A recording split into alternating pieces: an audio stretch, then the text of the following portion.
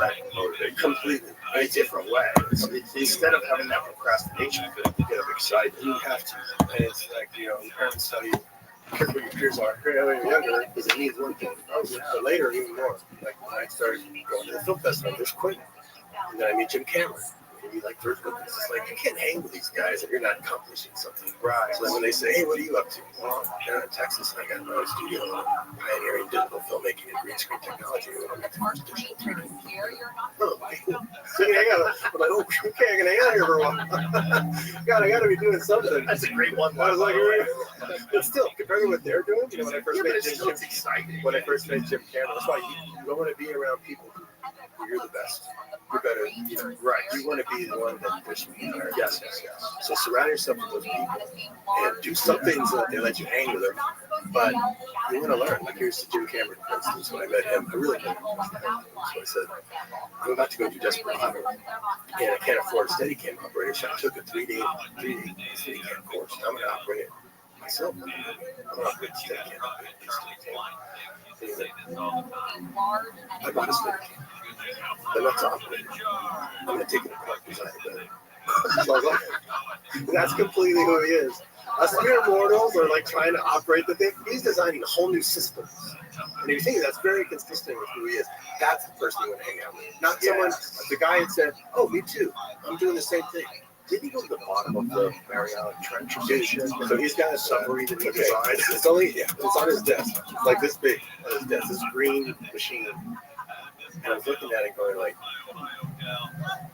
aren't you afraid? I mean, I've got kids and a wife. I got a kid and a wife. Aren't you afraid of going down that deep?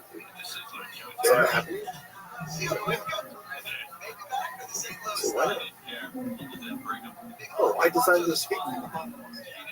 So any other bozo had done it, I'd be afraid because he did. Had all the confidence in the world. Talk about saying no doubt. So is that hilarious? That's like great. That's him though. It's like, yeah, if someone else had designed the escape vehicle, I'd be afraid, but not did. So he had no positive. So that's kind of confidence. That's the people you want to hang out with. Yeah, that's a change. It changes your perception of life. And by osmosis, you pick up. I call this proximity phenomenon. Yes. I took a painting class with Sebastian Kuhn, a painter in Germany. So that's a class that he gives for a week. I'm going to go do that class. Not to learn how to paint so much. I know I'll be a better director by learning because it's another way into creativity. Again, you just want to get better at creativity. So just do as many jobs as you want, as you can, if you're interested. If you just do one job, you barely know that job. You have to do all these other ones to kind of inform it. So I went out there. He doesn't teach me. I'll show you the example before and after. Just by I thought for sure I did a pre-painting before I went out there. It looks like crap all the time. I don't know what brushes he's using, the kinds of paints. It's a different method. He must have some trick. I go and he's painting this amazing jacket, photograph in front of us. And we all do paint. And we're painted using brushes, using regular brushes. I go back and suddenly it's a different paint. I'm going to try one more photoreal. And I showed you this really quick. It looks like I dropped the brush. I was like, holy shit. It's because I've finally given myself permission to do it. Because you have the ability, but you're blocking it because I don't know. There's something I don't know. So again, you're just chopping off your own leg. By being around somebody who's doing it at that level, suddenly you can do it too. It's like breaking the infield. Like as soon as I made mariachi, I would have never done anything like that. Suddenly there's 10, 12, 13 movies made, very low budget because they go, oh, it's possible. Now suddenly you can do it too. And when it's in the room, when you're right near it, it's just a phenomenon that you can just glean off them. Not them teach you anything. Just by being around and seeing how they move in the world. And seeing they accomplish. And if they're regular people that are just accomplishing at a high level, that's really important. Yeah, right. We're talking about this area of the country that's falling apart, and I was like, comedy is top down. You have to have a bunch of assassins all working together in the same location. They all feed off each other, and then all the people coming up below, they see that. They see these young guys that are coming up, and they see these people working really hard and constantly creating and hustling, doing all these different sets, and constantly working on new material, and they get inspired by it. And then you see these guys get Netflix specials. It's all happening at the club. So this club that we're doing in Austin is all about that process. So we have specifically designed it to have 2 open mic nights. nights, Sunday and Monday. So new people, no experience, get up there. People from all across the country moving here so they can be a part of the process. There's like a real path to success that you can see because guys like Ron White are there, guys like Shane Gillis are there, Tony Hinchcliffe, and these young guys, Derek Coast, all these young guys that are coming up that are really exciting. It's like it's really fun. It's like a vibe of creativity that everybody feels. I love what you built. You come here, we were here like 4 years, and you already like built this whole community. Well, the track built itself, man. It's the same thing we were talking about before with instincts. First of all, I had the instinct to escape LA. I was like, this is not going to change. It's going to get worse. I got to get the fuck out of here. And Ron had already been here. Ron was here in 2018. And once my family was interested in doing it, it was pretty easy. Because I'm one of those guys, like, I just can pick up stakes and go. I'm like, okay, life is different now. Let's live in Texas. Like, I want that. I like change. I like not having any fucking idea what's going to happen. I'm excited about that. And so then once we got out here, and then Ron's like, we got to open up the club. Okay, we got to open up the club. And so then I started looking for locations, and luckily the Ritz was there. Wow, that's right. I've been under contract for this One World Theater that was open. Oh, right. That fell apart. Ritz is cool. It's right down there. Oh, Ritz was the perfect spot. When the Ritz was available, it was like, oh my God, this is it. And that's when we walked in. It was still the Alamo, so it was like set up for a movie theater with like the angled slope seating. And then we had to change everything, but I'm like, this is it. And then I started bringing in other comics to help me. I'm like, what would you do? Louis C.K. came. It was like, I think you should make this thing smaller. Make it stay smaller.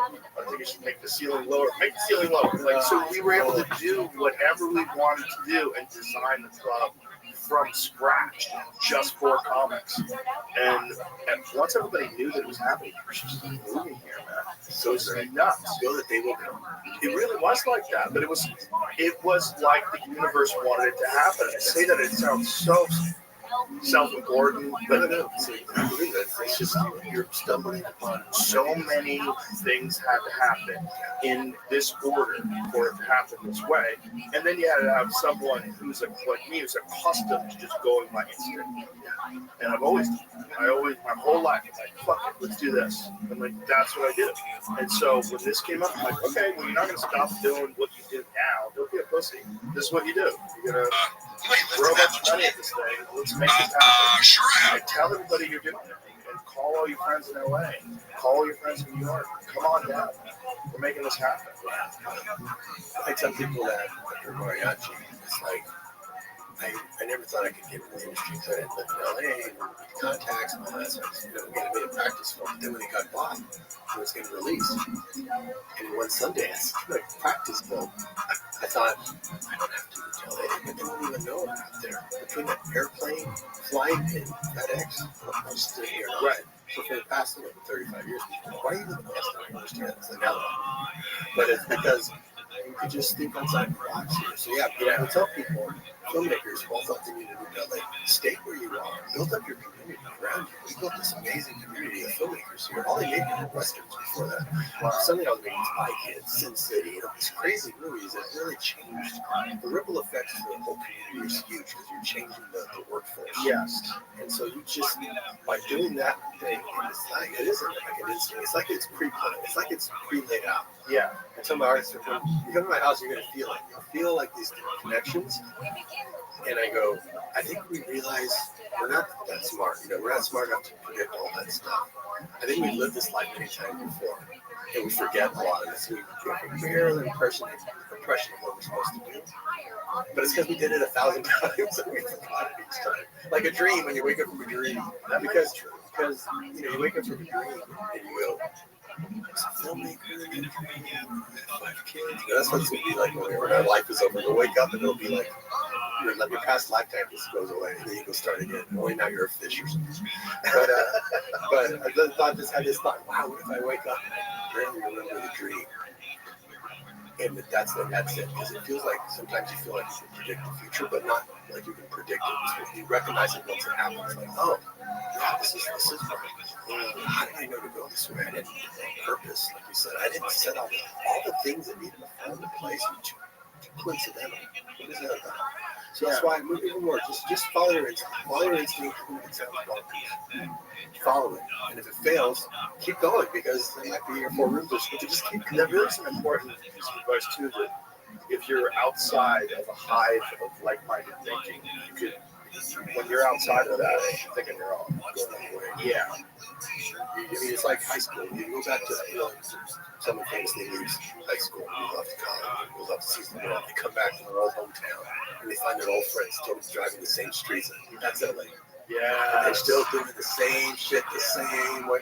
And you just went off the reservation. It's also their opinions are only based on what's popular. It's like you were talking about Pulp Fiction. Yeah. Like before, they're like, what the fuck is this? And then they're like, oh my god, I got more. Now we got to make something like Let's this. make us the fun. Like that's what it is. Like they don't. Their opinions are bullshit. It's like it's all just based on they lick their finger and they find out which way the wind's blowing, and that's how they think. And that's how they are politically. That's how they are socially. That's how it's like they're nonsense people. And you got to get away from that. Get away, just create your own thing. The problem with comics is that we all got trapped in the velvet prison of television. Right. So television's the velvet prison. The real art form is what we do on stage. That's what everybody really loves. Yes. Okay. Right now, it seems like TV it's shows. come back the other way. So many comics have such great, like Netflix specials. Yes. Oh yeah. Where it's basically them doing stand-up, but they got a huge audience. Exactly. Well, what happened was the internet came along, and a bunch of unconventional people became very famous on the internet without the help of people that the Tim Dillons of the world that don't fit into this television box. But when you get them on the internet, they get buck wild. Like, oh my God, then they have this massive following, the Theo Vaughns, all these different people that have this very unconventional approach that for whatever reason wouldn't fit in. They couldn't host the Tonight Show, but once they get on their own, and now they develop. Like there's more arena acts now for stand-up comedy than ever before in the history of comedy. Yeah, that's amazing. I mean, not even close. I mean, the only arena act in the 1980s was Andrew Dice Clay. Right. So first it was Steve Martin, then it was Andrew Dice Clay. Steve Martin kind of decided that the popularity of it all was so confusing to him that everything that he said was funny, and it didn't make any sense, it didn't feel, and he stopped doing comedy. He stopped doing stand-up. Which he had a very gifted kind of stand-up anyway. He did play the banjo and he sang songs. So Dice comes along, and Dice Clay is selling out arenas. So the first comedian ever to do that. And then later in the 2000s, it was Dane Cook, because Dane Cook figured out how to use MySpace and develop this gigantic following online. Same kind of thing. And so then, by the time the pandemic hit, I was like, we don't need to be in LA. Right. We're not going to be on TV. The only reason why we're in LA is the Comedy Store. And the Comedy Store is closed for the next fucking year and a half because these idiots that are running the city. And we came to Texas. And once we were out here, I was like, oh, this is so much better. Because now, instead of being around these Hollywood people that don't really have opinions, they just go with whatever way the breeze is going. Now you're hanging out with regular folks. Like regular people that are cops, firemen, auto repair guys. You're just humans. So all the people I interact with are just normal humans. So I always so like there weren't any filmmakers there. So much better. It's infinitely better, nicer. You get a lot more done. I was crazy. So I have 2 movies out a year. I've been making that so fast. And I just there also has to be something cool feeling about doing it on your own, away from Yeah, that's why it's like I try to create original franchises. Because you go direct with James Bond, but if you create your own franchise, it's fine. It feels so much better. Right. That's successful when someone says, "Wow, really?" You go, "Oh, I did that voice." So it's when you go to say nothing. If that's you, oh my God, I grew up with that. It's like, oh yeah, it's a homemade movie. Much more gratifying. And yeah, I did the right thing. One movie that seemed like it could be a franchise is Alita. Oh yeah, we want to do another one. For sure. About graphic novels. Yeah. You have to come to my studio. I want to go. That city is still in my parking lot. Really? 20-foot ceilings, 7 streets. It's like the largest standing set. in the country, if not the Can I world. go Friday? Can I go Friday? Good Friday. You're not gonna believe this. Okay. And you're gonna go like, okay, so I'm putting you in a movie. Okay. Because talking about what you just said about how people are different here, it started a new label. Like the label I gave myself, I'm an athlete. When you create a label, it's a business thing too. The label is a filter. So I'm doing an action slate. So that already you get a bunch of ideas because it's just action. An action slate of 4 pictures. It's called Brass Knuckle Films. You're going to be the first one. I'm going to direct the first one. I've already got it. What are we doing? I'll show you. It's a great part. You're going to come to the studio and I'll tell you about it. Okay. But Brass Knuckle Films is cool because it's the first time it's an investable film slate. So fans can invest in the movie. They get perks and stuff, but it's not crowdsourcing or crowdfunding. Like you can get killed in the movie if you put in a certain amount of investment. What's cool about it, I just want the audience to win. Because the audience is an afterthought. Like you say, you go to the studios and the people in Hollywood and you go, they barely even watch movies. You come meet the real audience. So behind it. Like, where's your content? Studios only show up for an audience at the end when they want you to go get your friends to come spend money on their overpriced movies. So I'm going to do this thing where even at $250, the lowest level, you put into this thing.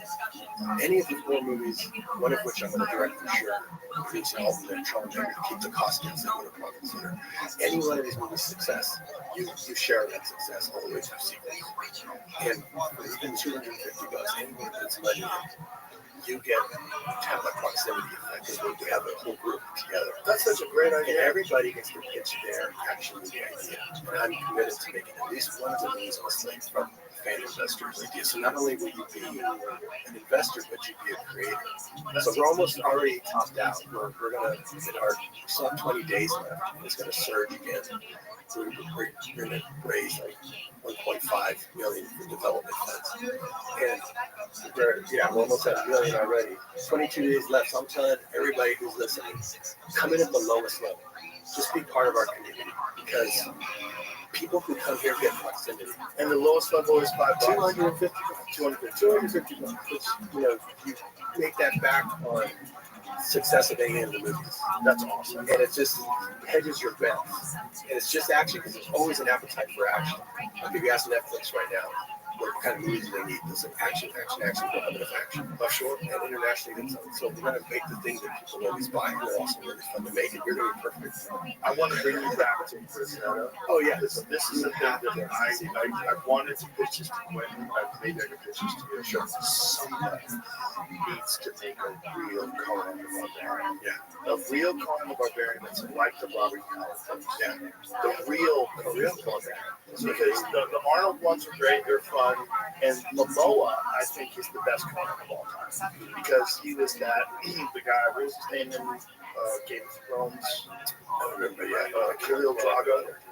Yeah. He's the most realistic of all Conans. That's what Conan's supposed to look like. He didn't look like a bodybuilder. He looked like a fucking super fit assassin. Yeah. Just a sword in the mountains of Samaria. Yeah. But the books are awesome. They're about fucking awesome. It's right up your alley. It's about the barbarian is actually the one who's got code. Yeah. And all the big wigs are the ones that are like crooked and shit. Yeah. Do you like this bitch? The barbarians. I think she's hot as well. Really? Yeah, she's a pretty lady. It's in the land that you looked over. People get so incensed over it. I realize this. I've never been a person that believes in Moon. It's always just felt a little foolish to me. Talking on the moon, yeah, here we are. I don't know, in 1969, we had basically nothing technologically, and then we sort of just stopped going after a period of years during which our government really wanted to distract us from some stuff that they were doing overseas. I don't know. I'm not a big believer in it. I'm not saying you're required to stop believing in it, but I am going to require you to think, because my next guest knows a little bit of something about how angry people get on this topic, because he himself was punched in the face by Buzz Aldrin when he walked up to him and asked him if he would put his hand on the Bible and swear that he went to the moon. He got socked pretty hard. His name is Bart Sibrel. We are so excited to have him joining us today. Welcome to Candace.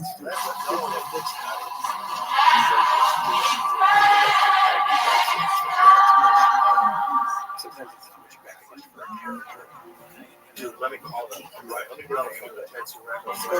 I like her nose. You know, Bart, I feel like the first thing that we have to ask you, since we've got you on the Candace podcast, is what is it Nice like nostril. to be punched in the face by an astronaut?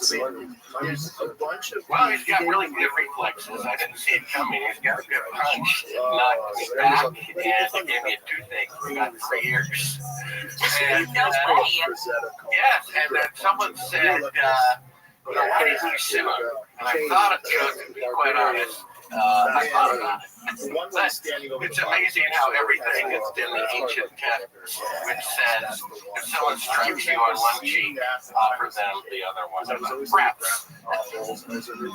So you absolutely must take my audience to the lead up of this moment. Like the person, everyone's heard the story, like someone who went up to Buzz Aldrin with the Bible and said, put your hand in the Bible. Did you guys go to the moon? And instead of getting an answer, he got punched in the face, which I feel like if I went to the moon, I would just be like, yes, we did, and put my hand on the Bible. I don't think I would get violent. So what is your side of the story? Well, we had first produced A Funny Thing Happened on the Way to the Moon. This is $1 million film financed by a board member of an aerospace company who built rockets for NASA, who knows that the moon landings are fake, thought it was his patriotic duty to expose it. He gave us $1 million to produce A Funny Thing Happened on the Way to the Moon. I grew up as the biggest fan of the moon landings. I mean, a fanboy. I had a shrine of Apollo 11 pictures in my bedroom. I was 4 years old at the time, and they followed me wherever I went. But I had an open mind, and I met a guy who worked at NASA who said it never happened. I'm thinking, I never thought about that. And when I became a filmmaker whose job is to make fake scenes look real, I'm like, these are definitely shot with electrical lighting. It's pretty easy to prove that that's the case. And so I was producing the film under the theory it might be true that they faked it. And the film took 7 years to produce. It's a 45-minute film. It's on the homepage of Sabrel.com. You can see it for free. And halfway into this project, mind you, I'm meticulous. I spent 4,000 hours editing a 45-minute film. That's 40 hours a week for 2 years. Just to edit the movie. Halfway into the film, you see, the way I looked at it, Candace, is if they faked the moon landing, they're more likely to have made a mistake the first time they did it. So I asked NASA, as a journalist, I'm doing a documentary about the moon landings. It's true. And send me everything you got just from the first moon mission. Figuring if they made a mistake, they're more likely to have made it the first time because they'd never faked it before. So I meticulously went through everything, and there's very little footage. There's only like 20 pictures of an astronaut on the moon at the first mission. And you get the same footage over and over again. Well, my source at NASA believes a whistleblower sent me a tape. I popped it in and says, do not show to the public on the screen. And they're faking being halfway to the moon, dated 2 days into the flight. All the astronauts are on camera, and they're using a 1-foot model to make it look like the Earth's floating in space, and they're looking back at it from a distance. They never left Earth orbit. And what a surprise, 55 years later, they still cannot leave Earth orbit. That's why there's mannequins orbiting the moon. So I'm like, oh my gosh, they really did fake the moon landing. How sad is that?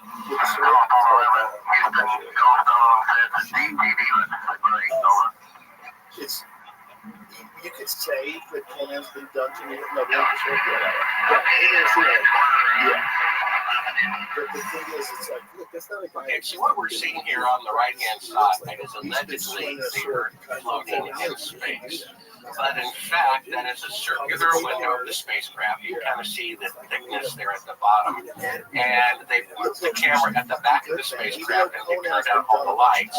And you're seeing part of the Earth outside of a circular window. But it looks like the Earth floating in space from a distance. And this is the footage that we uncovered that proves that they never left Earth orbit, because there it is right out the window. And they're faking being halfway to the moon. They allegedly have the lens at the window's glass to shoot the tiny Earth far away. But when we show the final clip, you'll see see that the cameras at the back of the spacecraft, all these segments we got were unedited. They only showed about 10 seconds of this to the public. That's why it says do not show to the public at the beginning of this unedited reel.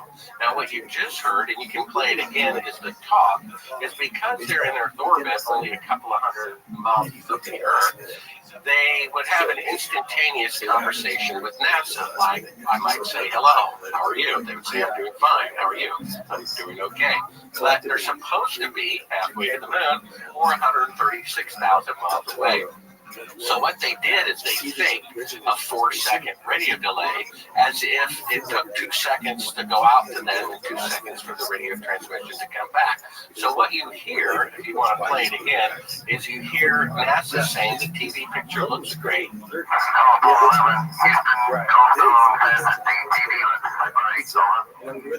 are 4 seconds of dead air.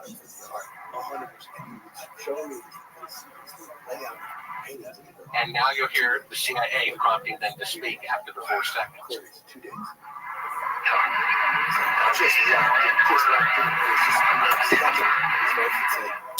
Yeah, we actually have a third track of hidden audio of the CIA telling them not to speak until 4 seconds go by to create this fake radio delay.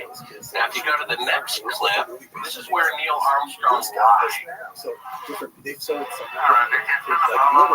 Fred Jr. still.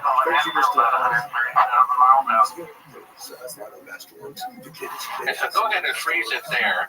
So he just lied. This is the part that's in all the NASA reels. He claims he's halfway to the moon, but what you're seeing is really a circular window of the spacecraft with the camera back. If that were really the Earth floating in space, the lens would have to be at the glass, right? But it's actually at the back of the spacecraft, all the lights are out, and you're seeing a circular window in the foreground, outside of which is completely filled with the Earth in low orbit. They even insert a little crescent piece of material into the window to make it look like the Terminator line between night and day.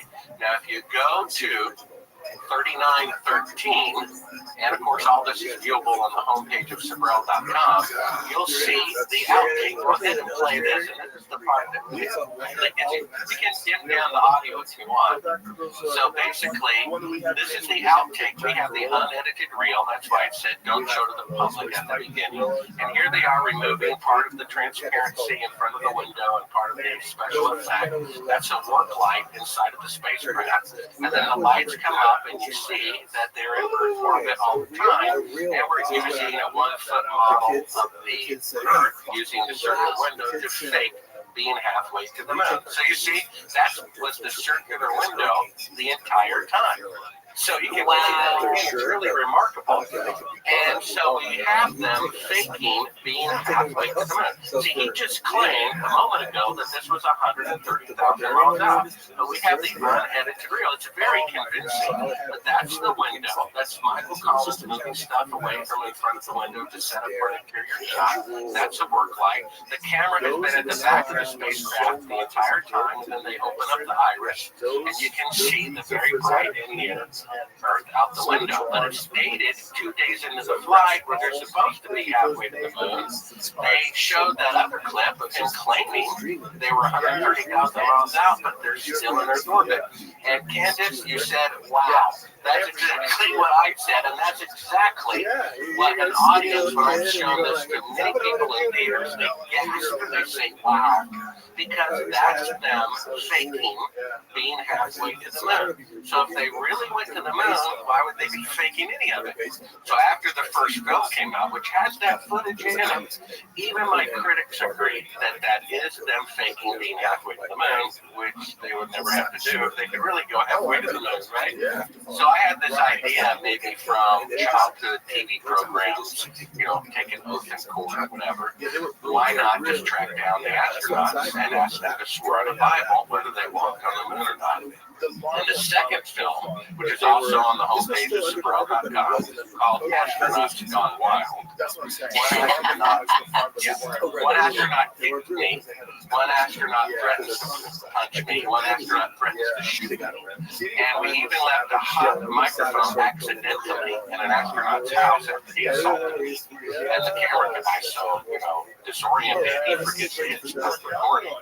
So while the astronaut and his son are in their house with the door closed, we're recording the audio by wireless microphones in the backseat of the rental car in the driveway. And they say, word for word, you want to call the CIA and have them whacked.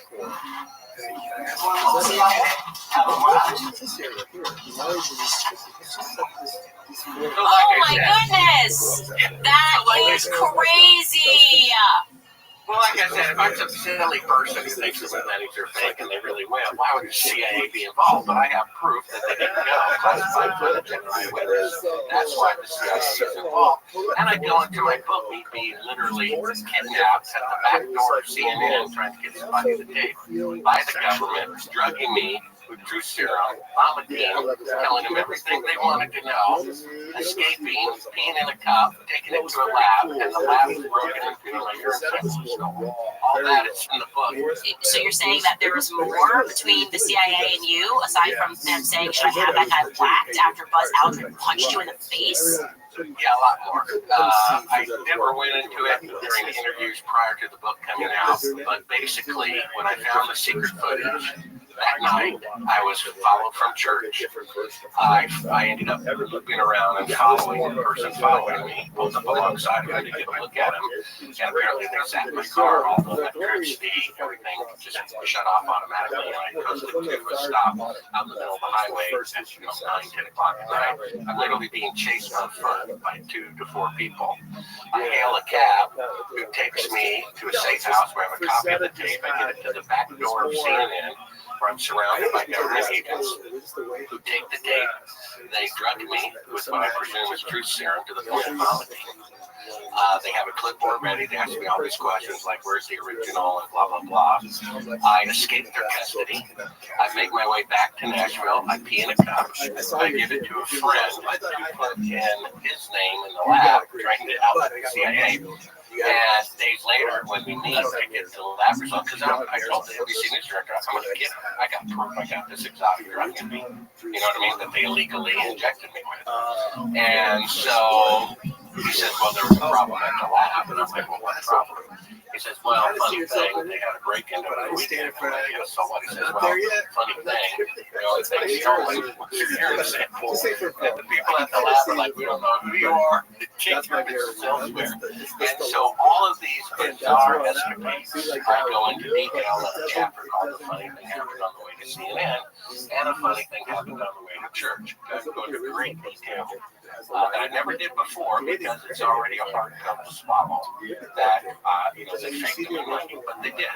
And seeing how this is the final statement from me for the historical record until the truth comes out, then I thought, well, why not put it all in the book? And so it goes into great detail, my harassment by the government, the death threat on audio, literally, being followed from church, chased on foot, abducted illegally out the back door of CNN, drugged, proof that I was drugged, being broken into in a lab. You can imagine a lab.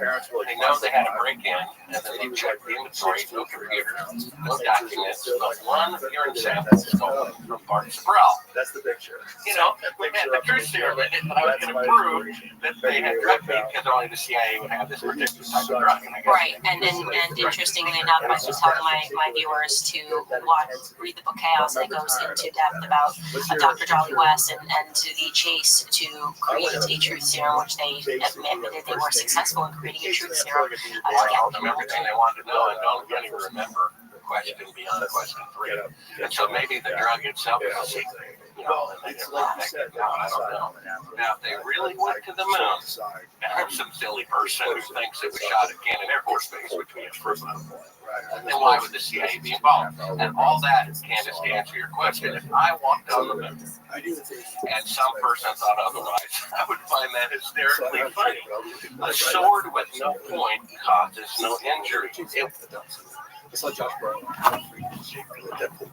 dude, I texted him, what is your workout? You tell me once and PDF for his whole workout.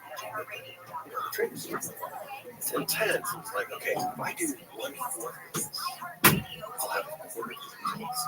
That's fine. Like, I'm how does shit do that? So I'll be out there in a half hour. So you don't have to commit all the way, you know. As long as you're doing something, you're getting up and you're moving, you're working out, and you're doing it very strategically. If you don't have a lot of time, there's no excuse. No, you get a lot done. You get a lot done in a short amount of time. Yeah, It's like pyramid training or something. 3 minutes in between each one, you get one. you certainly. In fact, there was a study that just came out recently that showed that you get more results from one set to failure than you do with 3 sets. Yeah. That you Sometimes get, I would just keep holding the bar after I was done, just like for 10 more seconds. yeah, there was some study. See if you can find this. It was a very recent study. It was very counterintuitive because a lot of people think more work, better results. Right. But this, in this study, they were showing that they got more strength gains and more muscle recruitment in one hard set to failure. There's a lot of counterintuitive stuff. Yeah. I like when I hear stuff like that, I try it. You know, I just roll it in the routine. I'm going to try it. Yeah. Because you don't know. But you don't know what's going to work for you. There's no one right way to do anything. So I try to get advice and adopt it. I had this funny Stallone once. Did you ever read Stallone on the show? No. Great. My best interview on the director's chair was there because it's the most one that any layman could identify with. The guy really is Rocky. This story is unbelievable. He's really funny. And I called me before the UFC. He called me. He asked if an actor from him like could be one of the experiments. He was like, the actor fell through. Can you ask him what's his name? You know, pretty much. Yeah, that's my friend. My friend goes, oh, no, that's too short notice. Because it was last minute replacement. I need to get in shape. Okay, that makes sense. But it's not a physical role. You're just looking at it. I want to be in this level. I have to be in shape, so I have to get in shape. And I don't have enough time. You know, I'm just going to shoot a week. So I go, Slide. I say, Slide, yeah. He said, I figured Slide would understand. Yeah, he has to get in shape. Get in shape. Get in shape. You don't get in shape. Stay in shape. That makes sense. You gotta stay in shape. You know, of Stallone walking around Malibu looking like he's 9 months pregnant. You seen that photo? No, get that from. That's probably for Copland. He gained weight for Copland was recent. It was like within what is he? Yeah. 70. There's no excuses. Stay in shape. Stay in shape. Yeah. That dude, such a great interview because I watched the Rocky movie. When was the last time you saw the Rocky? Yeah, here it is. Study finds higher training volume increases size, not strength. Oh, this is in May of 2024. It was very recent. It was about one set. Doing one set to failure shows strength and muscle recruitment benefits over 3 sets. Yeah, so I don't know when the last time you saw the Rocky. Yeah, here it is. New research says you could build strength and muscle with single set training. No, this isn't it either. It might be December 2024. It might be it. So just one hard set for exercise delivers impressive results. Yeah, it's really straight out. Yeah. Get out, get in and out. They were saying it actually works better. So maybe this is another thing. Because I read it just a couple of days ago. It doesn't matter. We get it. But that is also very counterintuitive. Yeah. Because most people think, oh, it's all about That's under pressure. Yeah. What I do a lot of different exercises, and I do full body workouts almost entirely. Very rare, unless one day a week I do heavy leg stuff, or just legs. Yeah, because there's so many muscles in the legs. I don't, when I want to make sure that I'm doing that, it just takes too much time. Because I'm doing leg curls, leg presses, lunges, things like that. I can't do other stuff. But I like working out by myself. Without a trainer because it's time to think. Yeah. Time to really know what that voice is. Yes. Yeah. You work on the body, you get ideas you're there. You write down ideas. Did you see that song? The Rocky movies again. Watch the first one. She loved it. So you gotta watch the second one. The next time I watched the third one. Finally, we got to the fourth one. Okay, watch the right stuff. I said, dude, you are consistently moving that character through the different eras. You need to go back and correct. Because when I worked with you, you've done it much bunch of movies in the 90s, and it was called The Light of Didn't work. I said, you got to go back to directing. No, man, you're not your level. Directing yourself, getting career best out of your other actors. While you're also not just the star, but the franchise, and being in insane shape back then, way before you were doing my training. You were probably in the gym much longer than you needed to be. Was it very I was like, you probably were way overtrained because the people a training.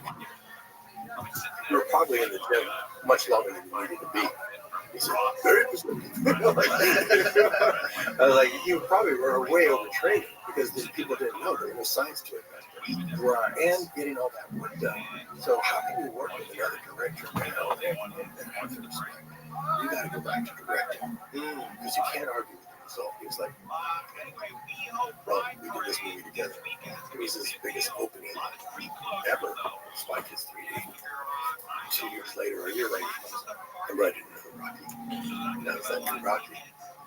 He hadn't directed in 22 years. Whoa. He went back to directing and writing. Did another Rocky, another Rambo, and then a whole new franchise. Expendables. Crazy, like it was perfect. Did stunts in Expendables and broke his fucking crazy. But because he went back, sometimes, that's the key to success. Yeah, it's late 60s. So yeah, he's doing his own stuff. It's harder to go do it all yourself, but look, you can't argue with the results. If the results you have to. I'm so glad he went back to it. It inspired me all over. So it's, I'm sure you've done that. Someone really inspired you. You know, who are your heroes that you had to inspire back in some way. And then you're just like, oh my God, they inspired me so that I could be here for them when they needed to hear that to go on. It was like all part of the universe, that creativity. You're one of those whispers in their ear. Another one, because he inspired me so many times, was I started working with my kids more. It's very counterintuitive.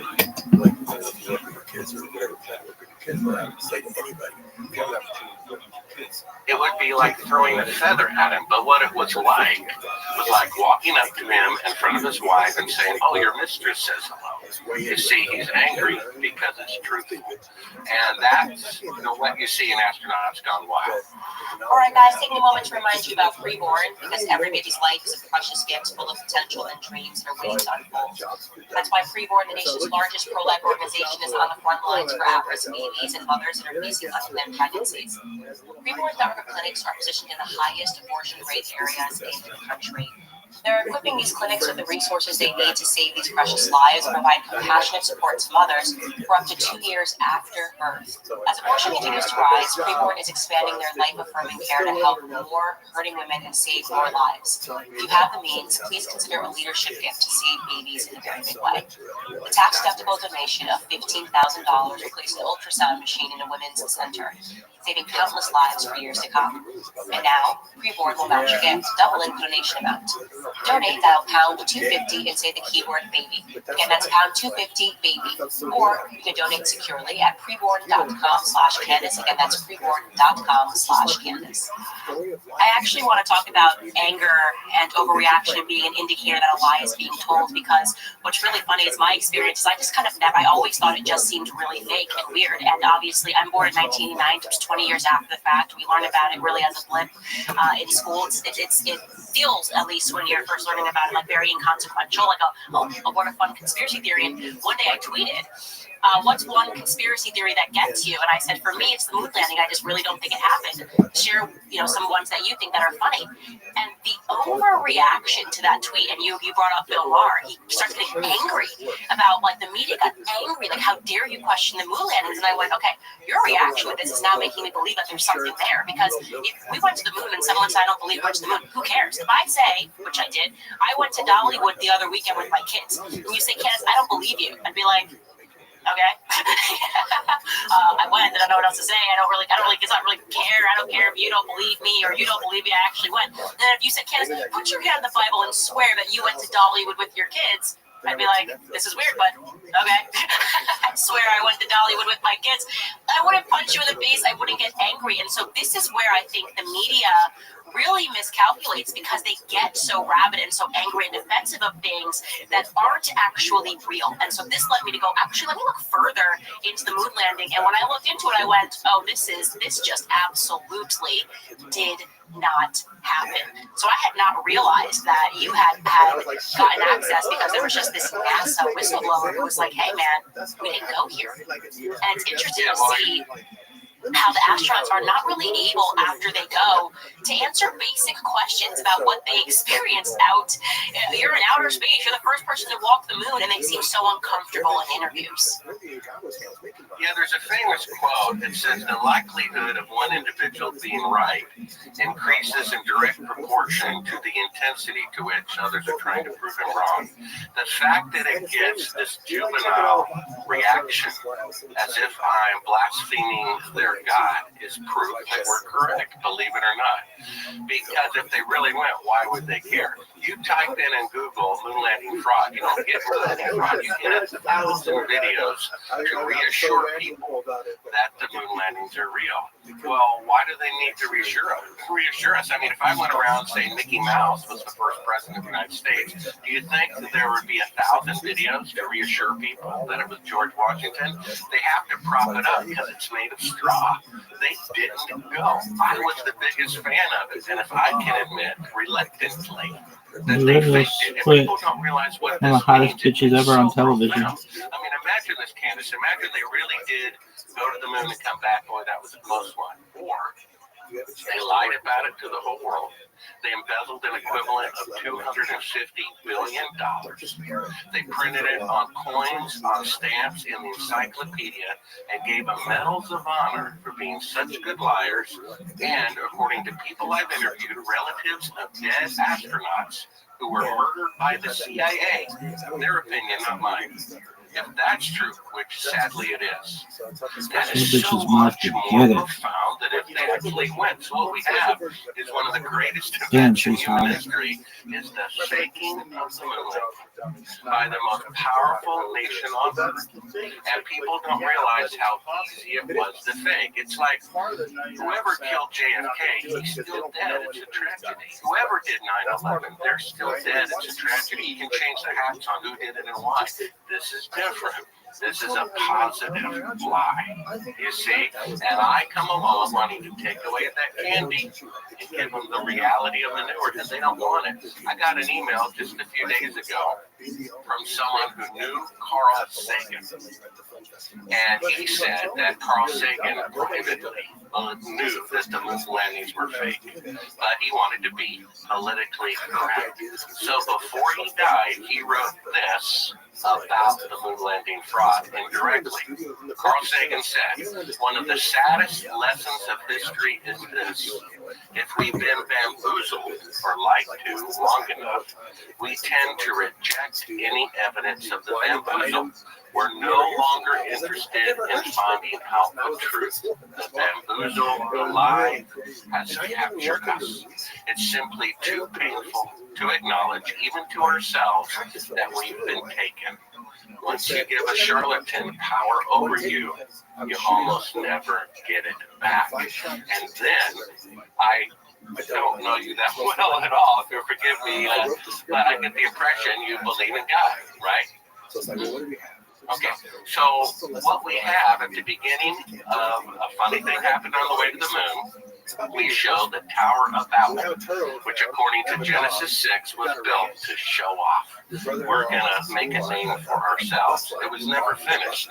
The Messiah said, if you start a tower and don't finish it, you're a fool. The whole world. Then, the biggest machine ever built in the technological age, the Titanic, put in print the ship that God himself could not sink. Tower of Babel never finished. Titanic never made one voyage. And then Richard Nixon, who knew they were not on the moon, said putting a man on the moon is second in greatness only to God making the universe. You see that? This is a blasphemous event. How ironic in a fallen world that the most powerful nation on earth ends up being one of the most corrupt, and the greatest accomplishment is a complete fraud. The most published female writer in the world, Ellen White, about the Tower of Babel, said the following, that if the truth comes out about the moon landing, and it might, could be true about that as well. She said the monument to their pride became a memorial to their folly. Imagine if the truth comes out. And we have an eyewitness, which we can talk about, who saw them film the fake moon landing at Cannon Air Force Base and confessed so as he was dying. Wow. I definitely do want to talk about that. There's a lot of things that you said there, and I want to go over them slowly. So one of the things that I stumbled across right at point accidentally, actually, I was looking into Aleister Crowley and, sort of this satanic cult and their belief that they could conquer the 7 nations. He had this vision that he could conquer the 7 nations and be the beast after he was reading Revelations in the Bible. And, he begins this cult, is the only way to describe it. And Jack Parsons, who was the founder of the Apollo program. People don't know this, that he was a part of this sex cult, and that in order to establish the Apollo program, this is on Wikipedia, we are not a conspiracy land right now. I covered this on my show, the origins of NASA. It's so sinister, it's so satanic.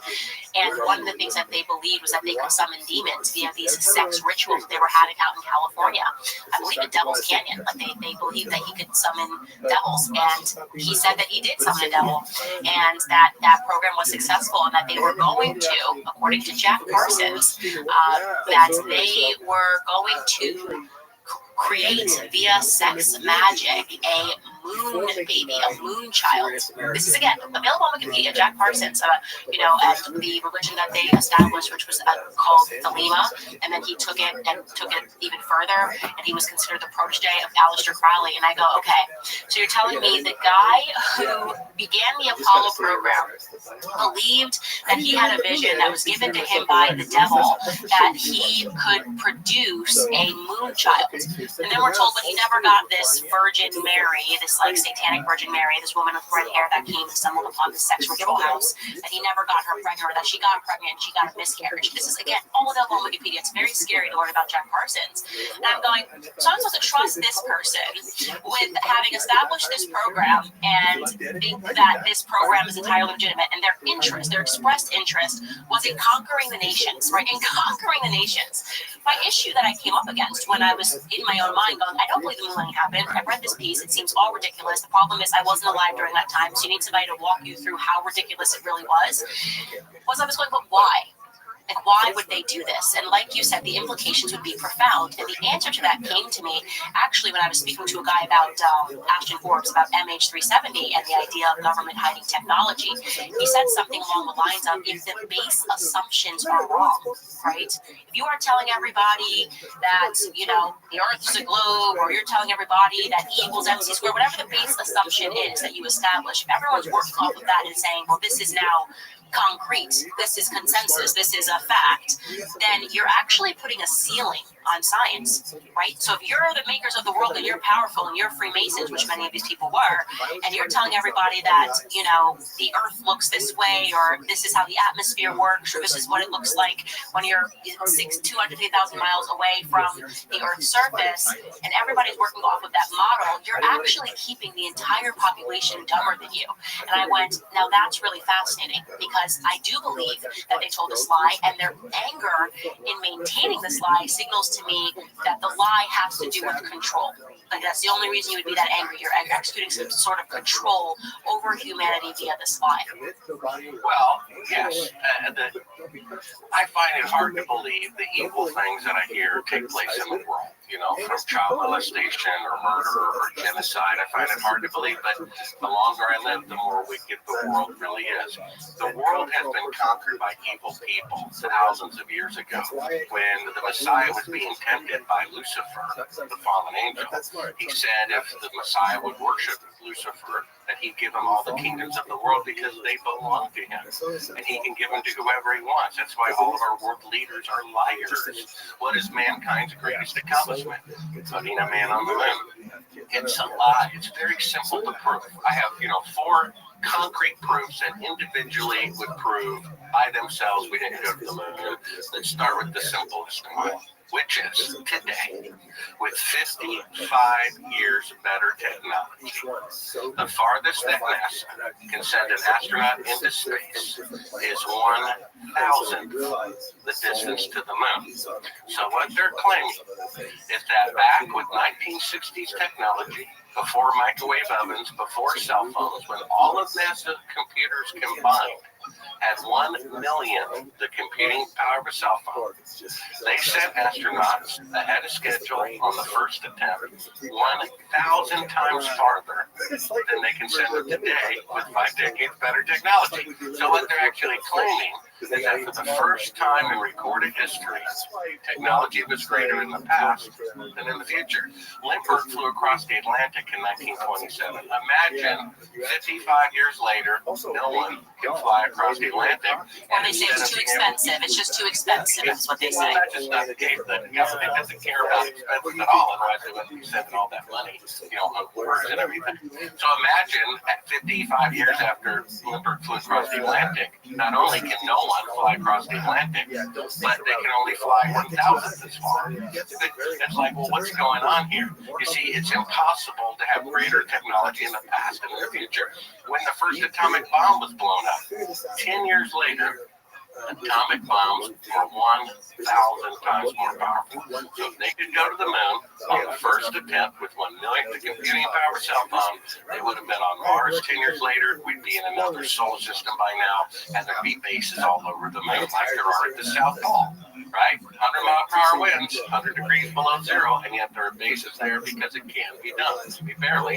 So if it could be done, there would be bases there. In fact, just to reach the South Pole took 6 attempts. It killed 5 crews first. Finally, the 6th time, they made it to the South Pole, and yet somehow they did it on the first attempt. They can drive cars and play golf on the moon. In an untested aircraft, by the way. In an untested aircraft. And then 55 years later, the best they can do is have mannequins orbit the moon. Now, my book, Moon Man, goes into all this detail that's not in A Funny Thing Happened on the Way to the Moon, because I had sources. I have a millionaire backing me.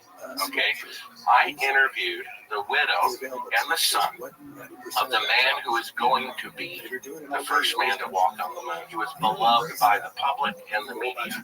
And according to his widow, who I interviewed for 4 hours, and according to his son, who's a 747 pilot, who I interviewed for 3 hours, he was murdered by the CIA because he would not cooperate with fraud in the Apollo program. That's correct. Can we slow that story down for people that don't know about Grisham? Can you explain what was supposed to happen? Because a lot of people that were supposed to go to the moon ended up dead in very mysterious circumstances. People that were supposed to testify about the death ended up dead in mysterious circumstances. So let's slow that down for my listeners in case this is the first time they've ever even considered that the moon landing didn't happen. Yeah. So basically, Gus Grissom was the most beloved astronaut because he had an accident where his space capsule sank to the bottom of the ocean, and he confessed at the press conference he had all of these rolls of nickels in his pocket to give to his son, to give to his schoolmates, to say this nickel has been in outer space. And when he started sinking with that extra weight, he said, maybe that was such a brilliant idea. The media laughed. And then someone asked him, were you afraid? And he said, of course I was afraid. And everyone said, this guy's real. They said he's going to be the first man to walk on the moon. He was preparing congressional reports and giving them to senators that were taken from his home by the CIA before they even informed his widow that he was dead. On January 26, 1967, he came home and told his wife the following, and told me, for some strange reason, the CIA is all over the launch pad today. I've never seen the CIA here in 3 years. Why did they show up today to inspect the equipment? The next day, he's dead from faulty equipment. Days earlier, he held a press conference without permission, and he took a bunch of reporters up to the top of the rocket where he affixed a lemon the size of a grapefruit to the top of the rocket, calling it publicly a piece of junk. In fact, seconds before he burned alive, murdered by the CIA, his widow's opinion, not mine, they couldn't even get a wired intercom to work between 2 buildings. He says, how are we going to go to the moon? He says they're not fixing anything because they knew they were going to fake it and hadn't told the astronauts yet. It was faked a year later. So here's the point. Our country was formed, right, not by the Constitution, by the Declaration of Independence against the tyranny of King George, right? because he was an obstacle to the pursuit of life, liberty, and happiness. What's the first one? Life. The federal government is murdering their own people. Does anybody care? It'd be one thing if they faked the moon landing and didn't kill anybody. But that's not the case. You see, they're so afraid for the truth about this to come out. I showed 2 NBC News directors the video that you can see on the homepage of Sabrel.com of them faking being halfway to the moon with a 1-foot model, the thing that convinced me and my critics they're faking part of the mission, which they would never have to do if they really went. One of them refused to broadcast it. He said this will cause a civil war. I'm not going to go down in history as the man that caused a civil war. And the other one, 10 years later, agreed to broadcast it, flew me to New York, put me up in the wall there for a story. I just said, we're going to break the story nationwide. They get a call from the federal government telling them to go to there. Cancel the broadcast, and they did. All these podcasters who claim that they're anti-deep state are defending the moon landing. They're defending and people who are accessory to murderers, right? A great broadcaster, Glenn Beck, who's sincere but sincerely wrong, has me on for 15 minutes in audio and has on Charles Duke an hour on in video. An Apollo astronaut who has the audacity to claim to be a Christian, right? Lying, assuming that people are going to believe him if he calls himself a Christian. When because of his participation in the moon landing fraud, many people were killed. My eyewitness was Cyrus Eugene Akers. He was the chief of security at Cannon Air Force Base.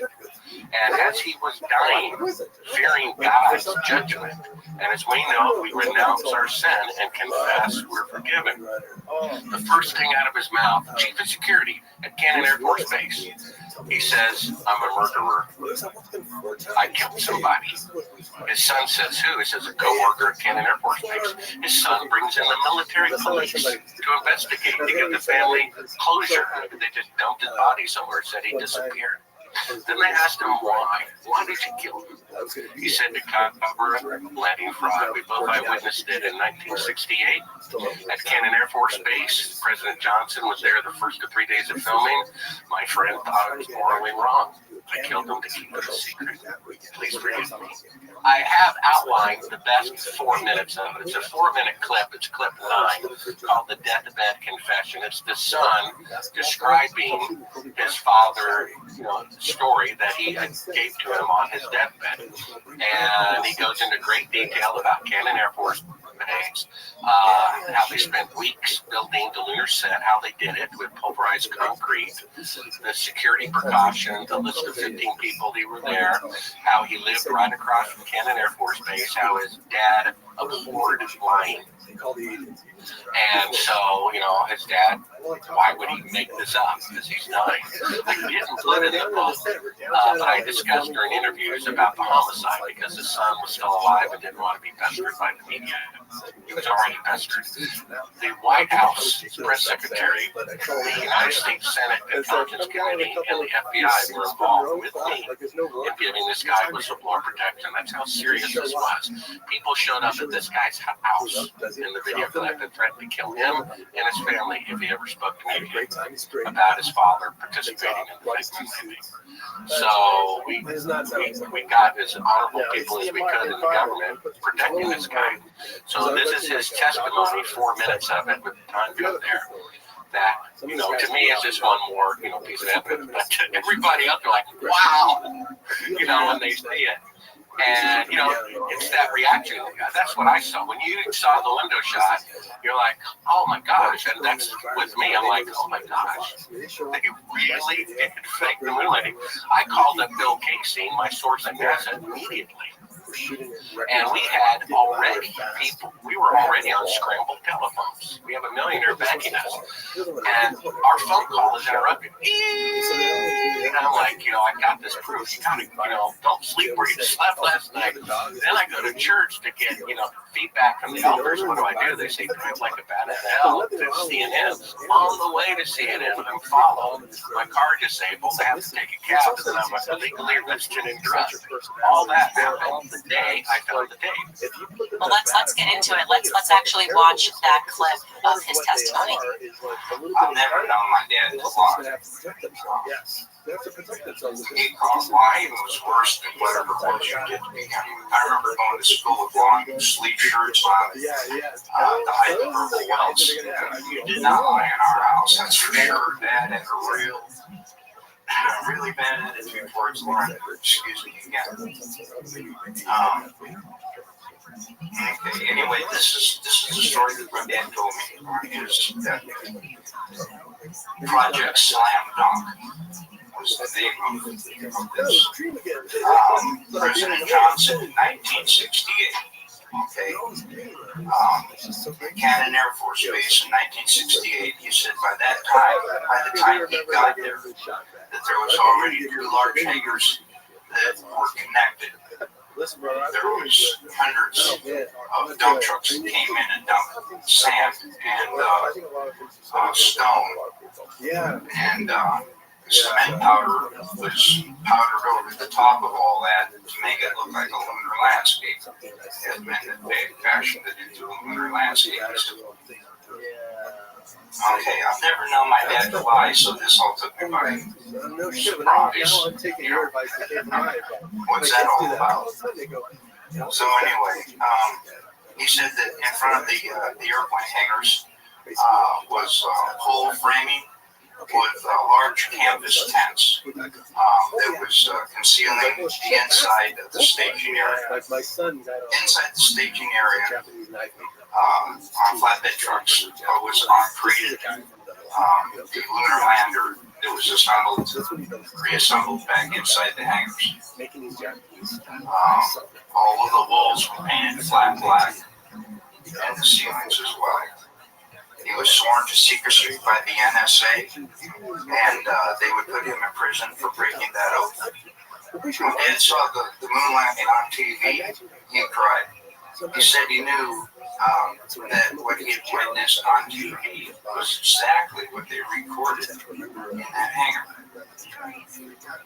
There was no reason for them to go flying around and everything. They had detailed high-definition photos of the landing area. There was no reason for them to go flying around to a different landing area that almost exhausted their fuel, except for drama, because everything had gone so smoothly. I think you added to it. Nothing, so it had to be something. Anyway, that was one of 3 guards. They guarded the inside of the front entrance. There was a list of 15 people who could enter. No one else was allowed by order of President Johnson. Here is that list. I gave it to Bart Cyro as well. He checked out a lot of these names, and he says he can verify a lot of these people and what they do. And I come across a couple myself. Anyway, President Johnson, Neil Armstrong, Edwin Albin, Werner von Braun, Robert Emenegger, Gene Kranz, James Webb, Joe Kerwin, Dr. Thomas Paine, Glenn Looney, Dr. Christopher Kraft, Dr. James Van Allen, General Trudeau, Lieutenant Colonel Donald Simon, and Grant Norrie. Wow. I mean, what is the incentive for someone to put their lives at risk to say that their father told them something on their dying bed, Yeah, and he confessed he murdered a coworker. So all these people, astronauts that are alive, they lie about it.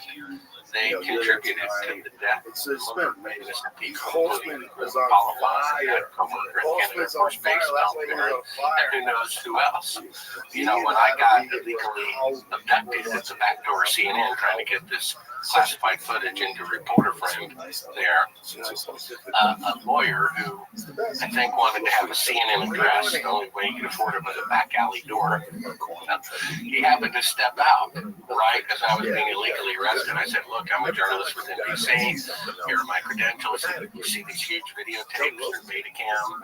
I have proof they didn't go to the moon and being illegally arrested. And of course, the government people were freaking out. He got out his notepad. Had that not happened, when we have this conversation today, because maybe they would have gotten rid of me too. All right, guys, if you're feeling stressed about giving your family a memorable holiday, you are not alone. Prices remain higher than ever, and lots of Americans are maxing out their credit cards.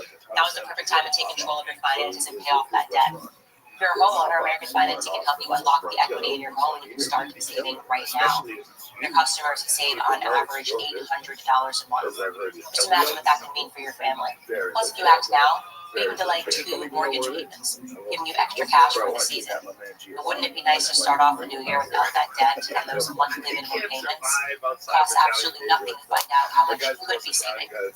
Christmas is going to be here before you know it, so call one of American Financing's salary-based mortgage consultants today. Call now at 800-795-1210. Again, that number is 800-795-1210. Or visit AmericanFinancing.net/Owens. Again, that's AmericanFinancing.net/Owens.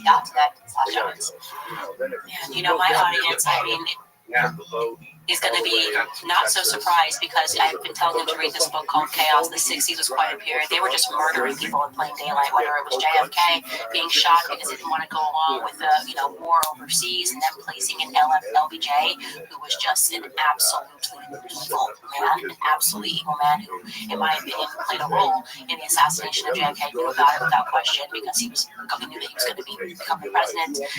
And so what you're speaking about, my audience is aware of the MK Ultra program. They're aware of what the CIA is capable of training people to kill and trying to brainwash people to kill. So this doesn't come as a surprise to us. The CIA murdering is something that my audience very much understands. There was another piece of this. There was a guy, and I'm not sure if he was due to a congressional testimony, who got into a bizarre car accident. His entire family got killed, and I'm just sort of blanking on who that was and how it related to Ronald Barron Was inspector at Rocketdyne, I believe, and because he did such a good job pointing out this equipment as a piece of junk, they fired him. Congress said that's the guy who wanted to report on Apollo. When the murders happened, they wanted him all the more, and then they basically killed him on the way to report for the second time for Congress that the moon mission is 10 years or more away from going to the moon. I mean, they can't go to the moon today. They can only go 1,000th the distance. So yes, they faked it. And here's what people need to have. And he was killed in a car accident, right? Him and his wife, Well, is that correct? it appears that he was killed in a car accident. What they probably did is killed him elsewhere. They put his car on a train track to destroy the forensic evidence because they didn't have DNA capability at the time. But people need to understand this. According to Bobby Kennedy Jr., who has more access to the JFK files than Oliver Stone does, his opinion, which is he's the expert, not me, so it's my opinion. His uncle, President Kennedy, was absolutely 100% killed by the CIA because they had selection interference in there. And then Robert McNamara, defense secretary during the Vietnam War, said, look, the public was against entering the war. We said we need some sort of Pearl Harbor type of thing. Well, the day before Pearl Harbor, 90% of Americans were against World War II. The day after, they wanted to get even. So they created a sneak attack by the North Vietnamese against an American ship in the Gulf of Tonkin. Congress passed a law, the Gulf of Tonkin Resolution. He said on his deathbed, it never happened. Congress passed a law. Should the CIA get reprimanded, not be completely shut down forever? Right? So my point is, the federal government is willing to kill their own president. They're willing to start a war that needlessly killed 58,220 of their own people. So I don't think they're going to have a problem making a video image on the moon.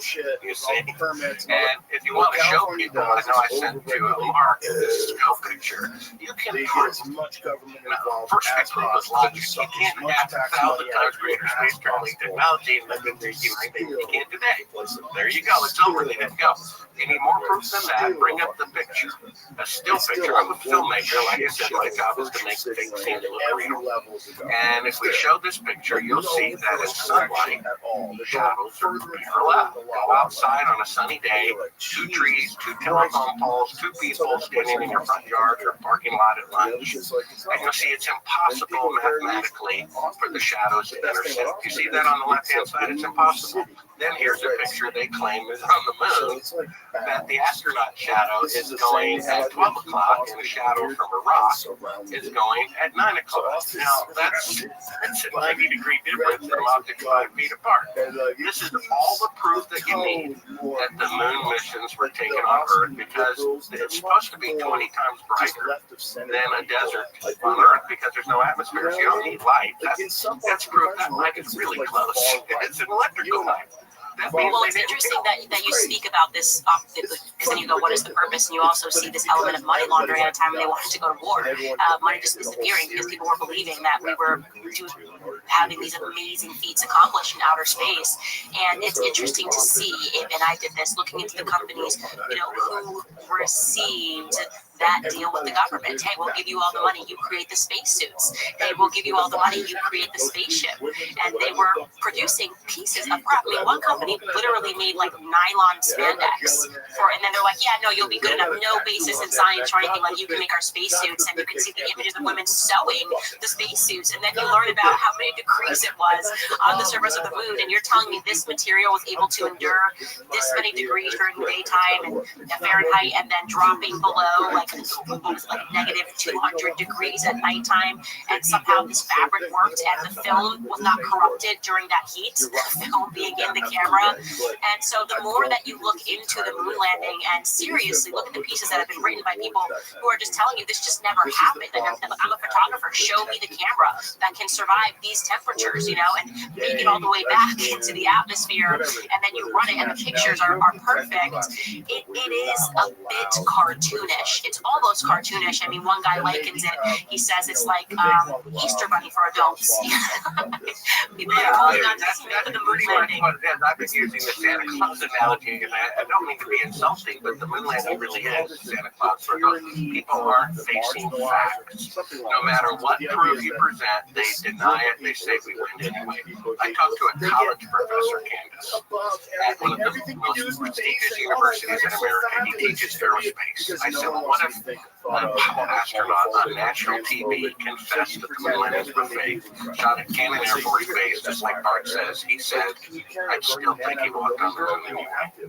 Now, what happened in November is pretty interesting. They have the NAB convention in Vegas every year for broadcasters, TV, microphones, and whatnot. Then they have auto conventions where you can drive the car, it's 150 miles a gallon, never hits the market.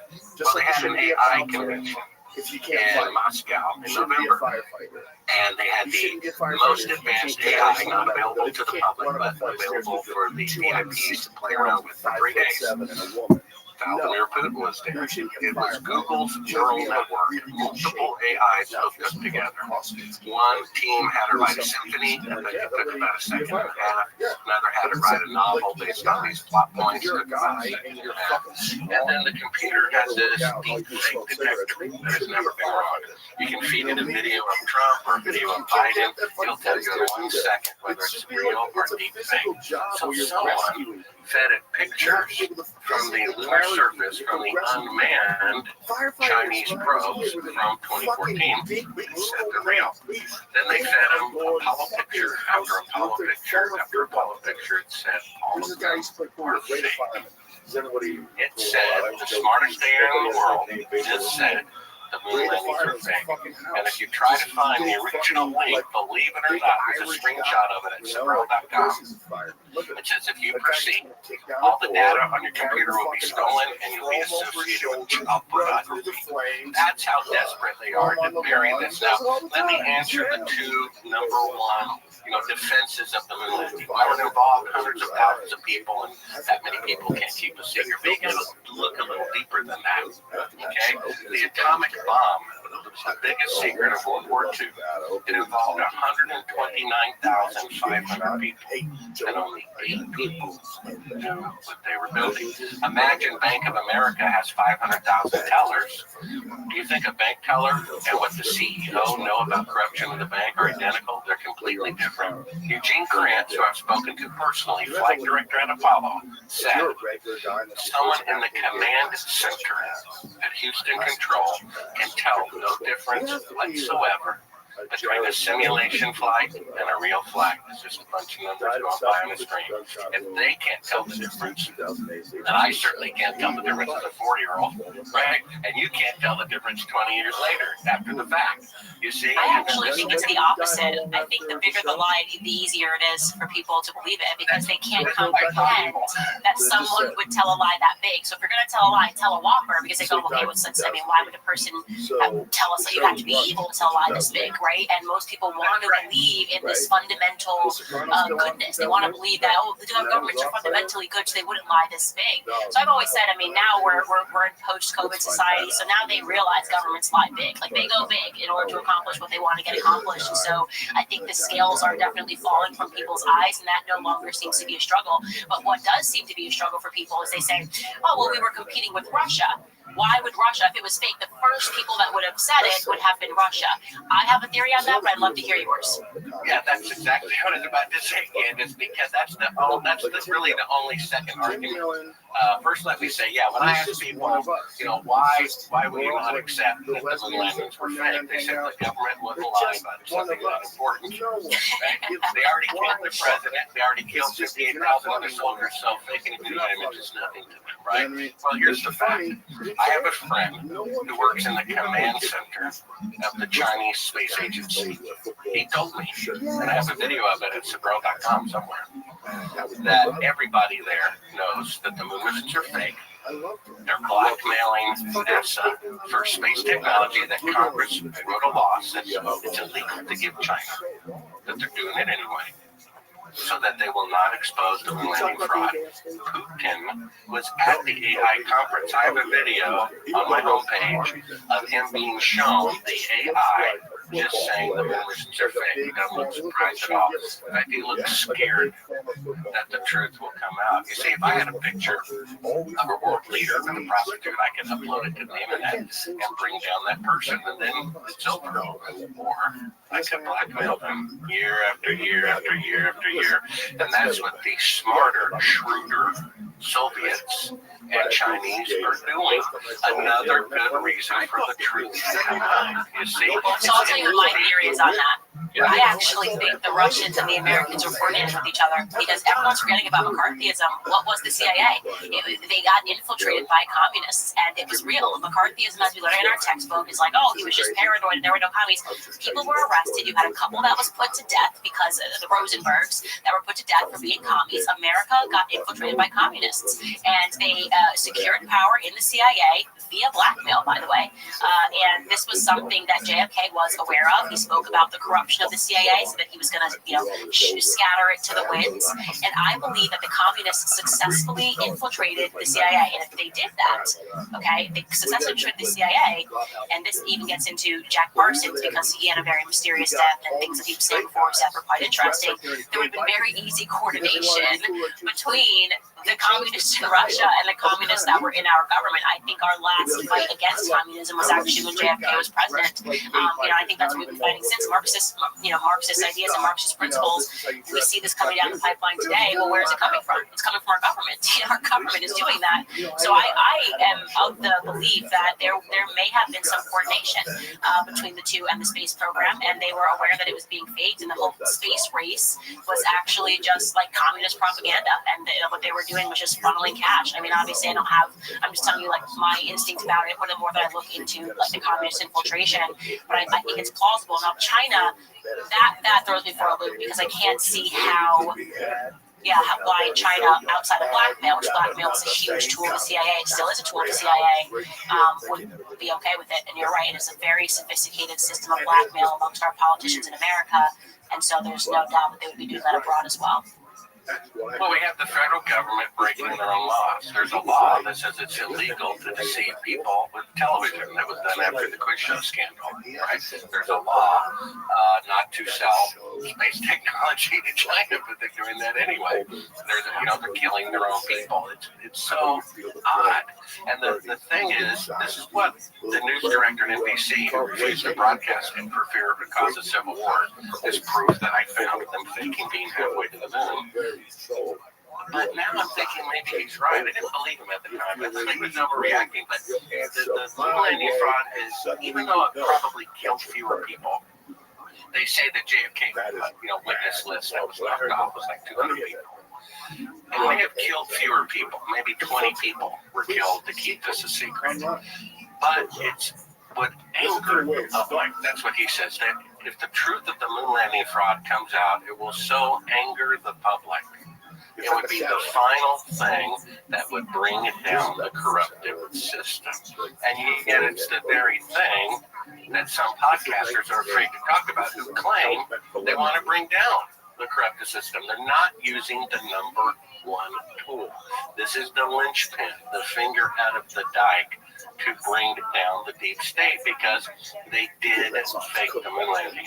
And when people see that candy turn into manure rather than just changing apps on who killed JFK, I think maybe the truth will come out. Maybe we need to pray. The review of the Tower of Babel is out there in the open, the unfinished tower.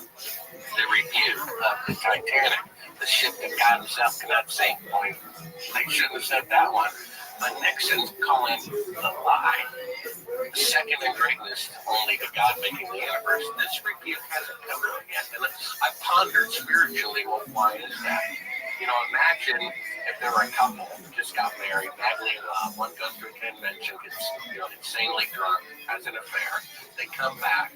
They either tell them right away and say, look, I just want to tell you the truth, divorce me if you will. Or they tell them on their 50th anniversary. Maybe there's a purpose in their delay. The longer people believe the lie, defend the lie with all of these videos, all of these speeches, all of these offensive. Some say, if you are so foolish to believe the moon landing fraud, then it colors everything else that you believe. Maybe you're wrong about that. Well, maybe they need to direct that toward themselves, because they did fake the moon landing. So maybe if they're deceived about that, maybe other things that they believe are wrong as well. And that's the sad and amazing thing. It's not a theory that they faked the moon landing. We have all this proof that they did. It only takes an open mind.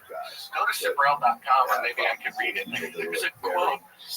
So someone read my book on the homepage, and he basically said, he saw me on Rogan. He always believed that the moon missions were real, but I laid it out in such simple terms. You can't have greater technology in the past and in the future. Shadows intersecting at 90 degrees. LL. We showed the clip that everyone agrees is them faking being halfway to the moon, and we have an eyewitness, and we have the AI.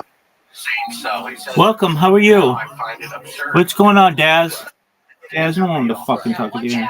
Oh, they're there. I think part of it is people only hear the one side. It happened. So it just becomes a founding myth. It's just something that has been ingrained and you've been indoctrinated since you're youth, and you've never actually challenged that, because, like I said, most people go, well, what would be the point of them doing that? And also, why would all of these nations coordinate? Again, not something that people are questioning now, because we realize that we're facing this globalized government. They all seem to be coordinating to enslave the people. So people are willing to confront that plausibility, and all of a sudden we're okay. Like, obviously, there's a lot of evil stuff going on. Why do I think it's just starting now? Clearly, it started a long time ago. But there are people that are implicated in this that are still alive. And so I'm going to ask you a couple of questions. First and foremost, Buzz Aldrin, of interest, was a Freemason. So they get this guy killed who was supposed to be the first person to walk on the moon in very mysterious fire after the CIA visits the campus. These are all facts, relatable facts people can look up. And then they usher in new people that are going to walk on the moon for the first time. They usher in Buzz Aldrin. He does happen to be a Freemason. He is still alive, and he is still perceived as a hero. I struggle to comprehend, and maybe it's just my own spirit, but you have to be a coward or a truly devilish individual to accept like awards and applause and allow people to fawn over you for something that you never did. And that just has to live inside you. I mean, every night you go to bed and you have to know you are a fraud. And yet he has done this for years. And the only time someone questions him on that puts a Bible in his face. He loses his temper and punches the guy in the face. Like, well, how is he doing this?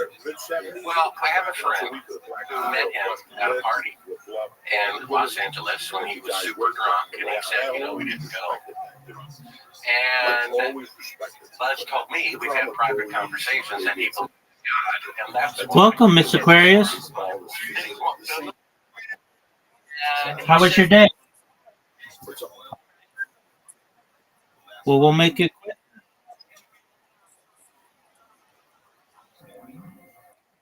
How you feeling?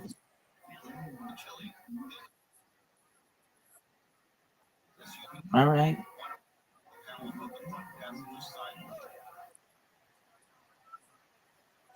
Sounds like a plan. Do you have an invitation? Should you choose to accept it?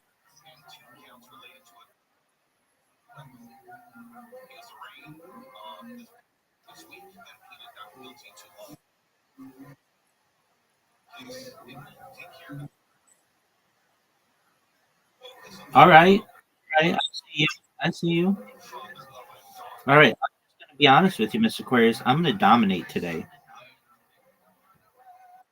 I'm going to do really well, I feel. Oh, but this is a really hard shot, so maybe I'm not going to do as well as I thought I'd do. Oh, I got it. Oh, I got it. Oh, that was fire.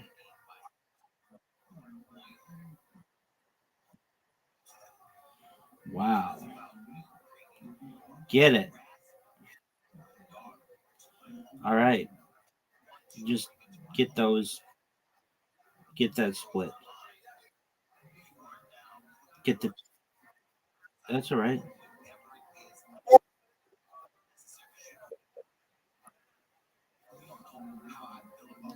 All right. I'll take it, and I'm going to get this one. No. Oh. Oh. Boo. On the gutter.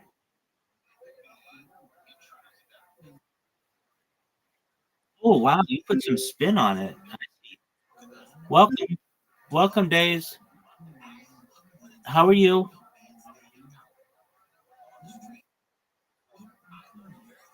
Hope you're living well. How's your day going?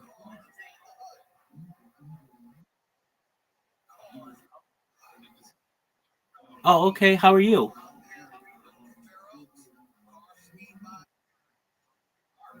Excellent. How'd you find out about me?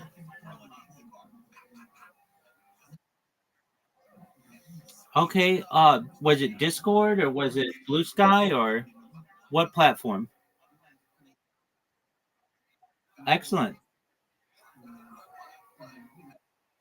Excellent. Are you guys all 18?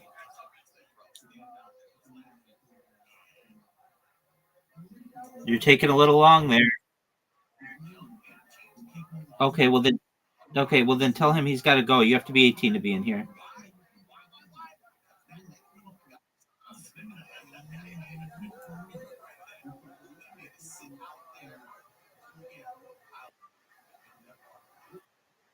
All right, that's fine.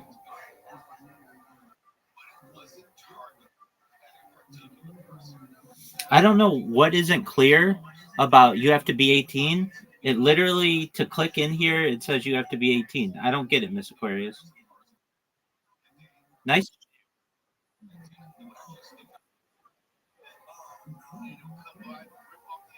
Is it not clear you have to be 18 to be in here?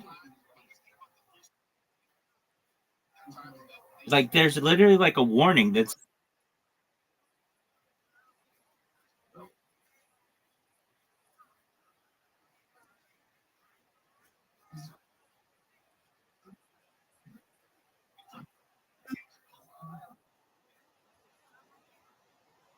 go ahead, big dog.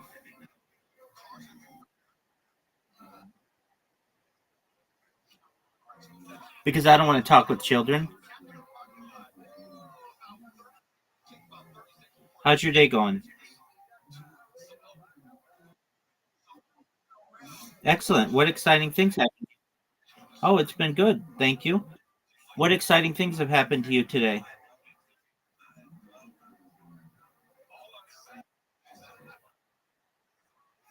Just a normal day. Okay. Well, do you mind if I tell you about myself? Rabbi Rothschild. I stream my life 24 hours a day, 7 days a week, 365 days a year for world peace. I've been live streaming since the pandemic, more than 3.5 years, going back to the death of a queen, the birth of AI, the coronation of a king, and everything in between. I essentially have more data than any person in global history. In 2018, The Economist magazine stated that data was Earth's number one resource. It overtook petroleum in 2018, and I have more data archived than any person ever. And that may make me an influential person someday. And if that happens, I'm going to make you, your friends, your family, everybody associated with you as wealthy as you could ever imagine. I would like to be able to give you generational wealth. I would like you to be able to start charities and philanthropic organizations to be able to help the world. How's that sound to you?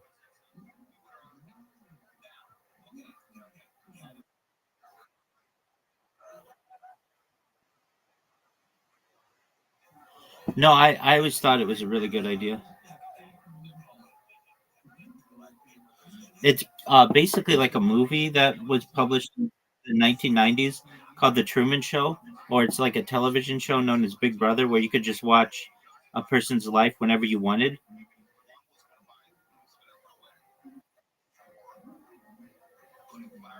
Have you ever seen the movie The Truman Show or the television show Big Brother? All right. Well, essentially, it's a story of a person's life that's totally on camera, 24 hours a day, and that's essentially what I do.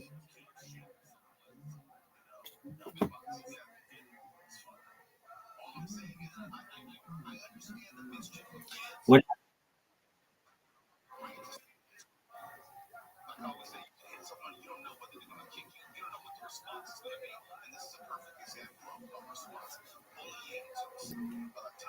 It's a move. The Truman Show is a movie from.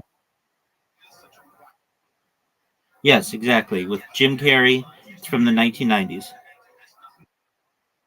Oh, excellent. Well, that's essentially what I do. So for the last 3.5 years, every moment of my life has basically been on camera, not just on one stream, but on 18 different YouTube streams. Thank you, Miss Aquarius.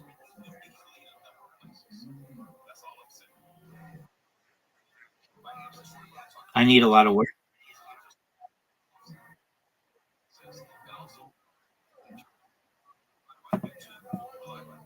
Okay, well, feel free to. Oh, thank you so much. I do it for world peace. I don't want war anymore. I also want to be able to help people with world hunger through the use of technologies such as agricultural drones, floating greenhouses, saltwater greenhouses, hydroponics, cloud seeding, vertical farming.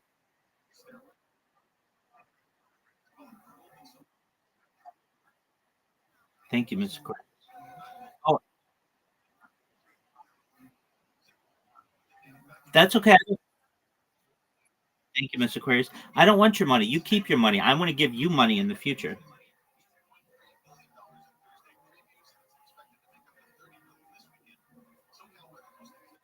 All right, Mr. That's right. All right, it's time for you to get some rest. I'll see you tomorrow, God willing. Okay, go ahead.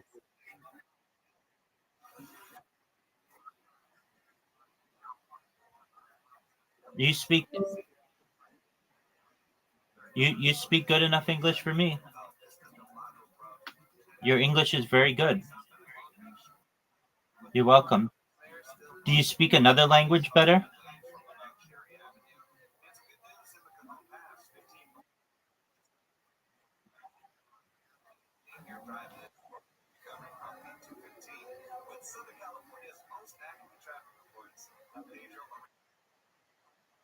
Go ahead.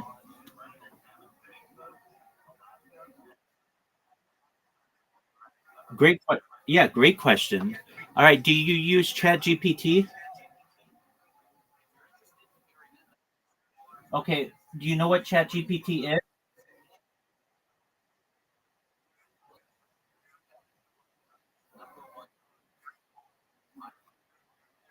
I understand. So you need to work on your lexicon or your vocabulary so that you have more vocabulary and you become more comfortable with it. So a great way to create glossaries are lists of words and their meaning basically. You can create glossaries with ChatGPT, and the best way to learn English is to use it. Are you familiar with the English Discord server?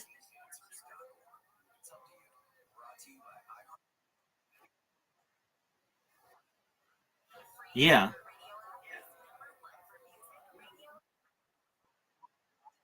excellent.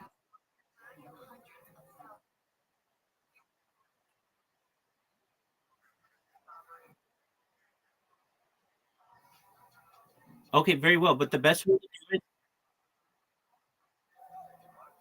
I understand, but you're just listening to it that way. The best way to do it is to speak with people just like you're doing right now. So there is an entire Discord server that is dedicated to just learning English. It's just discord.gg/English. I'll send you an invitation to it if you'd like. Basically, it is just created so that people like you who want to learn English a little bit better or a lot better are able to. So let's see here. I'll send it to Days. Let me get your.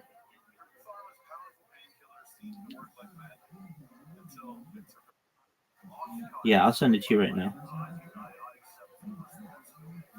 All right, so you speak Japanese? Oh, okay. All right, so I just sent it to no, and in your profile, there's Japanese stuff, or in one of your profiles.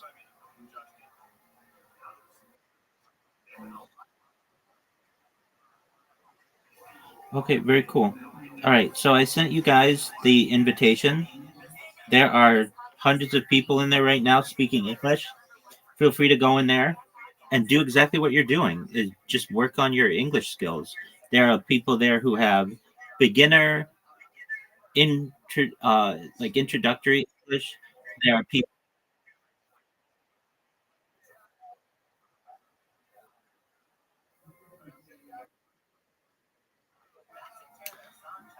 It depends. It's good to know both.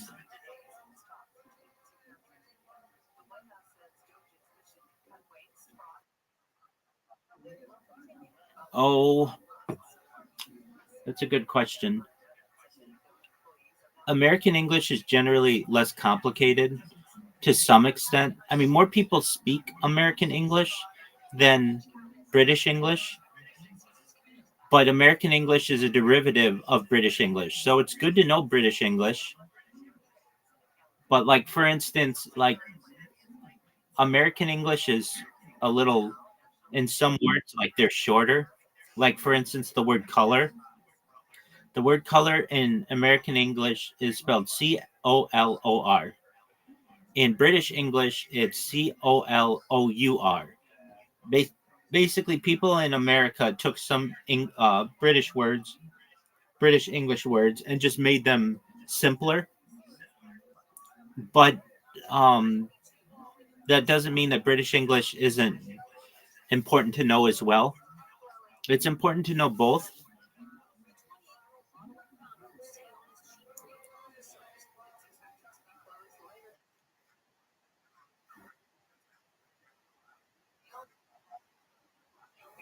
Yeah,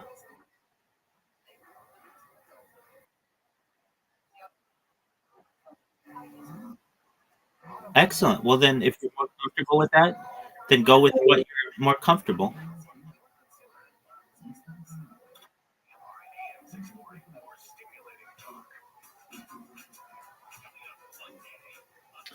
Do you know who Joe Rogan is?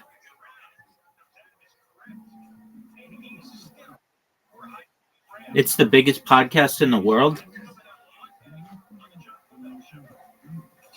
Do you know what a podcast is?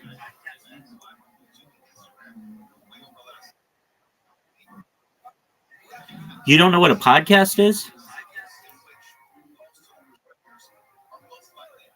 That's okay. I bet you know what a podcast is, though.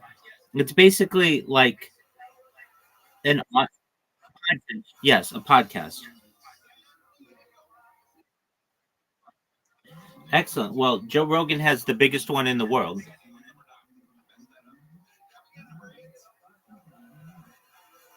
And so,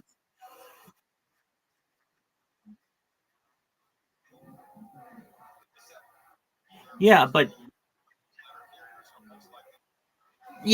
what I do, just one moment. There's this thing that I have that's valuable. I'll show you. Just one moment.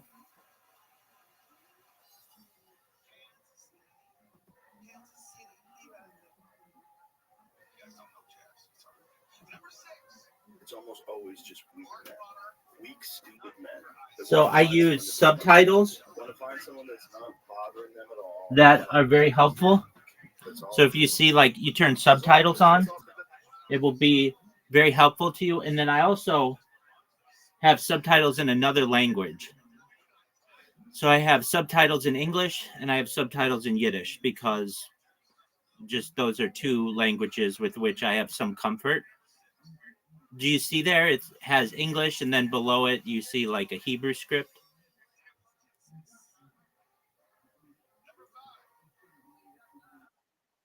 Sure. That's all it is. Like the woke people that scream at you. So do you see on the screen there are subtitles? Spray paint swastikas on Teslas. It's the same thing. Exactly. So that's what you want to do. In all the videos that you watch, you want to have subtitles.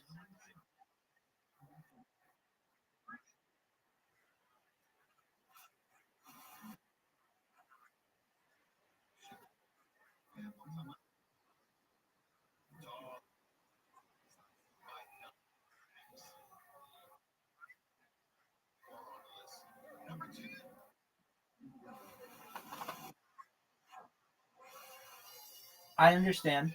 So one thing that's helpful, at least there's this add-on, this extension that I use that's called Language Reactor that allows you to do subtitles in two languages.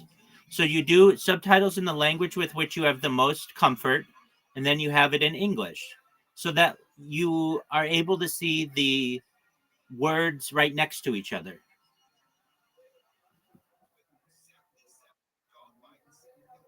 So I would say that that's a beneficial thing that you can do.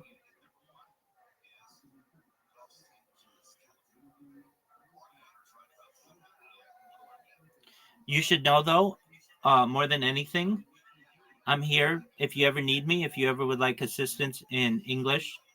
I've been an English teacher. I'm certified teaching English as a foreign language. I am willing to help you with anything that you need. So you can always feel free to reach out to me. Absolutely. Why does America why do I speak English?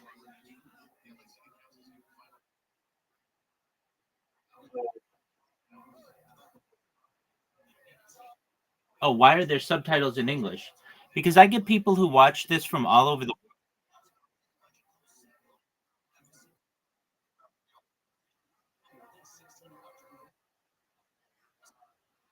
yeah, because you need to learn how to use the language properly. So, for instance, when you're starting out in school, you don't know very many words. You might know mommy and daddy, like mom and dad. You might know ball, but you don't have a very big vocabulary. Additionally, you don't know how to spell. So, you need to learn your. That's true. And you need to learn that. That's a. That's a good question. English is expanding all the time, but we'll find that out right now to find out how many words currently we have in English. Just one moment. How many words are there in English?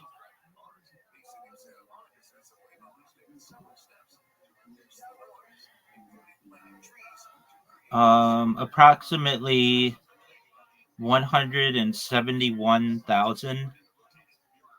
But when you get into archaic and technical terms, like old terms or technical terms, it's over a million. The number of words a person who knows English knows generally is about 20,000 to 35,000. There are about 470,000 in the dictionary, though.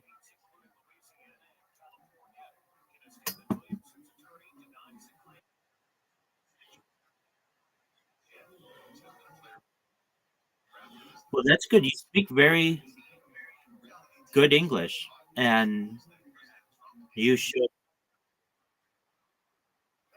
Well, your English is good. That's okay. We all do. Your English is very good, though.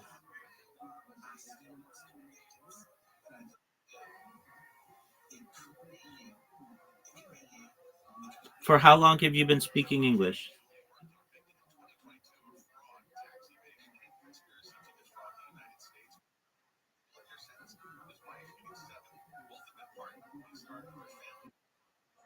Well, you're doing really well.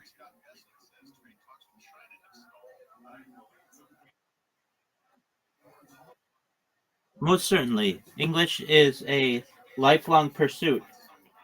So just know that it comes slowly, but the more that you use it, the more beneficial it will be.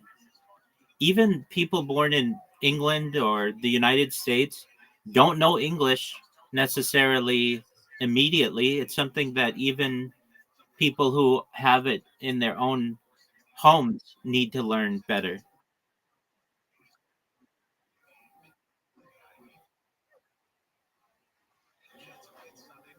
Yeah, because it's the language of business primarily. That's why the British Empire had a huge reach to the world. So many people in India speak English, which is the most populous country in the world, and people in the United States, which is a very advanced country in the world, and of course its place of origin, which is England.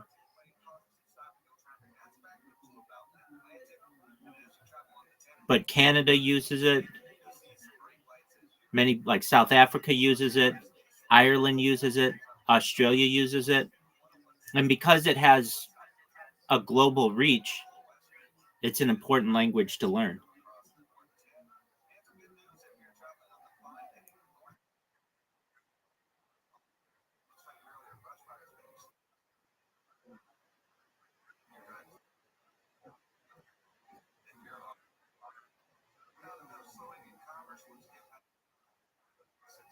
That's correct.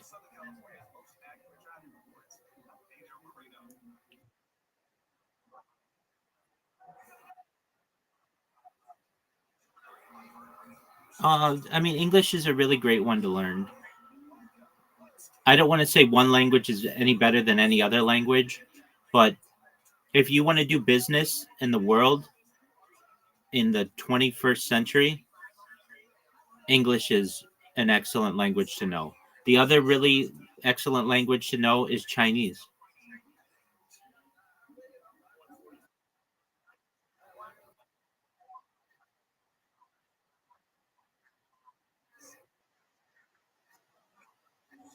That's correct.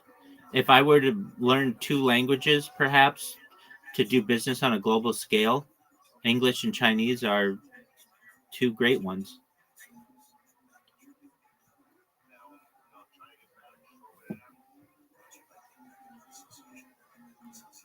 But one at a time. If I had to learn between the two, I think English is probably more beneficial because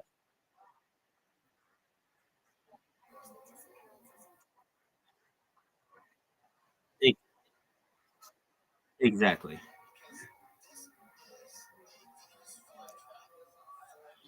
And the reason why is the British Empire had many colonies.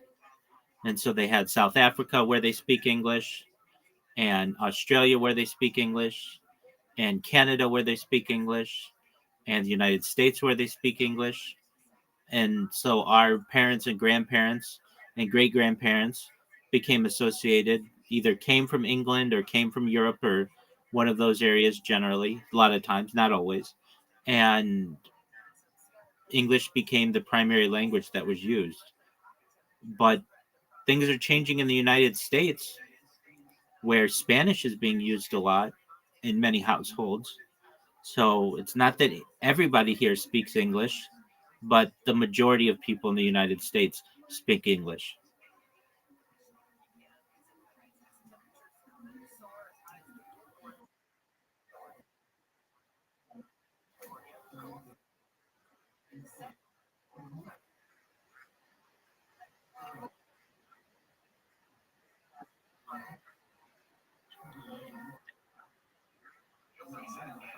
That happens to everyone.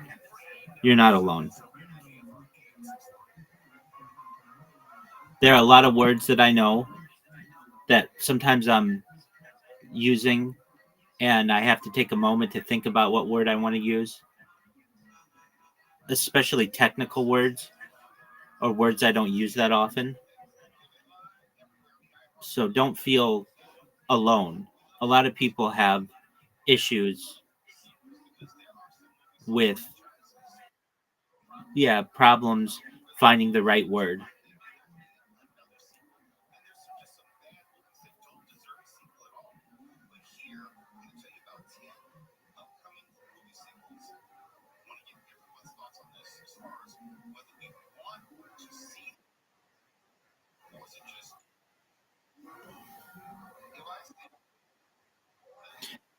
Absolutely. You can, you can consider us friends. Feel free to come back.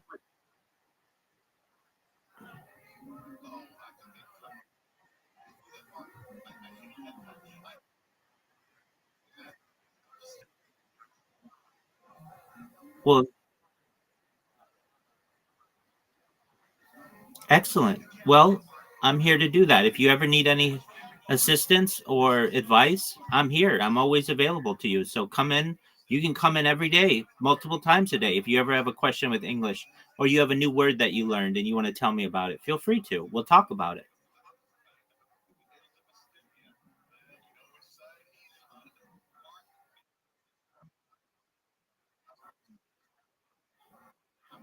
You don't have to say anything. Just you're welcome.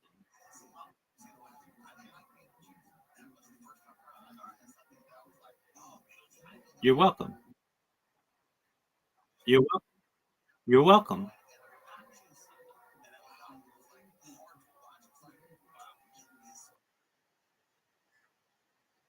Absolutely. I understand. Feel free to come back tomorrow. Tell me all about what you've learned in English. I'd love to help you in any way that I can. If you need an English tutor, I'll do it for free.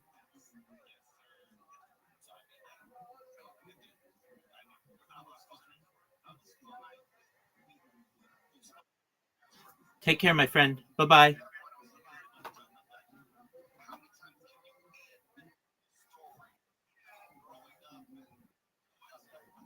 Man, a bunch of crazy women, and they're all together in this big pile of suck that's connected to a political ideology. But most people, you know, you shouldn't care. And if you do care, you just weren't around.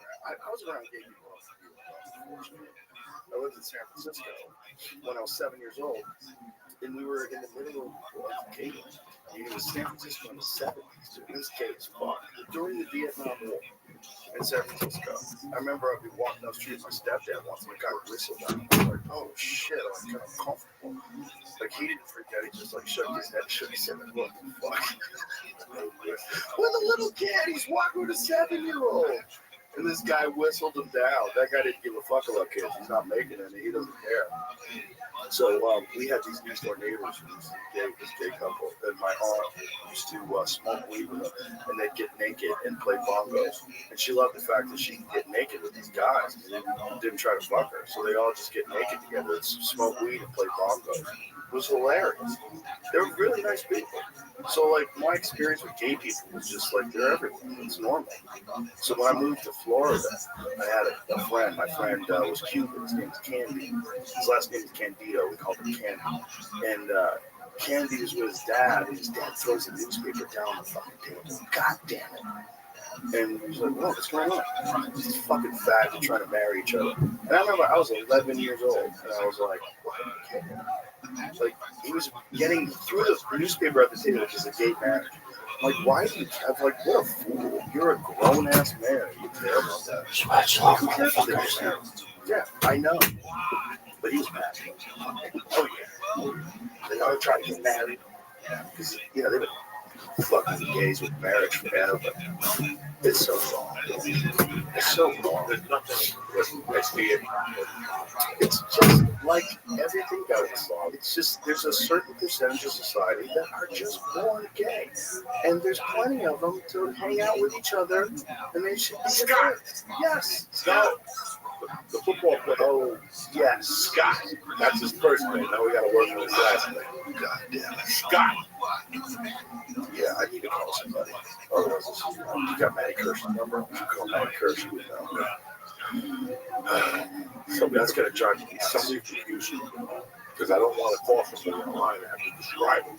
And people go, oh, you describe Scott. Well, what I was thinking you were saying was Jeff Scott. Jeff Scott from the comics book. Another example of a gay guy who was our brother. He was our brother. That's it. Scott Kennedy. Scott Kennedy. Look at him. Oh, shit. Scott Kennedy was awesome. Oh, sorry, I forgot his name. He's not around to be embarrassed. Look at that.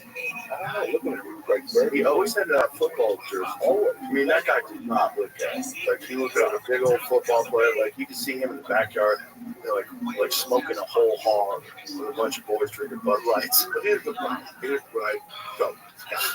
Because I met him in Houston. We connected in LA. When he hugged me, I didn't feel good. When Jeff Scott hugged me, yeah, I never felt right. I have to. Eric Rocha, when he hugged me, the kid at the comedy store, I hugged him with all my fucking heart. I don't even feel that. I never felt that. I've only felt that once ever from one comedian. And it was at the Montreal Comedy Festival. He was drunk and he wouldn't stop. He kept touching me too. He kept touching me and telling me he wanted to take me upstairs. Yeah, that was very unfortunate because he was just drunk, and I don't even think he thought I was gay, and I don't even think he thought I would do it. I think he was just trying to make me uncomfortable, you know. But he was definitely like last call for alcohol and hitting on people. He was hammered. But I was thinking, like, imagine being a girl in this job, really fear for your life. Because I threatened him. I said, dude, I'm going to stomp a fucking hole in your chest if you keep doing this. Leave me alone. And that was enough. But if you're a girl, you can't say that. If you're a girl, you got to go, seriously, leave me alone. You got to find authorities. You got to go to the front desk, go to the bar, like the checkout people and say, can you guys call the police, please? And stuff. You got to be worried about that. That sucks. But that's rare with guys. That's not happened to me once in 57 years, where a guy uncomfortably hit on me and wouldn't stop.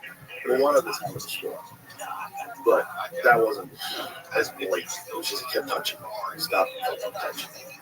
You know, there's gay guys that like push those limits. Like if you were a girl and a guy kept putting his hand on your leg, like, hey, stop doing that. Like, why do you keep grabbing me? Why do you keep touching my body? Why do you keep touching my legs?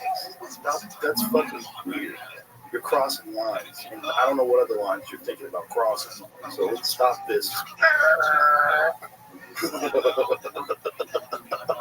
But that's not most gay people. You know, I have these friends that I live next to in California. They're gay and they're super Republican now. It's hilarious.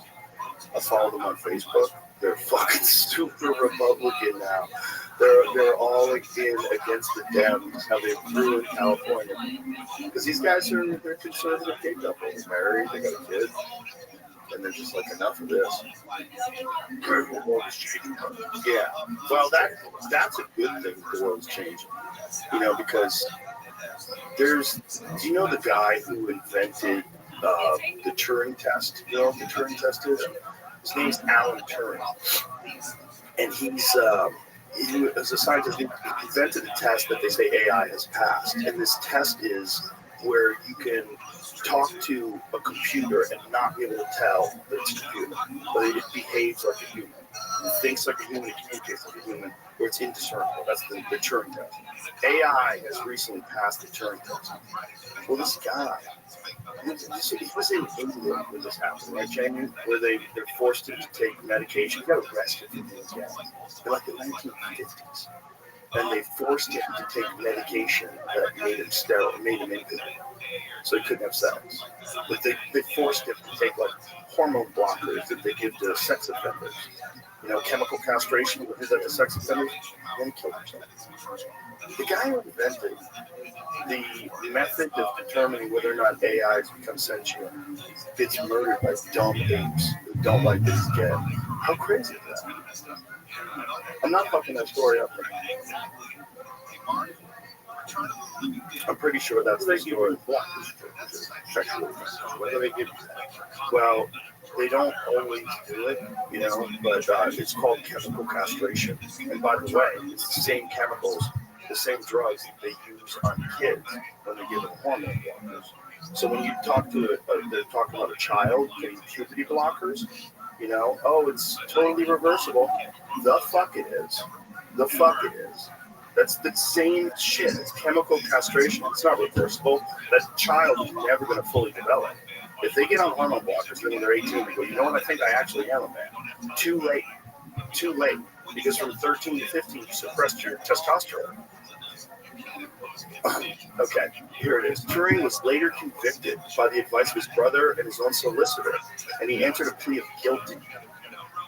In the case, Regina versus Turing and Murray was brought to trial on the 31st of March, 1952. Turing was convicted and given a choice between imprisonment and probation. His probation would be conditional on his agreement to undergo hormonal physical changes designed to reduce libido, known as chemical castration. He accepted the option of injections of what was then called stilbostrol, now known as dithylstilbestrol, or DES, a synthetic estrogen. This feminization of his body was continued for the course of 1 year. The treatment rendered Turing impotent and caused breast tissue to form. In a letter, Turing wrote that, no doubt I shall emerge from it all a different man, but quite who I've not found out. Murray was given a conditional discharge. So Murray must have been the guy he was having sex with. That's so crazy, man. Arrested for being gay. 1954 at his house. Turing's housekeeper found him dead. Post-mortem held that evening determined that he had died from the previous day at age 41 with cyanide poison, cited as the cause of death. He had an apple laying half-eaten beside his bed. Although apples not tested for cyanide was speculated this was the means in which Turing had consumed the fatal dose. So he fucking killed himself because they chemically castrated him. You know, founder of computer science and cryptographer, whose work was key to breaking the wartime Enigma codes. So this guy helped the British crack codes.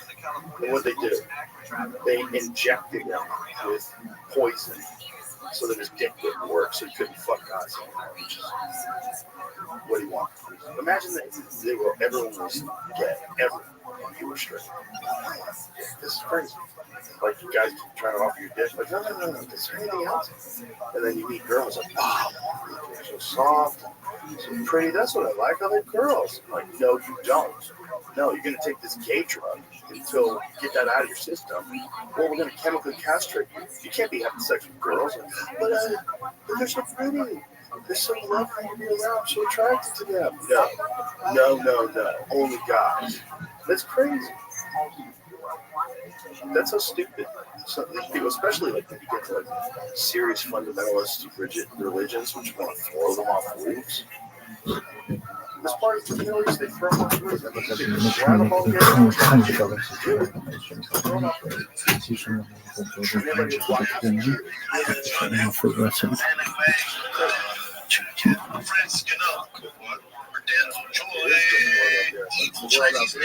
Just like the world. You could go this way here. That's what people understand. Just how Los Angeles fell apart. The United States fell apart too. You know, like look at Iran. We were looking at Iran the other day in photographs from the 1970s. Girls had mini skirts. They all look really hot. The guys had no shirts on, with six packs, walking down the street. Everyone's smiling. It looks like Europe. It looks like you're in Italy. And now it's a religious run country. It's run by a dictatorship. Like you criticize the government, they execute it. They executed a Olympic gold medalist in wrestling. Yeah, the UFC even tried to get them to stop. They pleaded to try to get them to stop. They tried to get Trump to get them to, or was it God? They were in the Biden administration or the Trump administration? I don't remember, but they tried to get the president to somehow or another talk to Bob and not kill this guy. Allegedly. But you don't even have to really export against the government. Well, I have a friend who met him at a party in Los Angeles when he was super drunk, and he said, you know, we didn't go. Twitter account. And Buzz told me we've had private conversations that he believes in God, and that's why he gets to swear on the Bible. And he said the other day, I think he endorsed somebody for president, and then he had the audacity to say, God bless America. God is not going to bless America when its greatest accomplishment is a lie. God's not going to bless America when friends of his, Gus Grissom and White Roger Jaffe, were murdered because he cooperated. If he had protested, if Buzz had protested, maybe those people would still be alive. Maybe the co-worker Cannon Air Force Base would still be alive. So the idea that he can say, God bless America, you know, give me a break. And, you know, it was when I called him a coward, which is when he punched me. That was what really pierced him, but he is. Of course, I have been too. I've been a coward, I've been a liar, I've been a thief. I work every day to, you know, do what is right and struggle against temptation. But he is. And the reason he is because he's afraid to look back. You see, the man who died is going to get murdered. No, I think he's afraid to look back. That's it. It's a vanity. You see, he could become my hero if he told the truth on his deathbed, just like Cyrus Eugene Akers did. He said, "I'm a murderer. I have to set things right." He's afraid to look back. He's told all of his entourage and all of his fans. He's pulled out paper clips from his closet that he claims are on the moon and sold for hundreds of thousands of dollars at Sotheby's auction, which is a fraud, right? You see, he's afraid to look back. That's what you're afraid of. You know, the interesting thing about it, I think it's the second chapter, the last chapter, Revelation. It lists a long time list of behaviors that will prevent you from entering eternal life. You know, immorality and stealing and drunkenness and all this. But you know what's first on the list? The cowardice. Why did all these millions of people take medicine for an illness they didn't even have? Had a fear of death. And I know 4 people who died from that medicine immediately, had a reaction and immediately died of people. Right? They were tricked. The Bible says, I think it's Hebrews chapter 4, that the devil holds mankind in slavery because of their fear of death. Why are whistleblowers not coming forward? Because of their fear of death. My source, who was at Cannon Air Force Base, his son, who I confirmed this information with days later, his house was broken into by the CIA. He had security cameras. They took everything about his father, no proof. And then they came back a couple of days later and threatened to kill him and his family if he ever spoke about his father's participation in the little fraud ever again. You see, there are all these people in the government who know the truth, who can come forward and bring it down to their street. To lose their house, they're afraid to lose their car, they're afraid to lose their pension. You know, in parts of the world, like these ports in China now, where it's 100% controlled by sister. Everything is I take you for who you are. robots pick up the packages. His cell sister. They make an inventory of everything in there, everything that's lost. Amazing moments. The same day, I get a wife. Put it into these trucks. And before you know it, they're going to have electric trucks that drive themselves. To my new mom and dad. Sure. Roll over. I hope to be the son who always wanted. It's fucking crazy. I'm step sister. Thank you, Mern, to be my husband. Mern, there's no other way to say it. I love you. I love you. I love you.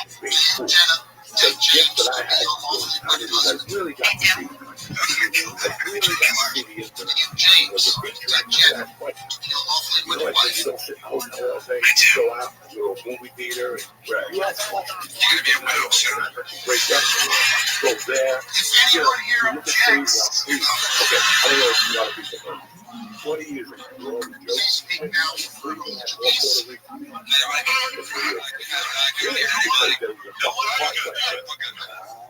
they're building cars that, I remember being a fucking kid. By signing this Going to official Detroit, marriage basketball license court, and the power vested in and me seeing that now shit pronounced in 1976, 77, that That's shit just was divine. fucking bullshit. Detroit is one of the richest cities in the world. But for real, you mean that's right? Yeah. That's what I thought my buddy was the 80s. This is the Detroit. But 75, 76, that's pretty good. Yeah. You know, Buffalo, New York. Boom. Fisher Price, all these other companies now. You know, They're afraid to lose their that's life. what I Hello. said. Cleveland, You're gonna Pittsburgh, die anyway.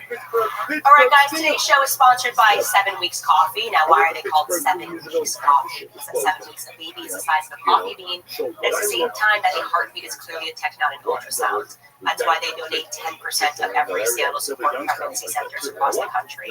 They've raised over $500 million for these centers, and they have saved over 5,000 lives. Now I'm going to tell you about coffee, because you know I'm quite picky about what I put into my body. It's mold-free, pesticide-free, shade-grown, low acid, and it's organically farmed. So it checks all the boxes. Plus, just in time for the holidays, 7 Weeks Coffee is having their biggest promotion of the year yet. You can enjoy exclusive discounts, free gifts with every order, plus a limited edition coffee. Whether you're looking for stocking stuffers or the perfect roast, 7 Weeks Coffee will have you covered this Christmas season. Exclusively for my listeners, if you go to 7weekscoffee.com and you use code Candace, you'll get up to 25% off your order. Remember, your order will directly help support a network of over 900 pro-life organizations across the United States. It's actually incredible how many of the, speaking of the souvenirs brought back from the moon, were determined to be fraudulent. I mean, I think it might have been the Netherlands where they had this rock in the museum, and then suddenly they realized, wait a minute, they went and tested it, and this rock was from Arizona, and they had it certified from the United States government, signed everything, and they went, we tested this rock, and this is from Arizona, and the government was like, oopsies. It's like, guys, how much more proof do you need? I mean, even the moon rocks, they've been able to determine how many of these were completely fraudulent, and, you know, I think it ended up being like petrified wood that they sent them. I just told them it was from the moon, which, yeah, go on. Neil Armstrong says he personally picked up this rock, put it in his pocket, and personally delivered it to the Prime Minister of the Netherlands. They sealed it. The curator watching my movie got curious, opened it up after midnight secretly, and it was petrified. And so all of this proof, it's basically, I hate writing nonfiction. It's so tedious. I spent 15 years writing my book, 2 years editing it, and it's interactive. There are 17 video clips that you can see for free at Sabrel.com, but if you want the book, it's in audio that I read, Kindle or print, and I back up with video clips everything that I'm saying, including a NASA employee saying that there's this huge field of radiation that surrounds the Earth that most people don't know about. It's 30,000 miles thick. Every manned mission has been well below that, except going to the moon. And the technology to go through the radiation to the moon and survive has not been invented yet. My name is Kelly Smith, and I work on navigation and guidance for Orion. We are headed 3,600 miles above Earth, 15 times higher from the planet than the International Space Station. As we get further away from Earth, we'll pass through the Van Allen belts, an area of dangerous radiation. Radiation like this can harm the guidance systems, onboard computers, or other electronics on Orion. Naturally, we have to pass through this danger zone twice.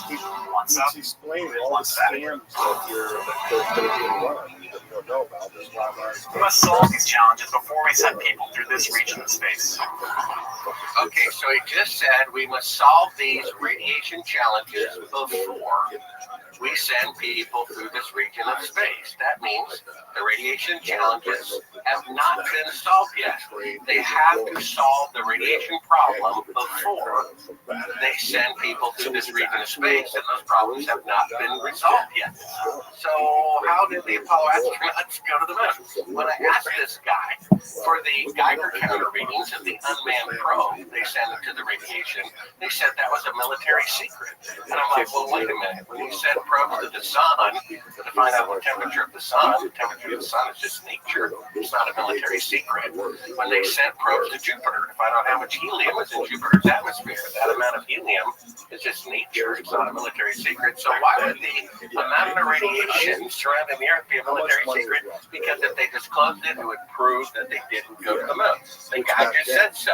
We must solve these challenges before we send people through this region of space. Right. I even saw that they were doing, and I'm saying this obviously, no, we're not reporting hard, but that they were doing models in 2005 talking about how they would have to solve to get through the belt. And they were on the NASA website. They put up these proposed scenarios where they could use cinder blocks, and this is 2005. It's like, what do you mean? Why are you trying to put together scenarios to get through the Van Allen belt? You're supposed to have done this 40 years ago.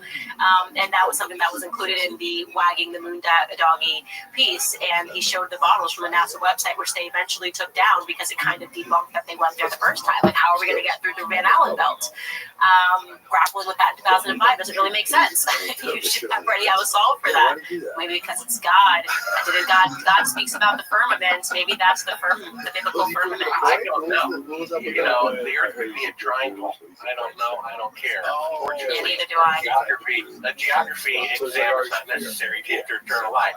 The issue is not the shape of the Earth. The issue is the corruption of the United States. No, I just mean the firmament beyond the Earth, like not being able to get past. I'm saying maybe that is the biblical firmament that you can't get past that radiation.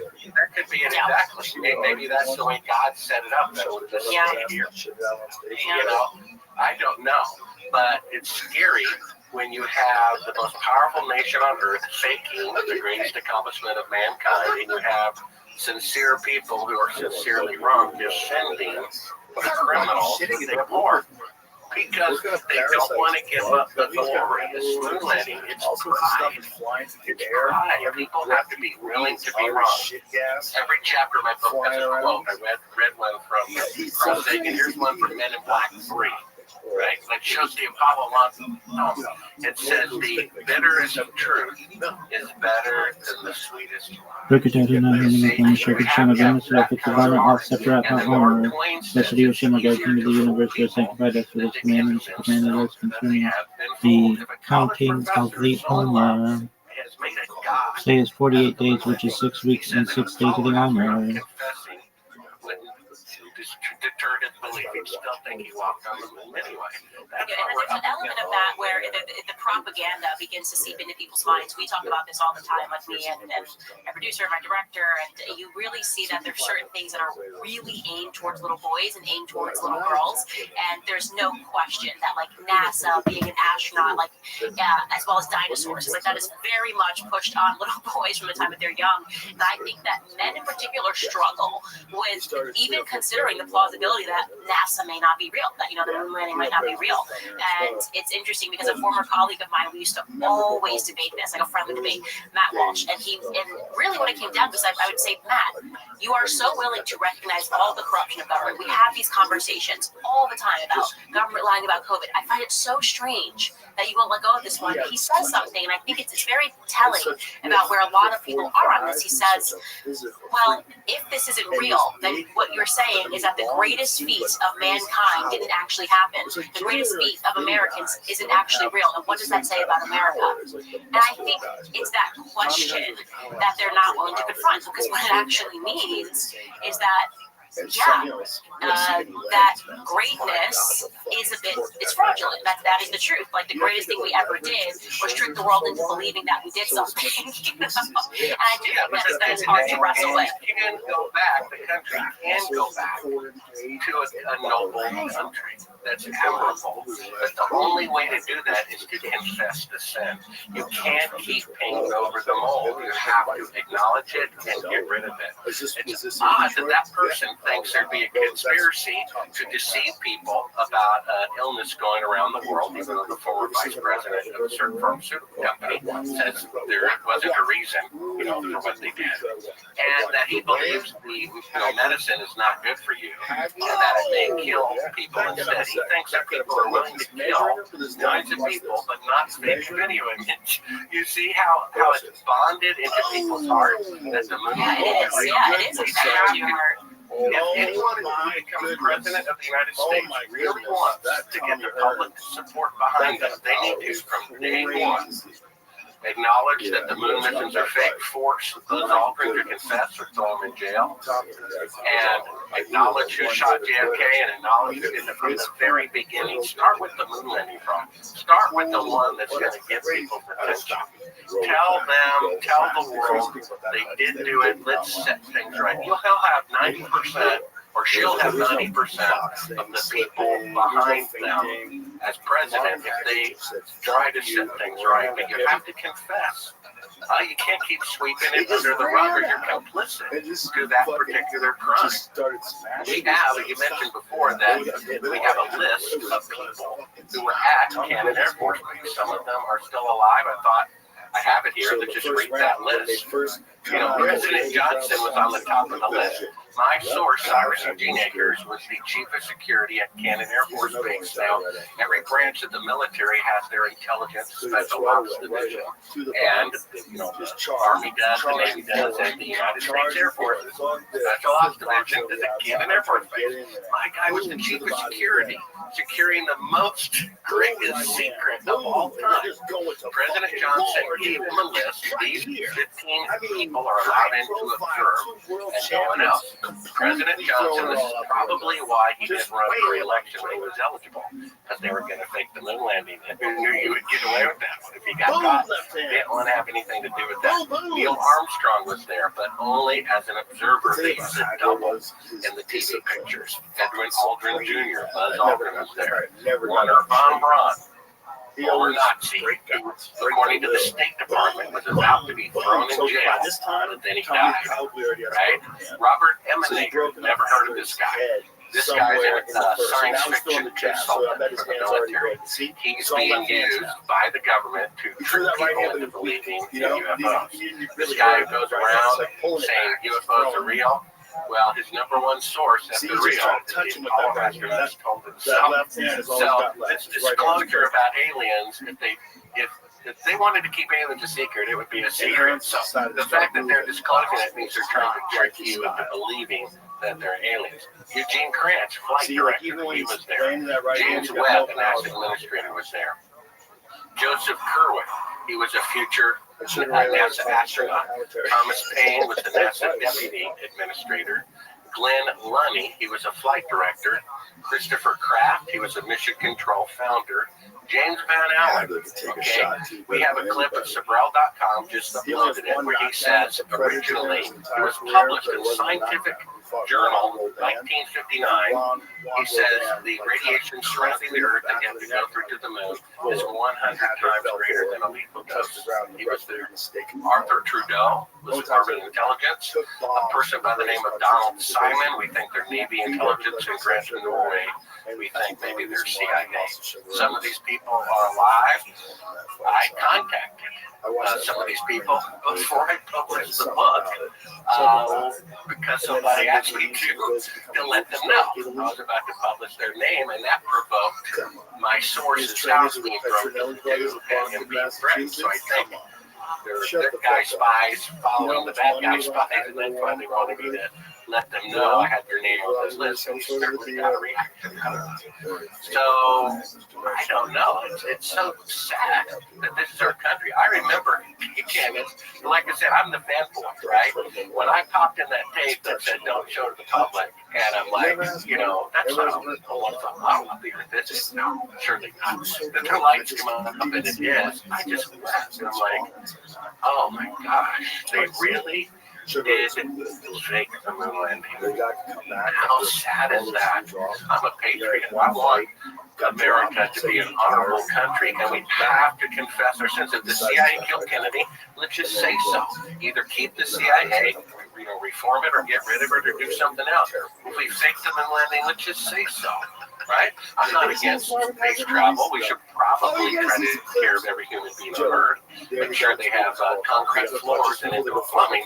Surprisingly, Bill Gates doesn't go to Africa and give people plumbing and concrete floors. He gives them injections. And I'm not sure It's funny. It's funny you bring that up because that was the moment for me that cracked it all open.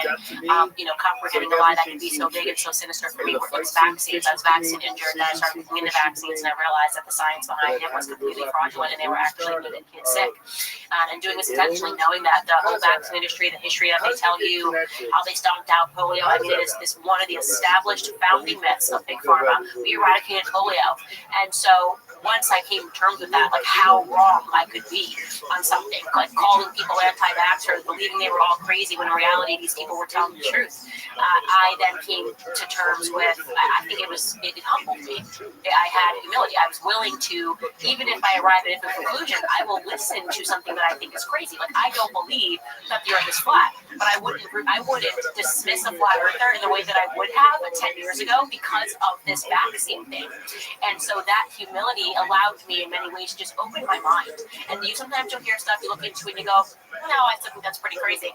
But the moon landing was one where I always felt it was not right, and I looked into it and I was like, no, this just actually didn't happen.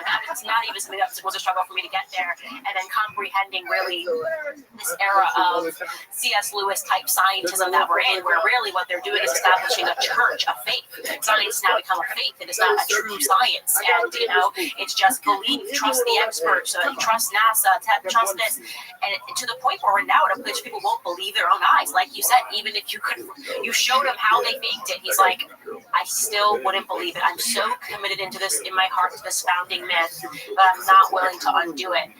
That's incredible. That really tells you the success of modern psychology. And we're recognizing that if you turn something into a movie, if you do the movie Apollo 13 and you get people crying in a theater and you teach them in the classroom from the time they're young and you sell them spaceships and t-shirts that say NASA and also the Challenger thing, looking into that is crazy. That also seems to be a sort of weird thing that happens, but you get everyone to watch these moments. I mean, you're talking about mass scale propaganda, which has been studied by the CIA for a very long time, and I have no doubt in my mind that the moon landing hoax was a major piece of that, especially when you look into everything that they were up to in the 60s. I mean, MK Ultra, Charles Manson, it was just too much crazy stuff going on with the CIA in the 60s for me to believe.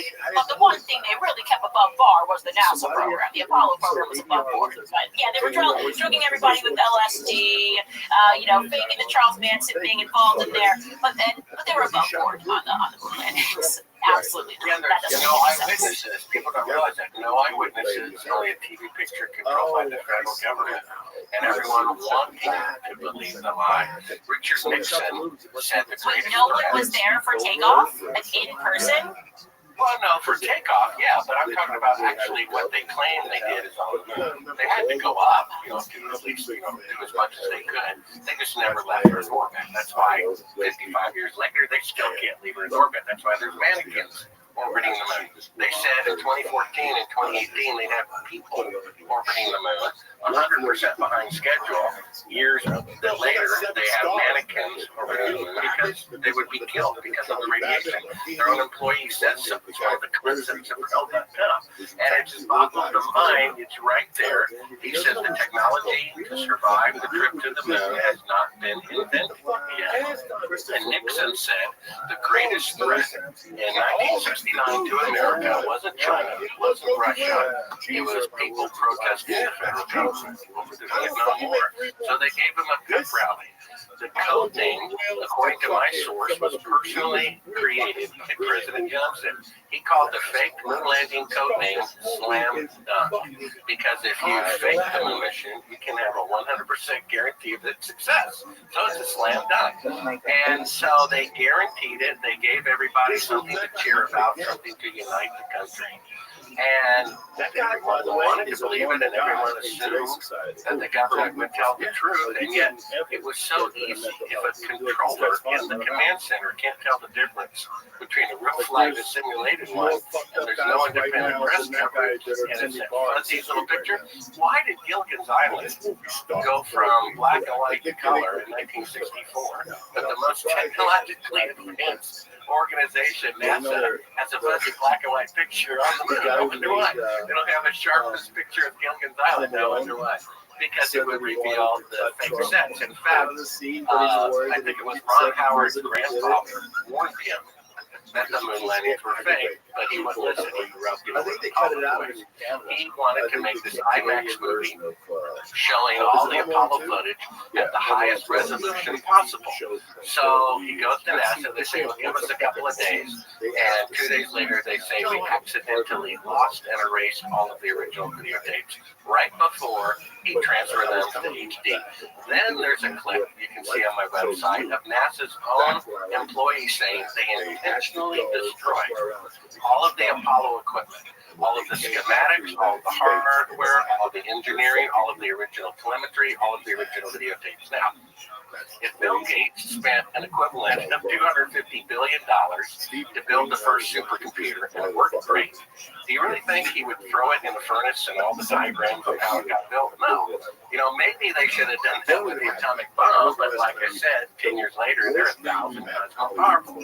So why would they destroy everything? If you really went to the moon and really spend an equivalent of $250 billion, the last thing you would do would be to destroy all the documentation. But that's exactly what they did, which is only what you would do if you perpetrated a fraud. So really, indirectly, the fact that they destroyed evidence is proof of the fraud, because if you really went, you would never do that. You see that? Christmas is just around the corner, and if you're still searching for the perfect gift or you just want to treat yourself, shopping for love, revitalize your skin, People don't know. or unforgettable. Online, you know, you Personal gotta like know. it makes entirely no sense, like you said. But if you're like, oh, who's the, Yes, it's incredible how much of the evidence accidentally got lost, or they say it accidentally got lost and in reality was destroyed, and it makes entirely no sense. Like you said, they would have been so keen to preserve every piece of that because, like, they made human history. I mean, they were next to God according to them, and you're right, that is blasphemous.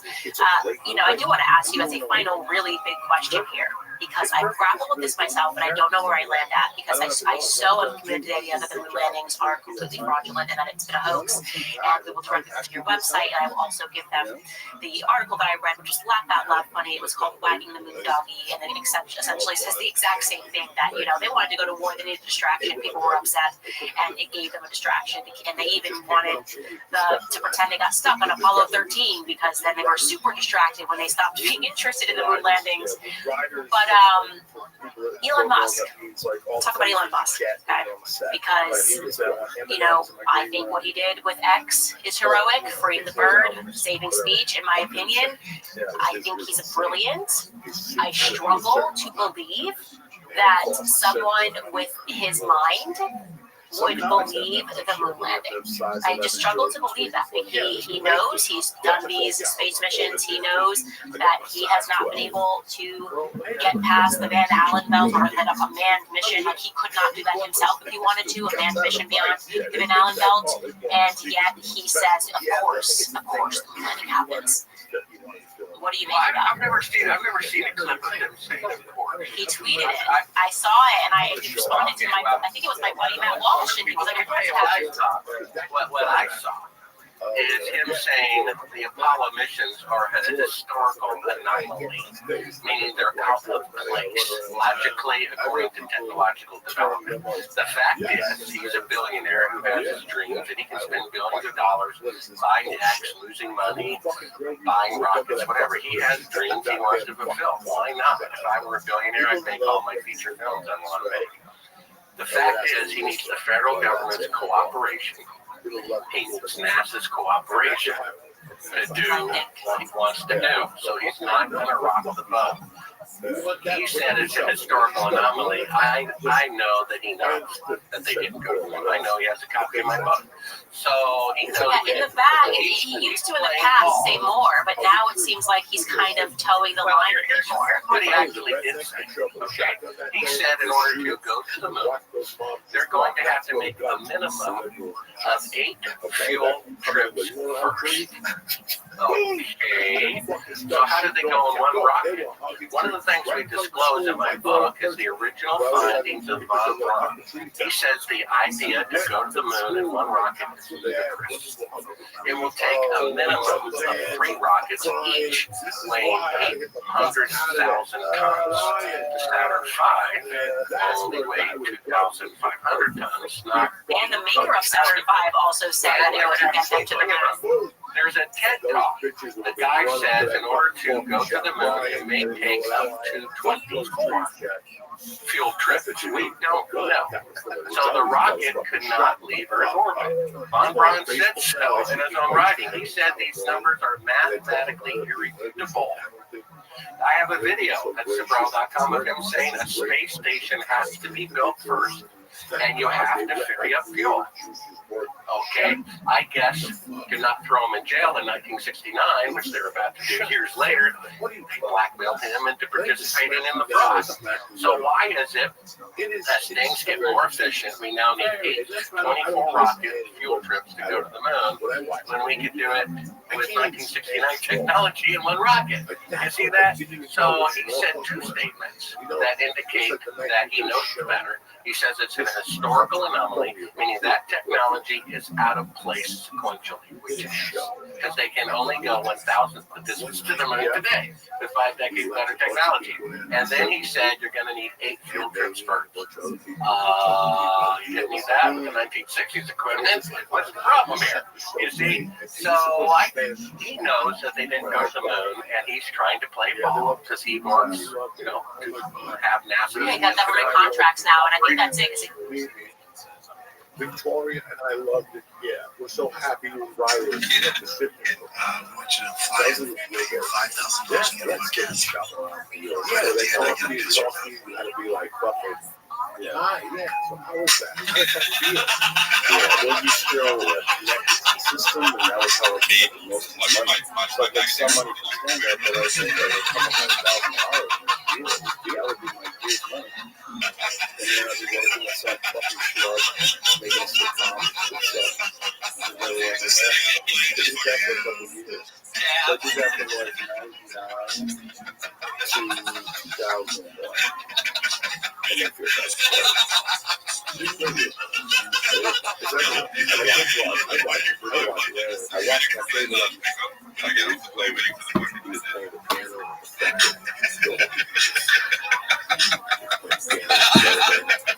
Oh, that's right. That was a fun episode. That was a fun show. But that didn't show room in me for other sitcoms. Doing a sitcom after that show, like, why?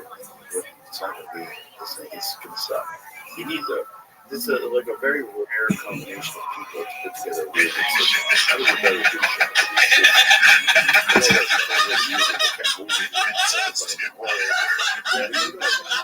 Let's say you're single. After the people flying over, $5,000 to get a podcast. It became popular when I was But at the end, I get a picture.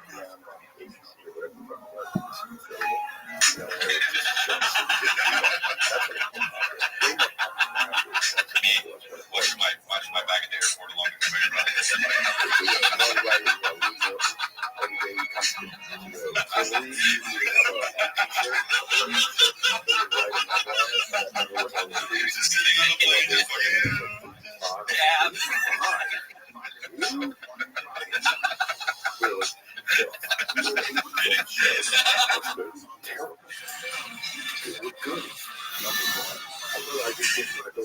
Last summer, let's say you were single. The stars at night, being bright, deep in the heart of Texas, where the sky is wide and high. Deep in the heart of Texas, sing just like her people. Deep in the heart of Texas. I love one I love. Deep in the heart of Texas.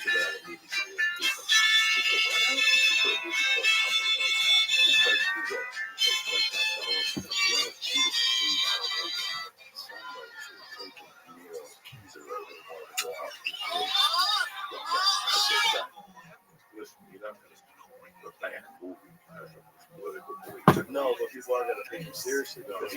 You're right. If you look in the past, he kind of drops these little nuggets to make it seem like he kind of knows the moon landing didn't happen. Then you fast forward to like the last 2 years, and I'm pretty sure he tweeted like, "I don't understand people who don't think the moon landing didn't happen," or something like that. And it just seems like he's kind of towing a different line now, which is fine. I just wanted to bring it to your attention because I think people have looked to him as someone who's really just willing to stand up to the deep state because of what he did with X, and now they're starting to ask questions like, did even he kind of go, "Okay, I'm tired of fighting these dragons," and just like I'm just gonna give them one thing and just say, "Okay, I found out the moon landing narrative." I hope not, but I am totally on board with you, and we are gonna obviously show all of the clips that you spoke about today throughout this episode. We'll be going back and editing it in. If you guys are watching that, that's why you may see some clips being jumped in.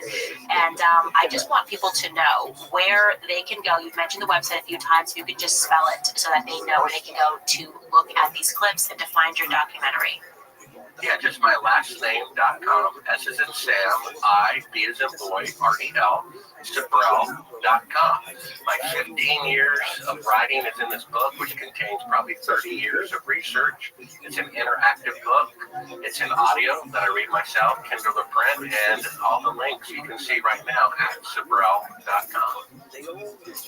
Well, thank you so much, ladies and gentlemen. If you're listening to this, this is the power of thinking. And like I say, what I always want to do is give you the permission to think about these topics that are deemed otherwise obscure. If you're just opening your mind to this possibility, do your own research, conduct your own research, bend your mind like a pretzel. You may come to the conclusion like, no, this absolutely did not happen like I did. Or you may say, you know what, Candace, I heard you in the generic episode, and I still think they did happen. That's okay. Let's bring back the ability to think and the ability to think critically on your own, independently, and to come to your own conclusions. I remain a moon landing did not happen stand. I'm not going to ever change my mind on that. So right ahead, right your articles, journalists call me a total kook for not believing in your settled science. You got way too angry about it for me to believe a single shred of what you were saying. Take that, Bill Maher. We'll see you guys tomorrow. You're so beautiful. Look at this gang. Look at this. Nobody even gives gang signs from behind the back. I do, though, because I'm a pimp. You're there tonight. It's been amazing. Holtzman is on fire. What would Holtzman's on fire. she say if you called her a beach? I'd be like, dog, baby, I called you a beach. Ask my Peruvian friends. This beach, baby. Oh, what is this bullshit? It's the best. Look at this movie. Me and Doug gonna go corny and try to get you to move here. No, we're gonna figure it out. Yeah, you guys belong here. Every time I come down here, I see something else, man. Like I had a great night. Joe DeRosa's here now too. That's what I heard. Yeah, he just moved here. Is he gonna bring the sandwich shop out? Yes, he is. We're gonna open up a sandwich shop out here. He is, brother. That's a good fuck. I said we because I'm gonna be eating. Yeah, he makes good sandwiches. He makes a very good sandwich. Very good sandwich. Yeah. He brought a bunch of them. What did he do? Was it Moon Tower last year? It might have been. It was Moon Tower or South by Southwest. One of the two last year. He brought like a ton of sandwiches. He had a pop-up. So his restaurant did a pop-up somewhere in Austin. It's like, bro, you got to open this up here. You'd be killing it. Especially if it's you. And people know it's your business. Because I've heard it's somebody else's sandwich. Very legit. Very legit. I just don't even know where it is. I don't know if it's in Brooklyn. Bro, I want to kidnap my man Giovanni and like planes, bring him out here. He can't survive outside of Italian neighborhoods, though. That guy's the most Italian guy that's ever lived. And they get their stuff up there. Yeah, they get everything. And it's all coming in right from Italy, because a lot of it's imported. They use a lot of imported stuff, imported mortadella, imported the peppers, all that stuff that they have. Sun-dried peppers, sun-dried tomatoes. They import all that shit. They got to get that shit. Because if it goes there, then it's got to ship from the boat all the way to Texas. It's a little bit of a pain. Remember fucking Greasy Tony? He used to drive once a month to New Jersey and get coke guns and fucking chicken cutlets. Poor Greasy Tony. We used to visit him every time we went to Tempe. He was our guy. Remember you said not to drink his Mountain Dew because he made it himself. He walked for 2 days. He used to make it. That was the strongest Mountain fucking Dew you could ever taste in your life. You up with, I can say, Greasy Tony was such a character. He was such a character. And he became our friend. Yeah, you know, when we first started going there, we were visiting him for like 10 fucking years. Throwing up Every time grandsons, we would do shows. Mardi Gras bitches. he had a $20 chicken cutlet sandwich. Phenomenal. 15 years ago. Which weighed. Like, I was 400 pounds. I would bring it home and try to finish it. Do you remember that steak sub that he would make? What is it called? Trash can? Yes, that's right. The trash can. The trash can. It was crazy. Peppers and onions, cheese, and fucking everything was in that thing. It was crazy. And you know what's really like? That thick. When I drove in yesterday, I'm like, this is how things change. I mean, we've been coming here since 95. I know I have, right? Yeah, I think 99 was Yeah, that first. I would do Houston and then drive down here and do the lobby in fucking Cap City. Oh, yeah, stand the up little in the lobby. spot. I still remember that. Driving Yeah. fucking Houston down here, not having any money, having to drive back. Couldn't get a hotel room, drive back to Houston at the end of the night. And I was looking at this yesterday. Like, when I landed, it was 4 o'clock, traffic. I'm like, oh my God, this is how we'll watch how mass civilization just changed. Yes. Something happened here and everybody moved here. Yep. And I'm not talking about 4 or 5 people, everybody. Yeah. And that's how civilizations change. We just witnessed it after the pandemic. It's been fucking surreal. Yeah. It's surreal. Surreal. To see things change. Yeah. You know what? It's also, there's places that sort of rest on their laurels too much. And whenever that happens, it's easy for another place to rise up that offers something more interesting. So, like, Los Angeles was always Los Angeles. And, like, when Gavin Newsom talks about California, he's like, you know, I'm very big on California, very bullish on California. California has all this industry. Hey, fucker, they're all thinking about moving. The only reason why they don't move is because it's too difficult to move. If it was like every business could instantly pull up roots and replace everything and have everything running in a week at the other place, they'd all be gone. They'd all be gone. It's too expensive. It's too expensive to leave versus what you would save and the regulations that you wouldn't have to go through and all the bullshit with all the permits and all that. What California does is overregulate everything. They get as much government involved as possible. They suck as much tax money out of you as possible. And then they still leave the place a mess. They still have homeless people everywhere. It's still a fucking disaster. It's still a woke shit show of virtue signaling at every level of the government. Still. Like, no course correction at all. They're going further and further into La La Land. And you're like, Jesus Christ, you guys. And so then a place like Austin becomes attractive. You know, because, like, it's not like that here. And people are very reasonable. Austin, the best thing about Austin is it's a blue city in a red state. So it's, like, balanced. Like, this is a saying they have out here, keep Austin weird and surrounded. So Austin's surrounded by rednecks with guns. And, like, it keeps the tone. Joe Rogan podcast, check it out. How the fuck don't you people know what Joe Rogan is? Have you ever heard of podcasts? Well, English isn't my first language. Okay, I get that. Sure, there's some Chinese podcaster out there. I'm like, who the fuck are you? Who the fuck is you, son? All day.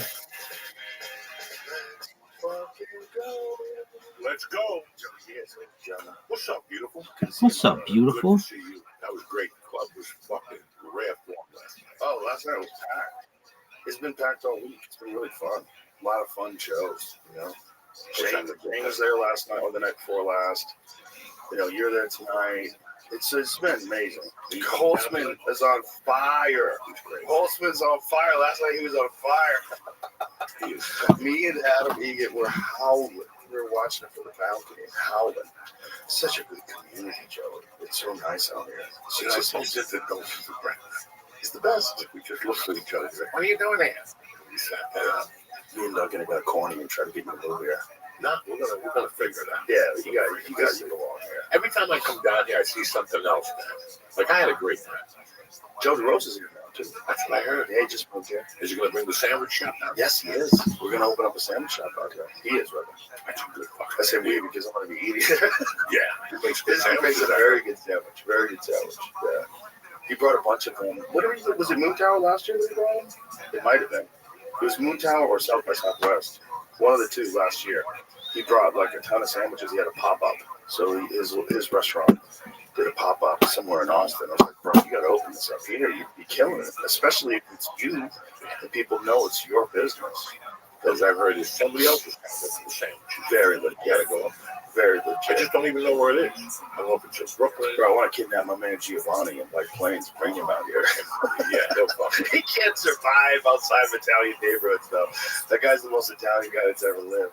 And you know, they get their stuff up there. Yeah, they get everything. And it's all coming in right from Italy, you know, because a lot of it's imported. They use a lot of imported stuff, imported mortadella, imported the peppers, all that stuff they have. You know, sun-dried peppers, sun-dried tomatoes. They import all that shit. They got to get that shit. You know, then because if it goes there, then it's got to ship from the boat all the way to Texas. It's a little bit of a pain. But remember fucking Greasy Tony? He used to drive once a month to New Jersey and get coconuts and fucking chicken cutlets. Poor Greasy Tony. We used to visit him every time we went to Tempe. He was our guy. Remember you said not to drink his Mountain Dew because he made it himself. He walked for 2 days. He used to make it. That was the strongest Mountain fucking Dew you could ever taste in your life. You up with like a day. Greasy Tony was such a character. He was such a character. He became our friend. Yeah. You know, when we first started going there, we were visiting him for like 10 fucking years, you know? Every time we would do shows in town, we'd go visit Greasy Tony. He had a $20 chicken cutlet sandwich. Phenomenal. 15 years ago, which weighed like I was 400 pounds. I would bring it home and try to finish it. Do you remember that steak stuff that he would make? What do you call it? Trash can? Yes, that's right. The trash can. The trash can. It was crazy. Peppers and onions and cheese and fucking everything was in that thing. It was crazy. And you know what's really like that thick? When I drove in yesterday, I'm like, this is how things change. I mean, we've been doing this since 95. I know I have, right? Yeah, I think in 99. Yeah, first I would do Houston and drive down here, do the lobby in fucking Cat City. Yeah. Oh, yeah, Stand the up in little the lobby. spot. I still remember that. Drive fucking Houston down here, not having any money, having to drive back because we couldn't get a hotel room, drive back to Houston at the end of the night. And I was looking at this yesterday. Like, when I landed, it was 4 o'clock, traffic. And I'm like, my God, this is how we're watching how past civilization just changed. Yes. Something happened here, and everybody moved here. Yep. And I'm not talking about 4 or 5 people, everybody. Yeah. And that's how civilizations change. We just witnessed that for a pandemic. It's been fucking surreal. Yeah. It's surreal. Surreal. To see things change. Yeah. You know, it's also, there's places that sort of rest on their laurels too much. And whenever that happens, it's easy for another place to rise up that offers something more interesting. So, like, Los Angeles was always Los Angeles. And, like, when Gavin Newsom talks about California, he's like, you know, I'm very big on California, very bullish on California. California has all this industry. Hey, fucker, they're all thinking about moving. The only reason why they don't move is because it's too difficult to move. If it was like every business could instantly pull up roots and replace everything and have everything running in a week at the other place, they'd all be gone. They'd all be gone. It's too expensive. It's too expensive to leave versus what you would save and the regulations that you wouldn't have to go through and all the bullshit with all the permits and all that. What California does is over-regulate everything. They get as much government involved as possible. They suck as much tax money out of you as possible. And then they still leave the place a mess. They still have homeless people everywhere. It's still a fucking disaster. It's still a woke shit show of virtue signaling at every level of the government. Still.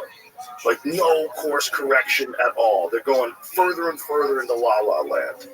And you're like, Jesus Christ, you guys. And so then a place like Austin becomes attractive. You know, because like it's not like that here. And people are very reasonable. And Austin, the best thing about Austin is it's a blue city in a red state.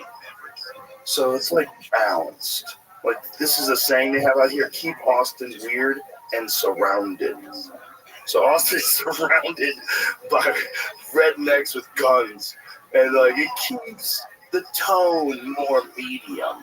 Like the Austin liberals, they're much more just left of center people, like we are. You know what I mean?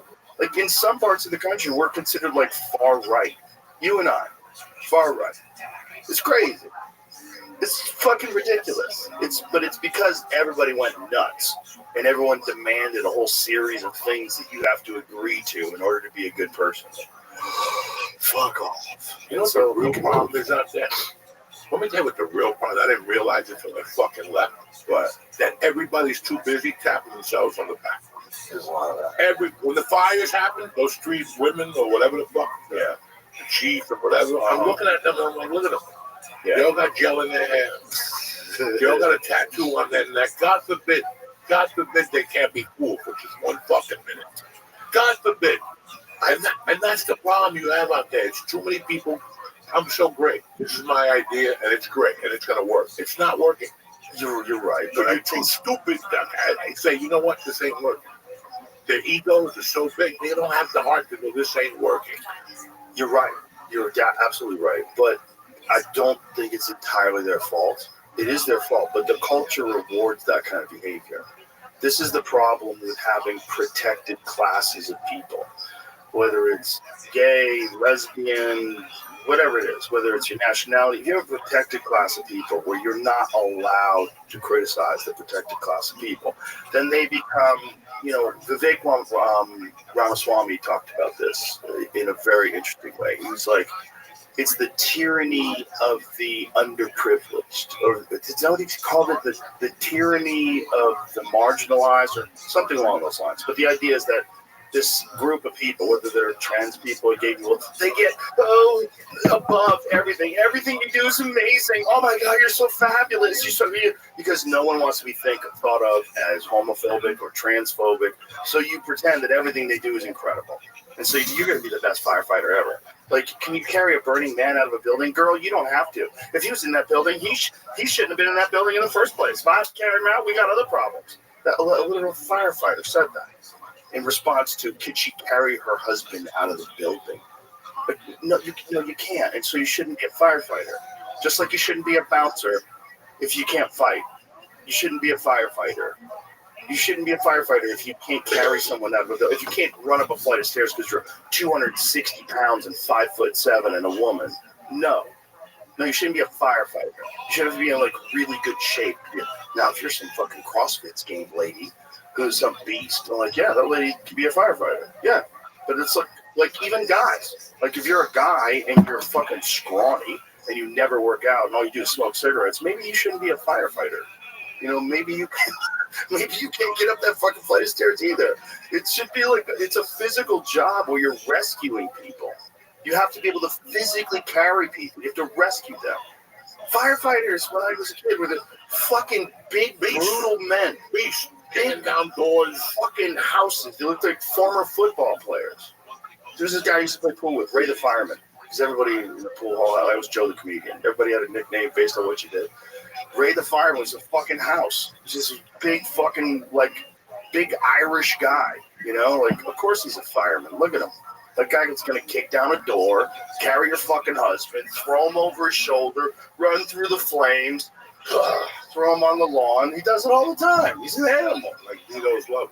The Sopranos. He was a fireman. He was right. I forgot about that scene. Then he killed himself. Yeah. Oh, did he really? After that show? Because they thought he was gay? I don't know. I hope it wasn't that. I hope they didn't taunt him for being gay. Can you imagine you get your shot? Hey, Joey, I got good news and bad news. Good news is you're going to be on The Sopranos. Bad news is you got a fucking guy. You got a swap spit. You got a swap spit on camera. Yeah. Well, you're on The Sopranos. What are you going to do? Depends on what you want to do. If you're a regular guy and that's your first acting gig, I suggest you pass. I could trust. You have to be like a Jared Leto type dude to pull that off. Died of a self-inflicted gunshot wound, December 16, 2008, at the age of 47. And he was a firefighter, a former firefighter. Who knows? I mean, when did he die? How long after the show? Go pull it back up again? Because it just said. So he died in 2008. So the show was running in 2008. Right? Was Sopranos still on in 2008? No. No, it was off by then? No, 2009 maybe. Let's find that out, and then we'll have an answer. But I would imagine if you're a guy, an Italian guy or whatever, and you go back to the neighborhood, and you've been playing. And then June 10th, 2007. So right after. So right after that, he watched himself. That's so unfortunate. There's another beautiful thing about the comedy community. Like, nobody gives a fuck if you're gay. Nobody. Like Tim Dillon. Tim Dillon, he's just one of us. It's just, we're all like, the lesbians that come there and hang out, they're just one of us. No one gives a flying fuck.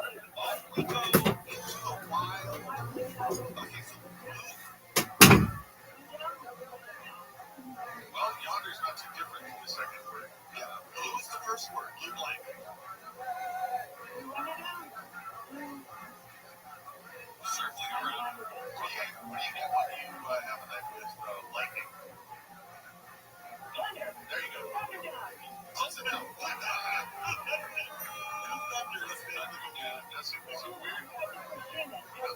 It's lots of fun. Some weird trivia is that the director that is the same director of Saturday Night Fever. Did you know that? I did not know that. I did not know that. John Madden. Yeah, John Madden.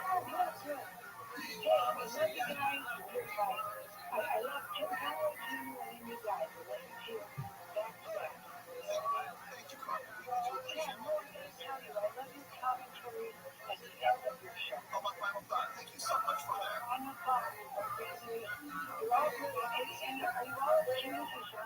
I'm actually cuter than I sound.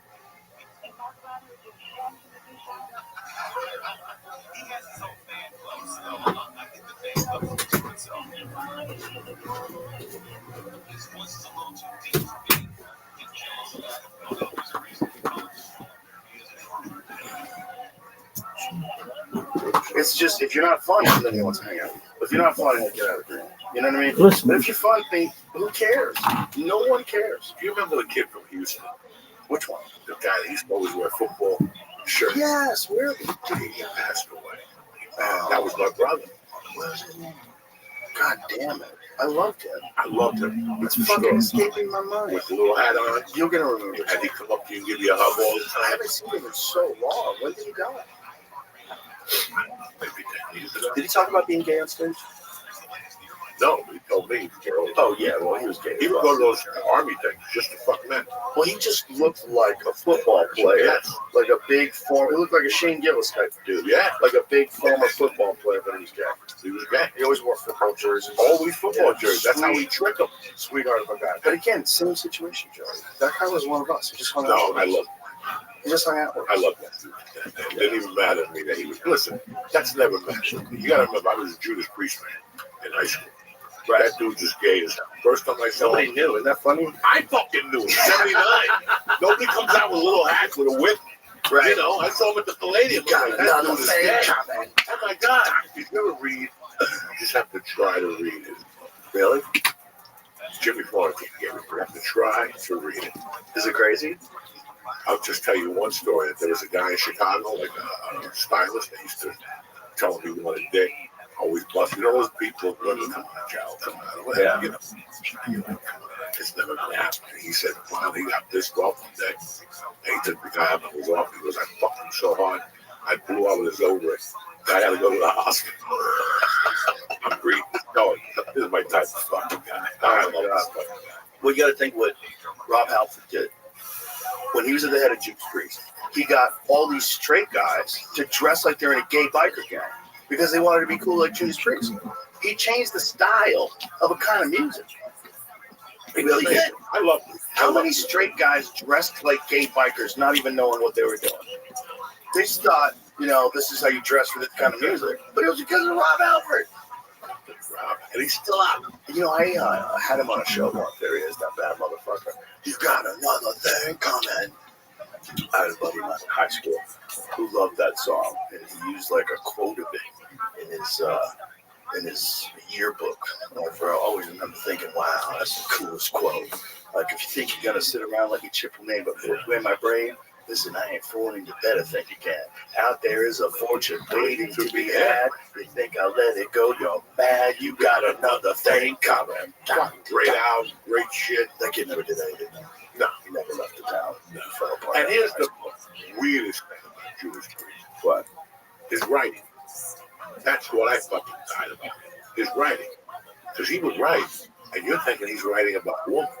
He's writing about assholes. He's writing about man. And he has a song called Burn It Up that is so fucking over the top. I know you feel the same.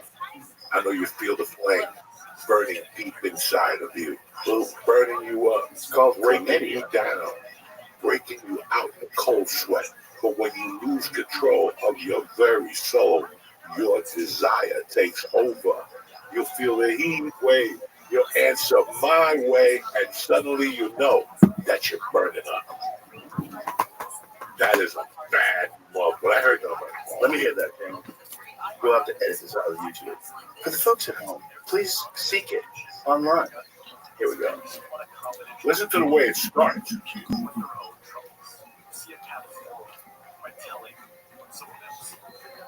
It's like a satellite.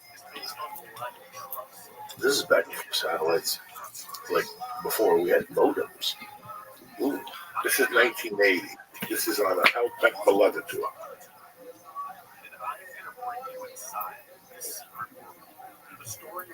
Look at that move. You could let songs cook back then, like Time, Pink Floyd Time. Oh, baby. Guess what just got added to the Spotify playlist?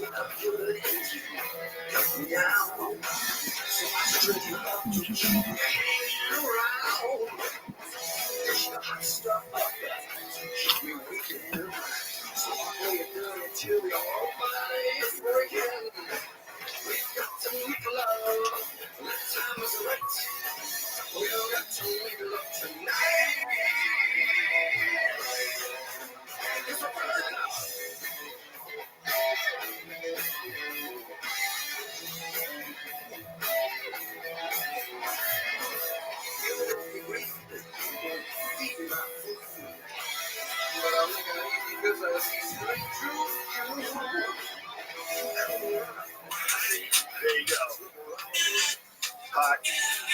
Hot gay love. So when I read those lyrics, that's the most brilliant fucking thing. That's the darkest thing about gay people today is that some of them are in the closet, other than homophobia. Is that there's a genuine people that hate gays. But that's rare. Nobody hates me. No, there's 2025. I can't see you. It's all around. If you're still hating, you got a fucking problem. There's guys that have been molested when they're young. They get angry at gay people. Not that it makes sense. I'm not justifying it, but I've met guys that had problems with gay people. They were like very scared around gay people, but it was because they got molested by a pedophile. Right. That have pedophile and being gay. Big difference. So I'm just saying, like, there are people, and there's very religious people that don't like gay people, but most normal people don't give a fuck. Most normal people don't give a fuck, and they shouldn't. It's stupid. It's a dumb thing to think about. Like, it's just like, if you're not having sex with me, what do I care? Like, who cares? The way I grew up, the Cuban man side of me was supposed to be pre-revolution Cuban. Right. Italians too. They won't go to the room if there's a gay man in the room. I always thought that was the fuck. You can't be in. I won't go in there. Why? Because you're a machismo type of dude. So, but my mother. Look at this move. No, and then we had a gay guy in our neighborhood. I told you about this guy. he was working with my mother. He was a designer on Broadway, doing plays. He designed the fountain. Look at this movie. He sold them. He was like, this is like 1975, and he'd come to the bar, and I knew he was gay. His name was Mati. We call him Mati and Maricon because that's what that means in Spanish. Maricon means fag in Spanish. So that was his open name in the Cuban community. But one day he came to my mother's bar. There was 2 bookies. I was like a kid. I was playing that shuffleboard. Remember when you played the sawdust? Yeah. I'm playing the shuffleboard, and he was right there. And the 2 bookies were in the corner. And the one guy goes, look who it is, Mati and Maricon. And this motherfucker pulled out a 32. Oh, Jesus. And he goes, listen, I'm going to tell the both of you, and unless you suck my dick or I fuck you in the ass, you don't have the right to call me Martin the Fag. So say it again, I'm going to shoot both of you. My mom is yelling, Martin, Coco's behind you. If they start shooting at each other, I'm right here. I lift my head up. I go, and Martin was like, and all of a sudden Martin left. So the next day, I guess he called my mother to apologize. And my mother made Martin come and apologize to me. And when he opened the door, he was like, I'm very sorry about going. And then I go, fuck that. You're my new Charles Bronson. I gave him a fucking hug, and he became my best friend after that. And I respected him because he was going through hate. Yeah, really. In the mid-70s, he would come back once a week with a black eye or a busted lip. He went to a bar in the village, and there'd be guys waiting for him on the way out. And I always respected that dude. Like, always respected him for that. The problem with bullies, bigots, and all people that attack people like that is the same problem in all walks of society. It's weak men. It's almost always just weak men. Weak, stupid men that want to find someone to pick on. Want to find someone that's not bothering them at all and fuck with them because they're weak. That's all it is. That's all it is. That's all it is. Like the woke people that scream at you and want you to do what they want. The people that want to like spray paint swastikas on Teslas. It's the same thing. It's weak men. Mostly weak men. A bunch of crazy women. And they're all together in this big pile of suck that's connected to a political ideology. But most people, you know, you shouldn't care. And if you do care, you just weren't around. I was around gay people when I was really young, unfortunately. I lived in San Francisco when I was 7 years old, and we were in the middle of Gayland. I mean, it was San Francisco in the 70s, dude. It was gay as fuck. During the Vietnam War in San Francisco, I remember we walked down the street with my stepdad once, and the guy whistled at him. I was like, oh, shit, I'm kind of comfortable. Like, he didn't freak out. He just, like, shook his head, like, what the fuck? With a little kid. He's walking with a 7-year-old. And this guy whistled him down. That guy didn't give a fuck about kids. He's not making any. He doesn't care. So we had these next door neighbors, this gay couple, and my aunt used to smoke weed with them, and they'd get naked and play bongos. And she loved the fact that she could get naked with these guys because they didn't try to fuck her. So they all just get naked together and smoke weed and play bongos. It was hilarious. They were really nice people. So like my experience with gay people was just like they're everywhere. It's normal. So when I moved to Florida, I had a friend. My friend was Cuban. His name was Candy. His last name was Candido. We called him Candy. And Candy was with his dad, and his dad throws the newspaper down on the fucking table. God damn it. And he was like, whoa, what's going on? These fucking fags are trying to marry each other. And I remember I was 11 years old, and I was like, why do you care? Like, he threw the newspaper at the table because of gay marriage. I'm like, why do you care? I'm like, what a fool. You're a grown-ass man, and you care about that. Like, who cares if they get married? Yeah, I know. But he was mad. But fuck it. Oh, yeah. They want to try to get married because, you know, they've been fucking with gays with marriage forever. It's so wrong, man. It's so wrong. There's nothing. Listen, I see it. It's just like everything else. It's just there's a certain percentage of society that are just born gay, and there's plenty of them to hang out with each other, and they should be Scott. Yes, No, the football player. Oh, yes, Scott. That's his first name. Now we got to work on his last name. God damn it, Scott. Yeah, I need to call somebody. Otherwise, this is. You got Maddie Kirsch's number? We should call Maddie Kirsch. She would know. No. That's gonna drive me nuts. Somebody from Houston would know. Because I don't want to call somebody online and have to describe him. And then people go, oh, you describe Scott. Well, what I was thinking you were saying was Jeff Scott. Jeff Scott from the Comedy Store is another example of a gay guy who was our brother. Brother. He was our brother. That's it. Scott Kennedy. Scott Kennedy. Look at him with his new old shirt. Scott Kennedy was awesome. Awesome. Sorry, I forgot his name, but he's not around to be embarrassed. Look at him. Died. I don't know. Look at him with Craig Ferguson. He always had a football jersey. Always. I mean, that guy did not look good. Like, he looked like a big old football player. Like, you could see him in the backyard, you know, like smoking a whole hog with a bunch of boys drinking Bud Lights. But here's the problem. Here's what I felt from Scott. Because I met him in Houston. And we connected in L.A. Mm-hmm. When he hugged me, I didn't feel threatened. No, not at all. When Jeff Scott hugged me, Never. I never felt threatened. I have to. Eric Rocha, he hugged me. Like a kid at the comedy store, I hugged him with all my fucking heart. I don't even feel that. I never felt that. I've only felt that once ever from one comedian, and it was at the Montreal Comedy Festival. He was drunk, and he wouldn't stop. He kept touching me, too. He kept touching me and telling me he wanted me to take me upstairs. Yeah, that was very unfortunate. Because he was just drunk, and I don't even think he thought I was gay. And I don't even think he thought I would do it. I think he was just trying to make me uncomfortable, you know. But he was definitely like last call for alcohol, like hitting on people. He was hammered. But I was thinking, like, imagine being a girl and this is happening, where you fear for your life. Because I threatened him. I said, dude, I'm going to stomp a fucking hole in your chest if you keep doing this. Leave me alone. And that was enough. But if you're a girl, you can't say that. If you're a girl, you got to go, seriously, leave me alone. You got to find authorities. You got to go to the front desk, go to the bar, like the checkout people and say, can you guys call the police, please? This guy, when I walk to my car, can someone walk me to my car? You got to be worried about that. That sucks. But that's rare with guys. That's not happened to me once in 57 years, where a guy uncomfortably hit on me and wouldn't stop. Well, one other time at the store, but that wasn't as blatant. It was just he kept touching me. Stop fucking touching me. You know, there's gay guys that like push those limits. Like if you were a girl and a guy kept putting his hand on your leg, you'd be like, hey, stop doing that. Like, why do you keep grabbing me? Why do you keep touching my body? Why do you keep touching my legs? Stop. That's fucking weird. You're crossing lines, and I don't know what other lines you're thinking about crossing. So let's stop this.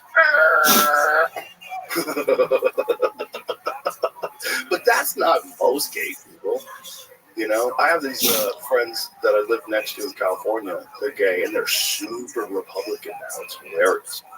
I follow them on Facebook. They're fucking super Republican now. They're all in against the Dems, how they've ruined California. Because these guys they're conservative gay couple. They're married, they got a kid, and they're just like, enough of this. The world is changing. Yeah. Well, that's a good thing that the world is changing. You know, because do you know the guy who invented the Turing test? You know what the Turing test?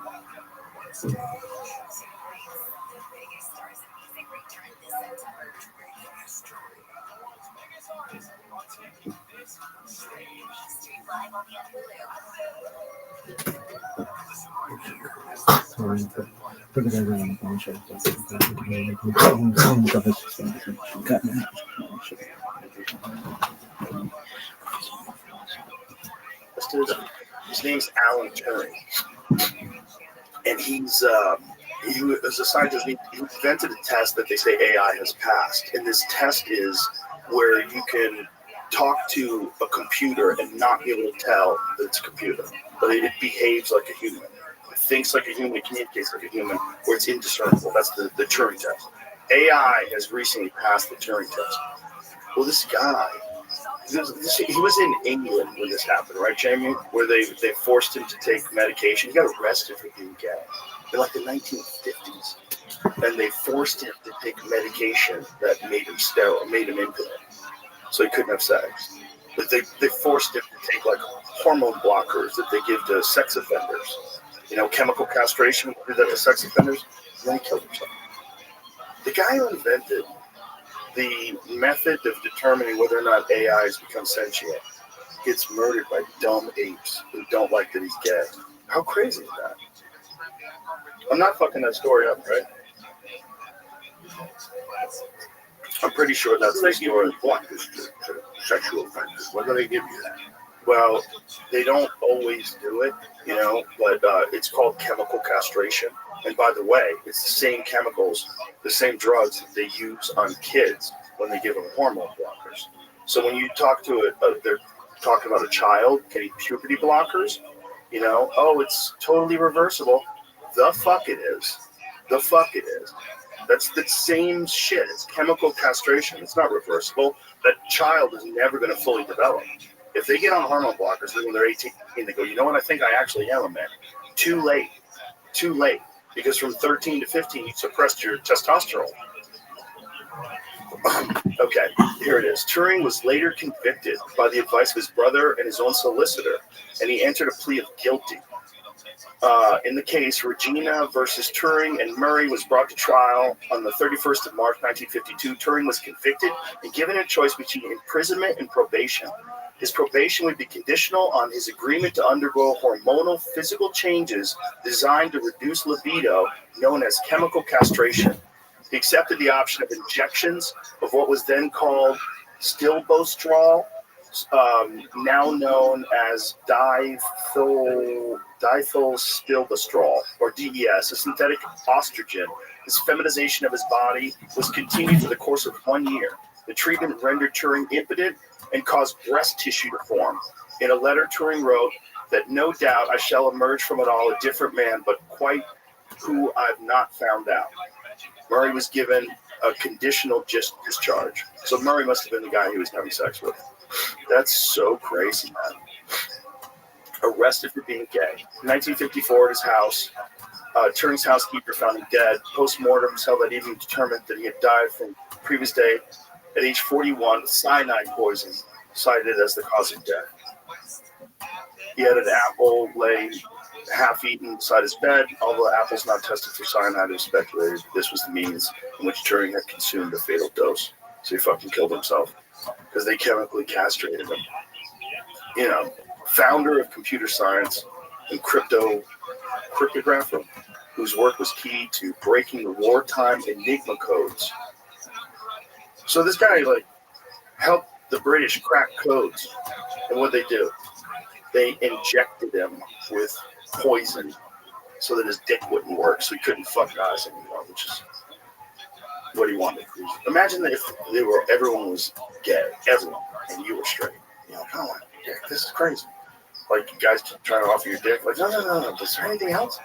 And then you meet girls like, oh, look, it's so soft and so pretty. That's what I like. I like girls. I'm like, no, you don't.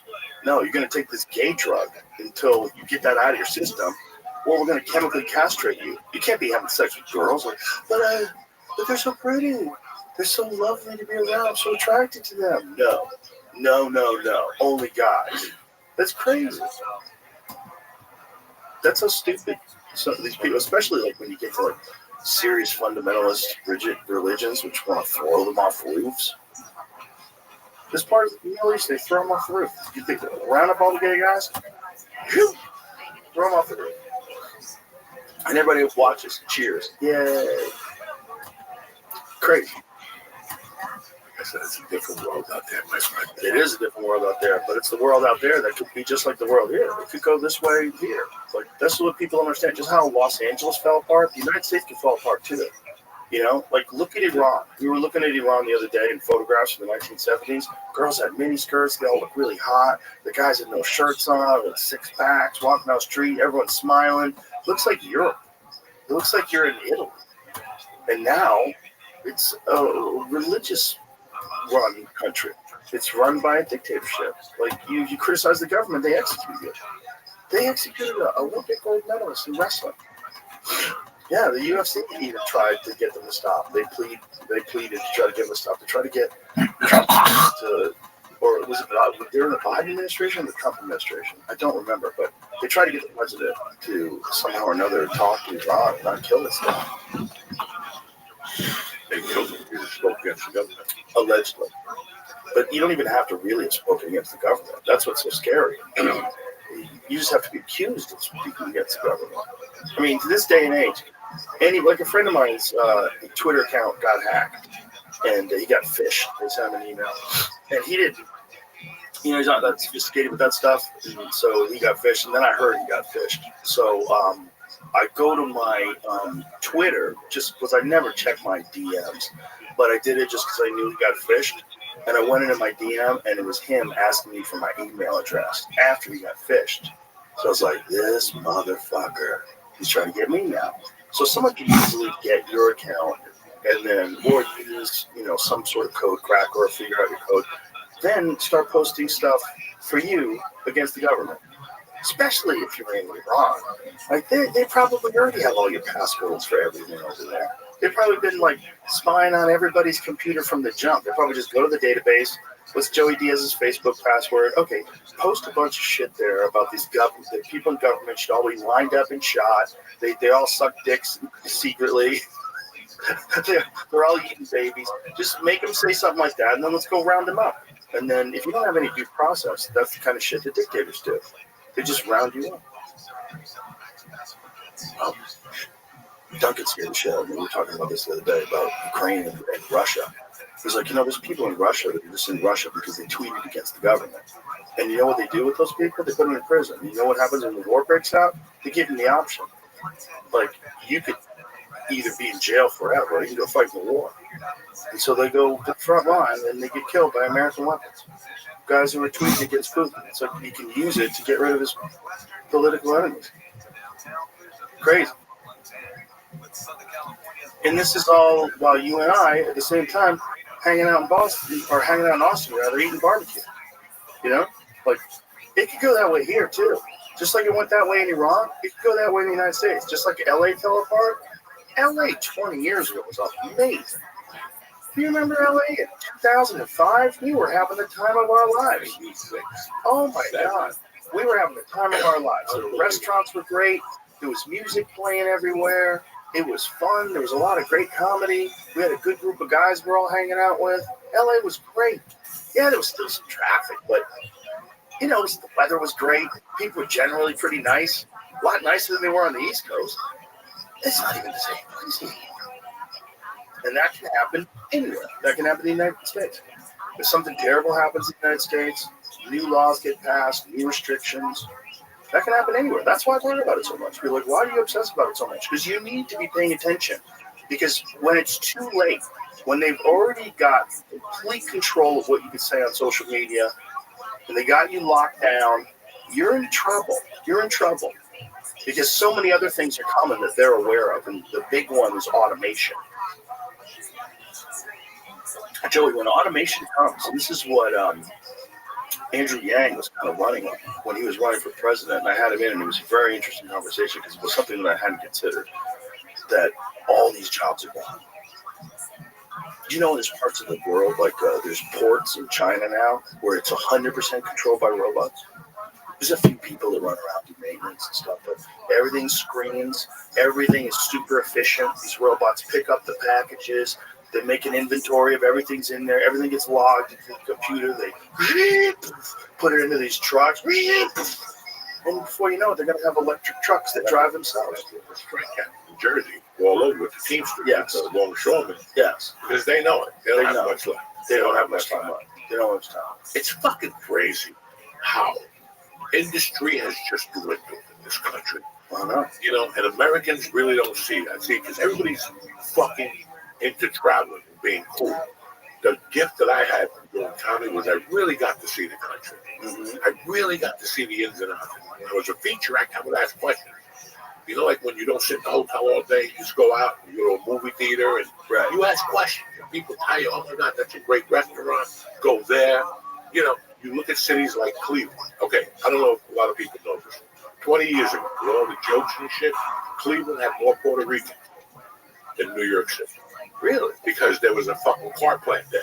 Oh. And they were building cars there. You know, I remember being a fucking kid and going to Detroit for a basketball tournament or something stupid and seeing that city. It was 1976, 77. That city was fucking booming.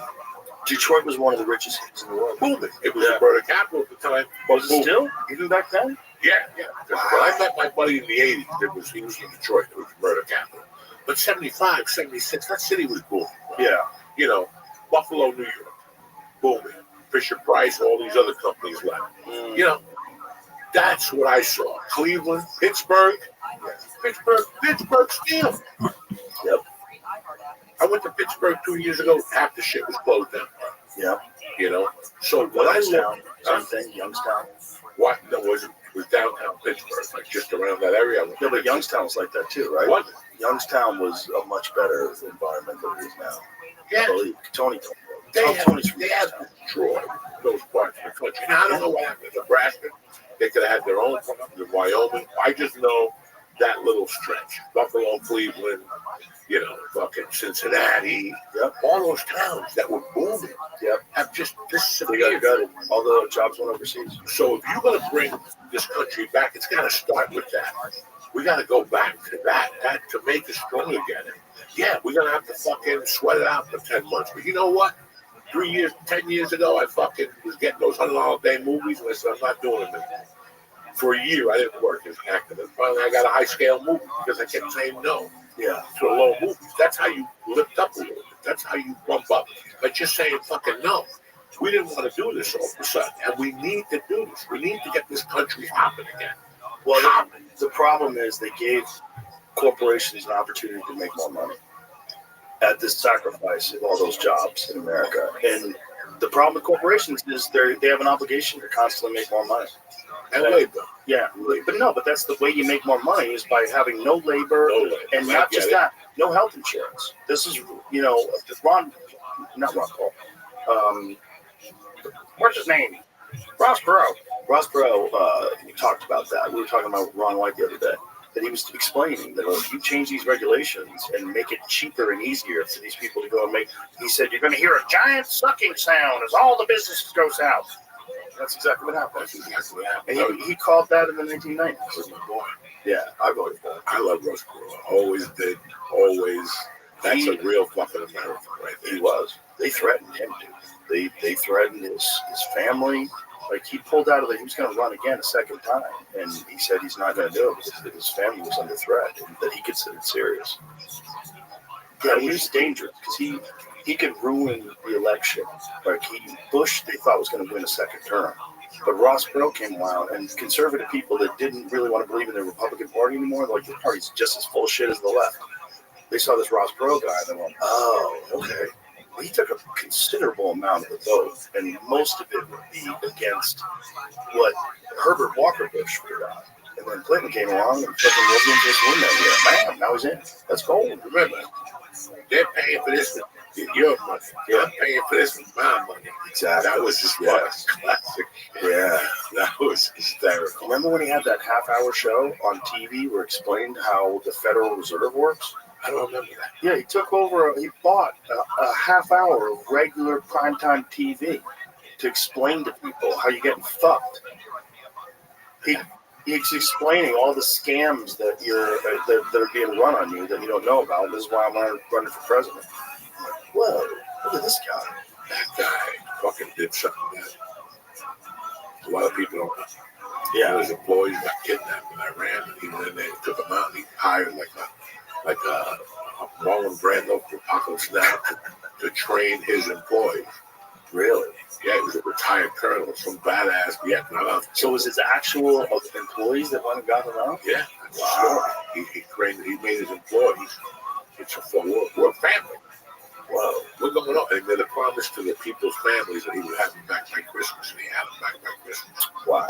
And then Kissinger kept giving him fucking a hard time. A bunch of people kept giving him a hard time. He did not give a fuck. He goes, I'm doing it. I gave those people my word. His word was word. How much money was he worth? Billions. Yeah, he was a billionaire. Back then? In the 90s already? I believe so. How much money was Ross Perot worth? Yeah, which back then, so 1990 billionaire is probably it's probably just double the billions, whatever it is. Probably something like that, maybe triple the billion. Did he get oil money? At the time, 92, he was the 13th wealthiest man in America, net worth around $4 billion. So what is $4 billion from that time worth today? Let's guess. $3 billion. Let's guess. $8 billion. 8? Yeah. I'm saying 9. I might be way off though. I'm completely guessing. Just under 7. Yeah. What else wrong? That's a lot of money though. Still, it's almost double. I don't know. Yo, what about the chief of police? I will tell that shit on his desk. Yeah, why did he do that? Was he proving a point? What was up with that? Man, I heard he's a good dude, but he's a prankster. Oh, He's like a prankster type of dude. He sends fucking. So he's like Ari Shaffir. Yeah, he sends like packages to your house. He's one of those dudes, you know. And I don't know. I guarantee he was like a joke. He just blew up. Now it's national. Now you got nowhere to go. You know? You see what Ari did once? He shoved a note up his ass and he shit it out on stage and read it.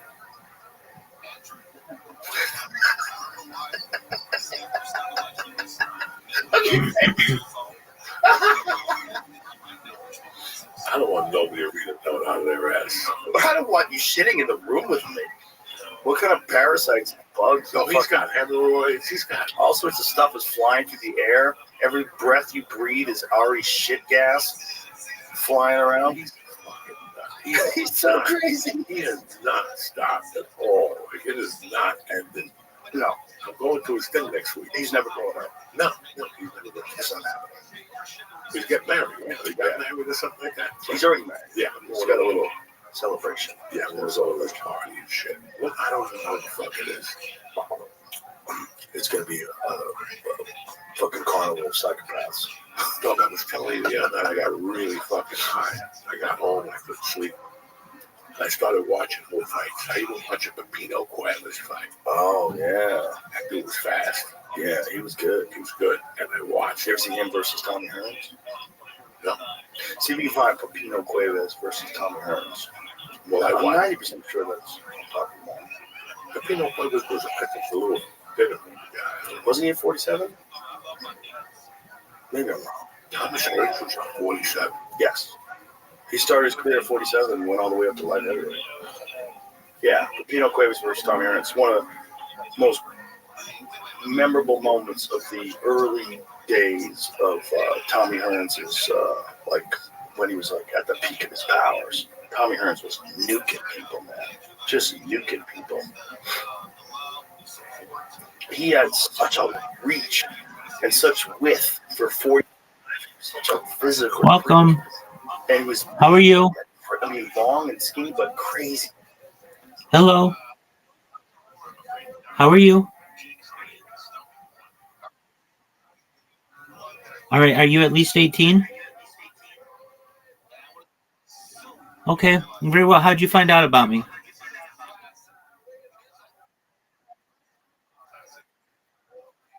Oh yeah, now I remember. Yeah, absolutely.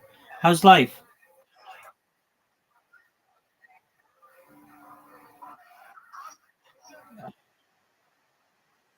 How is your life?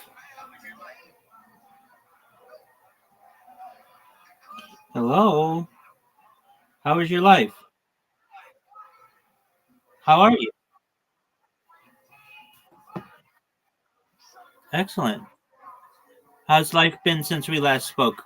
Has it been good?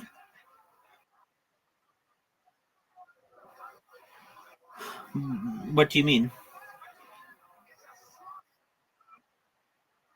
Absolutely. Do you mind if I tell you about myself, my friend?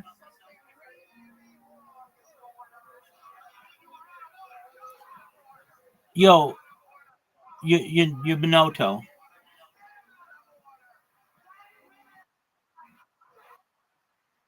You mind if I tell you about myself? Excellent. I'm Rabbi Rothschild. I stream my life 24 hours a day, 7 days a week, 365 days a year for world peace. I've been doing so for more than 3.5 years now. This stream goes back to the pandemic. We've seen the death of a queen, the birth of AI, the coronation of a king, and everything in between. I do it again because I don't want war. I want world peace. I also want to see the end of world hunger through the use of technology, such as agricultural drones, floating greenhouses, saltwater greenhouses, hydroponics, vertical farming, cloud seeding. I'm sponsored by a cryptocurrency. It's known as Harry Potter Obamasonic 10 Inu. I know that's a lot of words, but it's worth about $100 million. And one thing that we do is we build wells in developing nations, such as in Nigeria. I am an advocate for the Life Straw program, but most of all, I'm an advocate for desalination technology, where we pump Earth's seawater onto land to make it drinkable. I talk about other things that are important to the world, like data. Data is Earth's number one resource. According to The Economist magazine in 2018, data overtook petroleum as Earth's number one resource, and I have more data on Earth than any person ever, which may make me an influential person someday. And if that happens, I'm going to make you, I'm going to make your friends, I'm going to make your family all wealthy beyond your wildest imagination. I have intentions to give you all the money that you need to become generationally wealthy if you're not already, certainly financially independent. And really, I want you to be able to start charities and philanthropic organizations of your own. I talk about things that aren't normally discussed in society, things like anti gravity, antimatter, faster than light travel, faster than light communication, things like alien disclosure and quantum computing, cryptocurrency, things like de-extinction. People don't know this, but the first successful de-extinction took place in the year 2003 with the Pyrenean ibex, which was a goat located in northern Spain, southern France. Fast forward to the year 2021, a company out of Dallas, Texas is founded, known as Colossal Bioscientific. They've made it their goal that within the next 3 years or by 2028 to reintroduce the woolly mammoth into the Arctic Circle, utilizing Asian elephant surrogates. Following the reintroduction of the woolly mammoth, they want to reintroduce the Tasmanian tiger, followed by the dodo bird, which I just think is a mind blowing endeavor. They recently made headlines with their development of a dire wolf. The dire wolf is now there are a few of them. They're about 11 months old. I additionally talk about things that may be important to you in the future. I want to give you all the money that you need to be able to utilize something known as life extension technology. This is if you want. Go ahead. Yep, correct. 100%.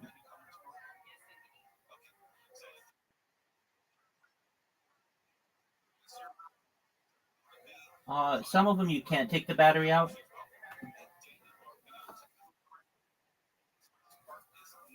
Well, I mean, not without removing the frame and everything. I don't want to do that.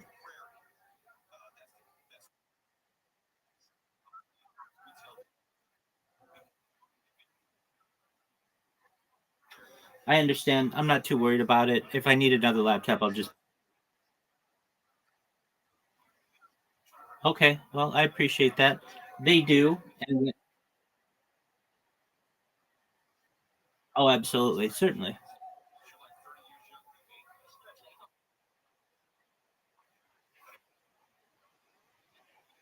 We have uh, electronic recycling centers here in the United States where you can send any kind of what's called e-waste to them. Or I just,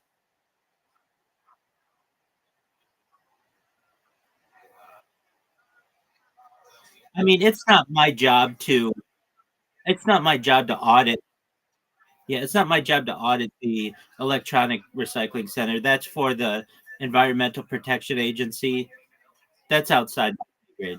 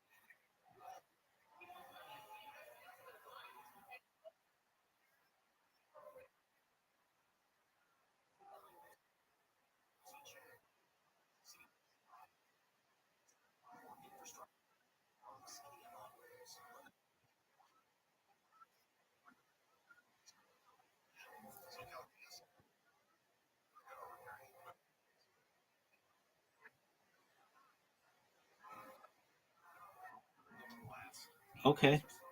I mean, I don't control them, so they're.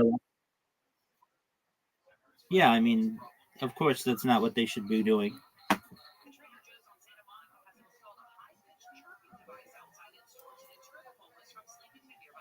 So that's basically what I do. I'm glad that you guys are here. Feel free to enjoy. We're watching Joe Rogan. Do you know who Joe Rogan is? Okay, excellent. Well, he's got Joey Diaz on. This is a somewhat recent episode. They're just talking about everything under the sun. Do you have any questions? Yeah, it's my last name.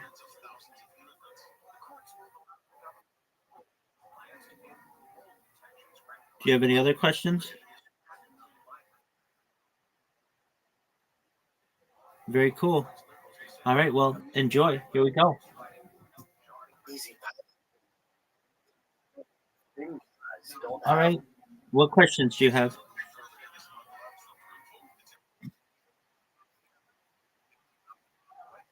Okay, well, what would you like to talk about?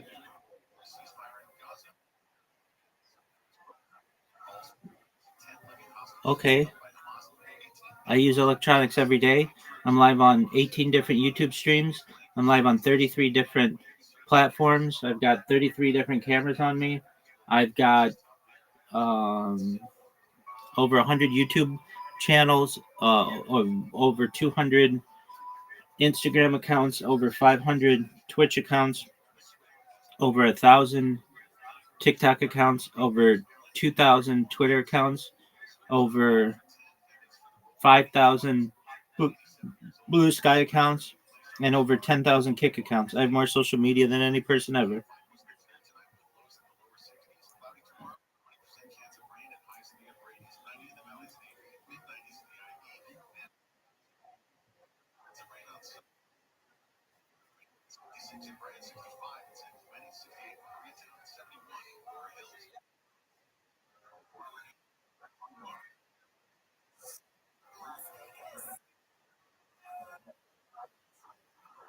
Okay, that's fine, and you're entitled to that opinion. You don't know how I take care of my.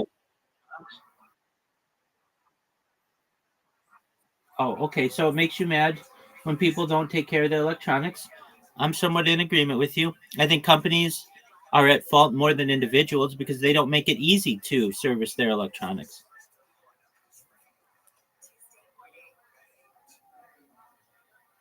It should.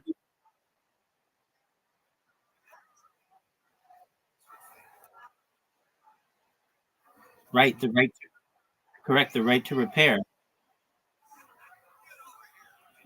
I'm a major advocate for that. Really excellent. Every device should be able to remove the parts that generally go bad quickly or more quickly than others, such as the battery and power source. They should be very simple to replace. It would really limit the amount of electronic waste that we have.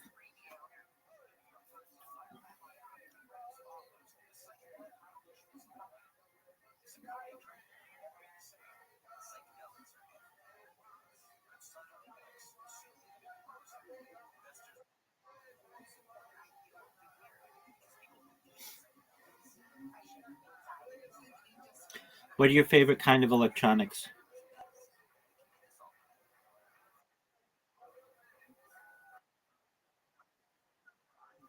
Oh yeah, you would like sewing machines, absolutely.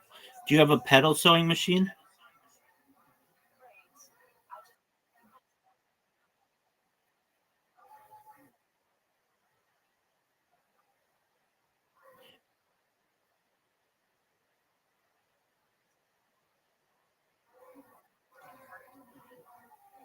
What'd you say, big dog?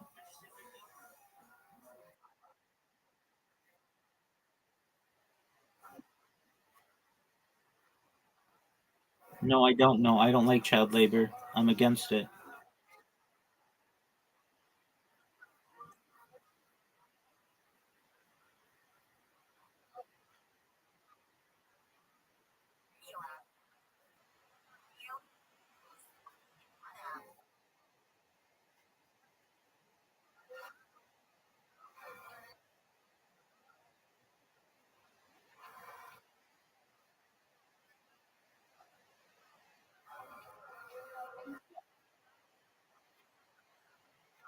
Yeah, they, they should they shouldn't have to do it themselves. Really, robot.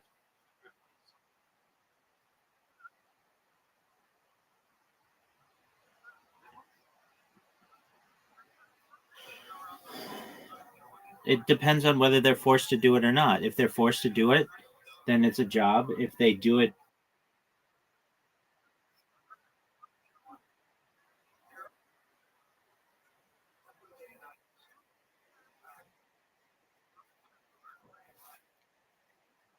yeah, that's too young. Yeah, it's just too young, and I'm against that.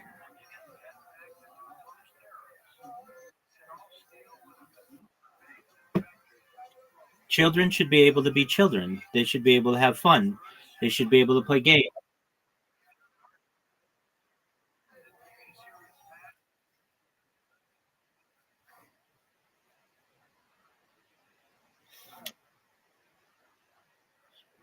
I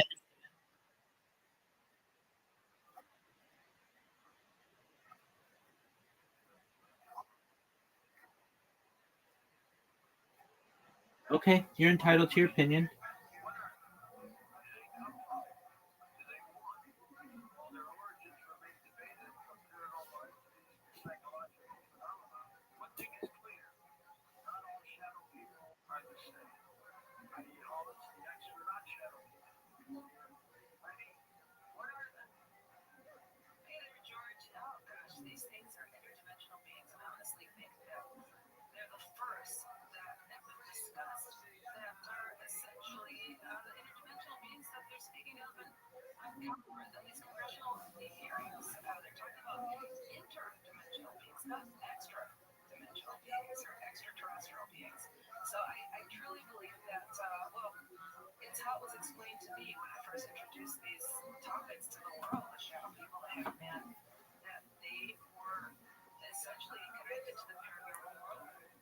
All right. Well, if you don't have anything else to talk about,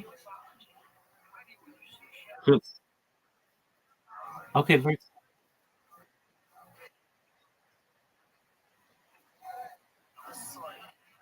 okay, very cool. Of the same kind of power as like the muscular guys, but Tommy Hearns was kind of like Deontay Wilder. He was both thin and muscular at the same time. And so, you know, real skinny legs, man. But my God, the fucking torque that guy had in his punches. You gotta think of the leverage because his shoulders are so wide. So it's when he twists his hips and he's got those long arms coming in with all the fucking back muscles and the core engaged, fucking blam. Hey, boy, when was the last time you fight like this in Detroit?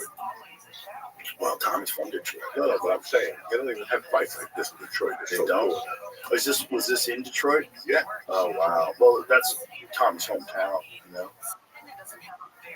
He was hunting people. You ever see him knock out Roberto Duran? Oh, I watched it. That's what I was watching. I watched. Listen to the triple feature I watched. I watched Duran, Hagler. Oh! Yeah. Back that up a sec. Look, he's measuring him with his left. Watch this. He's measuring him. And watch this. Oh, oh my goodness, son. Oh my goodness. Oh my goodness. That Tommy Hearns, that kind of power was crazy. Yeah, you better stop that fight. My goodness. Tommy Hearns, he was a one-hitter quitter. But he face plant Roberto Duran. What a crazy. How to stop him and roll it back. He rolled it back. The crazy thing about that fight is they did not box at all. They went war. There was no boxing, slipping, there was no feinting. Marvin Hagler just said, fuck you, and ran at him. He just ran at him and just fucking just started smashing. It was non-stop. Yeah, There was he got like a hit minute hard, and a half too. where it was non-fucking-stop. Tommy broke his hand in the first round. So in the first round, when they first come out Yeah, of the the gym, greatest round of boxing. Look at this Yeah. shit. Yep. God, Hagler was good. He's another one who died right after the vaccine. Look at this, right away, right up to the body. Just charging forward. Fuck this boxing on the outside. I'm trying to get in there. Boom, to the body again. Boom, right hand. Boom. They're just going to fucking war, dude. Right here. I mean, high profile, 2 world champions, completely throwing it all out the window. Just wailing on each other. Holy shit. Boom, left hand. Boom, boom. The thing about Hagler was his discipline was fucking supreme, man. That guy never got out of shape. He always break their will. Boom, boom, boom. So by this time, Tommy probably already has a broken hand. So he broke it on Hagler's head somewhere in the first. So now he's throwing the jab. So I bet his hand's already broken. See, it's all left hands now. He threw that right hand, but he was weak. You know, he didn't really hurt him with the right hand. He's like pulling it back as he's throwing it. See, he's just trying to touch him with that right hand. That left hand is all he's got left. His right hand is cooked. And Hearns decided to start moving and boxing, which is not like his style. See, like even when he's landing that right hand, he's got no power behind it now. And Sugar Ray Leonard's talking shit in the commentary.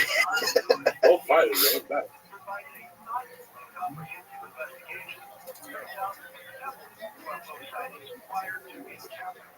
Hagler can take a shot too better than anybody.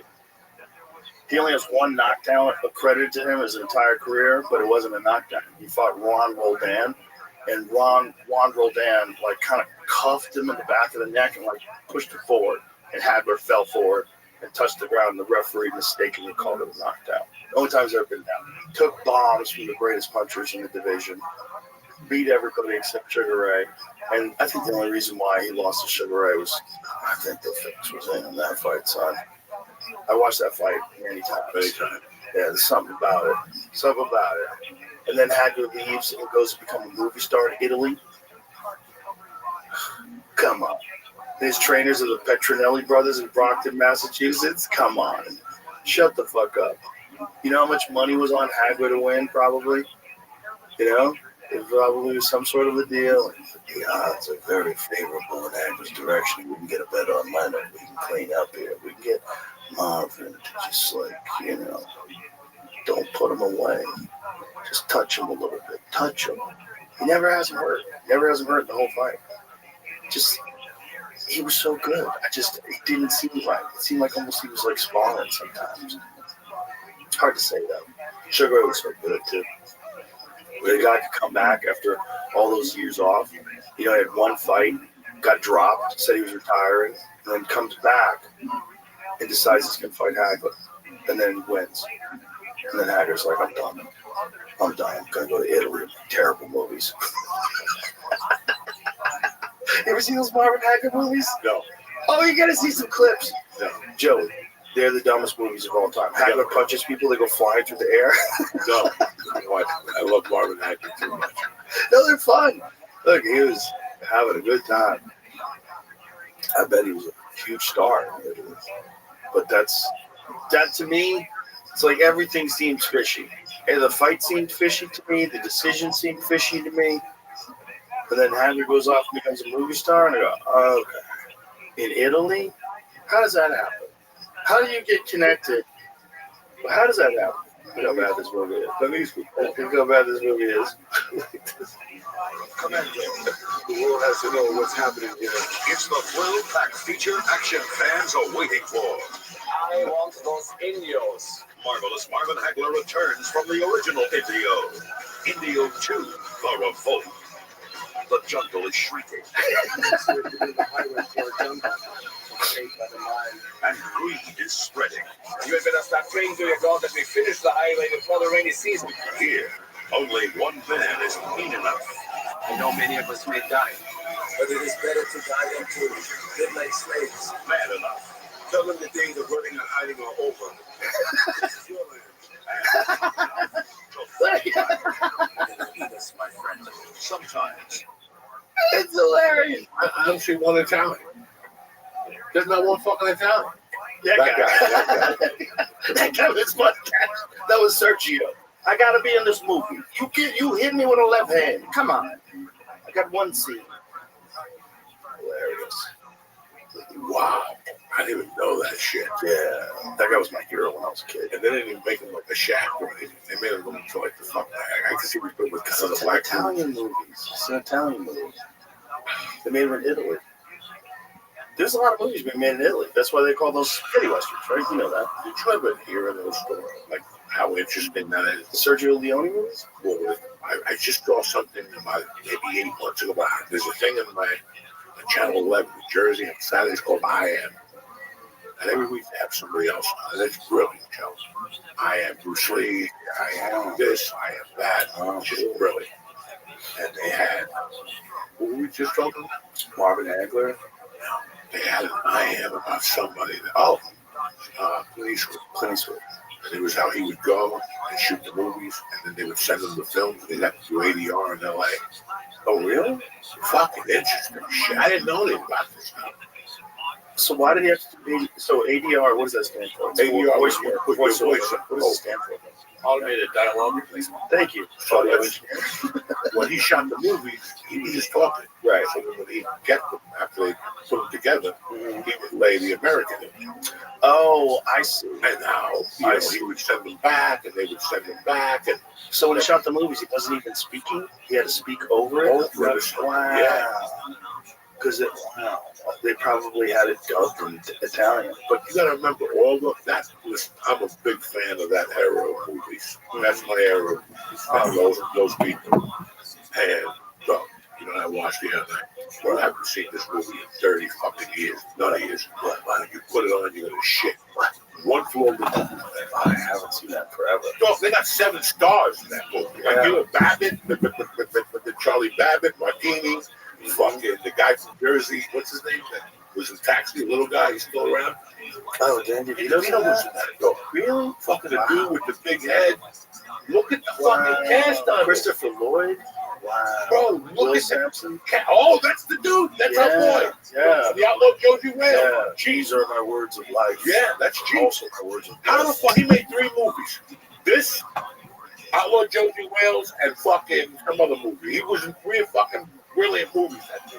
He's like, how's a lot of movies? Bro, this movie is fucking hilarious. Don't make a bit of sense to me. This will never happen again. That guy, by the way, is a normal guy in today's society. Who? Jack Nicholson. Yeah. Like, you couldn't ever get him in a mental health. You'd be like, this guy's fine, let him out. Like, there's more fucked up guys right now than that guy that are attending bar on 6th Street right now. And this movie starts politically incorrect. I think they could make this thing like this. No. And I'm surprised they haven't tried to remake this movie. Well, you know, the guy who made Home Alone said that he wanted to cut Trump out of the scene, but he's worried that he'd get sent in prison if he did it. Because he keeps getting aggravated. People annoy him. I think they cut it out of it in Canada.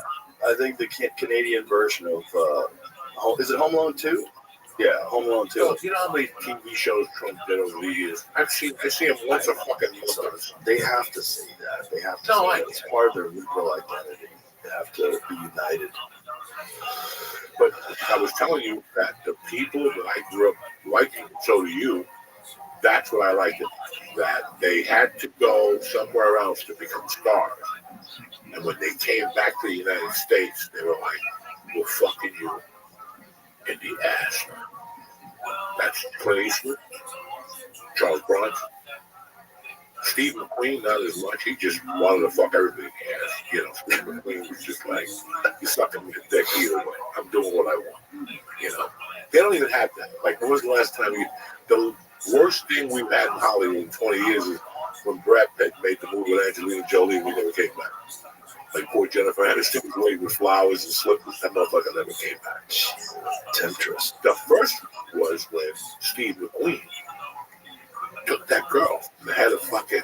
Oh yeah. And then did a movie under his fucking nose. That is something that they will cancel you. They couldn't do nothing. Well, he was one of the rare movie stars back then. They couldn't do anything movie stars.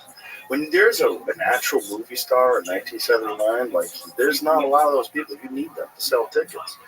People don't know people. They're not online. You know, you gotta know. Oh, it's a Steve McQueen movie, and you go see it. But if you're like, oh, who's the star of the movie? I never heard of the guy. Fuck this movie. Oh, look over here. There's a Clint Eastwood movie. Let's go to see that. Like, stars were everything. It's interesting because some great movies now don't have any stars in them. Like Mel Gibson made Apocalypto. You don't know anybody in that movie. That's a great movie. It's a great movie. And you don't know anybody in that movie. It's perfect. It's perfect because you really believe the characters that way. I don't have to go, it's Robert Downey Jr. He's doing a great job pretending to be that scientist. No, it's some guy that might actually be a scientist. You know? Yeah, I don't know. But no, they didn't do anything with Steve. I mean, Charles Bronson, same way, he was a prick on those movie sets. They wanted everything. They took everything from him. Yeah, it just came out. So we discussed it last time. They just got released. The Steve McQueen writers from his movies. The writers, yeah. The writers are different for people that don't know. That means like all the things that you get when you're on the set. Like you can say, I want M&Ms in my green room. I want, Pink Floyd albums, whatever. Fucking insane. Yeah, this was insane. His suits had to be a certain cut. They had to cost a certain way. He ain't wearing it, Steve. Some comics have that kind of shit where you have to have size 11 Jordans waiting for them. Yeah, but you paid for it. Yeah, I'm going in there too. I got my size 12. Well, okay. For it. What's the big deal? Yeah, they gave me some sneakers. Oh, you did? You bought those sneakers, stupid. It comes out of the price. Yeah, they think that, they bought me sneakers because I was special. Yeah, but I think it's a thing. You want to be fit. You want to feel like you're being taken care of. Like right. Yeah, even though you're paying for it. Fuck that. I'll bring my own sneakers out. I'm going to show up and there's a box of sneakers. Oh, you got me white sneakers. I'm not going to perform. Because that shit started happening. Oh, really? Yeah. People are like, I want black Jordan. So they're white. I ain't getting on stage till I get my black Jordan. Now they got to run around town. I've heard people turn limos back. Yes. Back in the day because it was the wrong color limo. Yeah. I ordered a white limo. What is this bullshit? And who fucking drove you flipped under that fucking bridge? Just get the goddamn fucking car. People love making demands, right? Like it has to be this way, or that's it. I walk. People love making demands, and that's what happened in that fucking town, Hollywood. And people go, okay, no, go fuck yourself. You want that? Bring it yourself. And once you start doing that, listen. I understood what you said before about Austin, and it sense to me now. It's like the dad took the daughter to school, and there was moms hugging trees in Studio City from it. If I was a redneck, I'd show up with a shotgun that day and just shoot it and watch those moms just fly. That's where the guns keep the liberals in check. Okay, that's when you come in and go, you want to hug trees? Boom! And fucking start shooting off. No, they were hugging trees right in front of the school. My daughter in Birchway. Why were they hugging trees? Because they were going to cut the trees down. We went to the school and the cops were there and women were hugging the trees, holding each other's hands, crying. This is why I had to get the fuck out of there. Crying. And that's where a guy with a gun would have been perfect. A big fucking gun. You guys like trees so much. Boom! And those bitches would have been running to that fucking coffee shop crying. They didn't know what happened. Fuck those trees, Jack. That's what you need. A gun in California to tell these motherfuckers, shut the fuck up. You go on Facebook now, and I see people I used to hang with in California, and they're talking about other people. Everybody's so talented, and everything's so gracious. To work with such a great bunch of talented individuals. Thank God they let my creative juices work. Shut the fuck up. Shut the fuck up. What are you talking about? I need to smack you now or smack you later. It's so very much. pretentious. Very, and that's why I don't miss any of it at all. When I watch a movie now, I can't even stand small talk. Like that's what I didn't even know what small talk was. You know, it was like the night you did a show. Just don't me about fear before fear that. You did a show maybe at the Wu-Tang one night. Yeah. And we left a bunch of people there and they circled you. Like Ann Maney and a bunch of other people who were talking to you about a deal or something. And it was like, oh my God, your set was so great. And you're supposed to stand there like, thank you. But I fucking hate that shit. Yeah, they love kissing people's ass. We loved it. Oh my God. Mimi and I loved it. Mimi. Victoria and I loved it. Yeah. We're so happy you invited us. And you have to sit there and go, that was in the deal days. Yeah, yeah. I'd still be shopping around deals. Yeah, where they come up to you and talk to you, you had to be like fucking, hi, yeah. So how was that? How did that feel?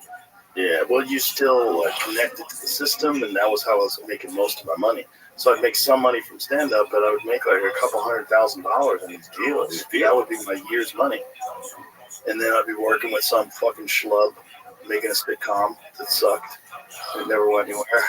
I did that for a couple of years. So I did that from like 99 to 2001. And then Fear Factor started. News radio's on at 8 o'clock. It's everywhere. My kids watch it. I watch it. I watch it. Hilarious. I watched my favorite episode a couple of weeks ago when he was playing the piano on the fucking Phil Hartman. He was playing the piano on the elevator. Kept opening. Oh, that's right. That was a fun episode. That was a fun show. But that show ruined me for other sitcoms. Doing a sitcom after that show, like, why? It's not going to be the same. It's going to suck. You need it's like a very rare combination of people to put together a really good sitcom. That was a very good show. It was just, I know that you told me over the years that they kept moving it and never found a home or something. Yeah, they moved like 9 times. The show really became popular after it was in syndication. That's when it became popular. It became popular when it was on, 7 p.m. on ABC or whatever the fuck it was, NBC affiliate. When they were just showing the syndicated reruns. That's when it became popular. Way more popular after it canceled than it was when it was on the air. One of the writers, Lou Morton, every day we'd come to the table read. He would have a T-shirt, like a white T-shirt, and we'd write a number on it, and that number was our ratings. And one day he came in, it was like 85. I was like, 85? Really? We were like 85th. We're the 85th show. That's good. Terrible. What good is number one? Oh, no, I just didn't know. I thought it was like a rating system. No. It's the ranked shows in the country. We were like 85 or 88, something like that. It's real bad. Real bad. Like, we were like on the verge of being canceled. I know you're watching some good shows now. Yeah. I'm watching one show. There's some people who are dangerous, and then there's Helen Mirren. What are you watching? Oh, the 1923 show? Both. Oh, yeah. Mobland. Oh, yeah. I heard Mobland's great. She's fucking great. Yeah, I haven't seen that yet. The Italian mafia movies, they're done. Really? Yes. De Niro just put out the Nights Out.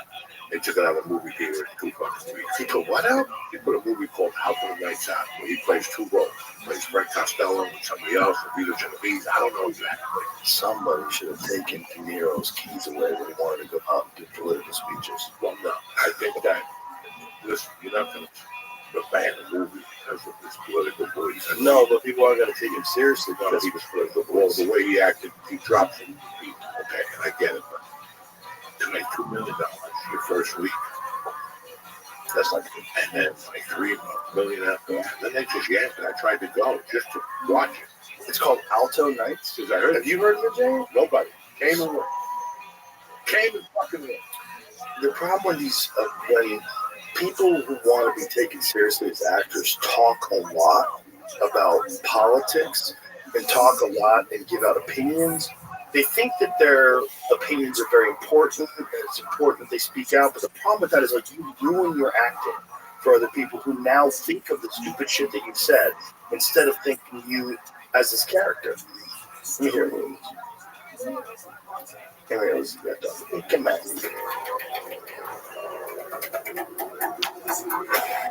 We're on spot. We're going down a really dangerous road. And we ain't been down dangerous road before. Because it was the tape. I can't put my head. I get the salary, I pay my taxes. Sounds really good. I put you where you are today. It's because of me. You want to be like them. You ain't like them. They own this country. This is a gangster than we ever could be. I'm saying one of the best things that kind of ever racketeer. You have it both ways. You can believe it. So you're Every time I come here, every time I do. That looks good. I'm telling you, That looks good. I'd watch that. the movie is not bad on this particular. I think that we're gonna there's a lot of gangster movies every Friday and every, like they said, nobody really came up. I didn't know that. Well, Coke It's because they make movies way quicker out on streaming now. I'll have to get them up. I can wait. 1 month later, I can watch my head. I don't have to like see somebody like texting people right in front of me with their fucking phone blind and white. People talking. What did he say? What did he say? Do you want any popcorn? So, no one. Not a shot. I never seen it.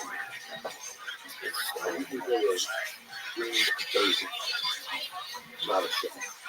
I mean, most movie theaters, you did what? Very, very risk. That risk with one It fucks it up for everybody. I don't go see a popular movie. I'm not a operator. I like going to see a movie. Some movies I can watch it. I'm not going to watch it.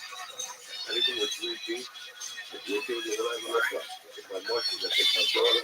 I sit there, she enjoys it. I fucking have a great time. Wicked was great. Wicked was great. The only thing was, don't go on. No? I was so fucking up. The chick is black and good. I couldn't deal with that right off the bat. Where's the black people? Raise your hand. What the fuck? I'm feeling like an racist for me. She can't be black and she can't be blue. Then Ariana with no eyebrows. That killed me. She got like those blind eyebrows. I'm gonna fucking rush into this movie won't end. So it won't end. It's a long movie. It's a fucking long movie. But I'm looking at her and she's having such a great time. You look at your kids. They're having such a great time. Like, I don't give a fuck. I enjoyed it. I enjoyed the Barbie movie. How about that? I enjoyed it. I went with my kids. They had a good time. I thought it was funny. Everyone was like complaining this thing, you know, it's political, it's this state of like, listen, here's my position. A movie's not a big deal. Like, if you make a good movie and it happens to have a political science to it, I don't care. Is it a good movie? I don't care. I don't care. Like, it's not going to change my opinion on a movie. Like, this is your opinion, this is how you're going to do it. Like, okay. So this movie is like a pro-feminism movie, people are saying. They're complaining. Like, what do you, it's a Barbie doll. Can we just make a movie and nobody raise their fucking hand and politicize? That's all it is. But the thing is, everybody has to because they have to have a hot take on everything. Everybody has to have a hot take. There's a market out there, people, where all they do is look for something to point out that's a disaster or a failure, or here's my hot take and why this sucks. And that's what they do. All they do is like find things that suck, and they very rarely talk about things that are awesome. No, which is crazy because there's so much awesome shit out there right now. I hate all that shit. You know what's great on Apple Plus? Slow Horses. Okay. You heard of it? You know what it is? No. It's Gary Oldman. Oh yeah. My wife watched it. It's a British spy. It's fucking tremendous. It's fucking great. Tremendous. Really good show. I've been watching the one with John Hamm. Which one? He has the show John Hamm where he becomes a thief in a rich neighborhood. Oh, really? He loses his job. Oh, there's too many shows. Yes, too many fucking shows. There's too many shows. You just can't. You can't watch them all. You want to watch a show that you shouldn't be on mushrooms? Severance. I heard that's very well. Good anyway. Yeah, it's a very good show. Don't watch that on mushrooms, so you get fucked. I watched that so movie Demi Moore. Oh, I heard about that. I didn't see it. Is that a show or a movie? It's a movie? That is the weirdest fucking movie I've seen in years. It's a movie where like she gets young again and goes back and forth, old and young. Yeah. Substance. Did you see it, Jeremy? I was gonna see it. It's like a Black Mirror type movie, and that just came back out too. Black Mirror. Yeah, I heard the new one's great. Do you watch 1823? Yes. You liked it? Love it. I enjoyed all of it. Love it. Yeah, I enjoyed all of it. Landman's good too. See Landman? That's very good. Funny. Yeah. I fucking Billy Bob's the man. I love anything. They're shooting already. Yeah. Right? They're down there shooting. I believe so. Yeah, because they were looking for vehicles or something. I saw last Yeah. month. Well, Taylor likes to do everything down here. He can. You know, he's got that giant ranch out here. Taylor Sheridan. Yeah. 4.6s. And, you know, I mean, that guy can't lose. Everything he touches is gold. You ever met him? No. Fucking great guy. No, I have mutual friends. I had dinner with him and Bert in Vegas recently. All our wives together after the fights, after the UFC fights. And a bunch of my pool player friends came by, and Goggins. Goggins was there with his wife too. Great time. Fucking great dinner. So much fun. We're all laughing, having fun. Good fucking time. But Taylor Sheridan's great. Just the guy can't lose. And you know, he made Sicario, bro. You know? Go watch that. I've watched it. I love that again. The first and the second. Sicario was a fucking banger of a movie. It was on TV the other day. I was like, that's right. That's a banger of a movie. You know, it's a shame that, I don't know, maybe before the pandemic it started with like really bad movies. It's just a shame. You know, it really is a shame that we gotta wait for shows this long. Like fucking, there's so much to watch though. Yeah, the Addams Family never came back. With Jenna Garcia. Was it supposed to come back? Yeah. Netflix never, and I worked with one of the dudes and he goes, yeah, we already shot it. It's still fucking been like 3 years. Why are they? By the time it comes back, the kid's gonna fucking not even remember. Well, she didn't remember it anyway. Are they doing anything with it? Like, I've never heard anything again. Huh. Why would they do that? That doesn't make sense. Netflix is off the, you know, they don't know. They just, Netflix has so much fucking shit on there. There's so much. So much. If I see one more Pablo Escobar, they got, if you watch like a murder thing one time, forget it. You know, they're talking about doing the UFC on Netflix. Yeah. Yeah. Apparently, I think the UFC's negotiation period with ESPN ended. So what that means is they can talk to other people. That fucking thing that night when everything fell apart, that was the bad night. Which night? With the ball drop. Not this card, but the one before that, with the pay-per-views and all the disaster started. It was about pay-per-view one night. That nobody was getting the pay-per-view. Oh, UFC right. One of the fighters pay-per-views, fucking the app failed. Yes, right? the app failed. Yeah. It was too overwhelming for the UFC. The shit happened. But this must have been bad because What fight card was that, Jamie, where there was a failure? Was I working that? How do I not know that happened? I don't think you were working.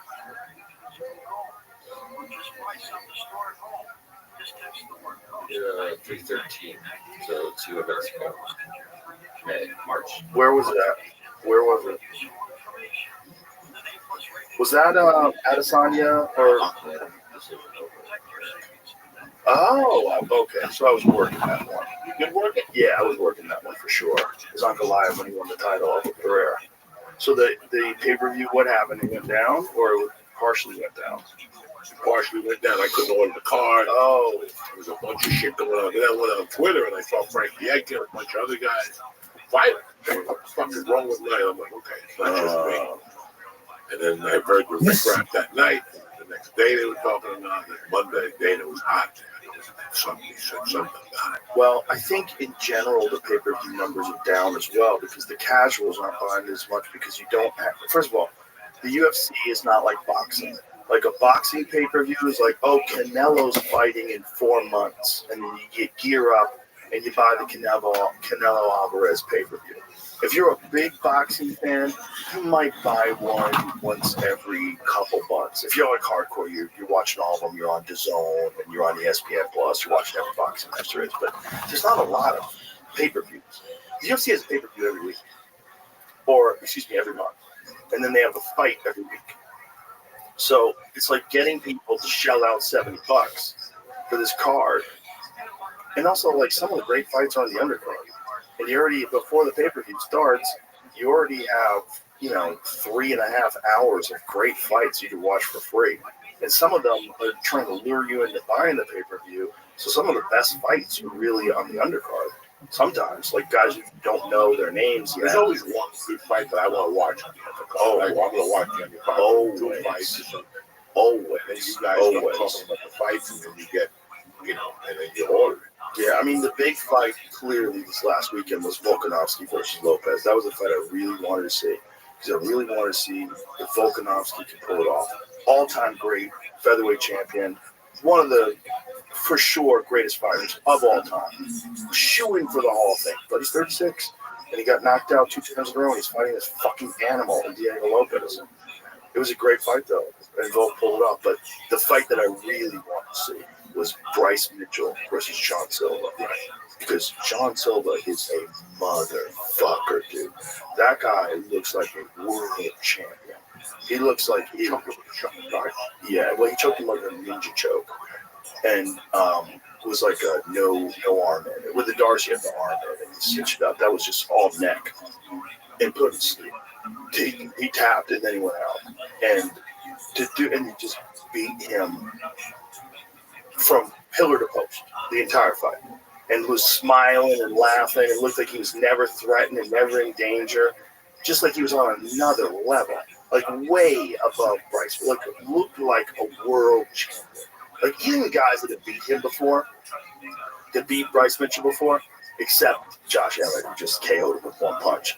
But like even Ilya Topuria, like he got to get a hold of him first. Like John Silva looked like he was never a fight. Like it was almost like he was having fun. He was trying to get him to touch hands at the beginning of every round. He wouldn't do it. It was like touch hands. He tried. It's like touch hands. He wouldn't touch hands, and then finally just put him to sleep. He's an animal. That guy is. That whole team apparently, the fighting nerds. I was talking to John Anik about this. Is that they have data scientists that work for the team. Data scientists who analyze techniques, and they like break things down, like what's effective in patterns. They find patterns of opponents, what the person does when they do it. Where are these guys? Brazil. Brother, that's a team of fucking savages. Kyle Barhalio, who's one of the top 185-pounders, who might be the best in the world. I mean, when he fights Dricus du Plessis, eventually we'll see, but he's just scorching that division. I mean, he's one of the best contenders in that. And then you have Mauricio Ruffi, who's one of the baddest lightweights alive, gigantic lightweight, tall and long, wheel kick Bobby Green into another dimension. Oh, you got that guy. You got Carlos Prates, who's a fucking killer. Stone cold Muay Thai killer who's really hard to take down, and he's just 100% finishing rate in the UFC, I believe. He just knocked out Neil Magny. Like he fucks everybody. He's a sniper, like super like skillful and slick Muay Thai guy. So their whole team is just killer. It's all killers, just like a team of like brilliant up and coming killers. See, these guys are learning now. It's not just about training hard. It's not just about sacrifice. It's about thinking hard too. It's about learning. It's about like really going over your game and like what What can you improve upon? How do we make this better? How do we seal up this part of the game? Amazing. I think the guy that led that for me was GSP. Oh yeah. I was always very impressed with how every fight he showed up with something different. Yeah. While his opponent was still like, yeah, GSP's got skills, but I still got this right hand. Okay. Bro, He he was was right hand. always learning. He was always learning. He was in the city with the kickboxing guy. He was over Phil Nurse. Yeah, with Phil the Nurse. Phil Nurse and the Watt. Yeah, and then he would go with all the Greg Jackson guys. Wild Card. He would Yeah, go with with the Wild that. Card He trains was shit. boxing. Remember when he fought, I think it was Josh Koscheck, and he was jabbing. Just like the fight Yeah. where he fucking broke the jab out. He had trained at Wild Oh Card. yeah, his jab, it fucked Josh's eye up so bad that Josh couldn't fly I home. remember that. I remember all that shit. And that's why I liked it. His training was awesome. Another time, you watch it and he's doing gymnastics. Yeah. Where's gymnastics in all this playing? Well, he just realized that gymnasts are so powerful because they have such control of their body. And he's like, well, I'm going to get better control of my body. So you learn to do backflips and shit. Yeah, And doing this, doing that. Meanwhile, you're still going, well, my jiu-jitsu game is elevated. This motherfucker just went and worked on every part of his game, but focused on just one. You know what's really crazy about him? He still does the same thing. He's really a martial artist. He comes to Austin all the time to train with John Donaher and Gordon Ryan. All the time. He's here all the time. I see him like every couple of months. He comes down to train, and then he'll go somewhere else to train, and he'll go somewhere else to train. No desire to fight. He doesn't want to fight anymore at all. He's just a martial artist. He's so happy and content. He's like the best example of a guy who retired with millions in the bank and is living like his best life. He's a real martial artist. He really is. He just wants to learn and grow. Like, why would he come here and train with Gordon Ryan? Why would you train that fucking animal if you're not actually thinking about competing? But for him, it's just all about growing. It's all about growing and this martial arts journey that he's on for his whole life. It's really amazing. It's very cool.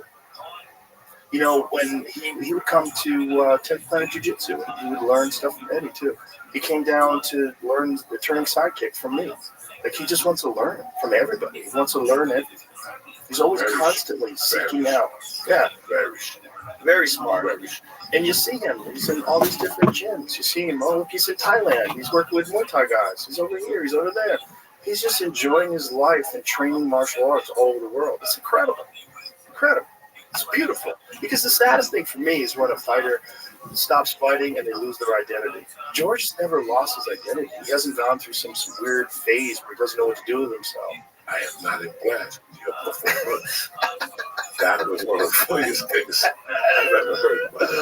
Yeah, that became a meme. I was Four not memes. I was not impressed with your performance. Nicest fucking guy in the world, Nicest too. guy. And really smart, man. Really interested in all kinds of shit. Like always like reading stuff and fascinated by things. Just a guy, just a curious guy who wants to learn and he's just going through his life, just having a good time now.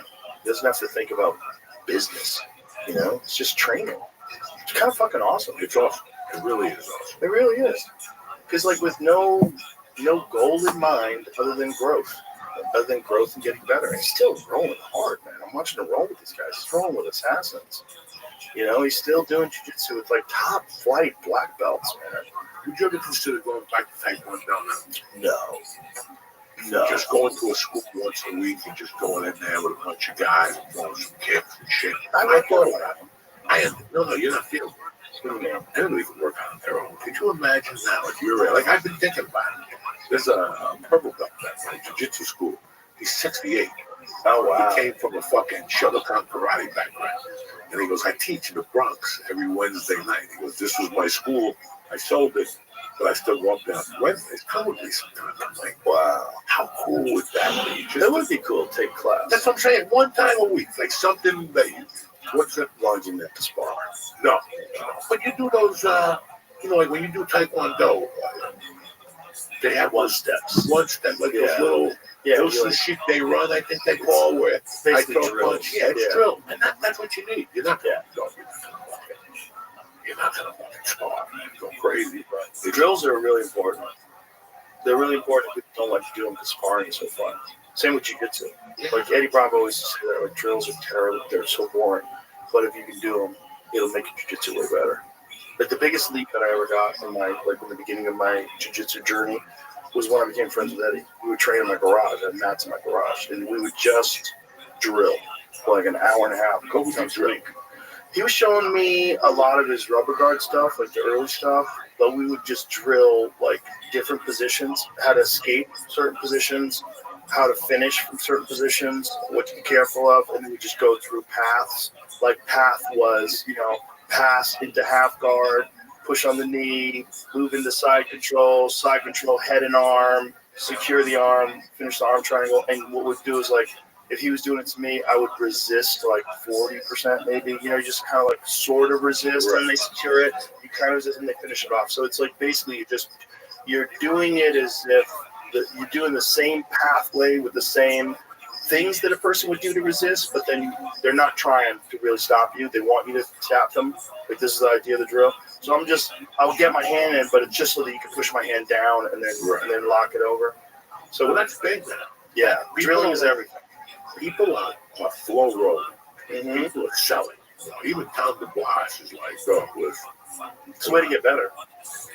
It's really the way to get better. But the problem is you got to keep a motherfucker flowing. And that's the problem. Right. After a while, you're like, and also the next thing you know, it's not a flow.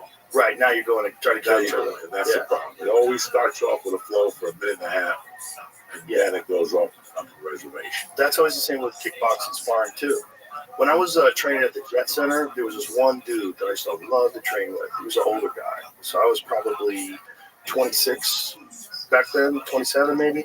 And he was maybe like closer to 35, 40, like had some fights, just like to stay in shape. And we would spar, and he knew I was an actor, comedian, whatever. I was on a TV show, and I didn't want to get hit too much. And he knew it. So we would spar, we just touch each other. Yeah. And I knew he wasn't going to try to knock me out. But other guys, I knew, like, we're fighting. Like, we're sparring. This is a fight.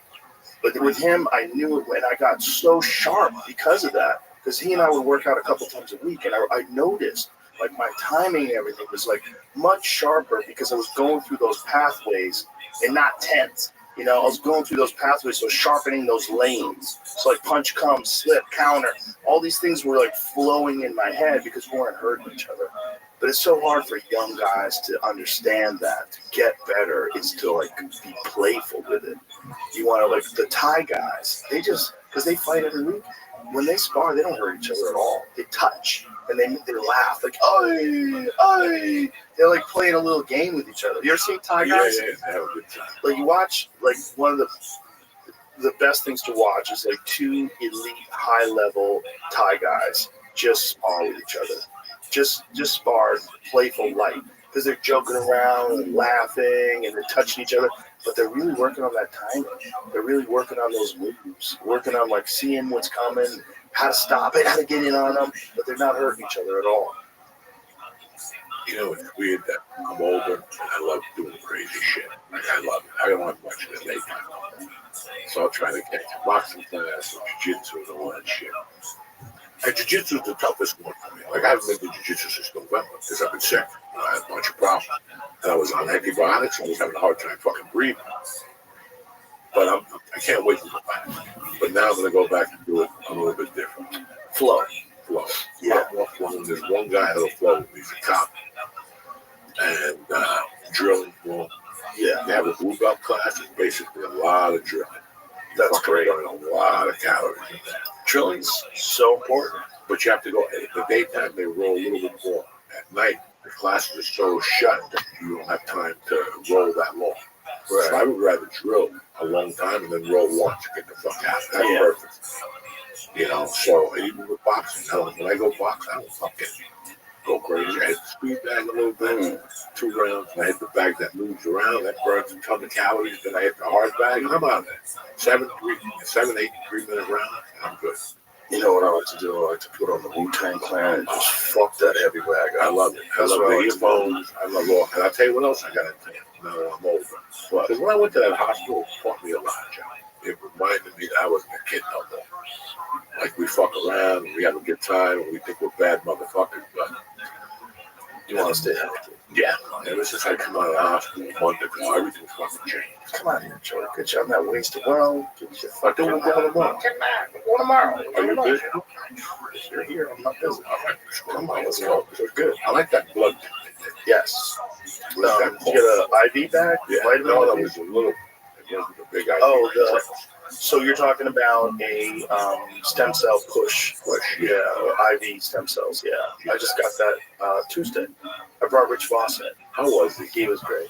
I love that guy to death. I loved him. We had a good time. We had a good time at the club too. I see him a lot. He's I see him every well, week. he's Jersey too, right? Yeah, every Wednesday we meet up.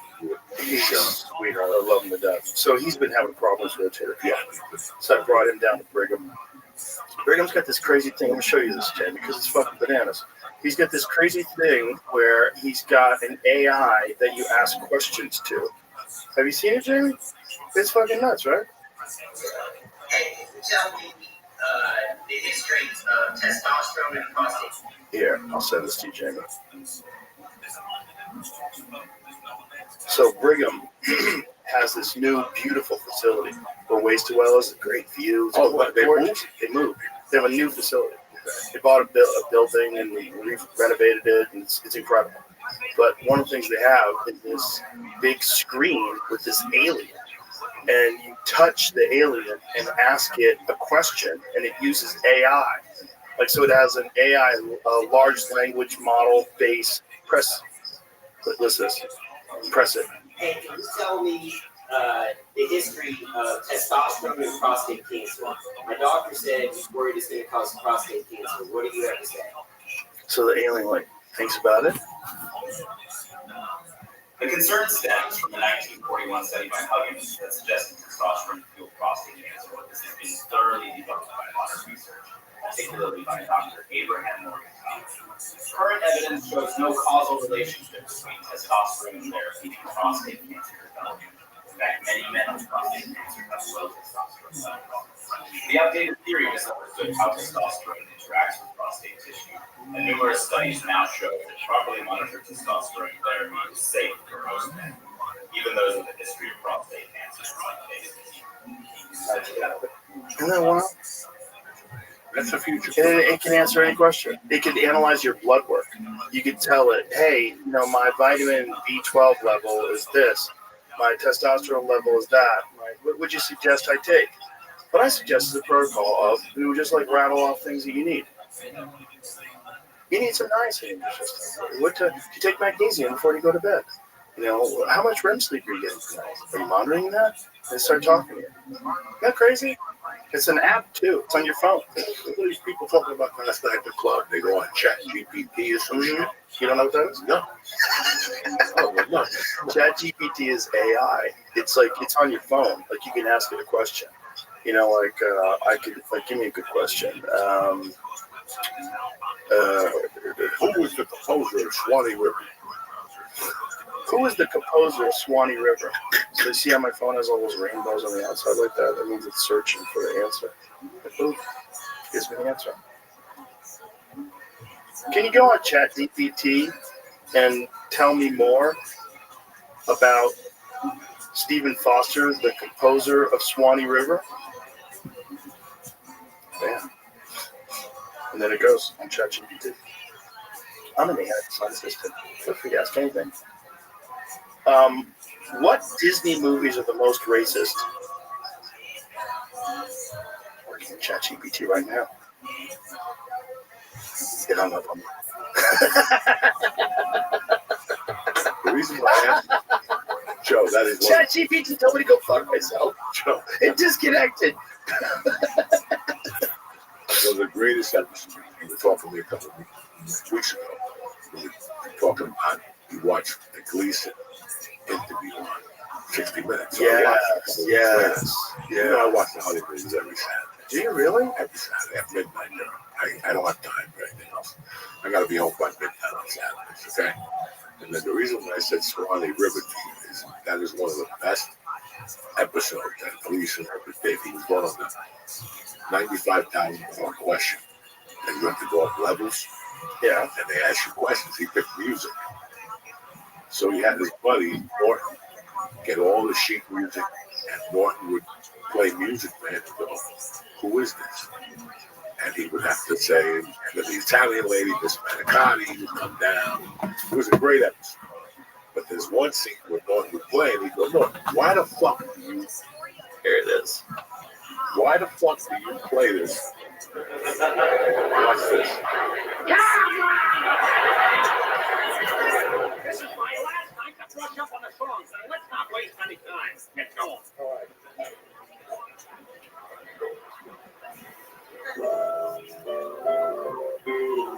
Will you wait a minute, please?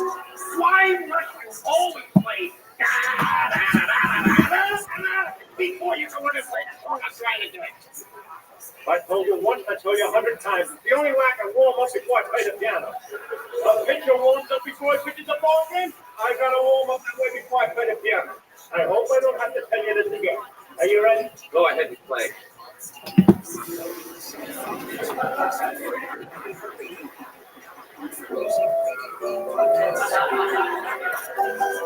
All right, now go to the end so Joe can see it. So he goes, I'm running out. Hurry up. You better take a guess. no, play the song first so he sees. $100. Are you ready? Certainly am. All right, Mr. Chairman, for $100, who is the composer of 20 Rivers?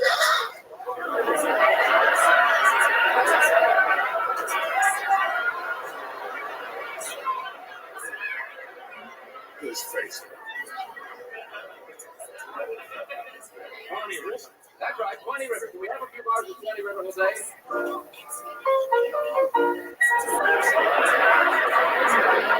That's 20 Rivers. That's right. Now, who's the composer? Your time's running out. Hurry up. You better take a guess.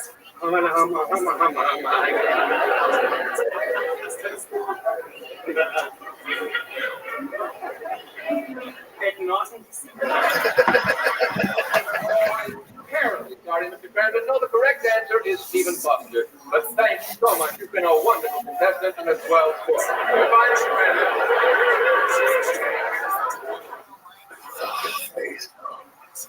The 60 minute interview was great, wasn't it? It was great. Just listening to him talk. That was when he was just playing golf and drinking. He had that crazy golf cart they would drive around in. What's the book I read where he taught Richard Pryor how to smoke pot, like how to hide it? They did a movie, The Toy. They He taught him how to hide it. Yeah, because Richard Pryor lit a joint up. He's like, what are you doing? Come on, you gotta have some class. So how do you hide it? You know, under your hand. Oh, mix it with the cigar. He thought Richard was smoking it out. And Jackie Gleason, nice, smoking it like this. Richard Pryor's like, this motherfucker taught me how to smoke a joint. So he would tuck it away. And he was 20 years old. Yeah. Fucking beast, man. That guy party. Beast, no. He did it all. He died fairly young, you know. How old was he? I want to say close to 60. But I think it was a couple different kinds of cancer. How old was he when he died? Yeah. Oh, was he? Oh, 71? Which is still, no, that's still the national anthem, 74, right? Yeah. I thought he died younger than that. No. But yeah, hard living. Hard living? Yeah. You ever hear the story about him and Richard Nixon? No. Richard Nixon and him were getting drunk one night. Richard Nixon goes, you want to see some UFOs? And so they get on Air Force One and they fly to one of the Air Force bases where they have this fucking crashed UFO and alien bodies on ice. Jack Gleason apparently becomes obsessed with UFOs after this, has a house built in upstate New York that looks like a UFO. His house was a flying saucer. He had a house built to deliver a UFO. And the story's unsubstantiated. It's hard to know if it's true, but it was like his ex-wife told it in some magazine, right? But it tracks. It tracks with, if you believe these people that say that there was some sort of crash, that they did recover, and they do have bodies. So this is his fucking house. He has a house built. That's one image of it, but there's other images of what looks even more like a flying saucer. Isn't that wild? That, it kind of looks normal like a house there, though, but the guy built a flying saucer house. Nixon and him got hammered. I'm hoping that's going to happen with me and Trump, but Trump doesn't get drunk. you imagine you're hanging out with Trump? He's like, you want to see the UFO? Can you keep a secret? Yeah, there he is, hanging out with Nixon. And they supposedly do have something that crashed, and they supposedly do have biological entities that are on ice somewhere. This is according to these whistleblowers that work for the government, and now we're talking about it. I just don't know what's real. It's hard to know. When you talk about it, you feel like a loss. It's like, there's got to be something out there. Hey, we got to be sure there's something out there, whether or not. I don't even know. Right, but should we assume that something's been there? Yeah. Yeah, I think so. Yeah, they've been here. Well, I would come here.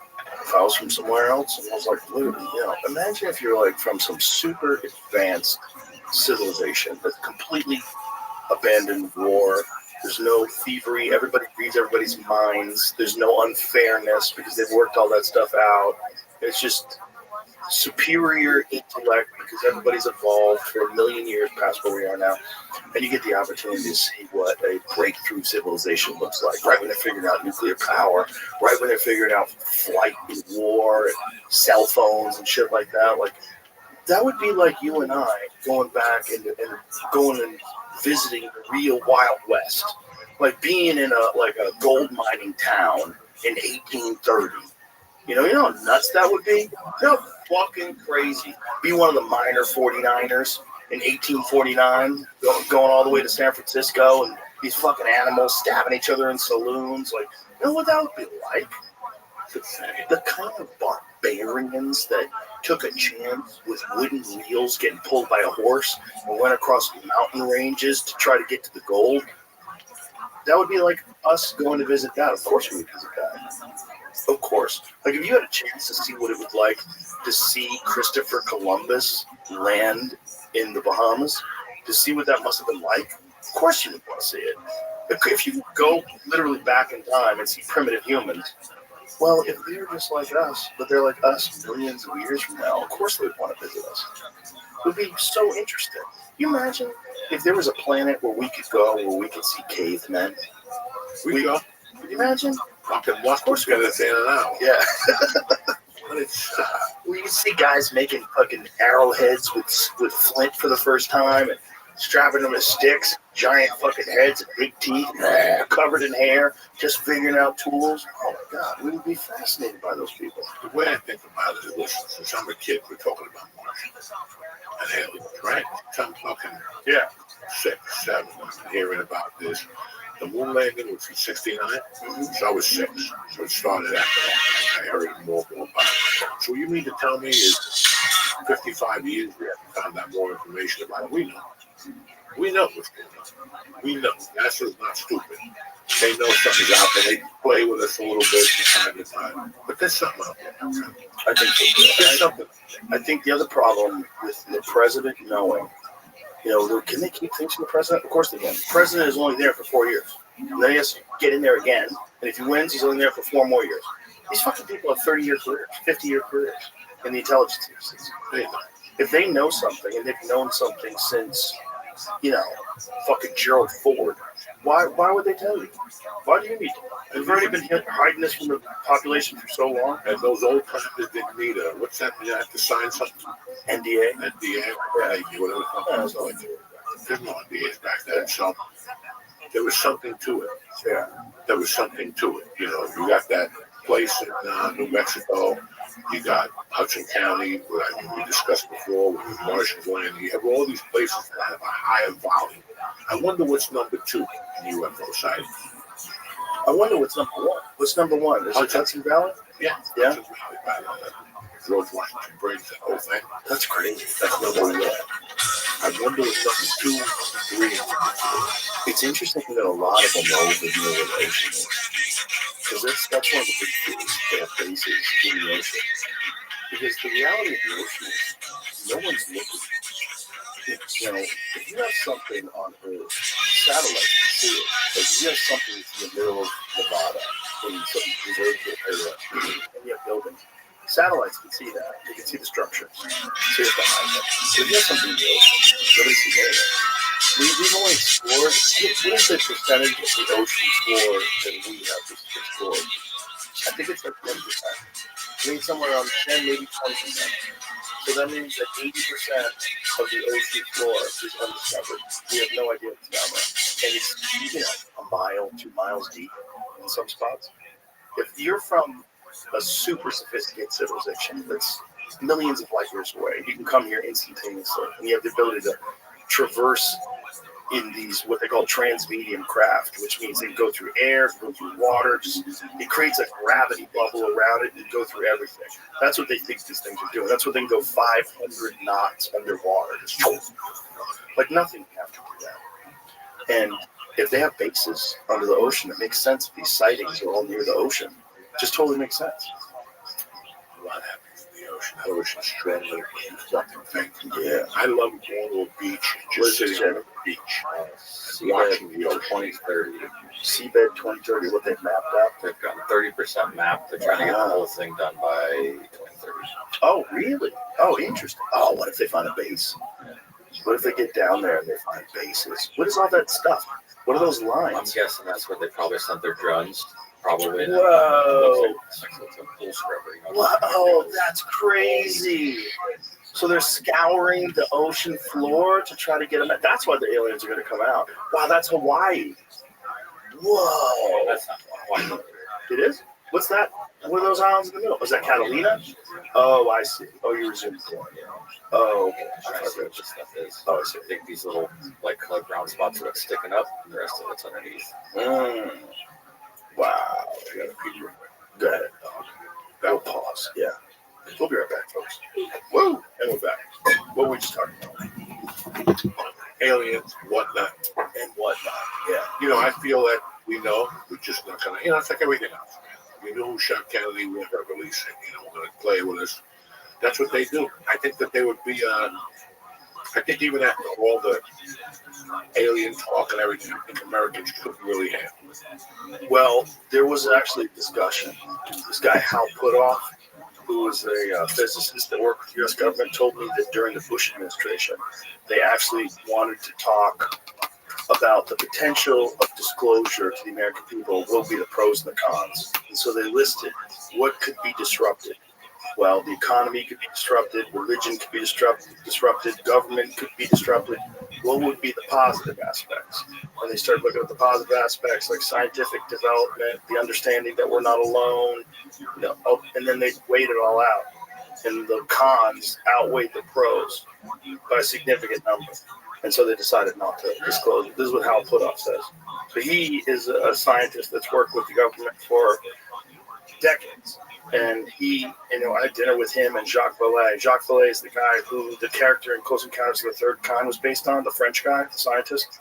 Jacques Vallée's been studying UFOs since, like, I think the 50s.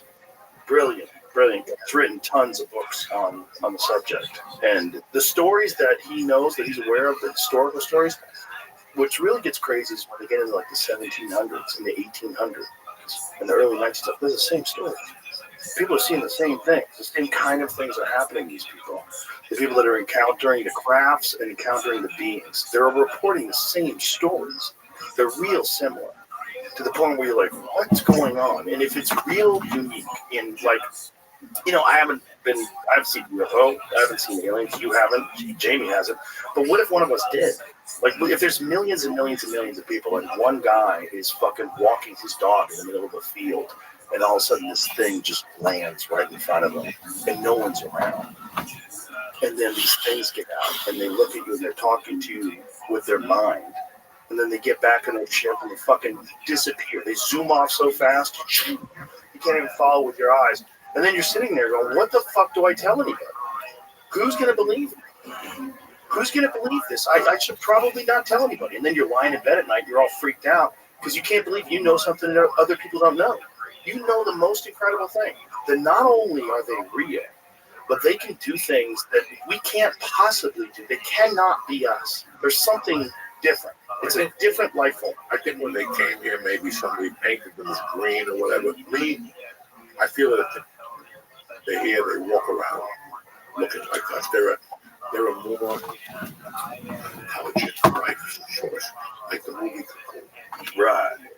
That's in my mind. And to just, I'm not happy that I'll talk. Well, they invasion of the body snatchers. Yeah, invasion of body snatchers. How many times I'll talk to you, but just talking to you just now about somebody at the government telling me that aliens exist, it would knock me down because I know they do. Right. Not really. But not really. But not really. I know they do, but not really. That's, I think, whatever. Yeah. So it would even shock me a little bit to find out. But I think that, yeah, cool type people. Jacques Vallée is of that opinion too. Like, what's interesting about him is he really maintains scientific credibility after all these years, despite like studying UFOs back in the time where if you studied UFOs, you were a crackpot. But everything he looked at was just based on logic. This is what we know, and this is what we don't know. This is what we can prove. This is what we can't prove. And we estimate that there's a certain percentage of these experiences, whether it's 5% or what, that are legitimate. There's a great number. The vast majority of things that people see in the sky are not UFOs. No, but I guarantee we do see things. Yeah. And we think it's something else, and we see UFOs. Yeah. I can see that happening also. Oh yeah, people see the Saturn. They think Saturn's a UFO. They think, people see things too, And then there's also a weird phenomenon that's real, like ball lightning. Ball lightning is a type of lightning that like juts around like a ball, like a giant soft ball of lightning, just darting around the sky, and then it goes away. And it's just a weird form of lightning that has been documented. But if you saw that, if you were in the middle of like New Mexico by yourself camping and you saw that, you're like, fuck, man, you think it's a fairy or something like that. Oh my God, man, angels are background mushrooms. And you see ball lightning, you're like, what the fuck, man? You're seeing traces behind the ball lightning. You would 100% believe and feel like you came in contact with an angel. You would believe and feel like something from another planet communicated with you. You'd probably fill your head up with all this important shit that it told you that you have to tell people. I've got to tell people, man, we're doing it all wrong. We're all one, man. We're all one. We can't be fighting these wars. It's so foolish. They want us to know. They want us to take care of Mother Earth. Meanwhile, you just saw ball lightning when you're on mushroom. When I lived in Boulder, I got into a hole. I was telling some guy. He told me about mermaids. At a coffee shop. It drove me fucking crazy. The joke was so crazy. I didn't have a computer back then, but I actually had to go to the library and I went down a hole. And maybe 10 years ago, I went online one night, got high, and was reading about mermaids. Like, that's something I believe. The dumbest thing about mermaids is they have a fish from the waist down. Right, but weren't they actually spotted in the 1800s something? Or is this a lie? It don't even make any sense. Like, fish don't have sex, you fucking idiot. That means it's the most beautiful one in the world from the waist up, and all she do is give you blowjobs. Because fish don't have sex. That's okay. That's not my problem. I'm not looking to have sex with a chick. But people are. They want to fall in love with a mermaid. Hey, but like that's the craziest person to fall in love with. Is there any evidence? No. Come on. No, they're manatees. These people saw manatees. Probably their eyesight sucked because they all had scurvy. They were all fucking starving to death. They all had syphilis. Their faces are falling off. These rotten scumbags that are on these boats together. And then they're so horny that they want to fuck manatees. They see manatees in the foggy water flopping around. I swear it's a girl with a tail. And they want to hop off. They're like a guy in the desert that sees an oasis that's not there. I see water. And you just try to drink the sand. That's what it is. It's guys that are these horny scumbags from like Europe in the 1500s, these monsters, they're on this boat together for 4 months, and they think they see women in the water. You just ruined everything. They're probably on opium. They probably had syphilis. They were drunk. That's why you gotta love the 80s. Animals. That's why you gotta love the 80s. Two guys actually went into the studio. Go, look, we got a movie about a fucking guy who falls in love with a mermaid. And the guy's like, come on, how you gonna do that? All of a sudden, it's fun. But that's another good movie. Do you know, Joey, that's a good point. Like this is one of the reasons why America became what it is that everybody who moved here initially took a crazy chance. You had to take a crazy chance. You had to get in a boat in the 1700s and make your way across the Atlantic Ocean. You have no idea if storms are coming. There's no fucking weather.com. You don't even know what it looks like over here because they don't have pictures yet. Someone's going to draw you. This is what I saw when I visited Maryland. I told you there's a fucking mermaid getting bumped. Look at that fucking fake thing. He's still got a bottom onto a monkey's body. Oh, Jesus Christ. That's hilarious. That's one of the reasons why America became so powerful. The two things. The Constitution, the Declaration of Independence, the Bill of Rights. Like that stuff. All the laws that gave you freedom of speech, the right to bear arms, right to practice your own religion, all those things are important. Also, the type of people that moved here. Crazy, risk-taking motherfuckers that were willing to get their kids and get on a boat and make it across the country. So everybody that came over here was just fucking gung-ho. They're all wild folk. Wild, dangerous people trying to get jobs on the East Coast.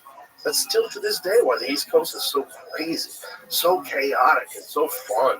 Because that was like the echoes of these pioneering monsters that traveled their way across the ocean. Crazy people, desperate for anything. Europe just sucks so bad. Like, we gotta get the fuck out of here. Whether it's from Spain or Ireland or where they boats, just boats. Italians, boats.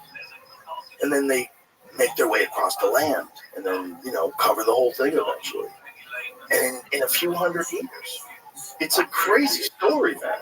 And we got to be careful of this place. You can't sacrifice the things that made us so great in terms of our freedom just for political gain, because then we're going to give the whole thing away. And we could go the same way Iran's gone, the same way they had a European style country. And now it's a dictatorship, and now it's Islamic, and there's no getting out of that now without some crazy revolution, right? It can go that way anywhere, man. If there's people anywhere on Earth in 2025 living under the thumb of tyranny, there could be people here. It just a bunch of things have to go wrong. We saw a few things go wrong during COVID that should have woke a lot of people up. That the fabric of society is more fragile than you think it is. And that's why the founding fathers are so wise. They put into play protections to keep tyranny from taking over. They had a bunch of checks and balances that you can't get through. You don't have ultimate power like a king. You have Congress, you have the Senate, you have the Supreme Court. It's got to be like that. You can't change that just because you want your side to win. Everybody has to be aware of that. Everybody gets short-sighted. Democrats get short-sighted on this. Republicans get short-sighted on this. You can't have that happen. It's not good for anybody. It's not good for us. If you think your opinions and your beliefs and what you know is more beneficial to the American people, state your case. That should be the only thing we do. These people should be able to state their case, explain what you can do. We should demand that. And all that other shit, stop it. Just get rid of it. Get rid of all of it. Get rid of all of it. No one should be pro-crime. No one should be letting people off the hook for violent crimes. No one should be letting gang members live in some sanctuary city from another country that come over here just to cause havoc and create crime because we have weak policing and because we let them in. No side should want that. No side should want the country to be more dangerous. And no side should want people deported to El Salvador prisons that aren't really gang members either. No side should want no due process. No side should want the ability of the government to imagine you're a person who's over here illegally, but you're not a criminal. You're just a guy who doesn't have paperwork, and then they send you to prison somewhere. Someone decides because of your tattoos that you're in a gang. So now all of a sudden you're in a prison in another country and you haven't even been to trial. We can't let that happen either. Did you see that fucking prison they took Nicaragua, whatever that place? It's El Salvador. El Salvador, where they housed them 40 and That's just crazy. It's crazy. That's insanity, bro. And apparently they have unmarked graves. People die, they get strangled, whatever, taken in the back, unmarked grave. It's completely dehumanizing to people as a overcorrection to having too much crime and gang violence. So too much crime and gang violence, and you throw all due process out the window, round everybody up, throw them all in jail. And if you're going to do that, a certain percentage of them are it's going to be effective. You're definitely going to curb crime, but you're also going to victimize a few innocent people, a certain percentage of innocent people, undoubtedly, especially if you have no due process. Listen, we know that. Like this can't come to America, you know. And if we're sending our prisoners over there, how much different is that than the other stuff that we hate, like sending jobs overseas where people work for $1 a day and don't get health care? We would never allow that in America, right? But we would never allow this kind of a prison in America either. So should we really be involved in sending people to this kind of a prison if they're from another country? You know, it's an interesting question. I think you gotta. I think there is a bit of a problem, right? If you come from one country and then they put you in a prison in another one without a trial. If they say you're a gang member, you're an MS-13, you come from Mexico, you make your way into America, and all of a sudden they put you in El Salvador prison, you're like, yo, what happened here? Now that's They took a handful of people that had weird tattoos and stuff like that. That's what I've heard, but I don't really know the truth. No, you don't know the truth. Because, you know, they were saying that they keep talking about this guy in mainstream media, saying he's a Maryland father, and this and that. But then that Tom Homan guy says, no, he's a member of MS-13. It's okay, who's telling the truth? And they were saying that if he got deported and came back into this country again illegally, we would round him up again and do it again, all over again. We didn't make a mistake. Okay, well, who's telling the truth? Is he just a Maryland man that's mistaken identity? And this is police record. Yeah, right. Let me see his police record. If the guy has a tattoo and he's got no police record, he's got a family and a wife, and blah, blah. It's like, remember when we used to take me for chicken? Which place? By your old house? 20 years ago, we used to always invite me for chicken. Oh, Chicks. Yes. Oh, how good was that place? He had that wood-fired rotisserie. Absolutely. Only paid cash. No credit cards. No credit. That's what killed him. So think about this. What if he had that for 20 years? Great guy. Because I always went up there with him. He was very nice. Great guy. What if they came and got him because he didn't have a great car? He was No. But he was illegal. He was legal. You know, there's people. He was like, second generation. Okay, there's people that came. You know, they're here. Before I send them, Actually, I think it was more than second generation. Yeah, I want to make sure that this guy had roots in the community. I'm not going to just put him in the fucking. Yeah, I think what you got to do is just get rid of criminals only. But the only way to know if someone's a criminal is to have due process. But it's not over a fucking tattoo. No. It's due process. It's due process. All I want. Because there's a lot of kids with stupid tattoos. Yeah. And then you have them. You know, when I went to Japan, I couldn't work out in the gym, in the hotel. They made me go up to my room, put a long sleeve shirt on because of my sleeves. You can't have open tattoos and work out at like a nice place because it's connected to the Yakuza. Yeah. So like you have to follow their rules. You know, they demand that you follow the rules. Yeah. I can't throw somebody back in a fucking prison like that. Just because of the tattoo. I gotta do something. Yeah. He did something to disrupt the system. Yeah, the thing is, I don't know. I really don't know. I don't know the truth of these cases. You get a biased take from one side oftentimes, and then you get a biased take from the other side. You're figuring out to shape reality for you. Now, in 85, I was just saying, I think that the punch you, I think it's better than a real buffer. And, you know, went over there for the day and had to find an old guy. The guy that ran the phone had to find a little ball of this half pint. And he let you operate your floor. Whatever you know, like fucking weed and stuff. More of this slowly. And I remember this specifically. Like, from the time I got there to the time I left, there was probably maybe 20 people I left. Okay. You got to rest for it. If you got to rest, so if you get that paperwork and you get that paper, yeah, if you like immigration, come get you. You send me to something. You write that. it's one thing if you arrest someone for fraud. Yeah, and it's important. I get that. But it's another thing when you're rounding up people because you think they look suspicious. Like, during the first Trump administration, there was this dude who was a contractor who was doing something from the house. And he was Army veteran. I think he was in 20 plus years. and worked at a management position at a big construction firm. So they were like a strategic guy. He was like a legit guy. So he was home people. He's dressed nice, polo shirt off, nice flat. He looks like a guy like Mike. These ice guys pull him over and just demand that he show them their paperwork. And it's like, what the fuck are you guys doing? And he says that, and then he pulls out his Army ID and his driver's license. Like, you can't do this. You can't just come up to me. He goes, I'm a fucking American citizen.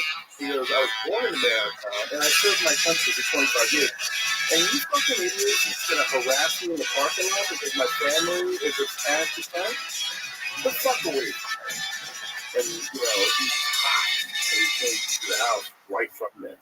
It was telling me about it. So I was like, God damn. Because here this guy is like, gentleman businessman, like sweetheart of a guy, wonderful to talk to, great to do business with, have a conversation with him, great guy. They just looked at him because he's brown. Like, that's it. There's no way you can make any other way you're going to point to that guy and think he's an illegal. That guy's driving a brand new Silverado with a construction logo on the side of it. Shiny, clean car, polo shirt, slacks, clipboard in hand. Fuck you. That's what I'm worried about. I'm not worried about guys that get arrested. So I was worried when they came to Jersey. I didn't go up that week. I didn't do much. I'm a Diaz. I'm glad they didn't deport you. No, but you never listen. Right, but if you did get arrested for a crime, you probably now would say, yeah, you should get deported. Like if you did a violent crime. Yeah. Take me back. But there's a difference between getting arrested for a violent crime and just going to Home Depot because you're brown. That's great. That's crazy. And on this ice hall, listen, you're picking up, I don't know how many thousands of people, correct? How many people did they pick up? I do not know. Ship back. I do not know. No, you're going to have a couple of clerical errors. Well, you're going to always, listen, more than that. Even the computer will pick up. Yeah. It's just a clerical error. But there's also, just be big enough to say we made a clerical error. Don't keep saying that I know you're a gang member because you got a mustache. Well, the thing is like that, we don't know what's correct, right? But there's not just clerical errors. If you don't have due process, you also have the potential for people to potentially falsely accuse someone on purpose just so they can arrest them because they don't like them, or they have a bad business dealing with them, or there's some reason why they want to send this motherfucker to show him to El Salvador. People are crazy. They do shit like that all the time. If you're just rounding people up and this guy that you fucking hate happens to be from Nicaragua and you just fucking sick the dogs on him, if you got a hotline that you can call and rat on people, people are rats. There's a lot of rats, especially if you just have a wild number that you can call. Wild number to turn people in. Remember during COVID, like they were giving people rewards for turning people in for having parties in LA. And the mayor was saying, normally snitches get stitches, but now they get rewards. Do you remember that? That retarded mayor that they had in LA during the entire time? I don't even remember. He was such a Los Angelinos. Oh, such that guy? Yeah. My favorite thing was when Black Lives Matter protested in front of his house. Like, you're never woken up, bitch. Well, this is my problem. This guy. Well, yeah, that guy. What the was his name? Oh, God. What a tool. Business violation. Does he say the snitches usually get stitches? Say it at the beginning. See, I think it's at the beginning. Everybody continues to let us know where those folks are. If you've observed recurring violations of the Safer at Home order, please continue to let us know at coronavirus.lacity.org/business violation. You know the old expression about snitches? Well, in this case, snitches get rewards. We want to thank you for turning folks in and making sure we are all safe. You should go to jail for saying that. You fucking monster. Due process has been my problem since all this shit started. And it started with the cancel culture. Okay, due process. You gotta come at me and let me know everything. Just because you opened up your mouth, This is the 22 years ago at a party. I kissed you. I tried to kiss you. That ain't good. That just ain't good. Well, I went home and told my girlfriend Diane, we'll get her on the fucking stand, too. But I believe in due process. I'll do whatever you want me to do to prove that I did it. Just don't open up your fucking. Absolutely. But when you have something like, I'm asking for you to turn people in for anything, people are going to go nutty and start rapping people. That's just what they do. You can't get away from that. You can't. Snitches get rewards. Like, if you have that for immigration, you got a real problem. You got a real problem. Because there's legit scumbag racists out there that'll find people and start targeting them. People swat people all the time. You know what that is? They fucking call 911 and say someone's being held hostage at Joey Diaz's house at gunpoint. And then the SWAT team shows up. And you might not know what's going on, so you might pull out a fucking gun and get shot. Yeah, I've heard of that. College students are doing it. People are doing it all the time. It happens. There's a bunch of conservative online people that were getting swatted recently. It's wild shit, dude. You know, you give people this ability with social media, or even more so if you like anonymously tip people that people are immigrants here illegally. Like, boy, that's going to be a problem if that ever happens. And that could just be a woman who owns a fucking fruit stand, and the Mexican owns a fruit stand down the corner. And she could just call and go, listen, this guy's illegal. There's people that are excited that people are getting deported. Like, be fucking careful. Careful what you wish for. You don't want just more people searching for people to lock up. And then here's the thing, like any other business. Once you start getting numbers, you don't want those numbers to drop off. You don't want the job to go away. You know, you got a quota, right? If you got a quota, if there's a quota, I don't know if there is a quota, but if there's a quota for how many immigrants we're going to send back, you got to have a problem. Because then now you've made it a game. And now I'm trying to score points. And if Joey gets 30 guys, I'm going to get 50 guys. Fuck Joey. I got 50. I think a few of them might not be guilty, but fuck it, who cares? I'm getting the Cadillac. I hit the bonus. Yeah, fuck them. They should all go back anyway. Agreed. Yeah. There's a lot of fucking idiots in this world. There's a lot of people that they're short-sighted. And by giving, if there is, I'm not saying there is a quota, but if there is a quota, you're giving people a game to play now. You don't want to play games. Why do you keep it on ticket quotas? There's a percentage that they know they're going to get beat. Like, yeah. If I give you 10 tickets, 8 of them are going to be good, 2 of them are going to be, he's going to come up with an attorney, right? This, the wind was blowing. I always said that, like, what would they do? See, this is a problem with the government that they expose with this Department of Government Efficiency. And I'd heard about this before from my friends that are in the military. That, like, if you get a budget for the year, if you don't spend all of that money, your budget's going to be reduced next year. You don't want that to happen. So you spend money wildly, completely inefficiently. And I think that's part of the problem that we're facing here. It's like they don't want to lose out on any of this money. They've been getting this money this way for so long. You're right. They don't use it. That's right. The budget goes down. Yeah, the budget goes down. They call that. What is it called? Bullshit. I don't know. What is it called? What is it called? I had a point, but I forgot what my point is. But it's just that, you know, we're in a weird time here where people are arguing about whether or not we should abandon core principles that made this country great. Like, very intelligent, liberal people with degrees are talking about the First Amendment should have restrictions. Like, no. You don't get to decide. You don't get to decide. Because without free speech, I don't know who's right. And I can't just go on narratives. That's how religions work. That's how cults work. They make you go on a very specific narrative and you can't go outside the lines. If you want the human race to evolve, if you want people to evolve culturally, if you want people to communicate better, you got to be able to say whatever they want. And then you decide if you want to communicate with people that speak differently than you. And if you think that they have an egregious position, you're allowed to say something about it. And you talk about it. And everybody has to figure out who's right and who's wrong. And unless that's able to go on, you're never going to get to the truth. And if you just like cut that off for things that you find offensive, The problem is maybe I don't find it offensive, and you can't decide what I can take in and not take in. You're not allowed to, because I don't know you and you don't know me. This is nonsense. Like, you got to give human beings the ability to discern for themselves. The only way for them to truly do that is they got to be able to communicate openly. And they were trying to stop that during the Biden administration. They were putting the fucking brakes on all kinds of shit that people are allowed to talk to. And everybody's like, yeah, we got to stop disinformation. Like, you're signing your own fucking death warrant. You don't even know it.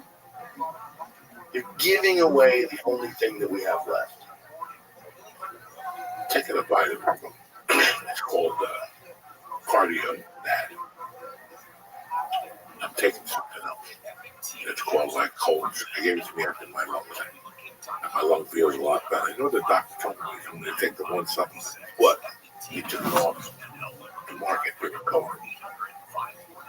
Why'd they do that? Because it's such a great lung supplement. Like, I feel a lot better since I've been on it for 5 weeks.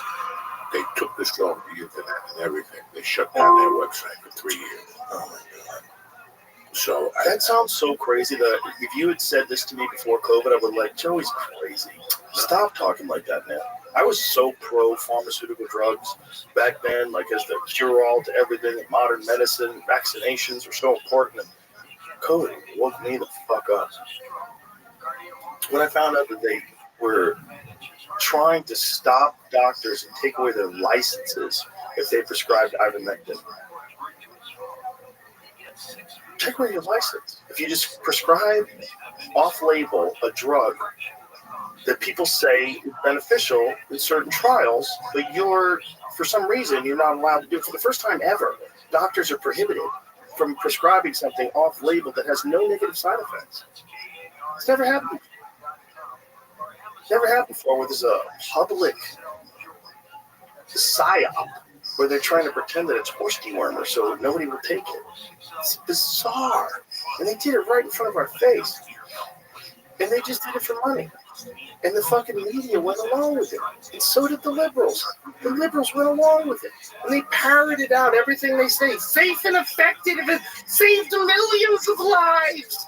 But no, look, people are dropping like flies to the left and the right of them. People are stroking out on the subway. And everyone's pretending that nothing's wrong. Everyone's pretending this drop in all-cause, this increase in all-cause mortality isn't crazy. That's not weird. It's not weird that cancer is on a skyrocketing rate. That's not weird to you. Everyone's pretending. And if you bring it up, you're a kook. They tricked everybody into being the cop. Everybody is calling that Garcetti hotline. Everybody's a little rat. They're all little rats. They're little rats working for the man, and they'll rat on each other. And then if something happens to them because of it, they keep their mouth shut because they don't want to hear it. So they like do the work of the man for the man because they're suckers. Isn't that wild? And that what we're talking about is the problem with this disclosure of aliens. Those people are going to fall apart. The people that fell apart in COVID, oh, Jesus. They're going to be wearing silver jumpsuits and sucking alien dicks the moment those guys arrive. They will jump on Team Alien. They'll be rounding up people and using us for slaves. They'll do whatever the aliens ask. They'll be like vampire familiars. Remember those? Where there was like a guy who wasn't a vampire but wanted to be one, so he'd do anything the vampire asked? That's what those fuckfaces would do. All the people that got 9 boosters, all those morons, they'll be like on Team Alien 100%. It is imperative that the human race perish. It's imperative. We're a blight on the world. And the Anunnaki can help us. Those fucking idiots. They'll sell us right down a river. It's crazy what's going on in the world tonight, my friend.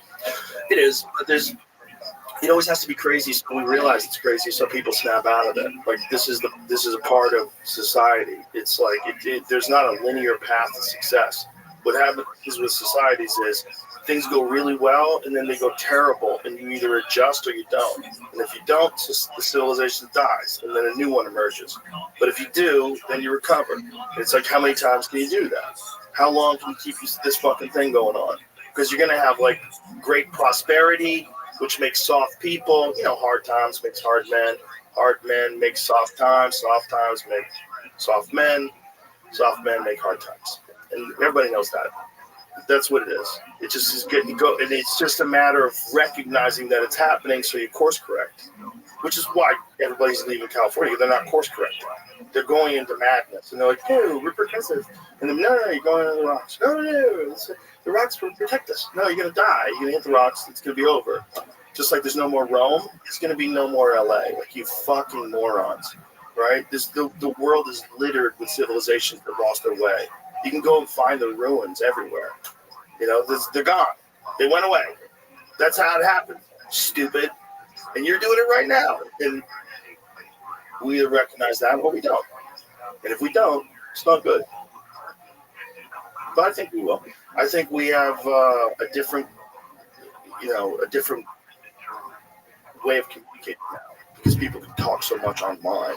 You're going to get a lot of stupid shit online, get a lot of dumb things online, but you're also going to get a lot of conversations that make you think, that make you go, that actually makes sense. Like, why are we assuming that the way we're doing it so far and the way we've been doing it is the only way to do it? What is wrong with this system? How do we get the money out of it? How do we get money out of politics? How do we get the number one corrupting factor out of figuring out what's best for all of us? How do we eat mushrooms, talk to the aliens? I don't get involved in all that shit. It doesn't bother me. I do sometimes when I think about it, because I go down roads. I don't want to think about it. I want to just enjoy my life. I'm scared for my daughter in the future. Everything else, I gotta fucking take a chance. Do you have a loved one with Alzheimer's or other form of memory loss? Well, that's In also Northwoods Village at Edison Lakes. Of a society of children. Mom and I have A society of children likes to make sure that the future is safe. A society of people without children making rules don't give a fuck about kids. And there's this. Some people actually openly disdainful of children, and then they get into positions of government and power. That's not good. I think something happens to you when you have children that I think is an important biological, sort of spiritual, developmental cycle. There's something that happens to you when you realize this little person you love more than life itself, and you're taking care of them now, and then you want the world to be a better place. And then you start thinking, oh, all these people around me used to be babies. They used to be babies. This is, we're all on this weird journey, and like maybe we could all be a little nicer to each other. You know? If that doesn't happen to you, you don't have kids, you have something that you love more than life itself, you know, it's a different kind of thing. And if you want power when you're that person, that's a different kind of thing too. And especially if you're into war, if you're a war hawk and you don't have any kids, like, Jesus Christ, you're willing to send other people's kids overseas to die for some nonsense, and you don't even know what that is like. That's kind of crazy. So we're in a society right now where we have except for Elon, we have a population decline. People aren't having as much babies as they used to. It just doesn't seem like it because there's so many people. But it's like when they look at the numbers for the future, we're in a kind of a weird population collapse thing. But Japan is fucked. Have you seen any of that stuff on Japan? See if you can find anything on the Japanese population crisis. They're having so few children in Japan that, like, in 3 generations, they could be in real trouble. Like, the number of people that will have a grandchild right now is significantly lower than it ever has been before. That's your question. Yeah. What the fuck's it got to do with me? I don't give a fuck about the Japs. Yeah, what the fuck is wrong with you, Joe? Well, I think about it with us. Because I think about it with, like, civilizations collapsing. I think about it what we've been talking about the whole day. Yeah, but we don't have to worry about that. I know. We don't have to worry about it. You're right. It's the first podcast I'm done with. I'm scared. I'm saying, what the fuck is wrong with you? You're right. Enough with this shit. You're right. And politics, enough. COVID is over. If you took the fucking needle, fuck you. If you didn't, now they just found out the fucking the flu shot don't work. I gotta tell you that 25 not only fucking years does it not ago. work, it makes you 25% more likely to get the flu. And I'm a GED type of fucking motherfucker. Knock it off. I hate all this shit. I'm scared. You understand? The fuck? I'm scared too. Yeah, about Japan. Listen, man, that's what the problem is. We're worrying about this is what the internet fucked us. That's true. This is why we have retards walking around believing everything, because I forgot what I was going to tell you. us. The internet fucked us. The internet fucked us. It's too much information. It's like this. I was in the hospital, and I get on the fucking elevator, and there's 2, 3 doctors, you know, half a fags in my world, okay? And they're like, oh my God, we can't wait till the Kennedy report comes out. Well, how is it going to make a difference in your world? It's like these idiots with the Epstein list. How is it going to make a difference in your world if Tom Hanks is on that list? I'll tell you. Do you not have to go to work tomorrow? Do you have to do all the same shit? That shit doesn't matter to me. I don't give a fuck who's on the Epstein list. I don't give a fuck who's at the Diddy's house. It's got nothing to do with me. But in today's world, because of the internet, it makes us think it's got something to do with us. It has nothing to do with me, man. It's a show. That's what it is. What's a fucking show? I don't want to watch that show. So now I gotta wait here 60 years. We've been watching the same footage. You got it. They clocked back. Right. You know, Lee Harvey out. But now we want to really fuck with these fucking peanut limbo-headed dummies that are, well, I want to see what's on there. Then 2 days later, the Jews did it. Yeah. Believe me. Just worry about paying your fucking credit card bill, you fucking idiot. That's what you should worry about. Did you see what happened this year in this country? Fucking millionaires are selling off fucking property before to pay taxes to get capital. Are you fucking kidding me? And people are worried about the fucking Epstein list. Like, how is it going to change your life? Who fucking Tom Hanks is fucking in the ass? Who does it matter? And do you really care? At the end of the day, do you really care about that 16-year-old girl? No, you don't. So shut the fuck up. Nobody cares. It's just a fucking show. It's a show. It's a show. It's like I told you about LA. Yeah. You know, I was watching it's a compelling show. What's that fucking show with the crazy stoner guy, Seth Rogen? He just I haven't seen it. The Studio. Yeah. Okay? Not a bad show. Not a bad show at all. But I was watching that show, and it let me realize what I hated. Short, small talk. That shit we were talking about before, where people just like, well, the other day a contractor came over. I love this guy. Came over to my house to do the garage. And there was a moment of 10 minutes there. It was him and his son and me and my wife. And we just standing there. And it just takes one guy to go, all right, back to work, everybody. Because if not, we'll sit there for 3 hours. Right. So how do you feel? Great. How was your trip? How was the hospital stay? Listen, it doesn't fucking matter how my hospital stay was. Get in your truck, get the fuck out of here, and I'll get the fuck out of here. I go my way. You know, my wife, I hate her around when people come over. Because she always throw that curveball. Like, tell them to look at the room. No, they don't need to look at the fucking room. Leave them in the fucking garage. If not, you're going to confuse these motherfuckers. You got to assume everybody is confused. You go to a restaurant, you get something wrong. Everybody is not cooking on fucking, you know. It's something I've never seen before. Right. Every time I go somewhere, I'm like, how can they be that stupid? Yeah. How can they not do this? You go to CVS, there's anywhere you go, it's like they're not even training people. They're not even training. You know, you go to, I went somewhere the other day, I was at the mall, my daughter, I go to P.F. Chang's. P.F. Chang's, those type of restaurants, they used to train people. For 2 weeks, you don't get paid. You're in there learning shit. It's not like a regular restaurant. They're like, follow Joe Rogan around for a day, and then fucking come back tomorrow and you're on your own. No, nobody's fucking, they don't know anything. These young kids, they don't know anything. Nothing. You know, a lot of them aren't even getting driver's lessons. They just Uber everywhere. The kids don't want to learn how to drive. I don't want to learn how to drive. They don't care. My friend was telling me his friend's got a license for 2 years. He's home every day. We got a license. We left the house before we had the license. We were driving to New Hampshire. Yeah, we had the car before we had the fucking license. Yeah. But listen, I had, you know, people, I went to a comedy show and a comedian was talking about kids, and I'm like, I'm not going to do that for them. Because that's all of us. We all talk about when I was fucking 40, right? When I was 28, you know, I did this and I did that. But these kids today are different, and I've accepted it. I've accepted it in my neighborhood. When I went back, I was pissed. How come? Because there's no kids playing. There's kids all over my fucking street. My little cul-de-sac there, there's like 8 fucking kids. Mr. Smoky comes. We're the only ones out there. 4 in the afternoon. We're the fucking kids. And then kids don't feel comfortable being unsupervised today. You know, you hear too much about kids being abducted and weird things happening to kids. It's not like they get free range like when we were kids. It's like there's that narrative's out there everywhere. And then some neighborhoods just aren't fucking safe. Your kids shouldn't be out.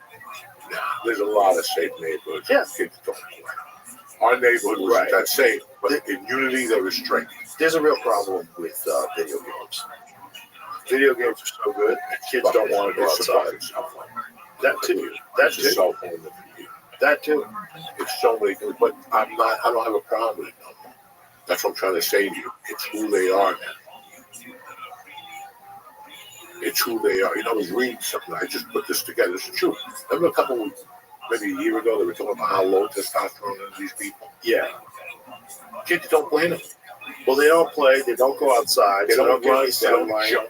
They don't jump, and then they're eating garbage. So what do you think testosterone levels are going to be? And they have plastic in their brain. They said that they studied a bunch of people to see how much microplastic they had in their brain, and some people had as much as a plastic spoon. What? Imagine that. You have so many microplastics in your brain that if they extracted it all, you can make a plastic spoon. So, of course, that's going to wreck your fucking testosterone, too. And then I saw this thing about Call of Duty, some fucking insane statistic about the amount of time that in total that's been played in Call of Duty is like more than human civilization. Like the amount of minutes that people have logged, like millions of people playing Call of Duty, is like, if you put it all together, it's longer than human civilization. And I've never played a video. Good. It's crazy. You'd love it. Stay away from them. They're Really? crack. They're I crack. just never felt the need to sit there on a fucking computer and shoot at people. I'd rather shoot people for real. I'd rather steal a car for real or roll a fucking drug dealer. Well, it's definitely more fun to shoot at things for real, but video games are very fun. These people playing them aren't morons. They're fun. They're really fun. What is the amount of time spent? This goes back. There's a Reddit post from 10 years ago, actually repeating the exact same thing. So 10 years ago is that That's much? it. You could probably pick a video game though and say the same thing. Right. Grand Theft Auto. Right. Yeah. Any really popular game, right? Yeah. How about Subway Surfers? This is 25 billion hours played. This was just 10 years ago. 25 billion hours. That's so crazy. That's so crazy. That's so many hours of people playing that fucking game 10 years ago. Sometimes World of Warcraft has 6 billion years. 6 billion. Jesus Christ. So 6 million, that's pre-civilization. 6 million. Yeah, I used to make little Star Wars running Falcon.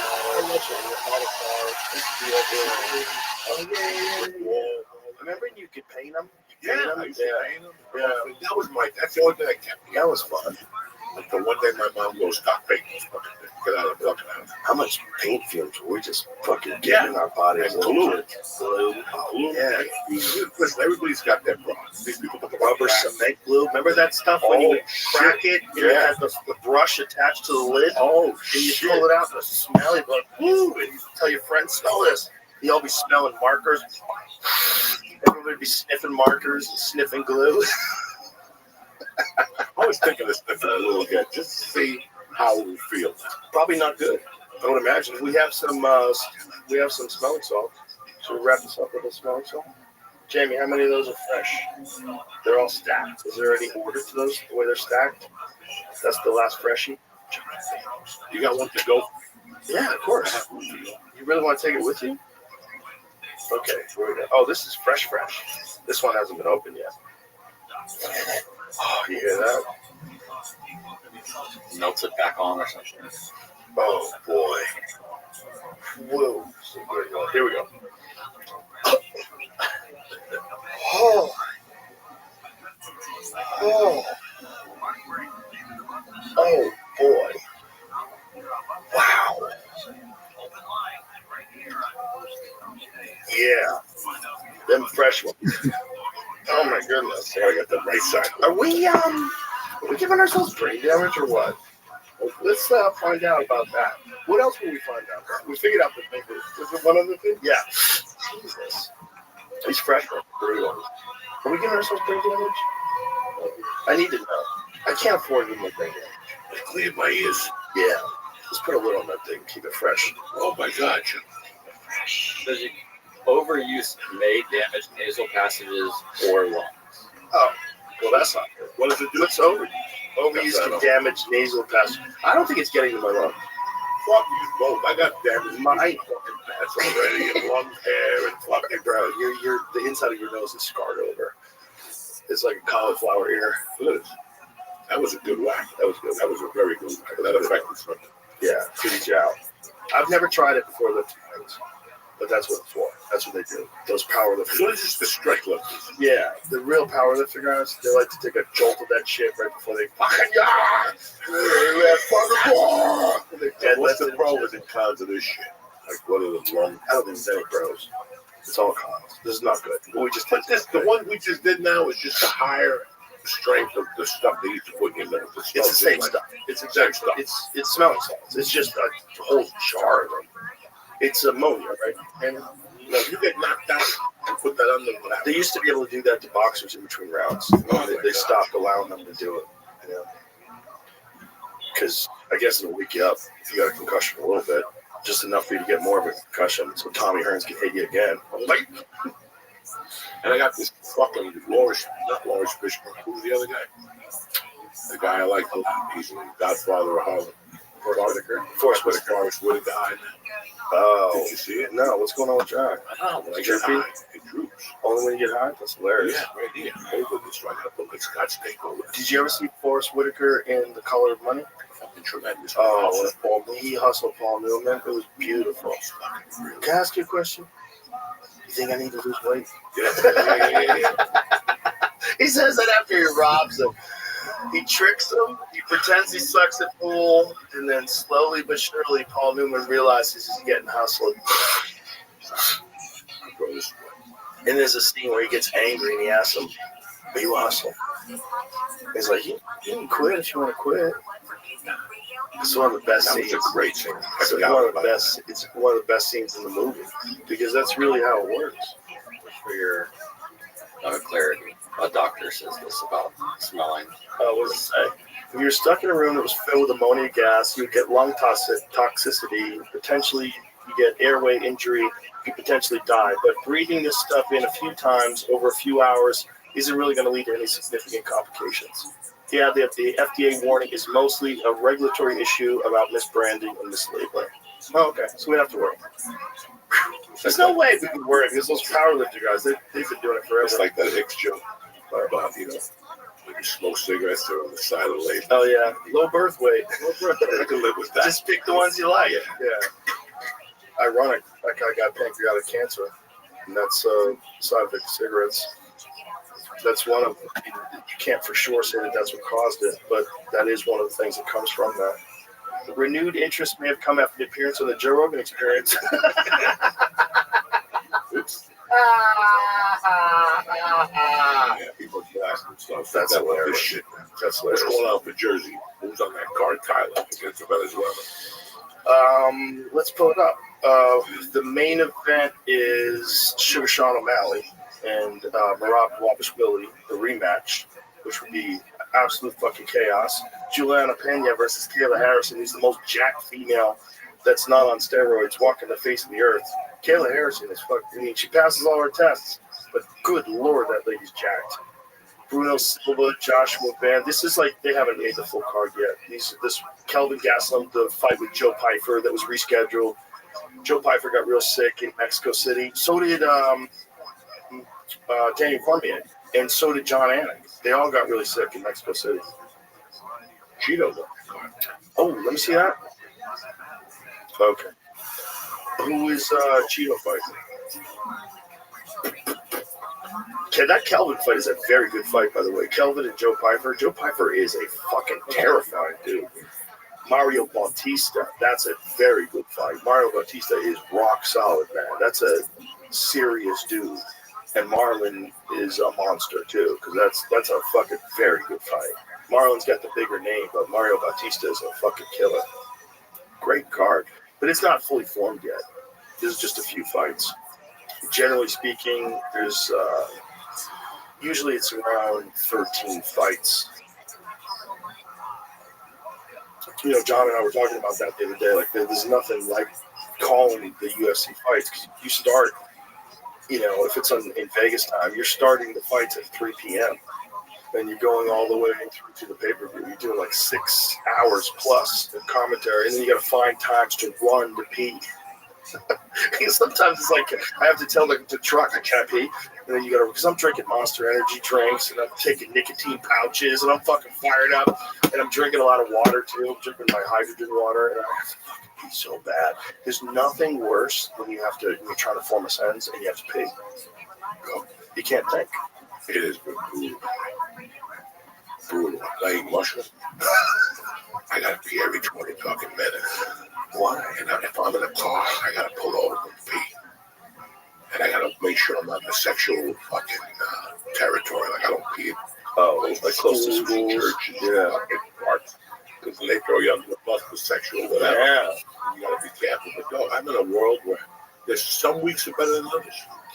I don't get up at night to pee, but in the daytime, especially if I work out and I start drinking that water, oh baby, I gotta start peeing. I got sick. This was the beauty of it. Every time I had to pee, I get anxiety. I would get a panic attack.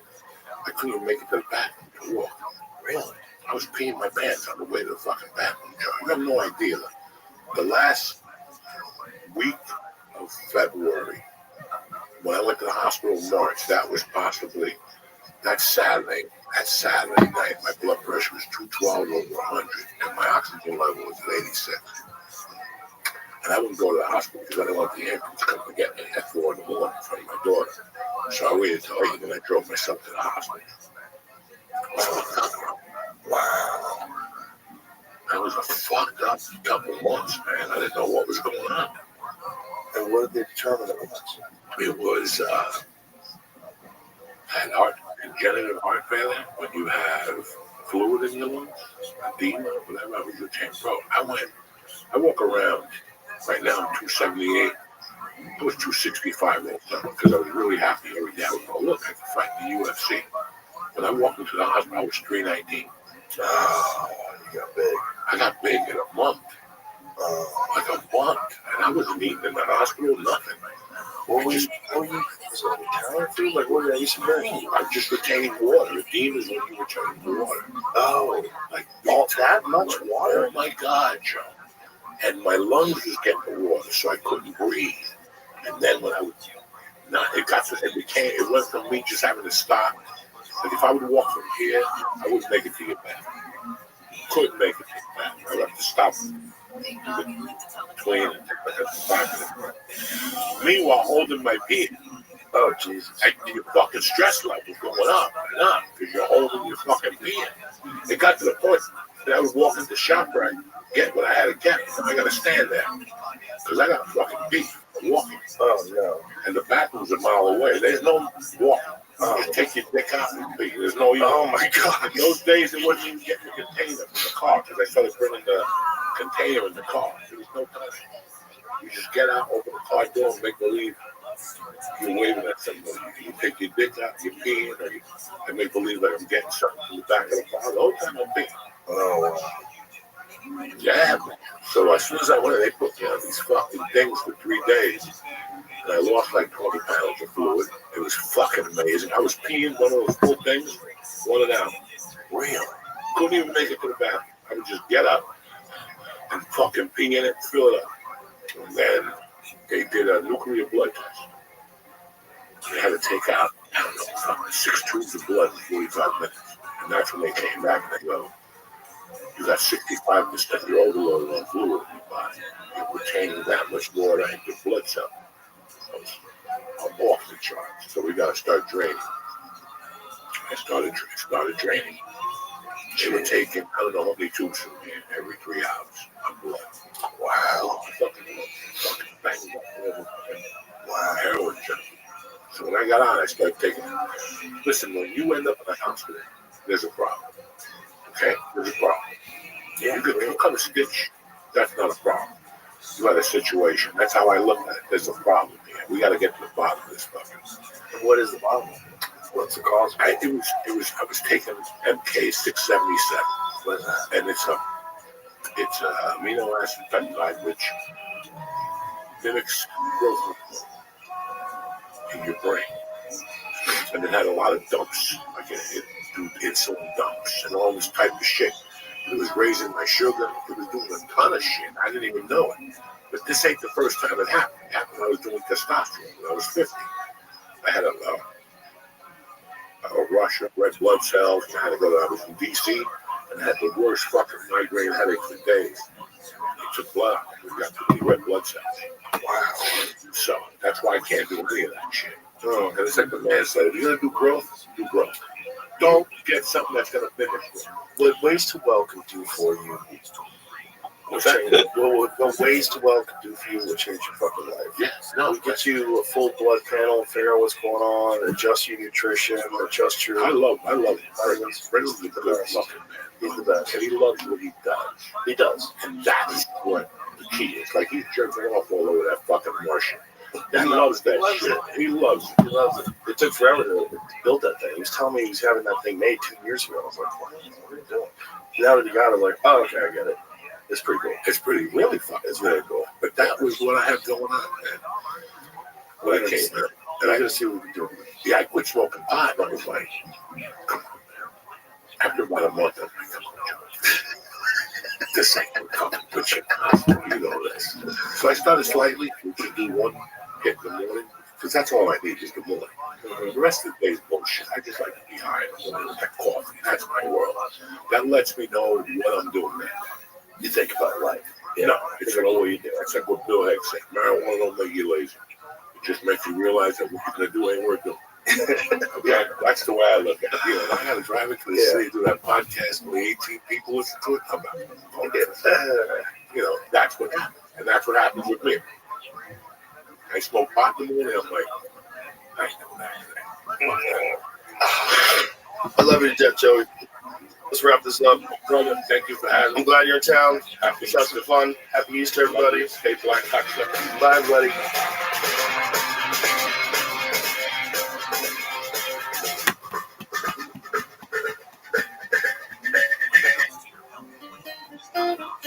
Because when disaster strikes, it's too late to start preparing. Whether it's a natural disaster, a medication shortage, or a broken supply chain, the truth is you cannot afford to rely on a system that might fail you when you need it most. You should never be at the mercy of empty pharmacy shelves or overwhelmed healthcare systems. Your health is too important for them.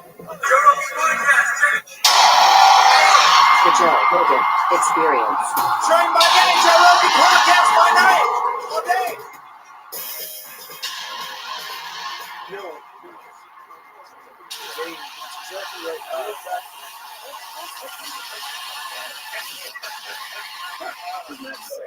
That's so sad. That's sad. Never look back. Yeah. Oh, it's the greatest thing in the world. It's freedom. I got dent here from the meteorite. As a kid. A meteorite. Oh, funny story. I know. I've got plenty of cuts on my head. I got them all over the place. Well, you're looking pretty unscarred. Oh, the back of my head. I have one when I was a little kid. It's pretty big. That one of these crane that lifts up sewer pipes. Those big concrete pipes banged me off the back of the head. Yeah. Oh yeah. That.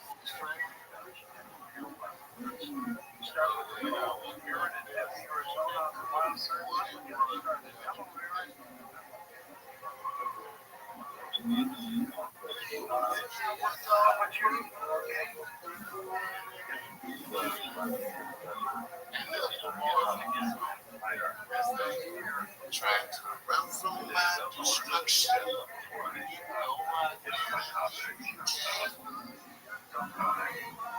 Good people of Atlanta, we must never forget Anthony Bourdain showed himself. Anthony Bourdain ain't the greatest driver the show business ever produced. This nigga flew around the world and ate delicious meals with outstanding people. That man, with that job, hung himself in a luxury suite in France. Then he saved 2,000 Lord him whoops out of time. So,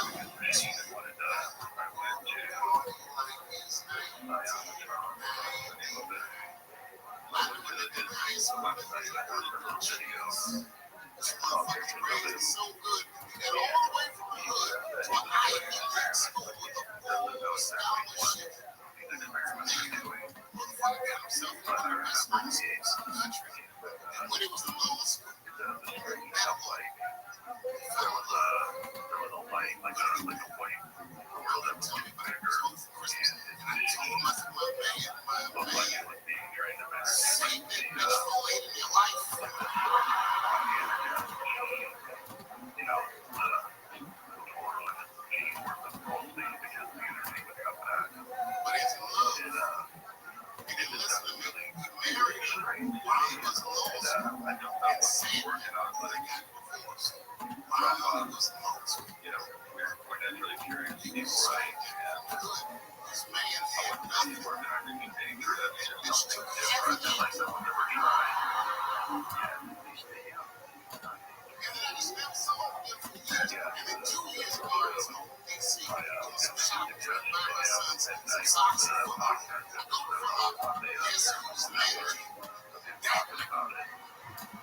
dressed like a referee, the whole shit.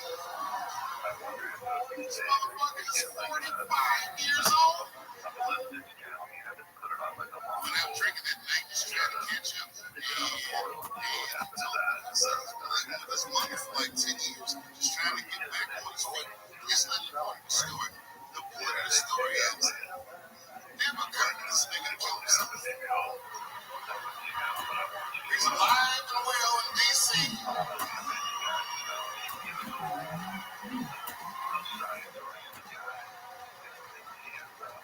I even suggested to him that he should try it out. I don't know, maybe like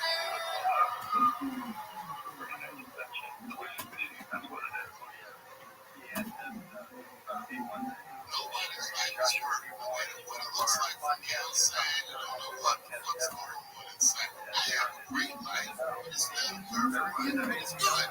It's just like an above ground. You ever seen one of them?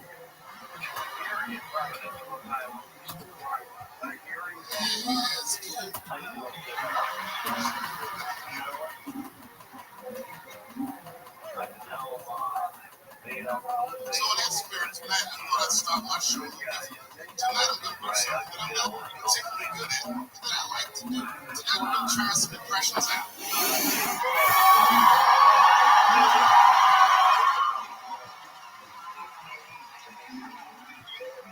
I only got two.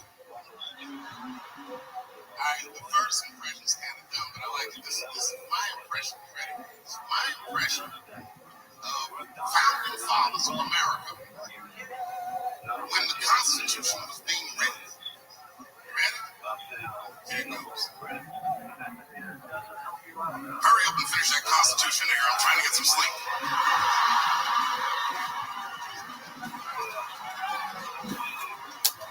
It's not bad, right? All right, the next one.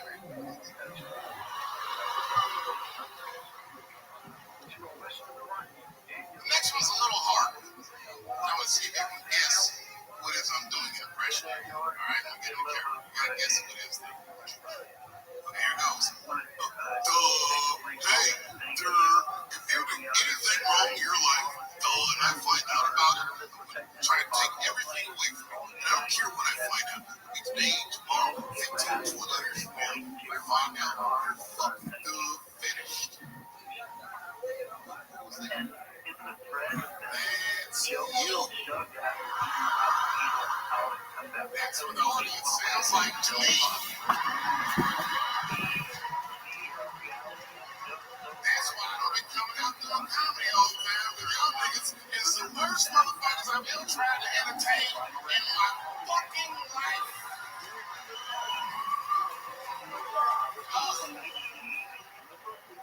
God, I'm sick of it. This is the worst thing I'll ever be a celebrity. Can't be finished. Everyone's doing.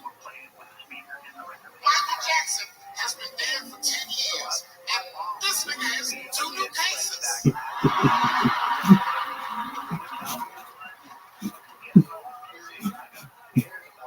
If you haven't watched that documentary, then I'm begging you, don't watch it. It's fucking gross. I felt like HBO was sticking baby dicks in my ears for 4 hours straight. Really nasty shit. I know all these things. It turns out, Michael Jackson allegedly likes a long gander at the anus. They said he stabs people's buttholes. That's what they said. That's how gross the documentary was.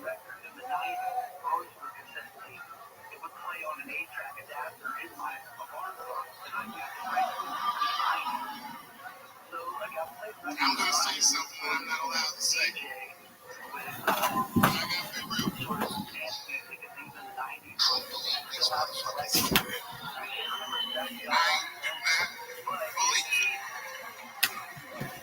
But let me qualify this statement.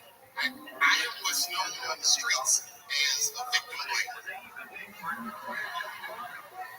You know what I mean? Somebody come up to me like, Dave, Chris Brown just beat up Rihanna. I'll be like, well, what did she do?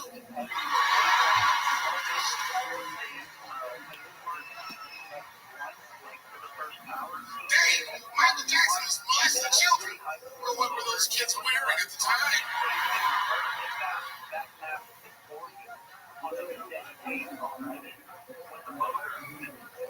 I don't think he did it. You know what? Even if he did do it, you know what I mean?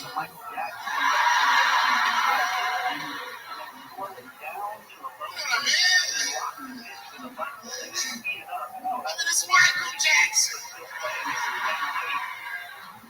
I know more than half the people on this road have been molested in their lives. But it wasn't no goddamn Michael Jackson, was it? This kid got his dick sucked by the king of pop. All we did is offer Thanksgivings for the rest of our lives.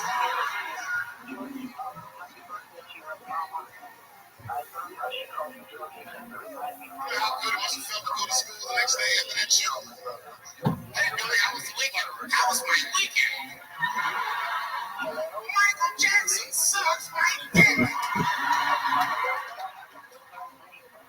And that was my first sexual experience. If I'm starting here, then sky's the limit.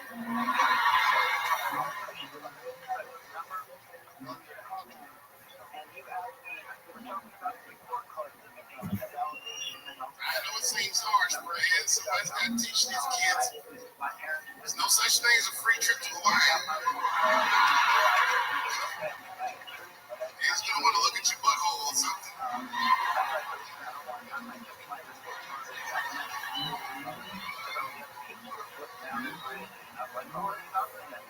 You know why I don't believe it? You know I don't believe it? Because Michael Jackson's out here doing all this blessing. They've been finding out Macaulay Culkin. Macaulay Culkin said in an interview that Michael Jackson never did anything inappropriate with him or even around him.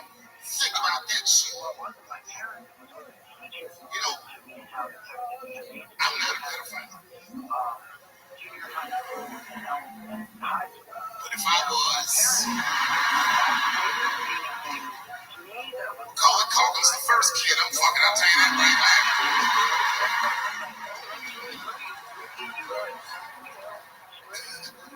I've been goddamn hero dad guy over there. Fuck a kid from Home Alone. And you know how hard he is to catch.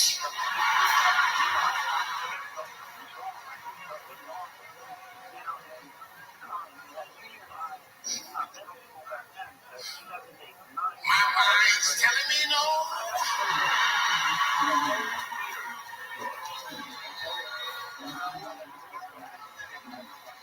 Okay, R. Kelly is different.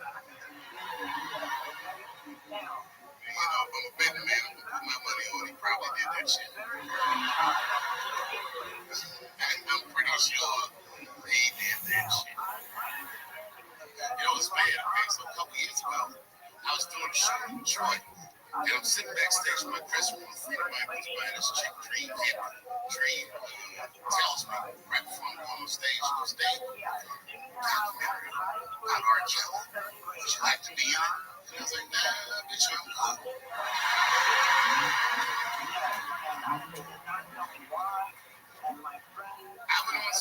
just forgot about the shit. And then 2 years later, the documentary comes out, Surviving R. Kelly. And when it comes out, Dream's promoting the shit, and she keeps bringing me up. She said, I asked Dave Chappelle in my documentary, and he said it was too hard for TV.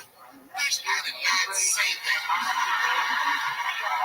But it's not even sound like how I talk on it. Too hard for TV. I'm gonna never say that shit.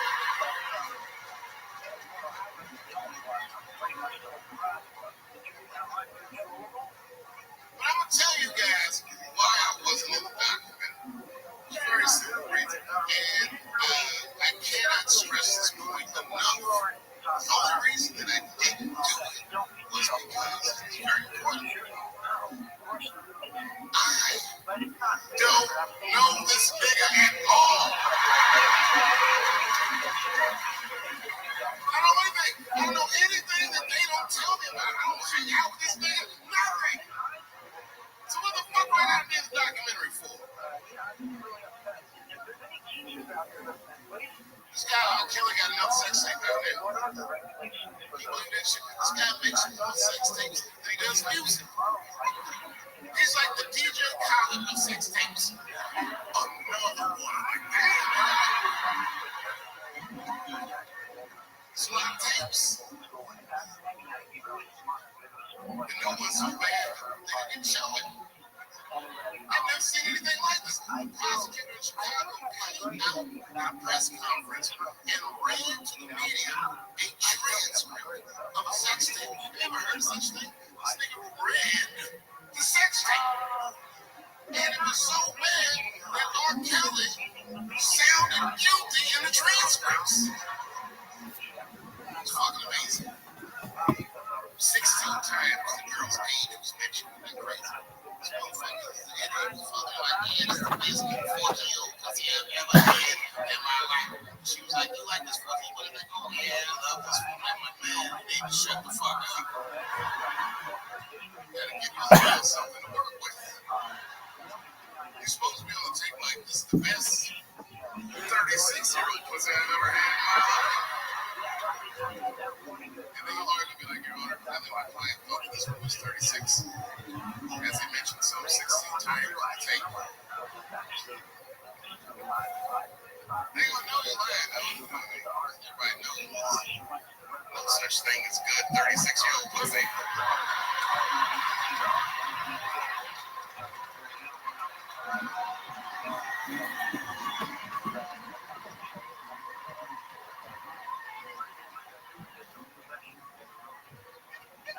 Doesn't matter what I say. And if you at home watching this shit on Netflix, remember, bitch, you clicked on my face.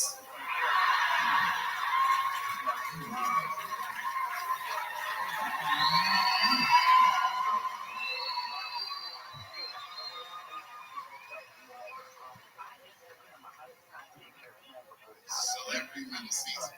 Doesn't matter what I say, they're gonna get everybody eventually. Like, I don't think I did anything wrong, but we'll see.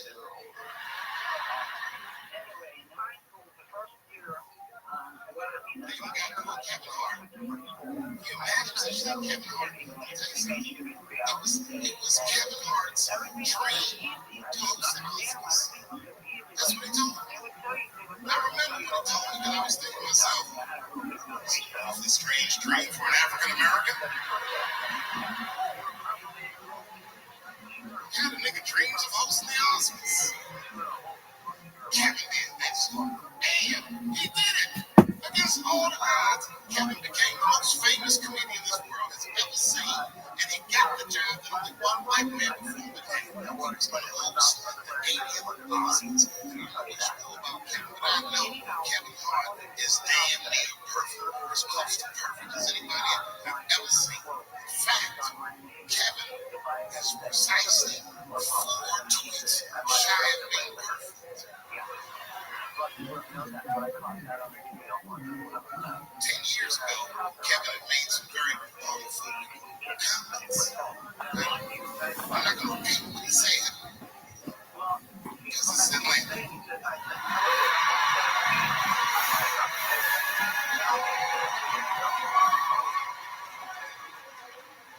You know what I mean. I'm sure sure there's a lot of gay men here tonight with their wives.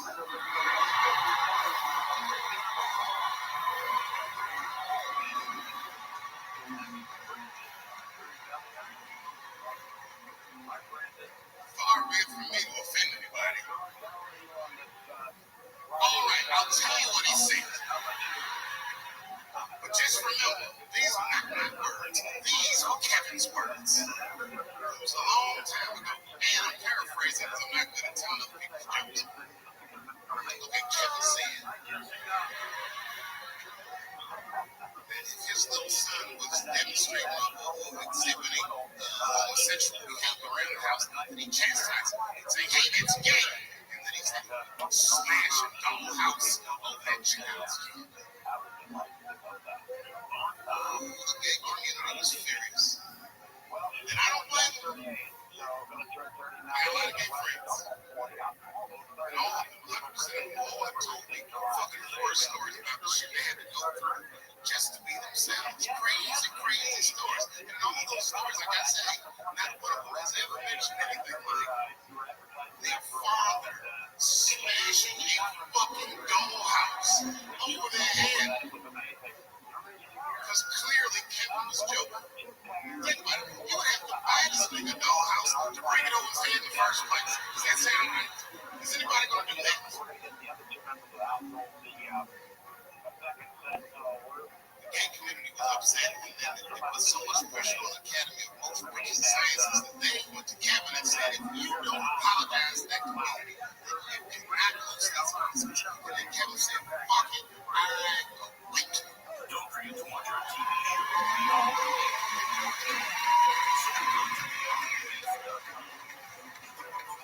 Then he went on every talk show in America and apologized for 6 months.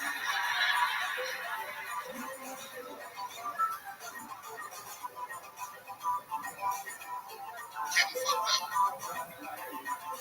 I understand the mistake he made because I've made the same mistake early in my career, many years ago, 15 years ago. So when I was on the show, there's a thank you.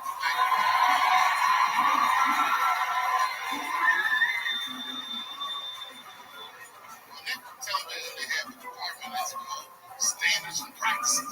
This is the department that tells you what you cannot say on television. And if you're doing your job well, you should never hear it. But if you're at the Chappelle show, you'll hear from these motherfuckers all the time.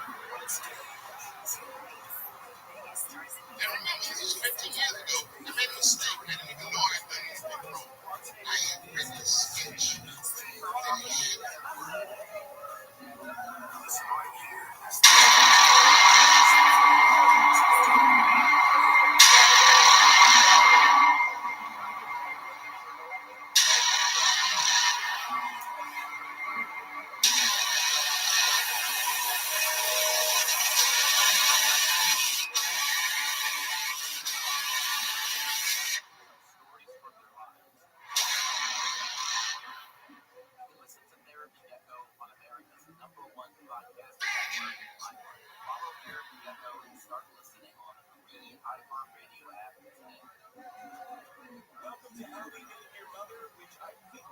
So I had to go to Standards and Practices. They called me up. I don't know why they called me, but I liked the lady that runs the department. She's really, really fair. And it's one of my favorite people I've ever worked with. So she sits me down, we have a nice conversation. And she tells me, oh, the sketches are great. Oh, fantastic. I'm really here.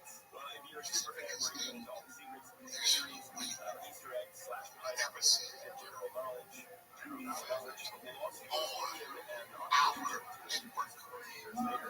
I did anything wrong. I didn't try to defend myself. I said, I'm taking it out. I'm good at it. And as I was leaving, it occurred to me, hey, Renee, quick question. Just a question. Seriously, I want to know, why is it that I can say the word nigger with impunity?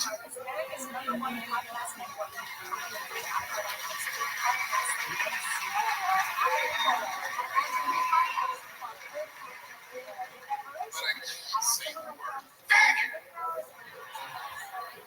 And she said, because you are not. I said, oh, man. I'm not a nigger either.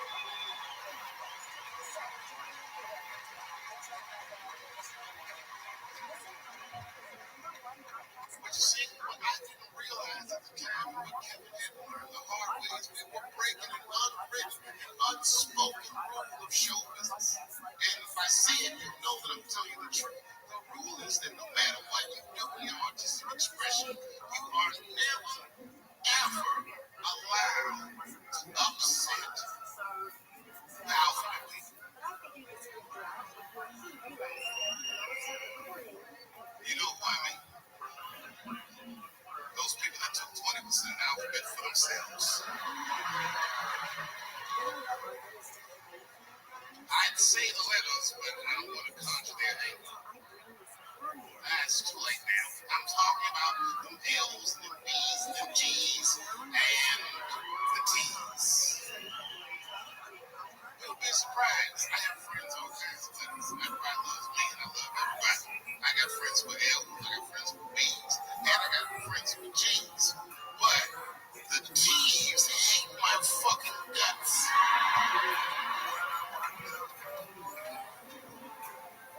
And I don't blame them. It's not their fault. It's mine. I can't stop telling jokes about these things. I don't want to write these jokes, but I just can't stop.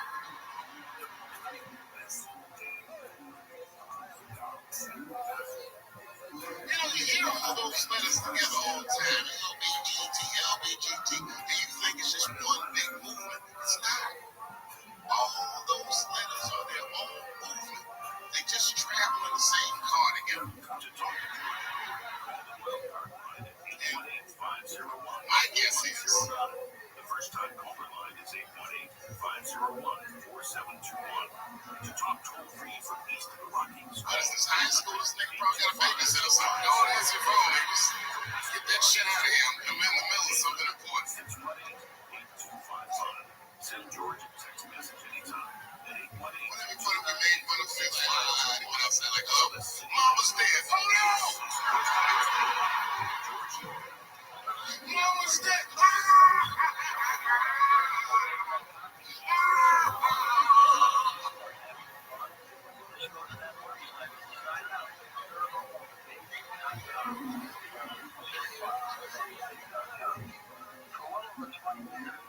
A weird time phone call was it?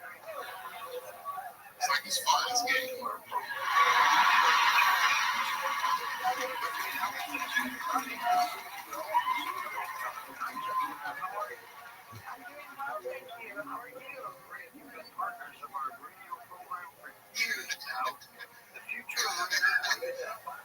Like I was saying,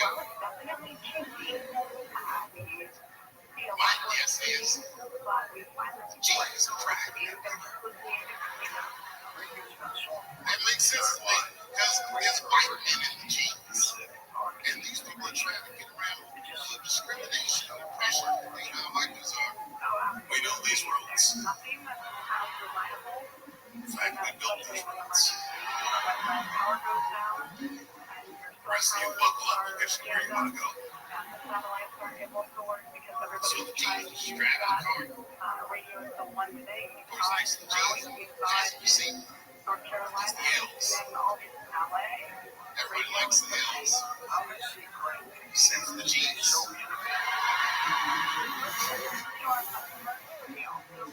don't know what that's about. I just know the G's don't like them that much. G's always say like those little dicks on them. Unnecessary shit. It's not mean. You know what they're doing. I wouldn't wear that. The only thing that brings the tension between the L's and the G's are the B's in the back seat. That's right, there you go. Everybody scream out when you hear your letter.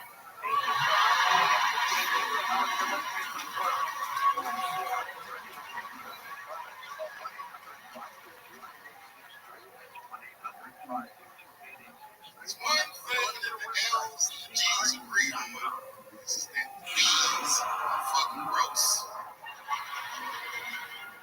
They seem greedy to the L's and the G's, you know what I mean? They're just sitting in the back, like, yeah, man, fuck everybody, let's car, let's go on.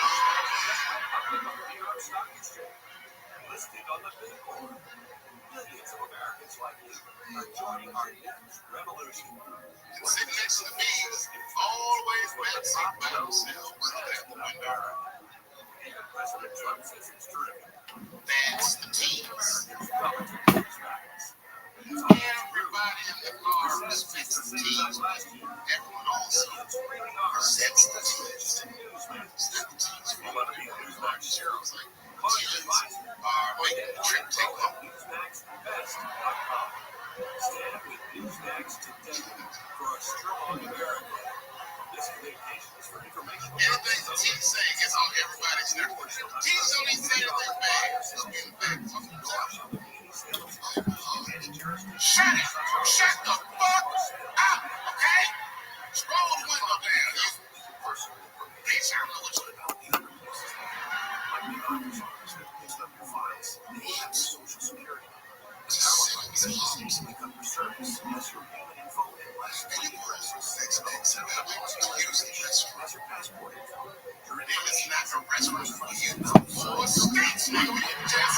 Shut the fuck up so we can get what we're going.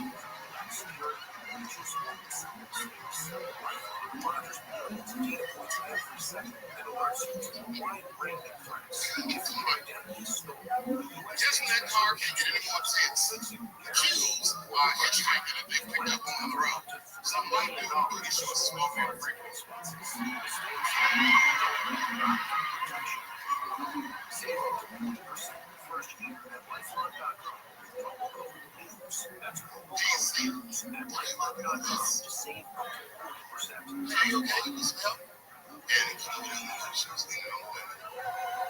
Let's go, fellas. Ladies, whatever pronoun makes you feel comfortable in the back.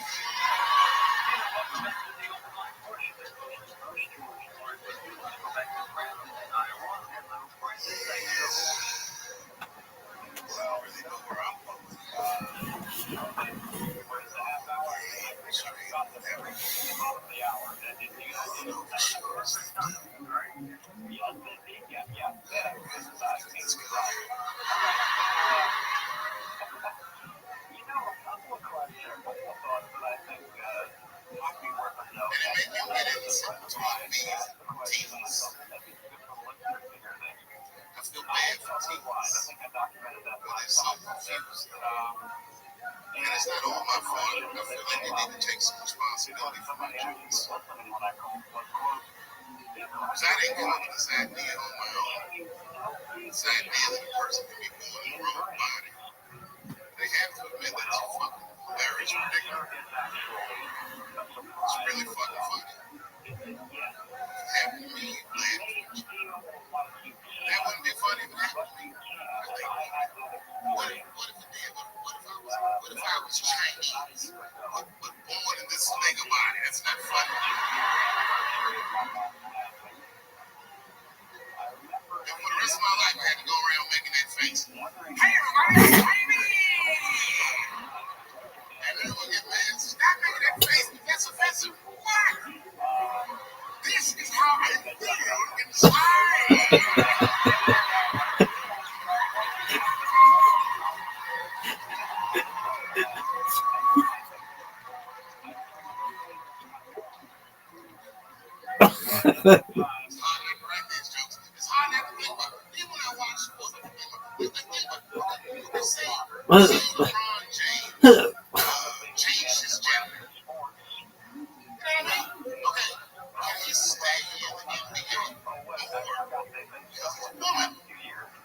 Does he have to go to the WNBA where he will score 840 points a game?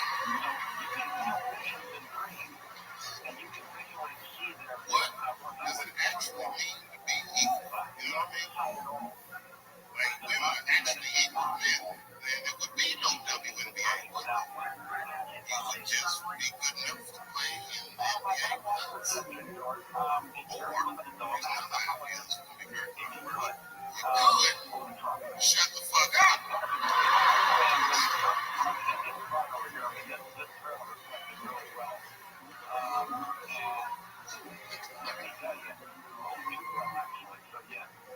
I'm sorry, ladies. I got a fucking Me Too headache. Y'all killing me right now.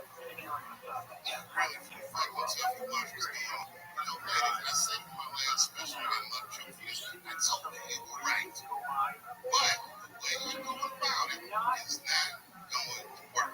Without bias, I said it. You see, Kate was a very good friend of mine before he died in that terrible masturbation accident.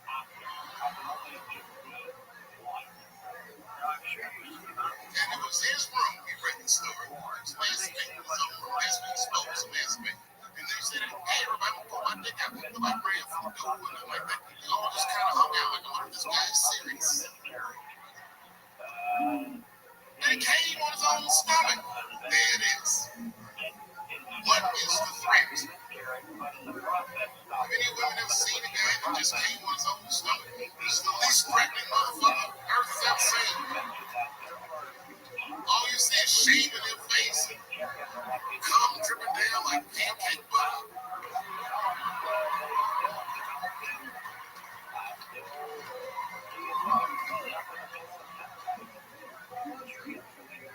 He didn't do anything that you can call the police. I dare to try. Call the police. Call the police. Yes. I want to know why this comedian was so bad. You know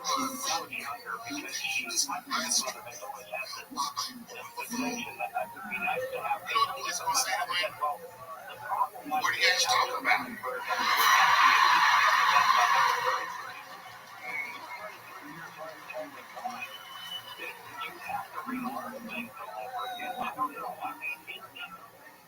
They ruined this nigga's life, and now he's coming back to like comedy clubs, and they acting like if he's able to do that, that's going to hurt him. What the fuck is your agenda, ladies? Is sexism dead? No, in fact, opposite happened. They said it was going to get worse. They said I was told them. 8 states, including your state, have passed the most stringent anti-abortion laws this nation has seen since Roe v. Wade. I'll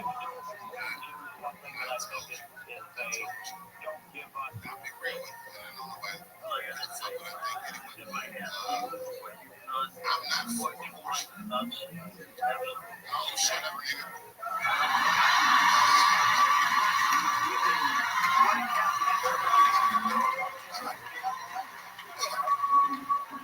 I'm not for it, but I'm not against it either.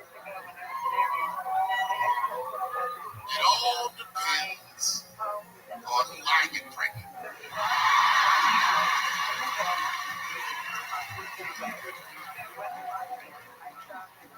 Okay, I'm telling you, I don't care what your religious beliefs are or anything. If you have a dick, you need to shut the fuck up on this one. Seriously.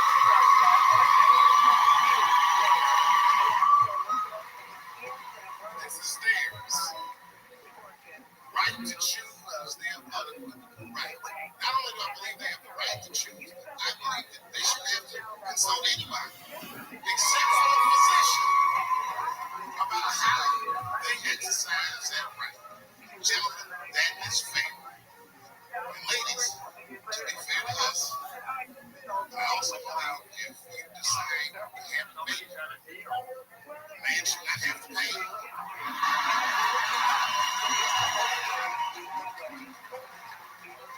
That's fair. And if you kill this motherfucker, I can at least abandon him. It's my money, my choice.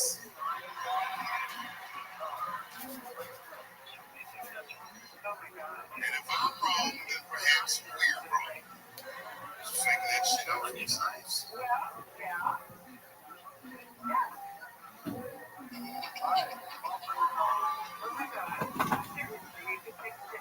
I mean, really, what the fuck are we doing? I can't live in this new world you're ruling.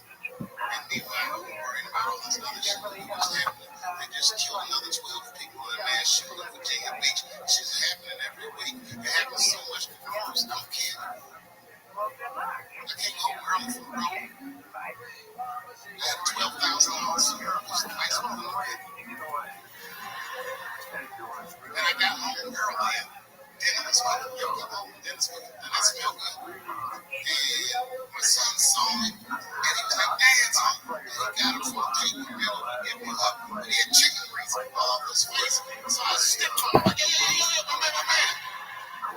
Watch these threads, it's so expensive. So I don't want you getting the chicken grease all over me. And he was like, "What the chicken grease? Dad, this is duck."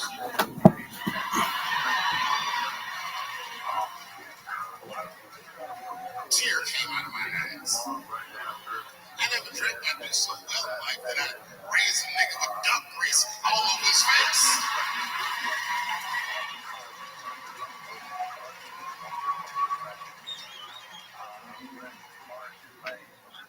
And we sat down, we just talked about everything. I was telling my wife about how my shows were going, and I told her my trans jokes, and she was like, "Oh, I hate that joke." You know why she hates the joke? Because she's Asian.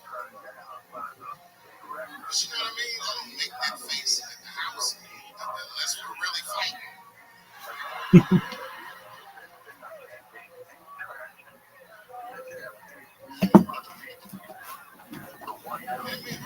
Arguing, but you know what I mean? She just said, it's not going in. I shot change something. How was school going, boys? And my son's telling me, well, we didn't have school today. Technically, right? What's going on? He said, well, it was like a shooting drill. I never heard of this. What is this? They have drills that they make kids do.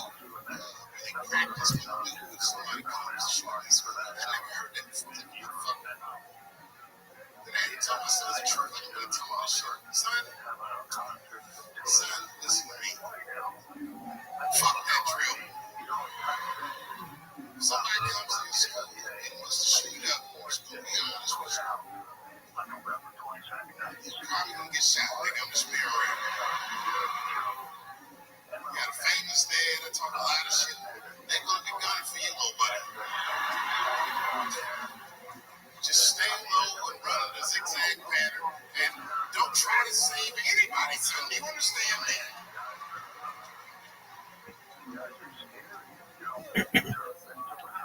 Why don't you have kids rehearse for some shit they have no control? All you're doing is training these kids to worry. It's the stupidest drill I've ever heard. And while you're in there training them, learn these drills, aren't you training the shooter too? These niggas in here listening and learning like the other kids. Sitting in the back. So where are we supposed to meet?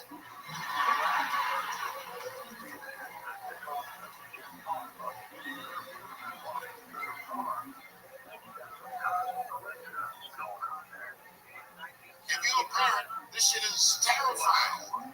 This shit is real scary. All the parents is looking at each other crazy.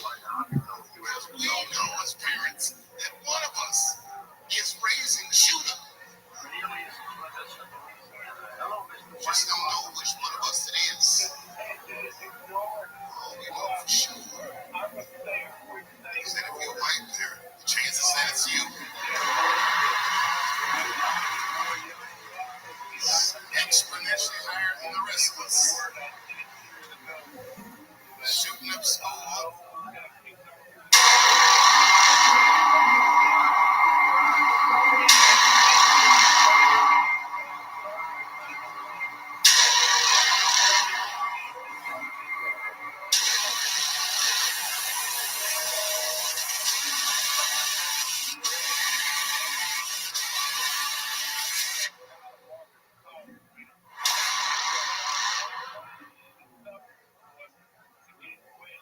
Little white kids game. It's fucking crazy. You know, I hated school too. It never occurred to me. Kill everybody at school. It's fucking crazy. Just do what I did, nigga. Try some things. Have you skipped school, nigga? Skip school. Take a walk and meet some other kids. Fuck school, nigga. Try drugs. Have you tried drugs out? Anyway.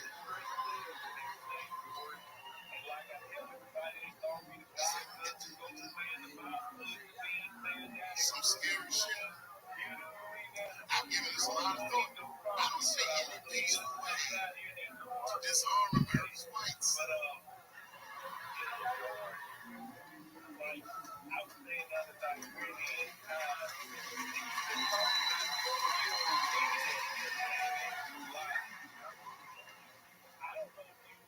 One thing that's going to save this country is same thing that always saves this country.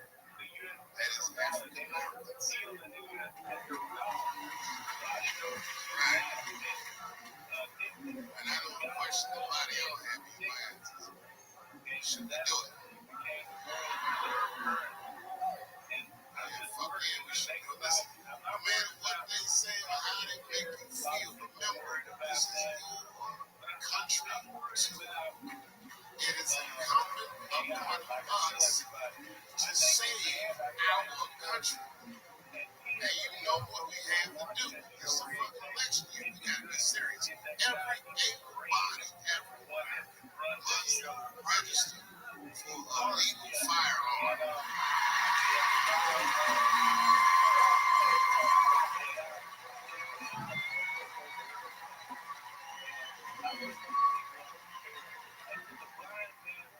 That's the only way they'll change the law.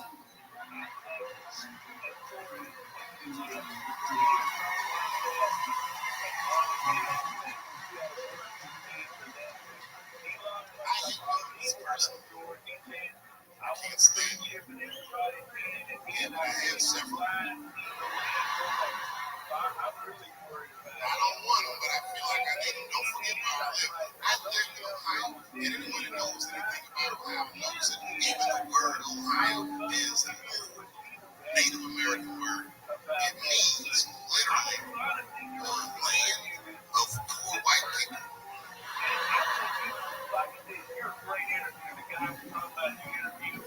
And I don't know what's going on down here, but in my experience, poor white people love, and I mean they fucking love heroin.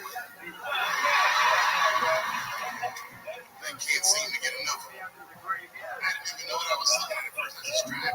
Why are all these white people so sleepy out here?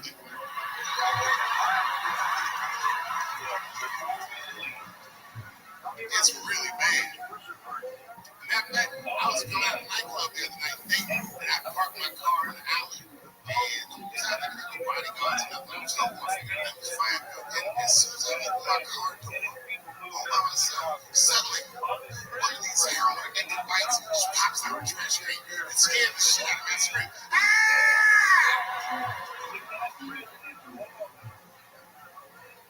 Then I realized it was a woman. She was fucked up. She said, hey, man, relax, okay? I'm sick, right? I need some drugs, man.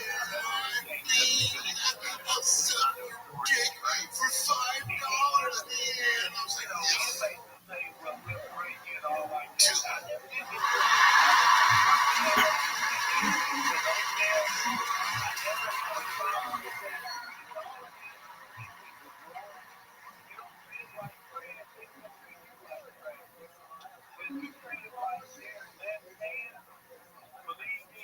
Obviously, I'm joking. Opioid crisis is a crisis. Say it every day. As bad as they say. It's ruined lives. It's destroying families. Sadly, it reminds me of Cena. Reminds me of us.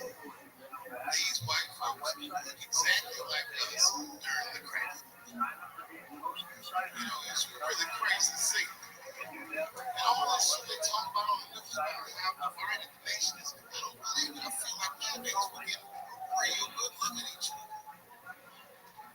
It's wild. I ain't have insight into how the white community must have felt watching the black community go through the scorched ground. Because I don't care either. Hang in there, whites. Just say no. What's so hard about that?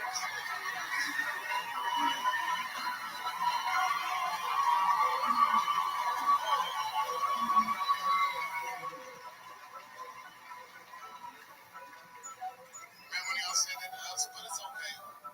There's no grudges now. You finally got it right. Once it started happening to your kids, you realize it's a health crisis. These people are sick. They're not criminals.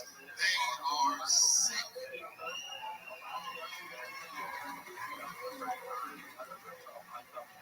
Be that as it may, I'm armed to the teeth.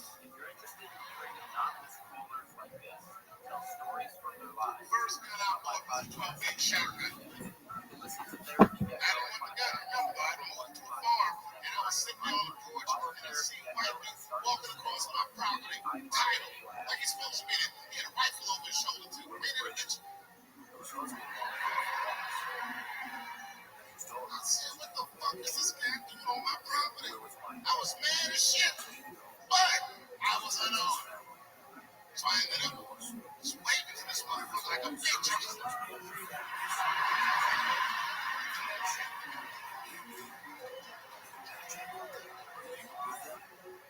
As soon as he got far enough away, I ran to my car and sped the kill. This is a white area. And remember, I was nervous because the guy was on my property. And I was sweating.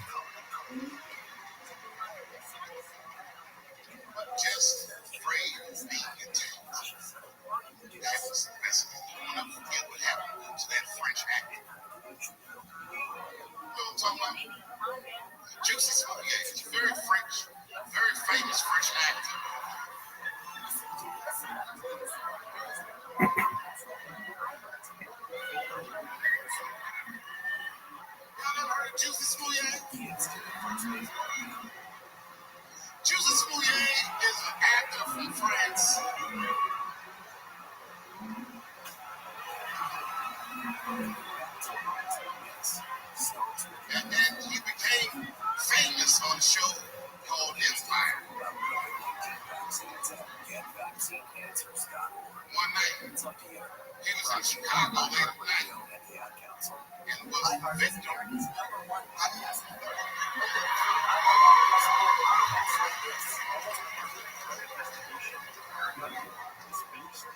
He was the victim of a racist and homophobic attack. You see, Jesus, yes. Jay Beatty is black, not just French.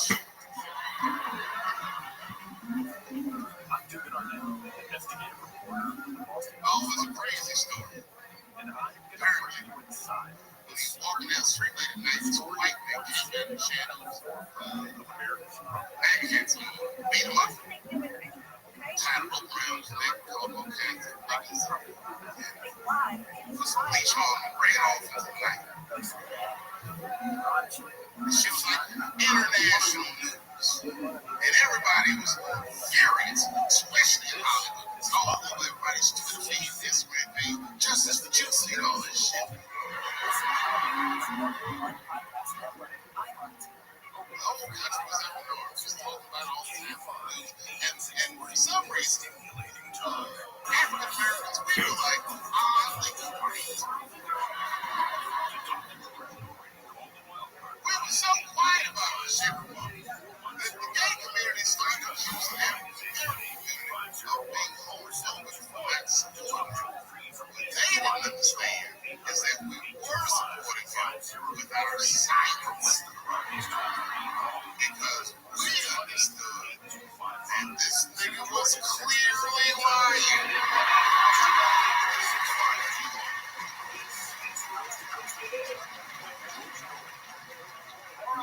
None of these details added up at all.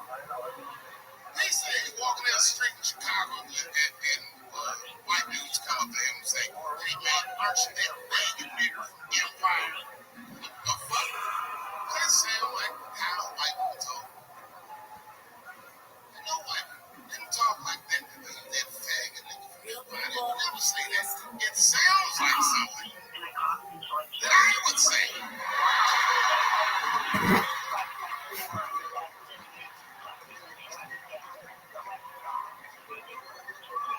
If you're a racist and homophobic, you're not even know this nigga is if you watch Empire.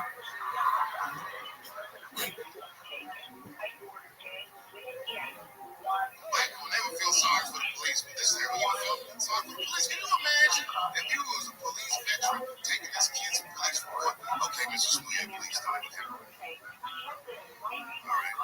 2 a.m. It's 2 a.m. It's minus 16 degrees.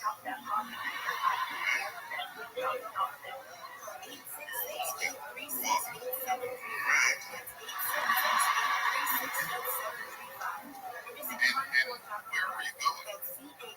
Subway. Sandwiches.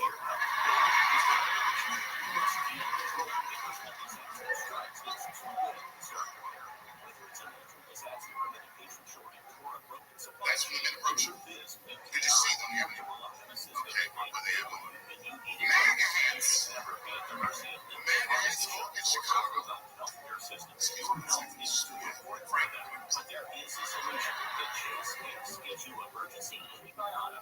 Find out what Kanye was last night.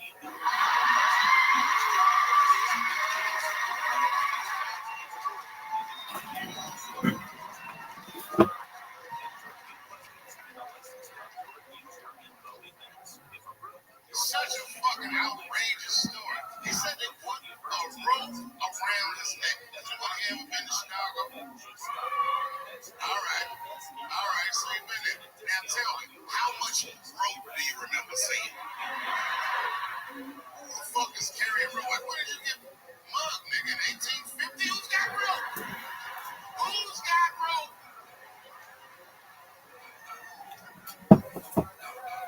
Man, this shit's awful. So, okay, I'm doing a show somewhere, and I'm on stage, and I'm drunk, And I figured, fuck, let me talk about that nigga a little bit.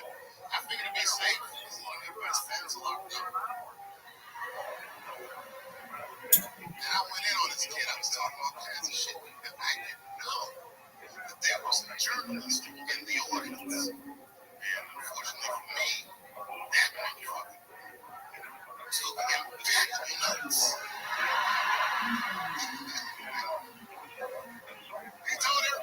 said, he was even putting the jokes in the headline. The headline said, Dave Chappelle says he wants to smash a dollhouse over Juicy Smouye's head.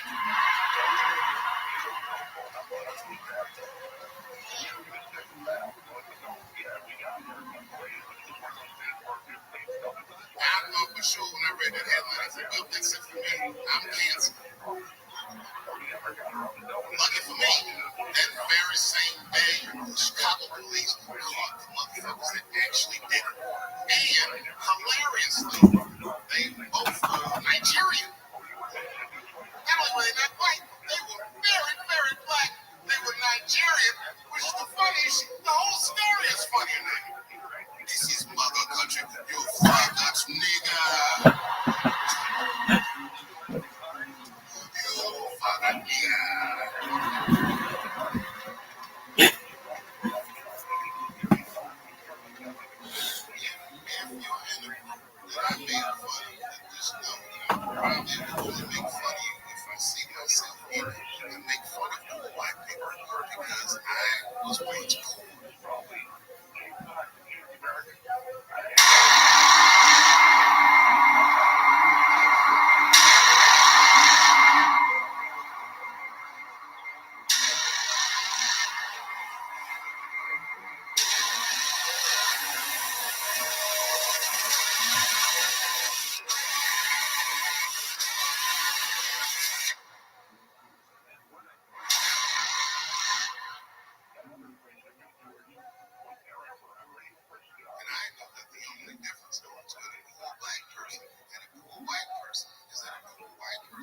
Feels like it's not supposed to be happening to them.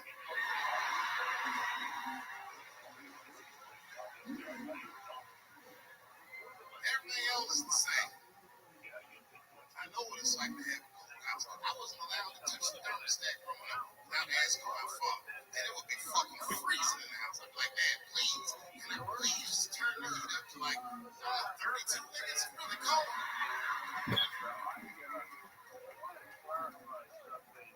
And my dad would say, just put more clothes on, Dad. And all three of my outfits on there. When you look at me, I'm freezing up here. He said, just don't think about how cold you are, David. And I said this, I didn't say it to him, but I said it in front of him so he could hear. I said, I fucking hate being poor. My dad got really upset. He didn't scream, Mama, that wasn't his way. He just looked at his mom and he said, David.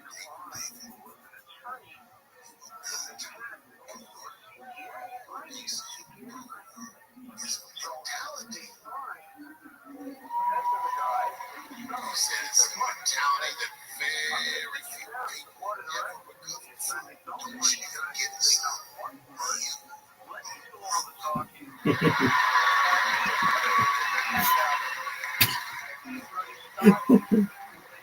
He said these are just financial circumstances that I hope to overcome one day very soon. And I said, well, Dad, whatever you want to call this, it's one I feel comfortable.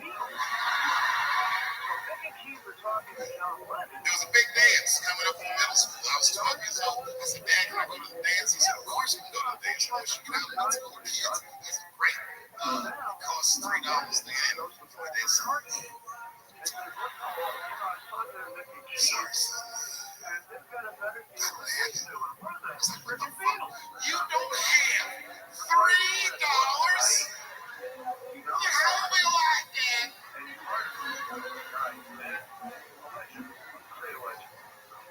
Wish I found some way out of this hell. Anything that I've been for. I will show Michael Jackson my anus if I get a chance. I just gotta get out of this hell. Dad said, if you want to go to the dance band, I'll tell you what, there's some money in the change jar. Get the money from there. I was 12 years old, that's what I did. The show to the dance girl. Some long line of kids waiting behind me. I'm at the door trying to count out 300 pennies to get inside. I will never forget this shit as long as I fucking live. Oh, man, you know what that feels like? You were shamed all the time. It feels like it's your fault. You know, my kids was there. We got a dance band. And when I think back at it, that's really the only time in my life that I ever thought to myself, should kill everybody in school.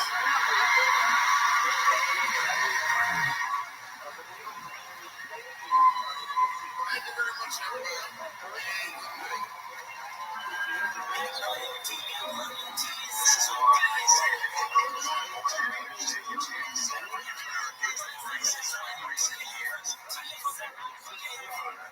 This is my heritage, all I'm inheriting. Money and power, the mecca of emeritus. Tell me something, you motherfuckers can't tell me nothing. I'd rather die than to listen to you. My DNA not for imitation. My DNA is a combination. This how I just when you in the matrix, that you polish. Reaping what you sowing, stacking up the footage. Living on the go and sleeping in the villa. Sipping from a Grammy, walking in the building, diamond in the ceiling. Marble on the floor, speeches out the window, peeking out the window. Baby in the pool, God from the clothes. Only Lord knows I've been going hammer, dodging paparazzi, creeping through the cameras, eating $4, rock wearing sandals, shoulder on the money, stretching to the fan. I'm watching all the snakes, curving all the fakes. Phone never own, I don't conversate, I don't compromise. I just penetrate, sex, money, murder. These are the grades, these are the times. Level number 9, look up in the sky. Tennis on the way, tennis on the way, tennis on the way. Motherfucker, I got winners on the way. You ain't shit without a buddy on your flow. You ain't shit without a ticket on your plate. You ain't sick enough to put it on yourself. You ain't rich enough to hit the ladder. Tell me when destruction goes up in my feet. Put up your feet, put up your feet. Teach to them, sex, money, murder, DNA.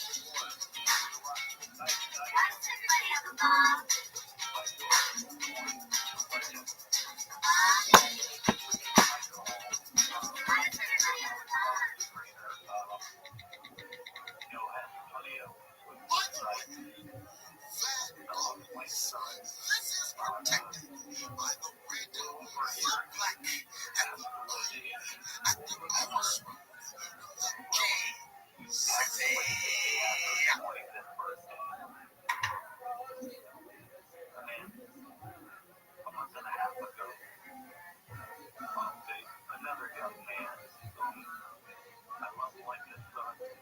He considered me, like a dad. And he was 28. Aaron and Jake. Jake, he worked on a crab boat up in Alaska. And he fell into the water and, yeah, he did. So I've had plenty of sleepless nights, sheer tragedy. Yeah, but, I gotta thank you, like, John, and Ruthie, Corny, and all of you. I'm hanging up on my fingertips. But, you guys,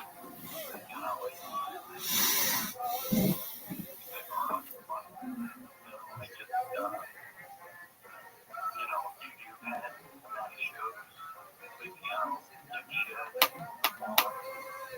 I just wanted to thank you all. Yeah, I hope you were still, those boys, they're you first, they're from QP. So,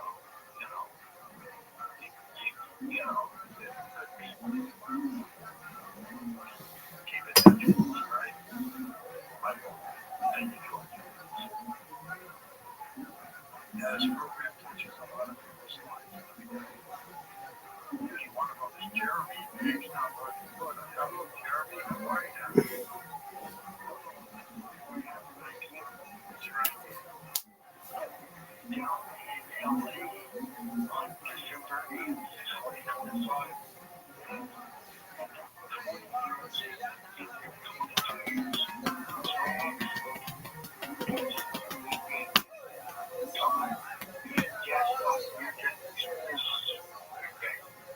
Yeah, we do a similar type show with the John the Hood, not the whole show. Yeah, absolutely. When is your date again? On December 8th, 2025 will be the 20 years in the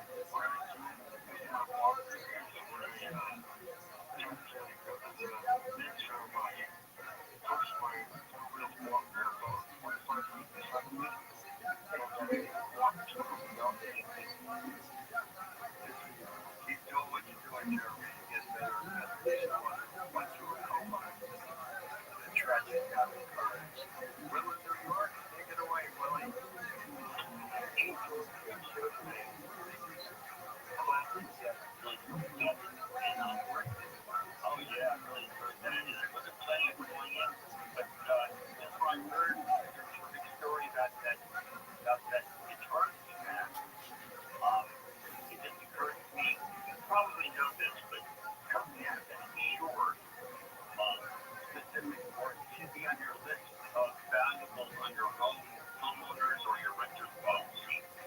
And if you don't know the exact valuation, just make a guesstimate yourself what it's worth just to get it out there right away. And then, then like Dana Caller said, go to a reputable auction house or, somebody else to appraise it for you.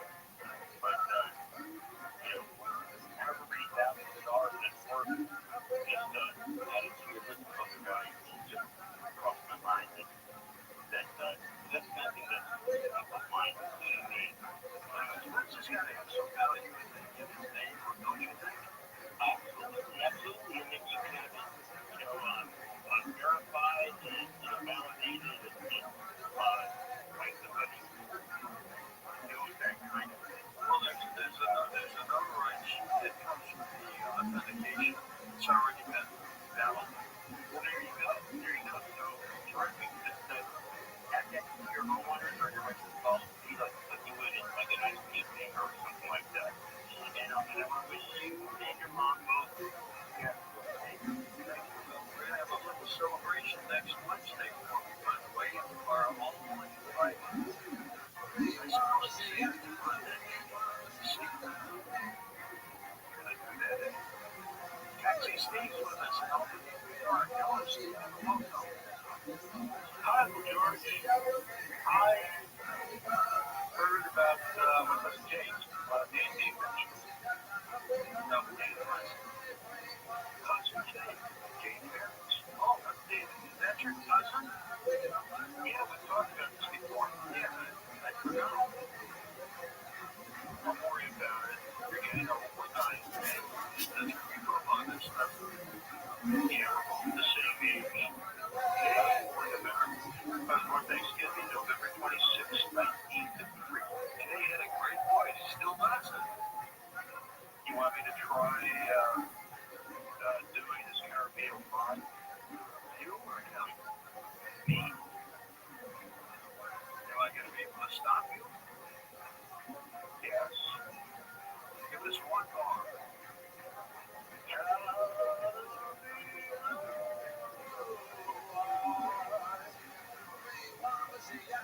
You see that? Classic son of the best. Yeah, they got the Gettysburg Book of Records for that play. But no, not the best, one of the longest. Yes, and I have a lot to say during the Beatles.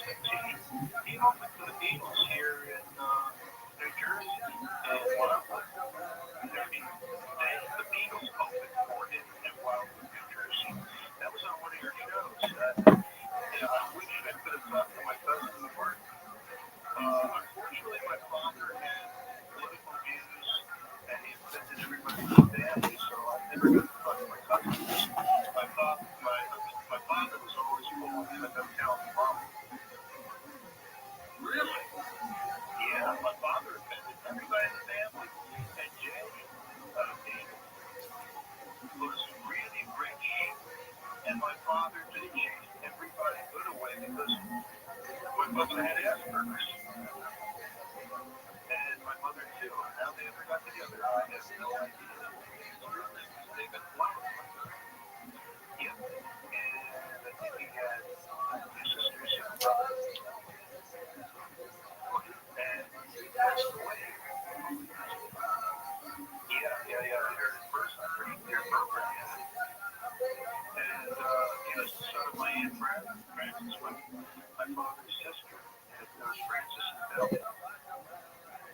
The great voices of one time, I gotta tell you. Whatever said is gone. Because, I tried to rap with him. And one night, one day, when I was a crisis officer at Green Haven Correctional Facility, an inmate got away. And I was in the break room doing some downtime. We were working with 20-hour shifts. And I called him up and I go, "Hi, Dave." And he goes, "Hi. What are you doing now?" I go, "I'm a corrections officer at Green Haven Correctional Facility." And this is the day after the guy got out. He goes, "Hey, my friend, wait, we're good." And that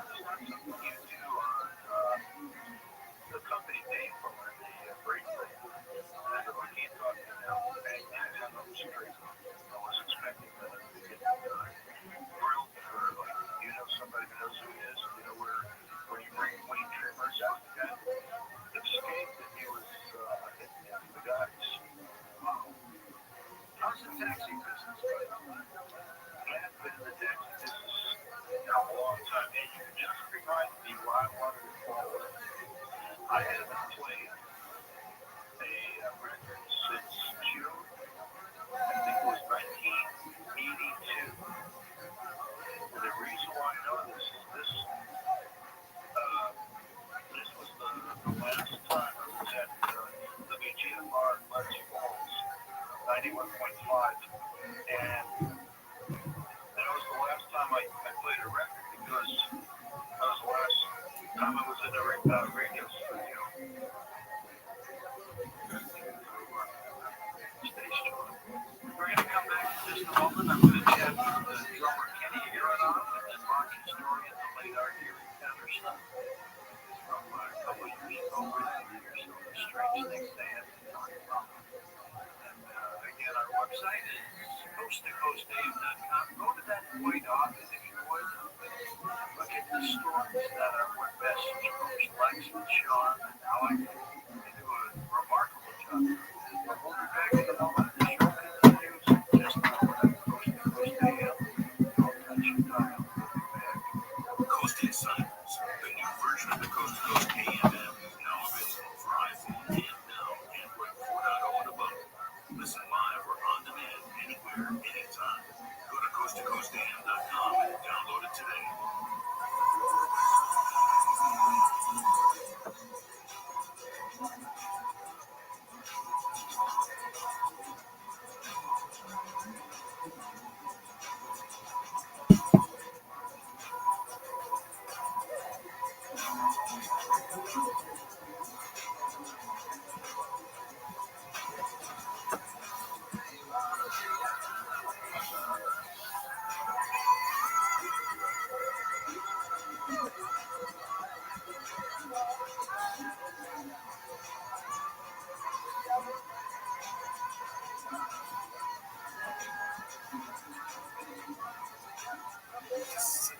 Las Vegas. The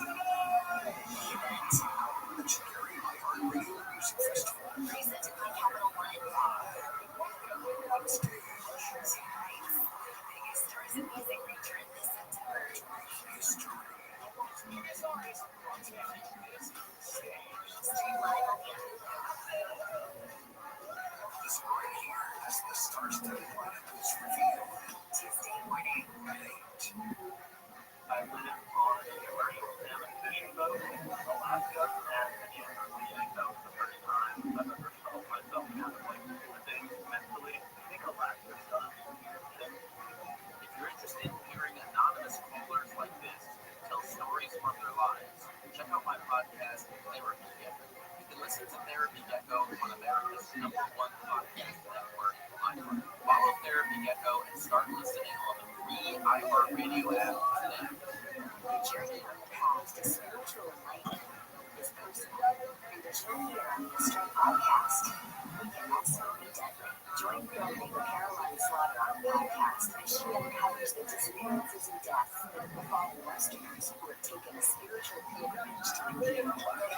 Because this is fraudulent for your vulnerability. Listen to Astray on the iHeartRadio app or wherever you get your podcasts. iHeart is America's #1 podcast network. Go at free, fight censorship, and support free speech. Virginia's top prison band, Edge of Daybreak, is about to attempt the impossible, recording their debut album behind bars in just 5 hours.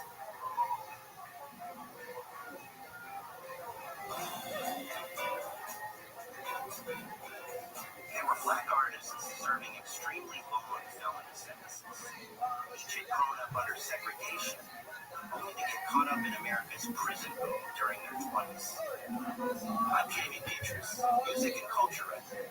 For the past 5 years, I've been talking to the band's 3 surviving members, Jamal Jahanubi, Neil Kane, and Harry Cupcake Coleman. But this week, we were the band of the state penal system. They will come in.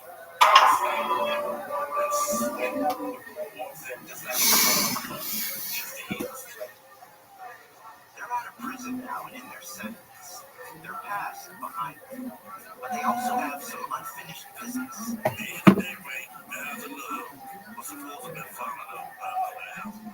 They never got that opportunity, but they never stopped dreaming.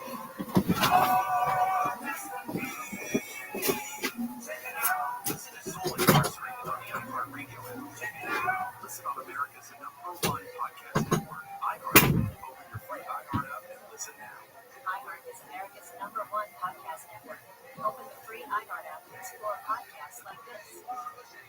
Double the surface in central Mississippi. Odds are good you'll find a burnt orange color back of the year. It's called gassy clay. There's one thing it's known for: wreaking havoc on anything barefoot. It's the strangest, most destructive soil I've ever dug in before. You never get what you expect. No. Over the years, gassy clay has held and destroyed a lot of Mississippi secrets. But in 2012, a construction crew uncovered a big one. Graves, thousands of them, on the site of the old state cell. They may have thought they only found 1,000, and that was their going, okay, wait, 2,000, wait, that's 7,000. And all this begs the question, just how do you lose track of 7,000 graves? In Mississippi, these secrets is as old as the soil itself. So can the truth ever really be uncovered? The story is much more complicated and nuanced than that. I'm Larissa Campbell, and this is Under Yazoo Clay. Listen on America's #1 podcast network, iHeart. Open your free iHeart app and listen now.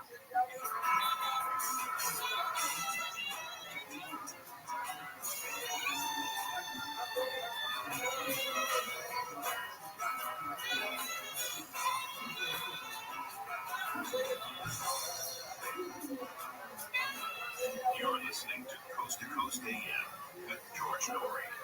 Beyond Belief Outside Television Show. We invite you to go to the website beyondbelief.com and sign up to watch many shows that you can. Our YouTube channel up and running. Go to YouTube for the Coast AM official.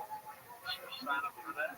So there's something for you to build up that immune system. HealthyLooking.com with Dr. Alan Lay brings 4 decades of experience in natural products with exclusive stem cell wellness kit that works with your body's stem cells to assist your immune system.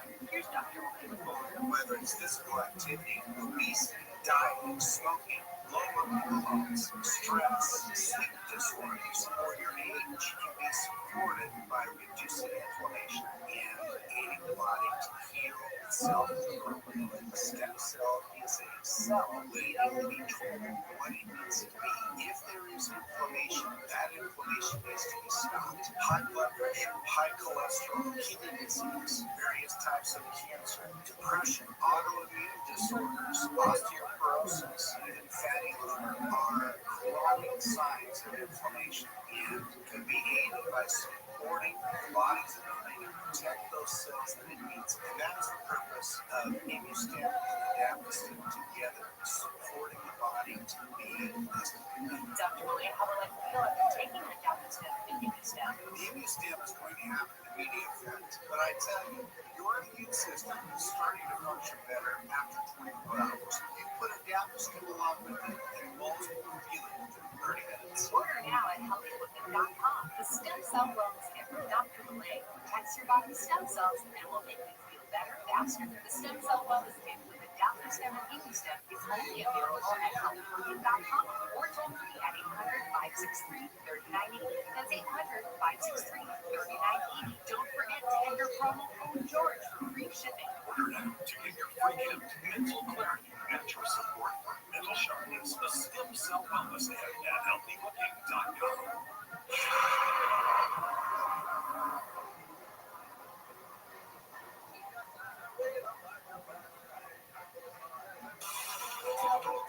You heard the news. Newsmax just went public on the New York Stock Exchange. Listed on the big board. Americans like you are joining our news revolution. Reuters Institute says Newsmax is one of the top 12 news brands in America. Even President Trump says it's true. 40 million Americans go to Newsmax, and its audience grew 50% since the same time last year. Millions really are making the switch to Newsmax. You want to be a Newsmax hero? Call your advisor or get more info at newsmaxbest.com. Stand with Newsmax today for a strong America. This communication is for informational purposes only and shall not be intended to or shall not constitute any offer to buy or sell securities, nor shall there be any sale of securities in any jurisdiction in which such offer, solicitation, or sale would be unlawful. When it comes to your health, waiting is not an option. You must be in control because when disaster strikes, it's too late to start preparing. Whether it's a natural disaster, a medication shortage, or a broken supply chain, the truth is you cannot afford to rely on a system that might fail you when you need it most. You should never be at the mercy of empty pharmacy shelves or overwhelmed healthcare systems. Your health is too important for that. But there is a solution. The Chase case gives you emergency antibiotics so you can have them before you need them. No more crossing your fingers during a crisis. With Chase, you're ready. It's fast, it's affordable, and it could be life-saving. Just head to chase.com, enter a few questions, and a licensed doctor reviews your info in minutes. If approved, your meds shipped directly to your door. Act now before the emergency hits. Use code RADIO. That's RADIO at chase.com. That's JASN.com to get a discount on your Chase case. Be ready, be protected, be in control.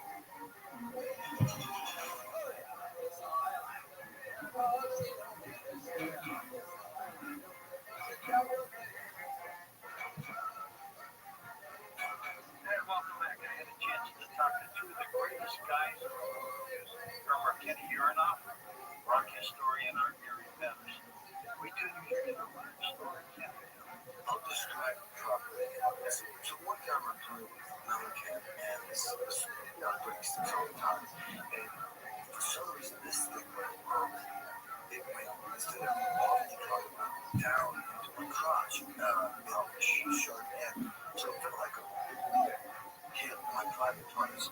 So I'm freaking out, thinking, this lot of sensation, like I thought I was bleeding or something. So I start to faint while I'm playing. I'm doing the song, the Authority song, and I see the band turning around, looking at me, and I'm feeling this, like how when you start to faint, it starts closing in. So my tech comes up, my head is up, it's just something on the cymbals, so I'm trying to adjust the cymbals. And I'm going, oh man, no, it's not the cymbals. He yells at me, what's wrong? So I said what was wrong in that area of my body. He slapped me on the back, said, you have no problem. And left me. It wasn't stalking, was it? No, there's just a welt in that area. I don't know how that happened. That was memorable enough for me to tell you. You hit the drums that hard that the stick would break. I broke the drum for so 30 shows, I broke 5. That guy still keeps it at 5. How many drumsticks do you work with? But the record of broken sticks was 18 to 100. 18? Yeah. I have to admit that when I was with Mellencamp, we played Scarecrow, and we played Scarecrow, and we recorded that song, and I hit a fire extinguisher, get this kind of animal sound. When I hit the snare line, gang. So live, I took a break drum off of the car, which is a steel thing, and then when I hit it, stick live, I was breaking leg and put 8 sticks on that one song. What do you prefer, studio drummer or on stage? That's a question that's asked often.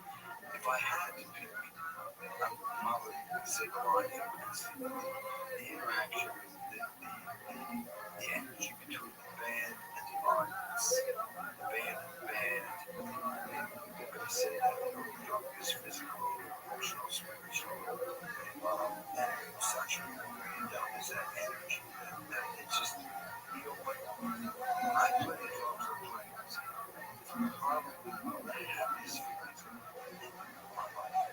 It just feels good. So,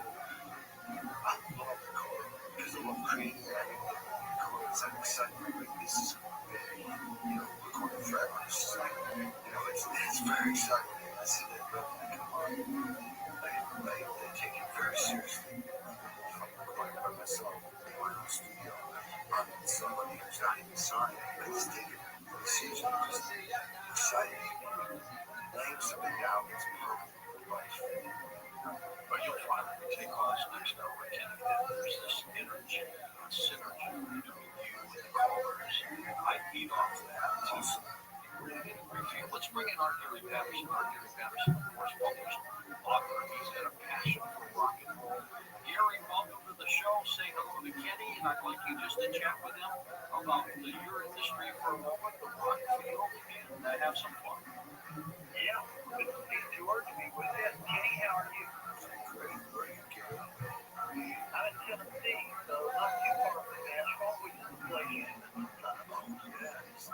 Nice to be looking at it all the time. Kenny, this guy knows more about your industry than any living human ever touched. I love that. That's cool. So let me tell you, Kenny,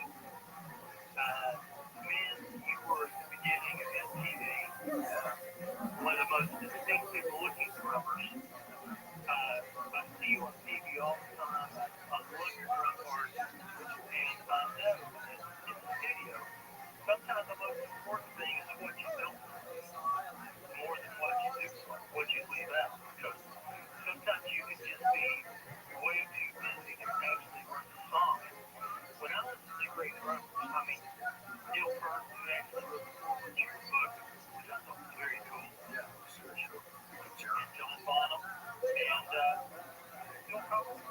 But when I think of the three, Phil Collins has the definitive greatest sound of grunge. Do you agree with that? Definitely. That's the one of them. That was like, that brought drums to the forefront. And that fits right into what you're saying. That wasn't a drum solo.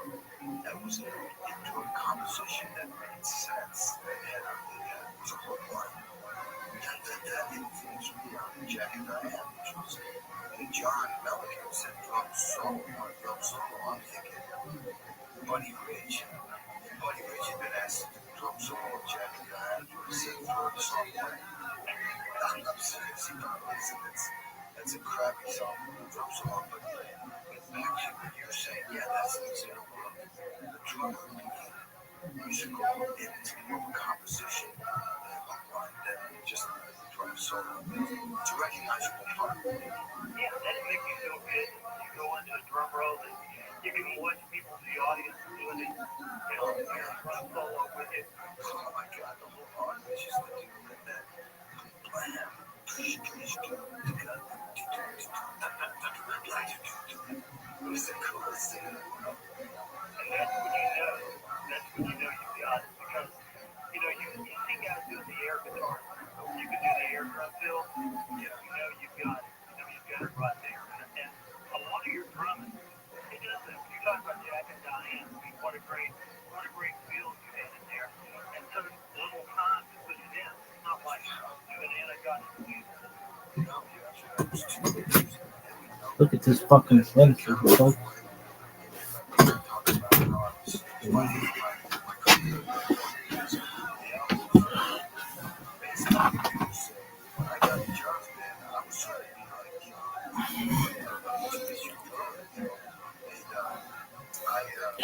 This is like Christy Yamaguchi had sex with Boris Becker on horseback at the 62 Preakness.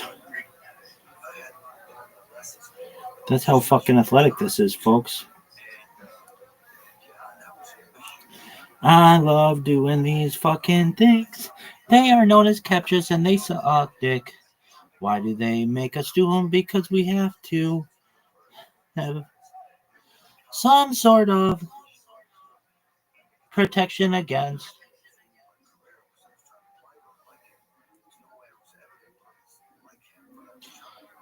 AI, robots.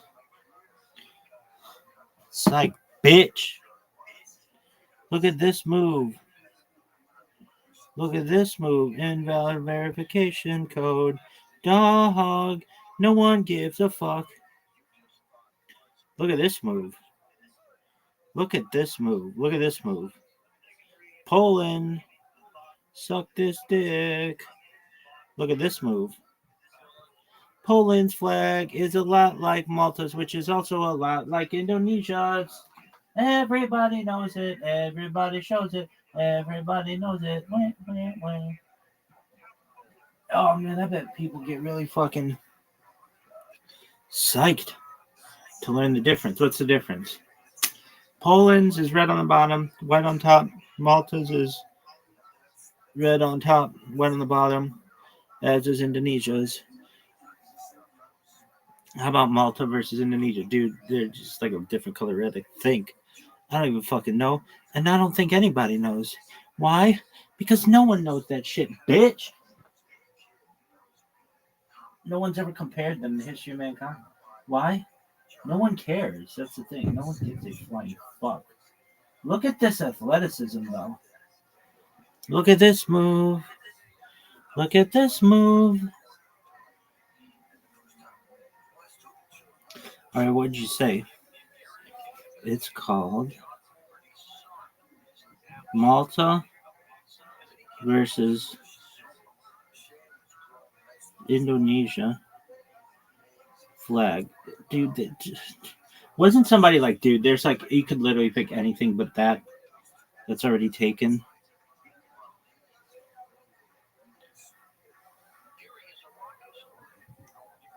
Malta?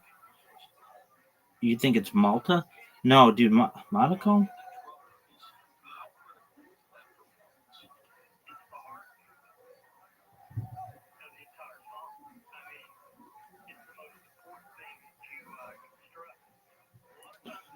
Ratio of 4 versus 2.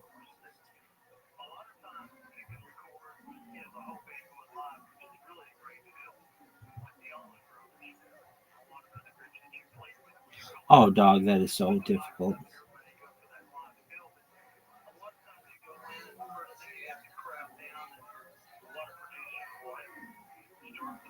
Monaco's is darker red, son. Like, barely.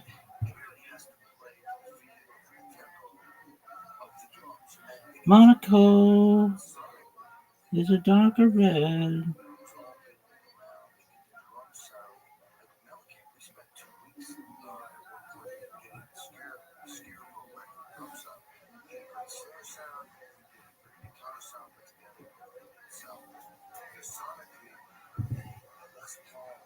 Dude, I think that Monaco should change their fucking flag.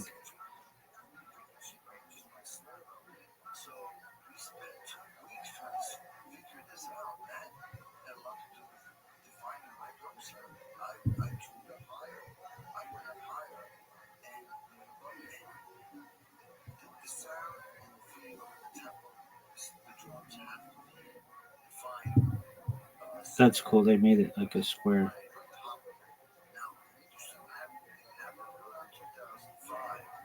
Ish. Not really.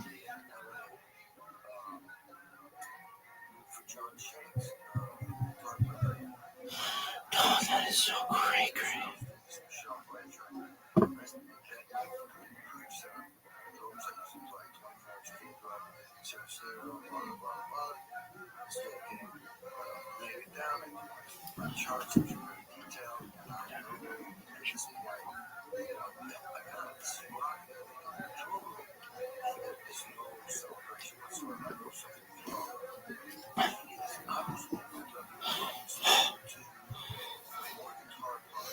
Yo, dog, you see that rabbi? Yeah, he's done more captures, or they've done more captures than any person in global history. Then we go like, why? Because this one time we were watching him in his room after Tommy John surgery himself into the netherworld, perhaps. And he just was going, and then we all just started going, Why? Why not? And now we do it. It's like 100 years later, and we're still going, whenever we see this motherfucker. Why? I just told you, no one knows. Dude, this sucks.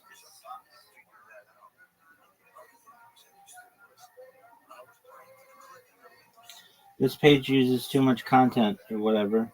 Dog? That's a fucking Bezos problem. That ain't a me problem, baby. Sucks.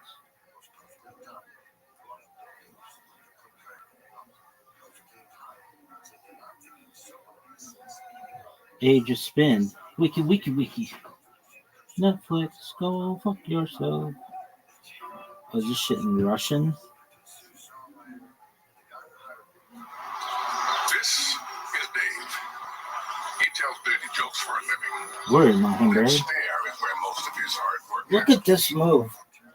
Did you see this at Russian? signifies a profound train of thought. The alchemist fire that transforms fear and tragedy into levity and livelihood. Dave calls that book The Trance.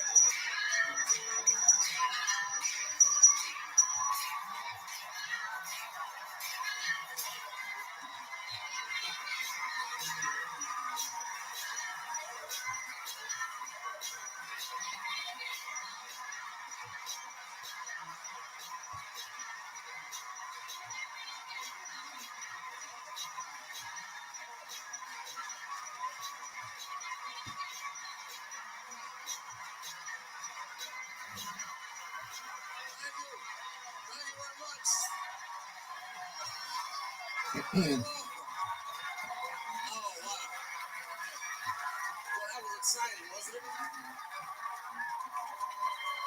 Thank you, guys. Have a seat, feel comfortable, relax.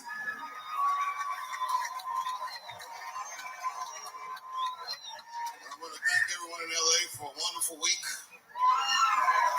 Been great here. You know what? It's been 10 years since the last time I played Los Angeles. You can imagine. I know I've been gone for a very long time.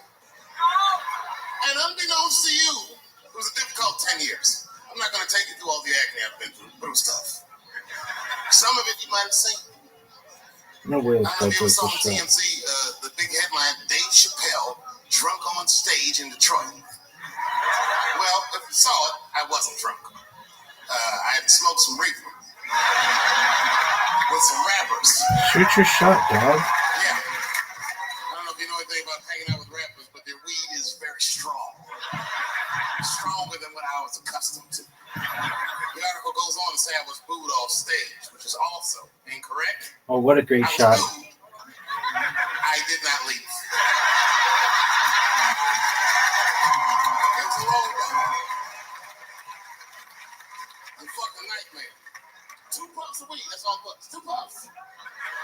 I never had that happen where I take 2 puffs of weed. I looked at the guy next to me, I was like, I'm gonna bomb nigga, I can feel it. And that guy called my name, Dave Chappelle. Niggas was like, You know, normally when you do a comedy show, you guys don't know what it looks like up here, but niggas be just looking up at you like.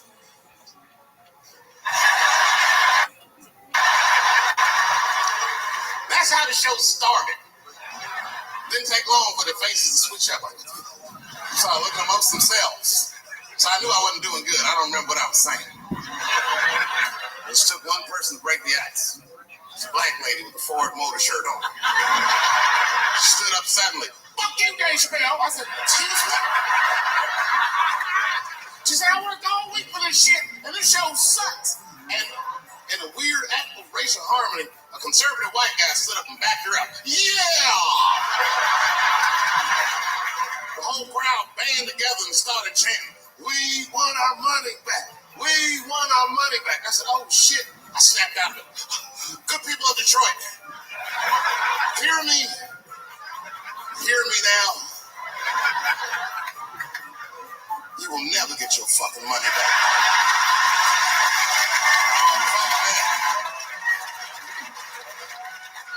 I said, I'm like Evel Knievel. I get paid for the attempt.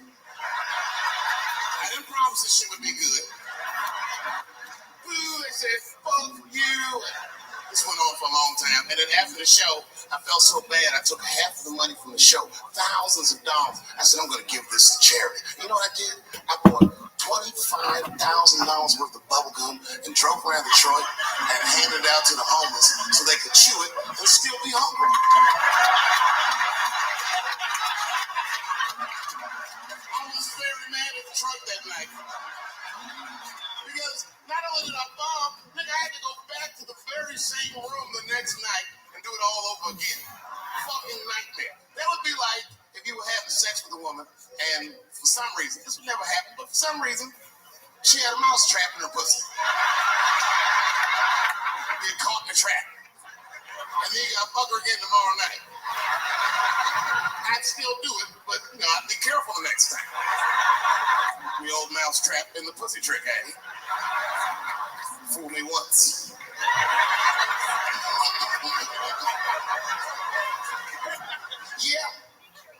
Yeah, it was a tough time.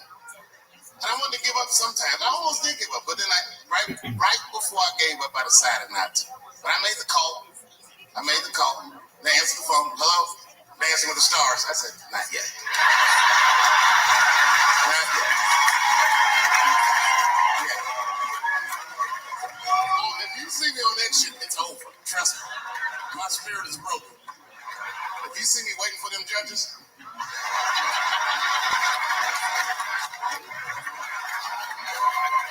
getting critiqued on my cha-cha, fuck that. I've been hanging out. I haven't been working in LA, but I come out here and hang out and shit. I was out here a few weeks ago. I almost got arrested.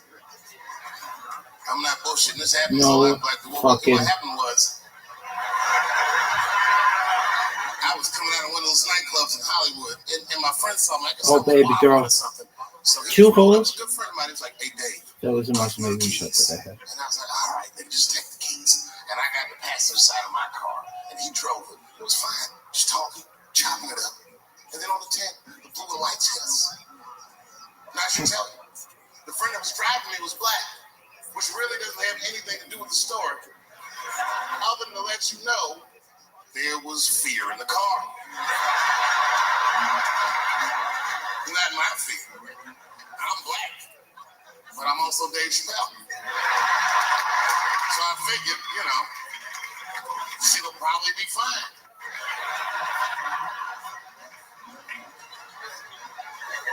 Traffic stop started off on the right foot. Cops came up to the driver's side. Hi, how you guys doing? And he recognized me immediately. Oh, Dave Chappelle. I looked at my friend like, we're getting out of this shit.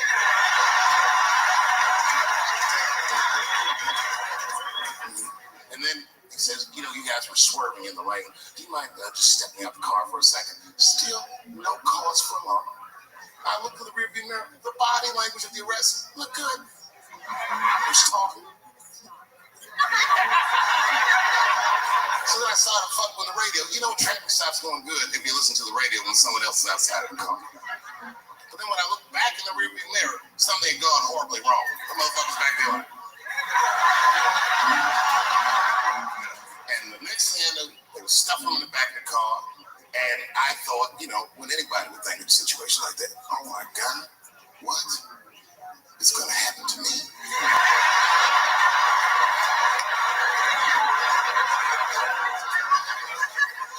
And the police walked up to the window. Mr. Chappelle, we had to arrest your friend. He refused to take our breathalyzer test. I said, that motherfucker. Not complying, that's odd. So, officer, what's going to happen to me? Well, you're fine. We're just going to have to ask you to step out of the car so we can impound the vehicle, and we'll arrange for you to have a ride home. I said, oh, well, nah, I would rather you just give me the keys. There's a Mr. Chappelle, your friend already told us he's your designated driver. We can't let you drive in this condition. I was like, no, nigga, I'm good. I'm good. And then suddenly the shit turned into Vegas. He was like, I'll let you blow for it. I said, excuse me? He said, if you blow on my breathalyzer. I said, oh, nigga, I thought you were trying to get your dick sucked.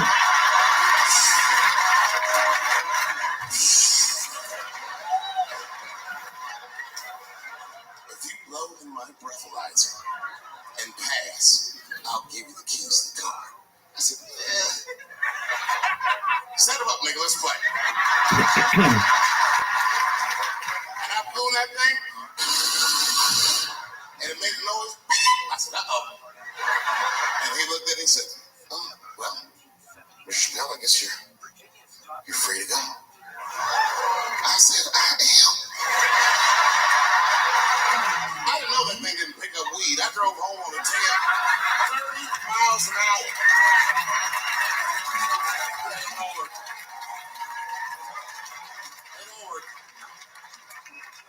I'm one of the lucky ones. Doesn't work out that well for everybody. I saw that videotape of that lady that got beat up in LA in the trap. You see that shit on Rush Hour Trap? They beat a black woman's ass. This woman didn't even do anything wrong. It was fucked up. It was so fucked up it didn't go to court. The city of LA just gave that woman $1.5 million for her pain and suffering. That is not bad, considering that's the same amount of money that Marcos Maidana made to fight Floyd Mayweather the second time. And this woman obviously hasn't trained a day in her life. You can see it on the tape. She didn't come to fight. Her guards were low. She was taking a lot of shots.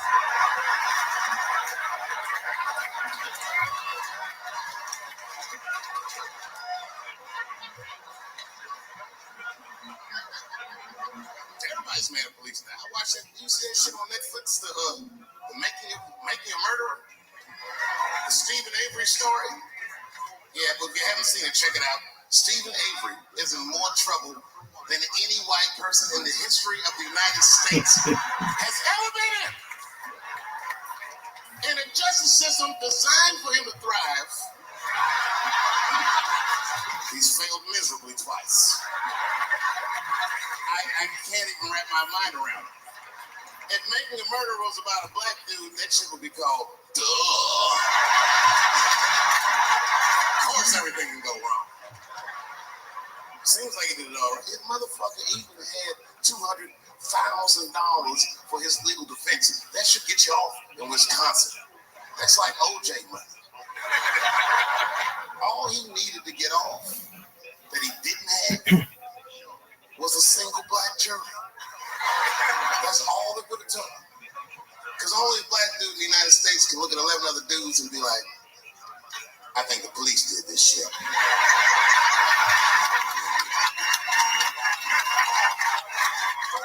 He's fucked up in the game. That's how OJ got off. I've been watching that new OJ show. I can't get enough of that shit. Does it bring back good memories? But I forgot how like just how polarizing that OJ case was. And you know, I've met OJ Simpson on 4 different occasions in my life.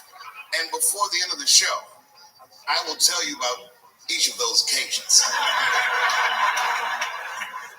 The first time I met O.J. Simpson, I was in Santa Monica. Yeah. I can't believe a black dude was like, Santa Monica? He was the last nigga I expected to say that. See your shoes. You got some Vans on, nigga? What you got? Santa Monica?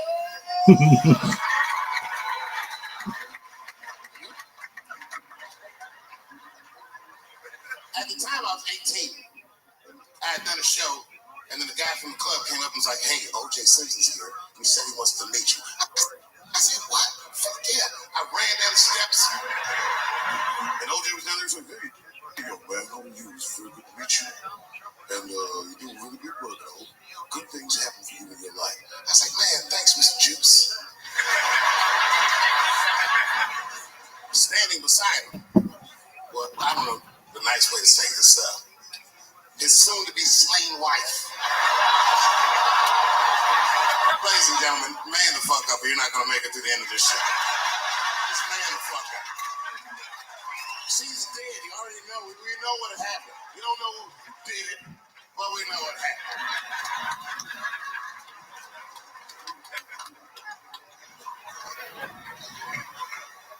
I should tell you that woman was very nice to me.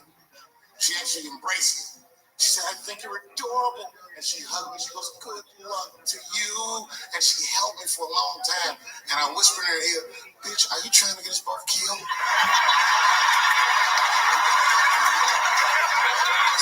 I was kidding. I didn't say that. But that was the first time in a nutshell.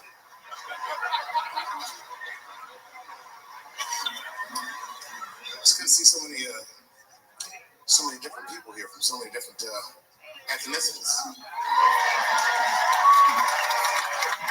Very diverse crowd. Looks like you thought Bernie Sanders was going to come out in this motherfucker. But surprise. It's me. Yeah. Yeah, no, you know, I'm happy really to see black people come in. A lot of black people don't fuck with me like they used to. Well, there's a lot of reasons, a few reasons you don't see black people at my shows. One is because obviously black people have slower internet connections. I mean, that would be my guess. I don't know what. Actually, my own actions drew a wedge between me and the community I hold so dear. A couple of weeks ago, I was supposed to be in Flint, Michigan for a charity benefit. I was supposed to raise awareness for the appalling condition of the water in Flint. I don't know if you know this, but the water in Flint is fucking poisonous. It's actually making people sick. I mean, Hollywood people like, so what? At least they have water. But this water, this water's fucked up. So a lot of black celebrities flew into Flint, and they did a tremendous charity benefit, and I was on the schedule to appear.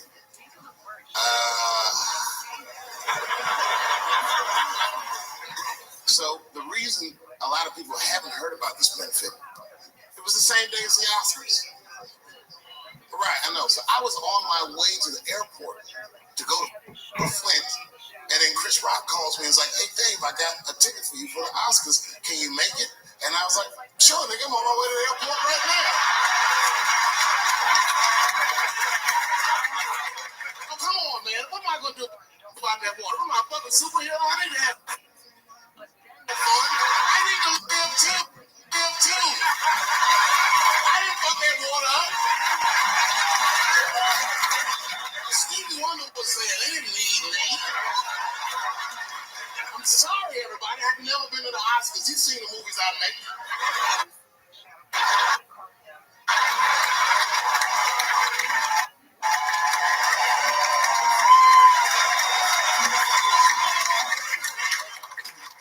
I was excited. I knew I was going to get in some trouble because when I was walking in the red carpet, the black press came after me.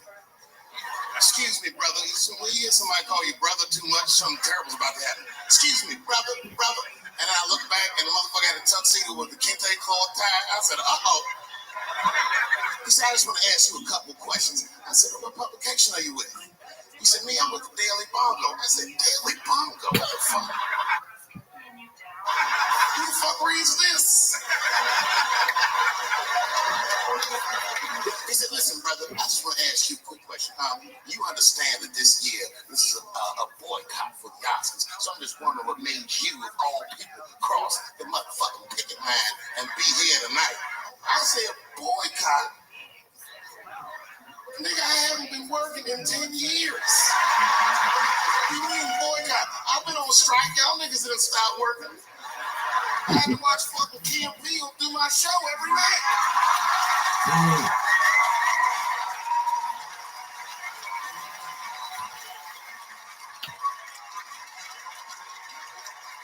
Fuck the Daily Bongo is what I said.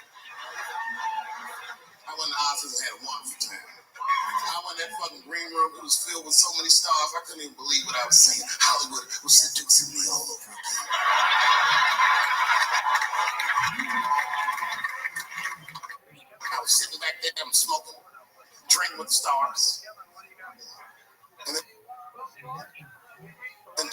Hollywood movie producers came over right to me. Oh my God, Dave Chappelle said the leader one. He was obviously gay. Some guys you can just tell. The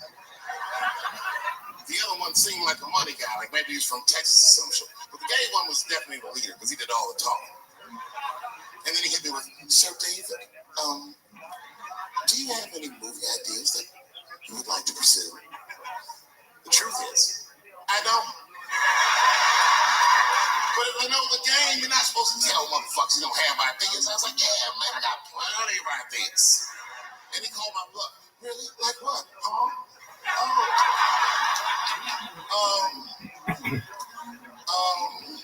And then I just started making up shit that I thought maybe he'd like to see. I said, I have a superhero idea. He goes, really? I go, yeah, he's a gay superhero. He was like, really? What's it called? It's called Same Hero, New Boots. It's about a gay sous chef in San Francisco. He gets bit by a radioactive rat on his shift when he's taken out the trash. He's blessed with powers beyond his wildest dreams. Supersonic, gay kind of powers. And he starts saving everybody in San Francisco. But at first, he only saves gay people. Later, he saves everybody, and the whole city just falls in love with him. The only problem is, no one remembers him when he saves them. Well, I don't understand. Why wouldn't they remember him? I said, because W is gay. He keeps changing his outfit. People come up and thanks for saving, mister. What's your name anyway? He's like, oh, same hero, new boots, and that motherfucker flies away.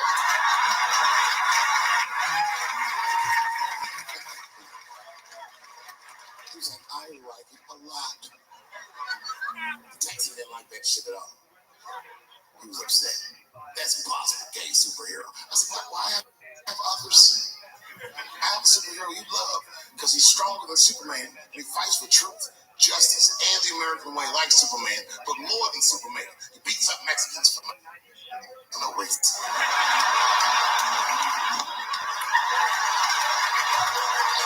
The Texan's like, you got my attention. I'm like, man, this motherfucker's so strong, he can fly and do all this great shit. Only problem with this guy is he can't even activate his powers unless he touches a woman's vagina. Not a long touch, just a couple of pats.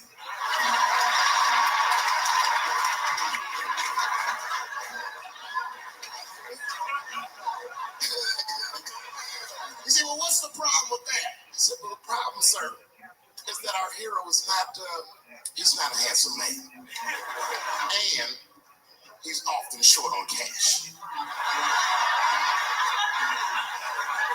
So whenever trouble breaks out, he has to run around the city and convince them to let him pat their vaginas. Please, miss, that building's on fire.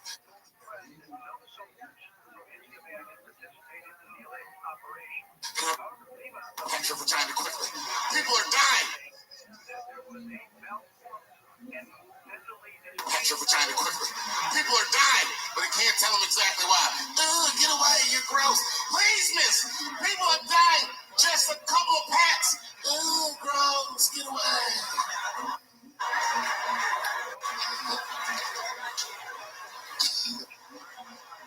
So he rapes them. I know. That's the dilemma for the audience. Because he rapes, but he saves a lot of lives. And he saves way more than he rapes, and he only rapes to save. But he does rape. I didn't realize it, but the whole green room was looking at us. All the celebrities were disgusted. That guy from Texas was like, here's my card. Call me on Monday. That worked out. The second time I met O.J. Simpson.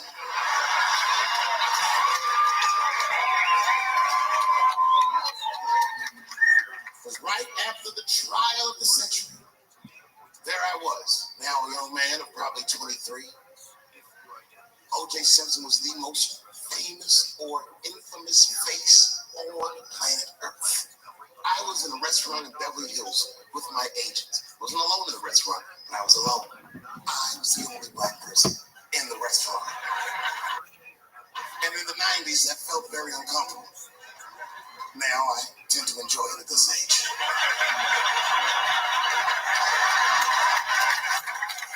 I was having dinner with my agent celebrating a deal that they told me was lucrative, but I later learned fucking sucked. And suddenly, a group of women walked by. Every race was in that group. Black, white, Asian, Latina, white, and white again. They were all gorgeous. I watched them walk by. Then, I saw a familiar face. Al Collins, the man from the infamous Bronco chase, walked by and embraced one of the women.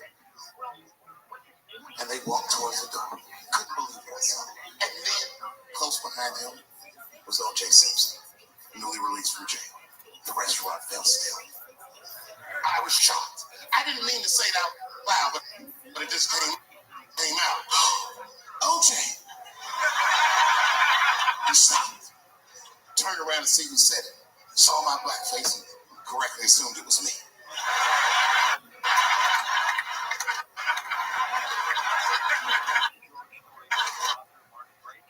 I was sitting in the corner of the booth.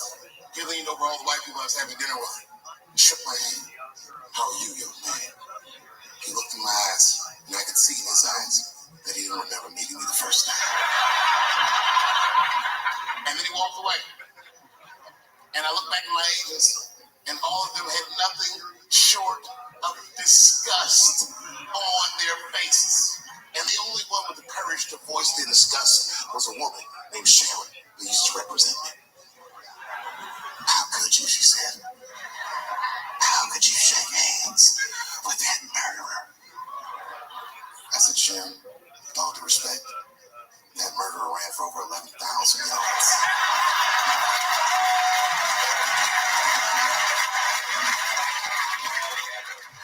And he was acquitted, so, love didn't fit. Love didn't fit. Get over yourself.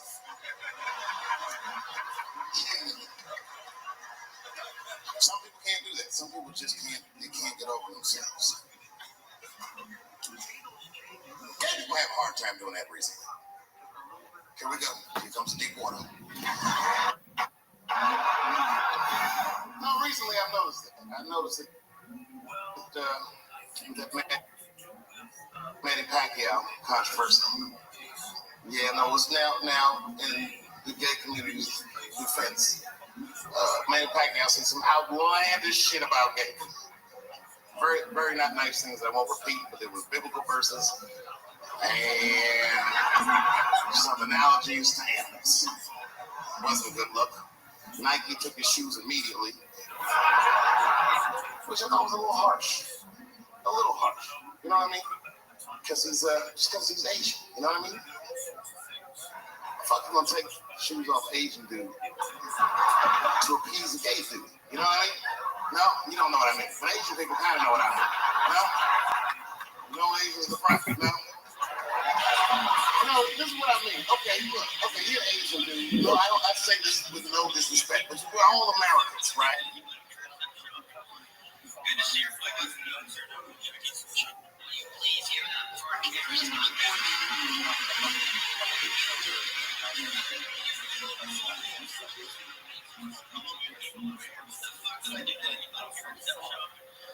Good to see your flag. Get some cheese. He's gonna go great.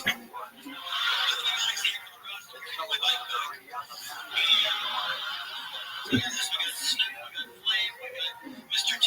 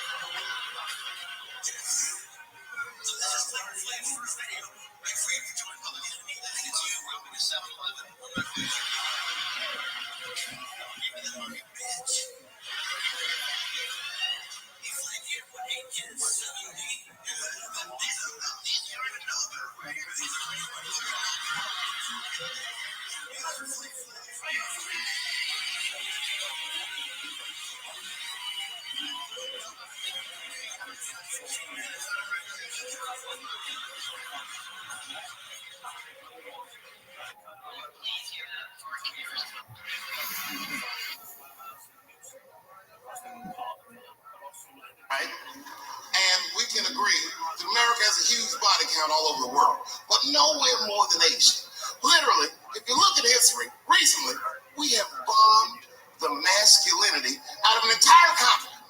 We dropped 2 atomic bombs on fucking Japan, and they've been drawing Hello Kitty and shit ever since. There's a lot of lady boys in the wake of our bombs. And I know these things because my wife is Asian. She's Filipino. All right, well, okay, so that explains it. Now you know why you see me at all those Filipino events. I'm not there picking up pussy, I'm dropping some off.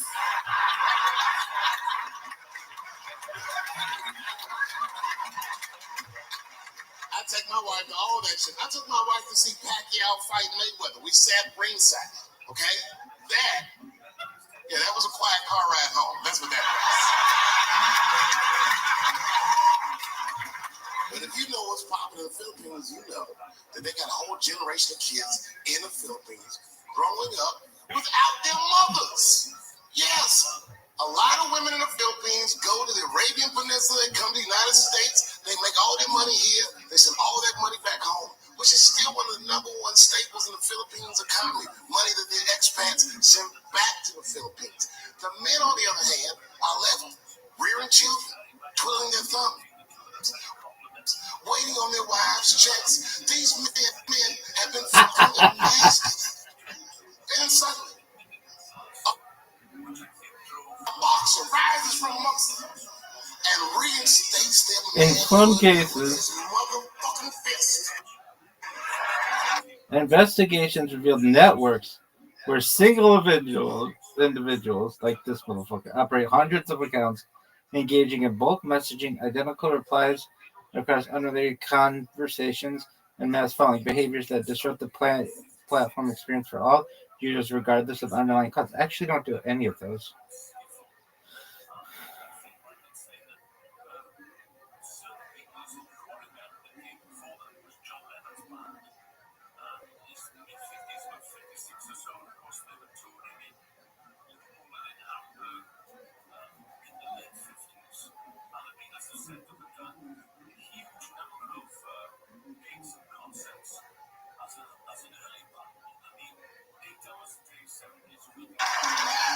This is not the guy you're supposed to ask, what do you think of homosexuals? He's not your champ. Shit. That's why I don't have a sneaker deal, because if you say something that people don't like, they'll take your fuck shoes off. If Martin Luther King had a sneaker deal, we'd still be on the back of the bus.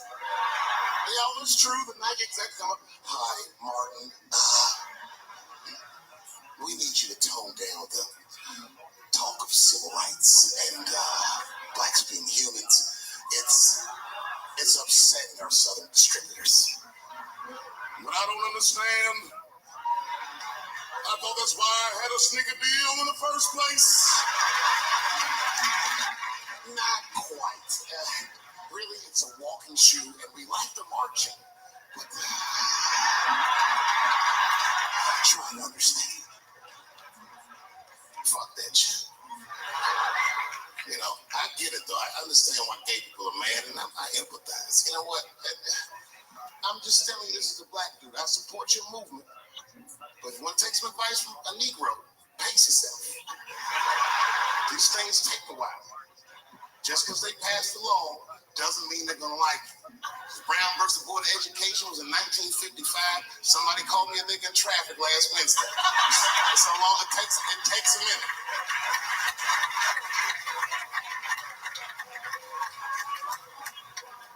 My wife's friend, Stuart, told me that. My wife has a lot of gay friends. Stuart's their leader.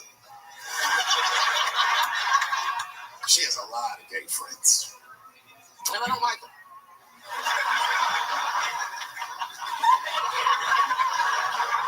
Not because they're gay, I'm just judging them on the merits of their character. They're just not nice dudes. They're fucking rude house guests. They're sitting on my couch, giggling with my wife, eating my motherfucking macaroons. When I come in, they act like the party's over. Hey, Stuart, what's going on? This guy talks to me the way a cat would speak if a cat could talk. Hi, David.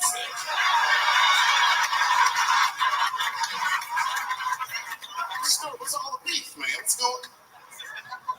He always supposed to have some kind of gay political argument. The last one was about a petition in federal court to take the words husband and wife out of the law. I said, well, why would you want those words out of the law? He said, because it discriminates against same-sex couples. I was like, niggas, please save me the semantics. Just trust me. Take your chips and get the fuck out of the casino. You're about to crap out.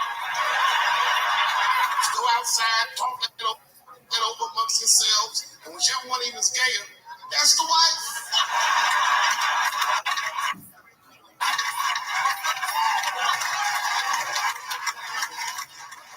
No, Stuart didn't like that. Stuart educates me about this movement, you know what I mean? I didn't even know shit about it. He told me it's called LBGTQ. I was like, what the fuck is the Q? Does that even make sense, Q? Turns out Q is like the vowels. That shit is sometimes blind. For gay dudes that don't really know they're gay, you know what I mean? Like prison fags who are like, well, I'm not gay, nigga. I'm just sucking these dicks to pass the time. I'm not G, I'm Q. Ugh.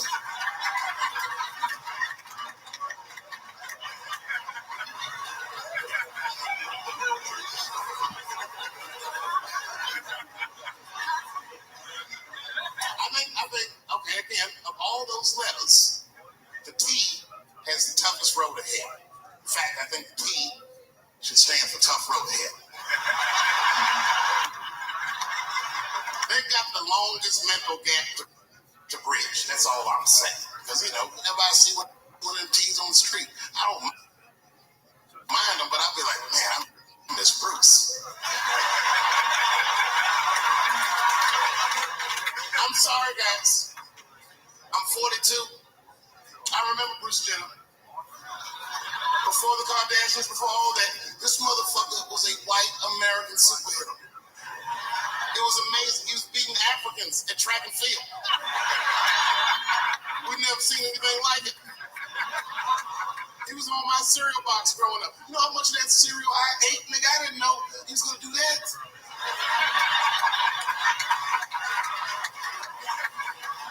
I knew before you guys knew. I heard things on the street in Hollywood. You know, you used to be out, see people. Hey, what's up, Kanye? Why the long face?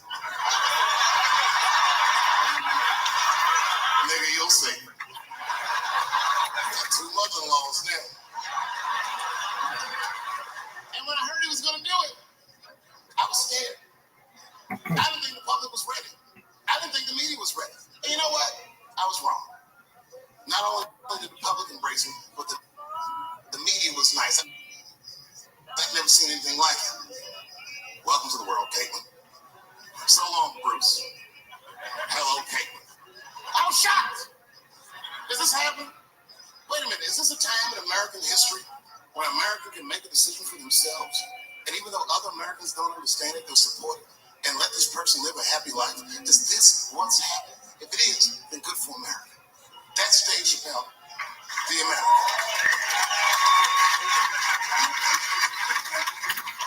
Although Dave Chappelle, the black American, he was a little jealous. I was like, how the fuck are transgender people beating black people in the discrimination Olympics? If the police shot half as many transgenders as they did niggas last year, there'd be a fucking war in LA. I know black dudes in Brooklyn, hard street motherfuckers, that wear high heels just to feel safe.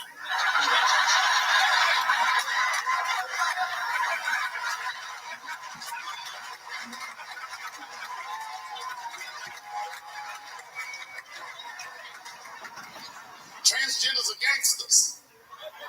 I used to do business with a transgender in Hollywood. Man, everybody would be scared of her in the boardroom. She walk in there, newly minted woman, high heels, purse. Wouldn't say anything to us, just walk around the conference table looking mean as shit.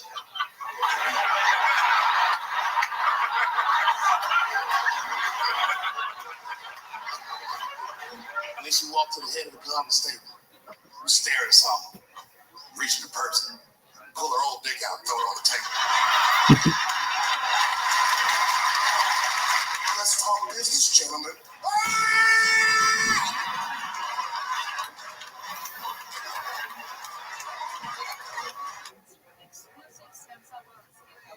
Shit is scary as fuck. If your best friend pitched that to you, you'd be horrified. Yo, nigga, let's go to the hospital and cut our dicks off and make pussies out of them shits. What? Can't we just get matching jackets or tattoos or something? Sure, that's what you want to do? So one way to find out, nigga. Woo! Dang! Bow! Bow! Let's go to the club and trick niggas into fucking us, yeah.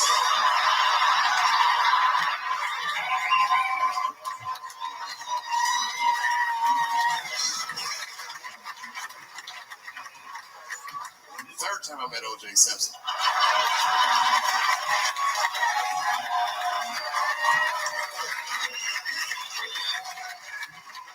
Third time I met O.J. Simpson, I was doing great in life. I just finished the second season of Chappelle Show. Man, those were good days. I was playing a comedy club in Miami, the Improv. I don't know if you've ever been, but if you have, you'd know. The door for the green room is right on the stage. Can you imagine such a thing? If I walked out of the door of the green room, bam, I was right here, right from the dressing room. And I did that. I walked out, and the whole crowd was like, hooray! And I looked, ma'am, as close as you are to me, I saw him as soon as I came out, the juice. And I saw recognition in his eyes, and it filled me with pride that he knew who I was. I didn't acknowledge his presence because it was a white audience, and I didn't want to start a panic.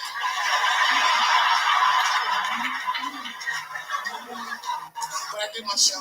Show went great. I said, good night, everyone. They all said, yay! And I didn't say nothing to OJ, but I just gave him the signal, letting him know I knew he was there.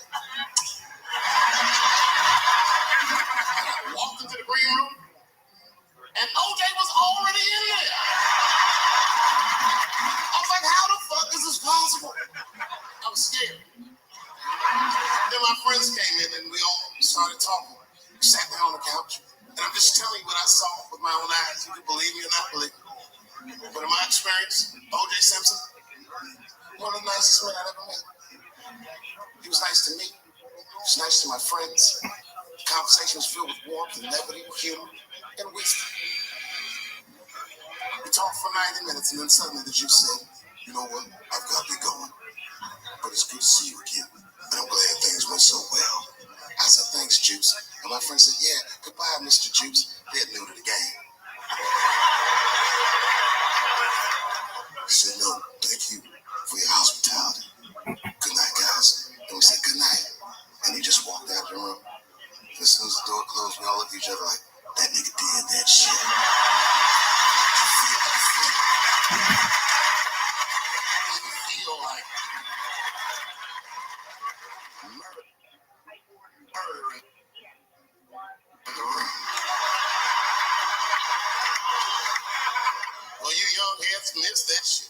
too young. You don't remember that. How old are you, young man? You.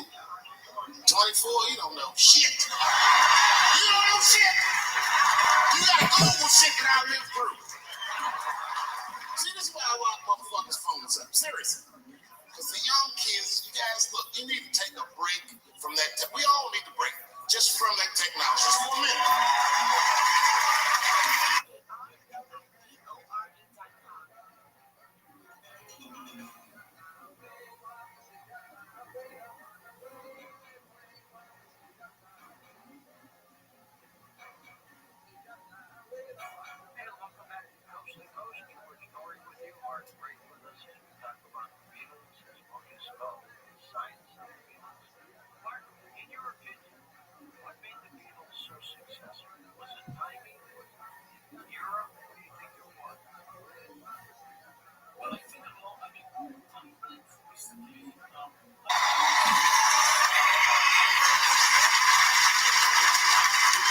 You know, I'm from a different time, young man, a dark time.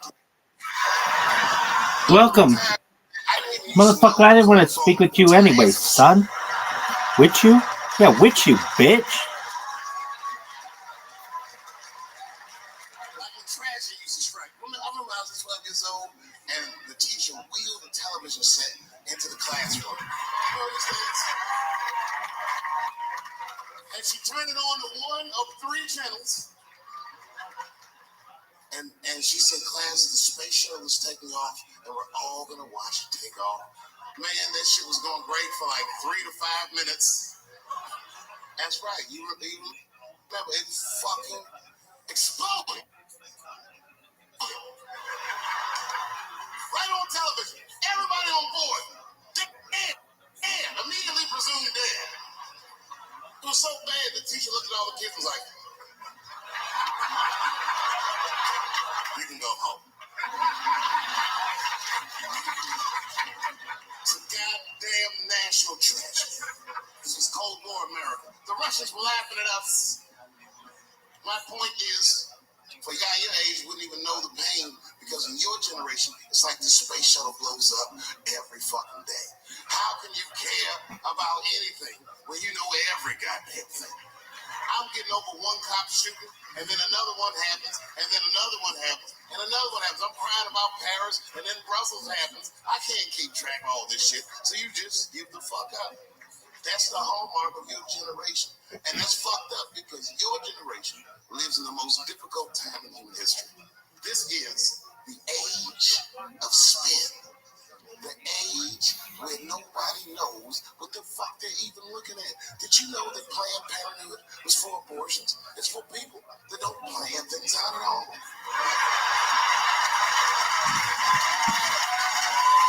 That's right. Right. So, a guy your age doesn't really know how he feels. Are you pro-choice? Are you anti-consequences? What does it all really mean? It's easier not to care for you. But for us, we were trained to care. We were raised that way. I used to watch a fucking cartoon when I was growing up called Care Bears.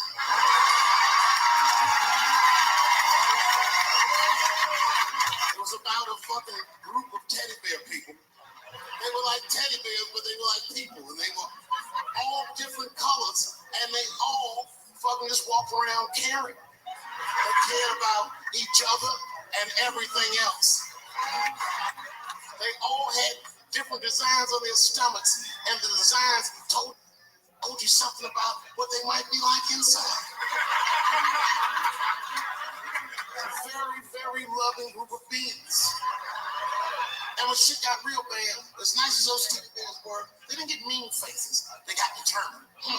And they would say, come on, guys, it's time for the Care Bear Stare. Remember that shit? And them little teddy bears would lock arms and stare at the problem. And I'm not even bullshitting. Actual love would shoot out of their chest and would dispel anything that fucked up. And when we grew up, we wanted to be like those things. And then we got our hearts broken. So we found out that life wasn't going to let us do that. And that it's impossible to shoot love out of your chest. However, I have shot love onto somebody's chest.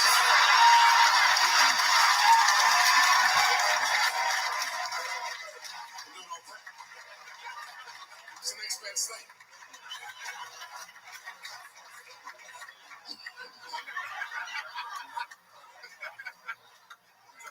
Hey, you kids don't know. Your generation is just determined to be angry, mad.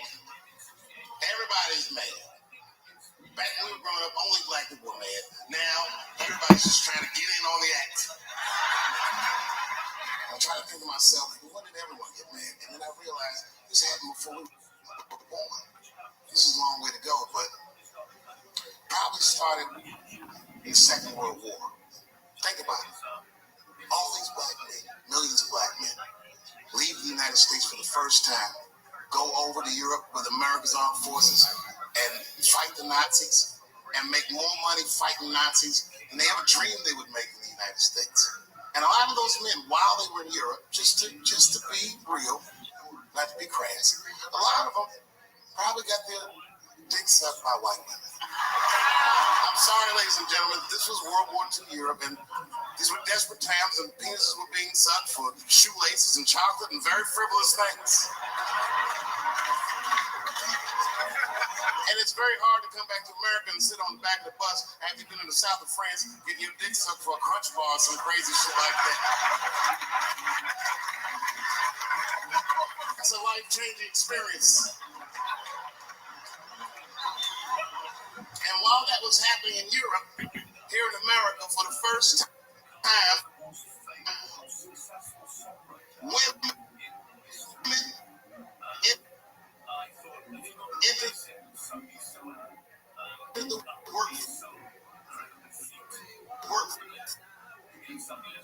workforce in mass by the millions. All the men were gone. Someone had to run the factory. The ladies did it.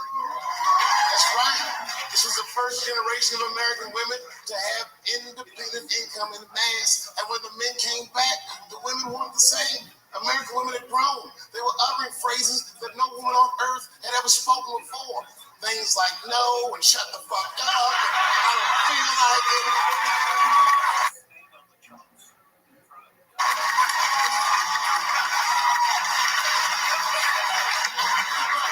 And then behind the scenes of that, there was a little-known government agency that started testing mind-controlled drugs on the American public. They fucked up.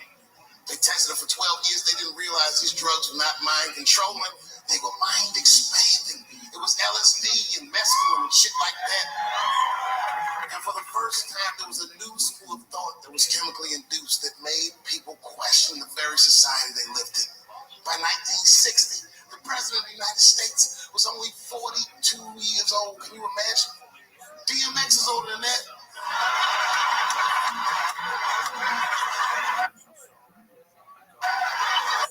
And he was going to usher in a new era of peace. He was going to avoid the Cold War. He was going to end segregation. And they blew his fucking brains out in front of everyone in Dallas. This country was never the same. There were 7 more major assassinations in the 60s. Anyone that stood up and said anything was shot down the street like a fucking dog. Kennedy, King, X, Apples, on and on. You didn't have to be famous. You could be a college student at Kent State or Mississippi protesting the Vietnam War. They shot them too. The 70s were a wild era. And while all this was going on, Bill Cosby raped 54 people. Holy shit, that's a lot of rapes, man. This guy's putting up real numbers. He's like the Steph Curry of rape.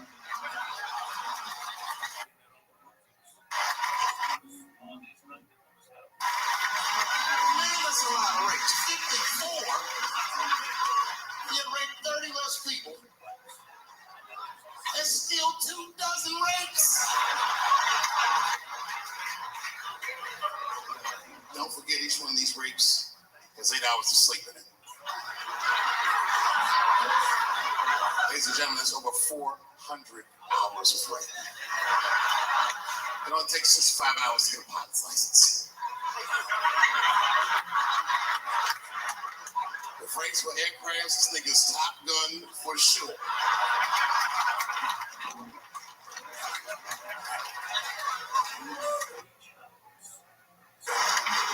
Yeah, that's a tough one. You know, and I was on stage not too long ago. I was in Syracuse, New York. Yeah, well, yeah, for Syracuse, but the show didn't go so good. All because I was talking about Bill Cosby a little bit. Not a little bit, I'll be honest. Talked about him for like maybe 25 minutes. And a woman stood up in the back of the room. She screamed out, "You are a fucking asshole for saying these things." I know. Instantly, I felt, like bad. Not bad about what I was saying. I just felt bad, like, oh, this is too bad. She doesn't like the show. I didn't realize it at first. But not only did she say that, she was rushing the stage. By the time I just saw this shadowy figure fucking charging up the aisle towards me in full fight mode. I was horrified. I said, oh my God. I'm gonna kick this bitch in the face.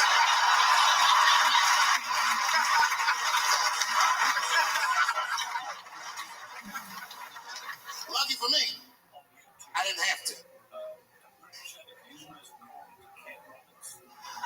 Security tackled her, but it was a really fucking horrifying scene. Scuffle ensued, and then finally, she screamed out to me, "Women suffer." I said, I know. And ladies, I need you to know that I know. I need you to know, seriously, there's a lot of men in this room that identify themselves as feminists. I would include myself in that. Don't ever forget, we all have mothers and daughters and sisters and wives, and we want to see all these women do well and not be held back by their gender. There's a lot of men like that in this room. There's a lot of men like that in the world, or as we are known on the streets, bitch ass niggas.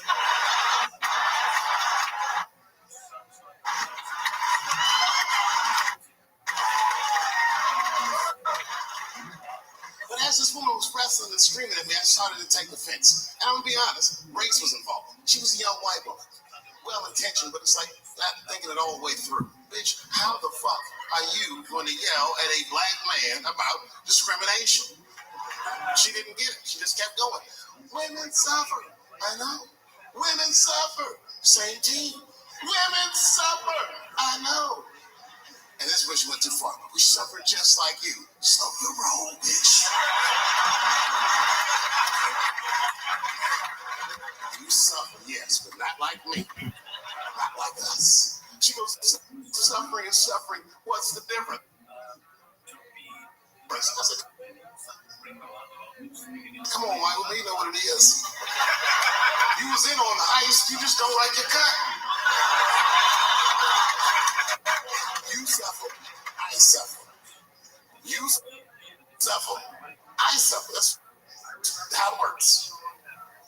Can't do comparative suffering. If you're hungry, and your friend says, people are starving in Africa, so what, nigga? I still want lunch.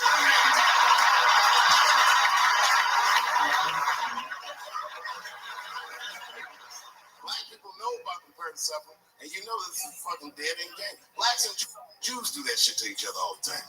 You ever played Who Suffer More with a Jewish person?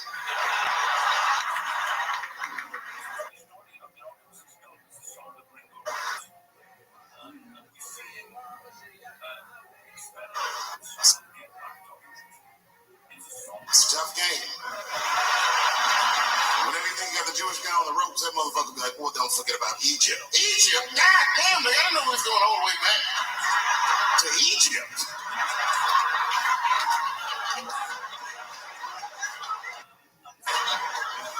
What the fuck is wrong with her? What does she think? Does she think that I don't know that rape is wrong?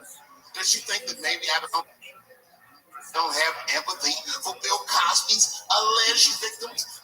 And I would be remiss if I didn't remind you that technically these are all still allegations. Although I admit it looks very bad.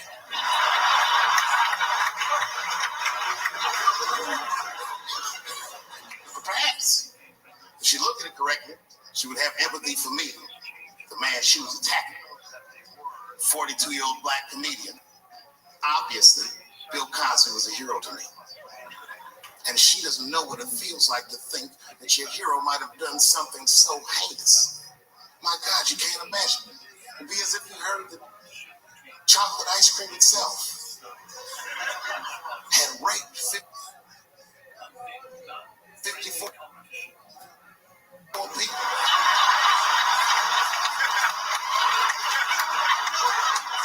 You'd say to yourself, oh man, but I like chocolate ice cream. I don't want it to rape.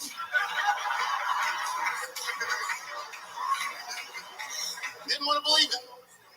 At first, I didn't believe it. I was like, man, these people are obviously trying to destroy Dr. Cosby's rich legacy. Even 34 allegations into it, I was still like, man, probably only raped 10 or 11 of those people.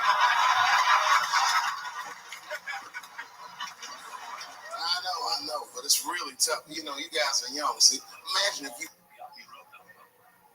found out 40 years from now that Kevin Hart raped 54 people. The only one that would believe that would be Cat Williams. He'd be like, I knew that motherfucker was up to something.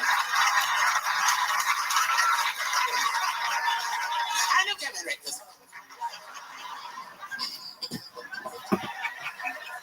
That's fun. You know, I was mad at Kevin too, though. You know why? Okay, first of all, I didn't even know Kevin was as successful as he was. I found that shit out the hard way. I was at home when my son busted. He said, Dad, I need $250. He's only 12 years old. So I freaked out. What's going on, nigga? Somebody trying to kill you?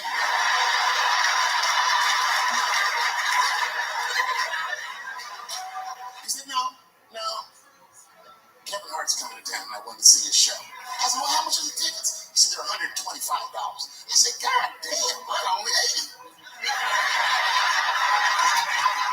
I said, well, why do you need $250 then?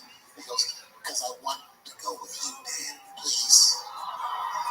And there it is. So I took him to the show. And we sit right up front. The lights go down, and one opening act after another goes on. Then Kevin takes the stage. Crowd goes fucking nuts. Thousands of people. I was furious.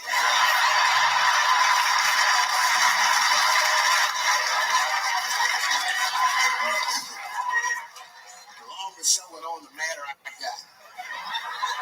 Because this show was fucking outstanding. It was maddening. These people were fucking holding their stomachs. My son was slapping his knee. Yeah, nigga, I do this too.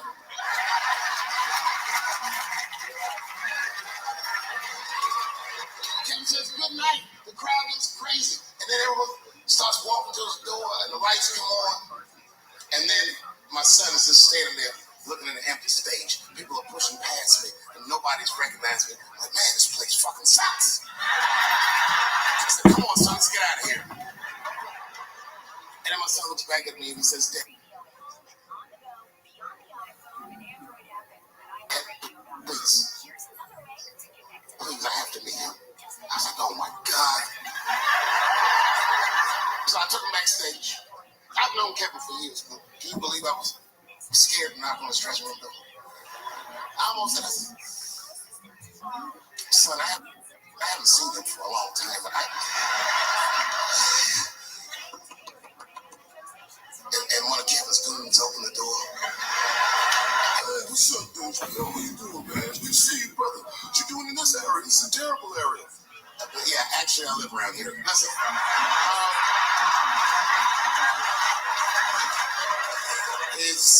Is Kevin here? My son just wanted to meet him real quick. Well, I don't know, because Kevin's about to eat dinner. Just think Kevin came around the corner to see who it was. What? Oh, shit. What's up, Dave? Come on back. I was just about to have dinner. I don't know if you guys ate, but you're welcome to join me if you like. And then my son pushed past me some cold shit. He goes, actually, Mr. Hart, we haven't eaten in several hours.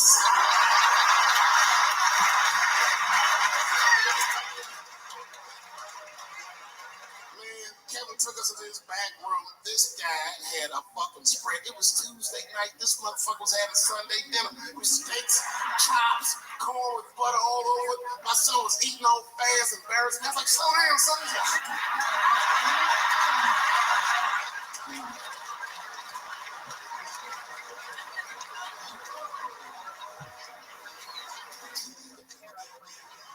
Then I looked over in the corner. There was a box, custom-made jerseys for the local team.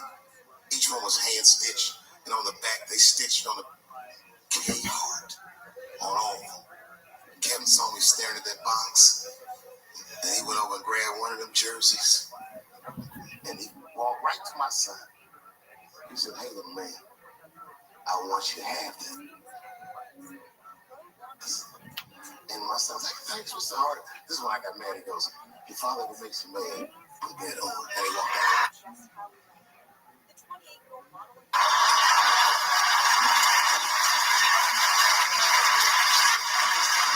Oh, that was some cold shit. Then I realized, I looked up what Kevin made on Google. I couldn't believe that shit. Kevin is the first comedian that a Drake song could be about.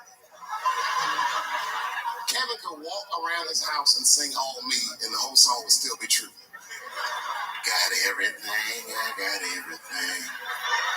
I cannot complain, I don't even know how much I really made. I forgot. It's a lot. Fuck that, never mind what I got. And his wife be like, Kevin, come to bed. He'd be like, oh, shut up. Oh, I got way too much.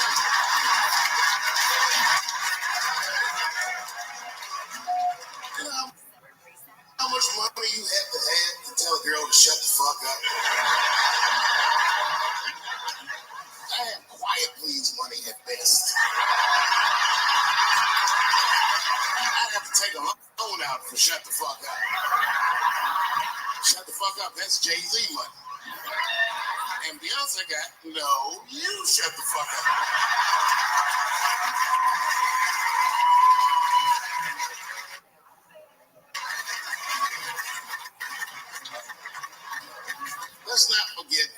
Let's not forget, I've never met Bill Cosby, so I'm not defending him. But let's just remember that he has a valuable legacy that I can't just throw away. I remember that he's the first black man to ever win an Emmy in television. I also remember that he's the first guy to make a cartoon with black characters where their lips and noses were drawn proportionally. I remember that he had a television show that got numbers equivalent to the Super Bowl every Thursday night.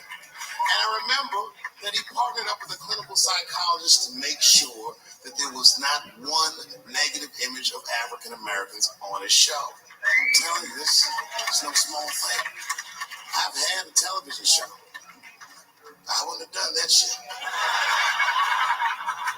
Gave tens of millions of dollars to African American institutions of higher learning, and is directly responsible for thousands of black kids going to college, not just the ones he raped.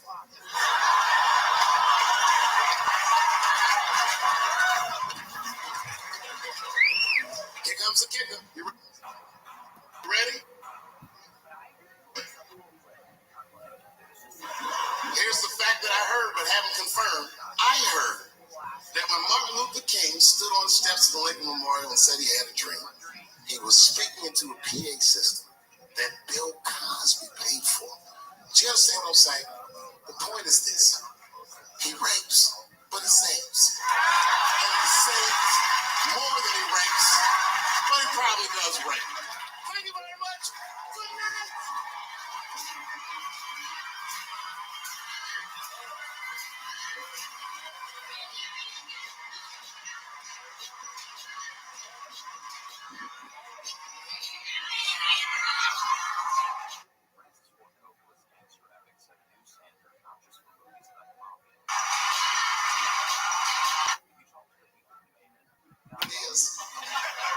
He was in on the heist. You just don't like your cut. suffer. You suffer. I suffer. That's how it works. Can't do comparative suffering. If you're hungry and your friend says, people are starving in Africa, they would say, come on, guys, it's time for the Care Bear Stare. Remember that shit? And them little teddy bears would lock arms and stare at the problem. And I'm not even bullshitting. Actual love would shoot out of their chest and would dispel anything that was fucked up. And when we grew up, we wanted to be like those things. And then we got our hearts broken. So we found out that life wasn't going to let us do that. And that it's impossible to shoot love out of your chest. However, I have shot love onto somebody's chest before.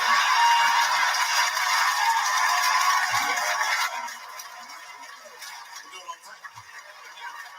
It's the next best thing.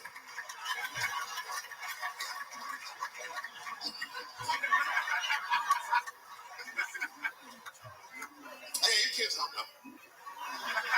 Your generation is just determined to be angry, mad. Everybody's mad. Back when we were growing up, only black people were mad. Now, everybody's just trying to get in on the act. I try to think to myself, well, when did everyone get mad? And then I realized this happened before we were born. This is a long way to go, but probably started in the Second World War. Think about it. All these black men, millions of black men, leave the United States for the first time and go over to Europe with America's armed forces and fight the Nazis and make more money fighting Nazis than they ever dreamed they would make in the United States. And a lot of those men, while they were in Europe, just to be real, not to be crazy, a lot of them probably got their dick sucked by white women. I'm sorry, ladies and gentlemen, this was World War II Europe, and these were desperate times, and penises were being sucked for shoelaces and chocolate and very frivolous things. And it's very hard to come back to America and sit on the back of the bus after you've been in the south of France, getting your dick sucked for a crunch bar and some crazy shit like that. It's a life-changing experience. And while that was happening in Europe, here in America, for the first time, women entered the workforce in mass by the millions. All the men were gone. Someone had to run the factory. The ladies did it. That's right.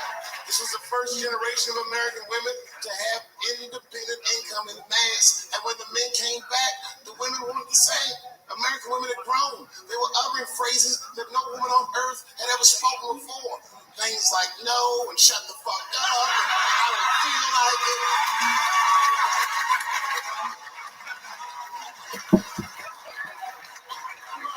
And then behind the scenes of that, there was a little known government agency that started testing mind-controlled drugs on the American public. They fucked up. They tested it for 12 years. They didn't realize these drugs were not mind-controlling. They were mind-expanding. It was LSD and mescaline and shit like that. And for the first time, there was a new school of thought that was chemically induced that made people question the very society they lived in. By 1960, the president of the United States was only 42 years old. Can you imagine? DMX is older than that. And he was going to usher in a new era of peace. He was going to avoid the Cold War. He was going to end segregation. And they blew his fucking brains out in front of everyone in Dallas. This country was never the same. There were 7 more major assassinations in the 60s. Anyone that stood up and said anything was shot down the streets like a fucking dog. Kennedy, King, X, Evans, on and on. You didn't have to be famous. You could be a college student at Kent State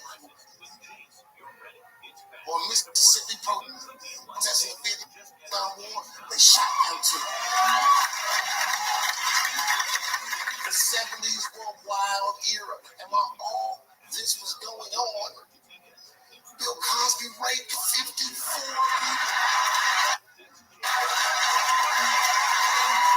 Holy shit, that's a lot of rapes, man. This guy's putting up real numbers. He's like the Steph Curry of rape. Man, that's a lot of rapes. 54. He had raped 30 less people. There's still 2 dozen rapes. Don't forget each one of these rapes has 8 hours of sleep in it. Ladies and gentlemen, that's over 400 hours of rape. It only takes 65 hours to get a pilot's license.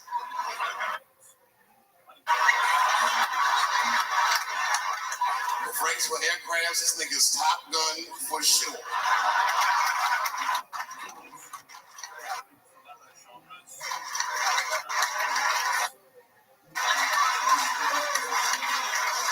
that's a tough one. You know, and I was on stage not too long ago. I was in Syracuse, New York. Yeah, well, yeah, for Syracuse, but the show didn't go so good. All because I was talking about Bill Cosby a little bit. Not a little bit, I'll be honest. Talked about him for like maybe 25 minutes. And a woman stood up in the back of the room. She screamed out, "You are a fucking asshole for saying these things." I know. Instantly, I felt, like bad. Not bad about what I was saying. I just felt bad, like, oh, that's too bad. She doesn't like the show. I didn't realize it at first. But not only did she say that, she was rushing the stage. By the time I just saw this shadowy figure fucking charging up the aisle towards me in full fight mode. I was horrified. I said, oh my God. I'm gonna kick this bitch in the face.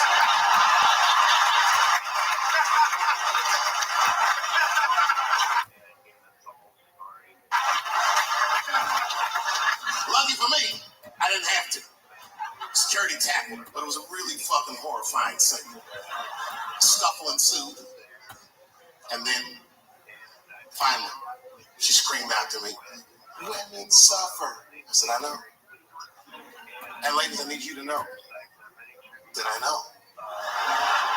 I need you to know, seriously, there's a lot of men in this room that identify themselves as feminists. I would include myself in that. Don't ever forget, we all have mothers and daughters and sisters and wives, and we want to see all these women do well and not be held back by the agenda. There's a lot of men like that in this room. There's a lot of men like that in the world, or as we are known on the streets, bitch-ass niggas.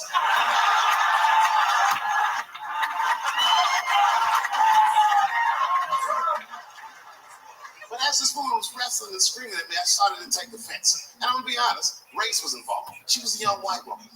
Well-intentioned, but it's like not thinking it all the way through. Bitch, how the fuck are you going to yell at a black man about discrimination? She didn't get it. She just kept going. Women suffer. I know. Women suffer. Same team. Women suffer. I know. And this where she went too far. We suffer just like you. Slow your roll, bitch. You suffer, yes, but not like me. Not like us. She goes, suffering is suffering. What's it? What it is? You was in on the heist. You just don't like your cut. You suffer. I suffer.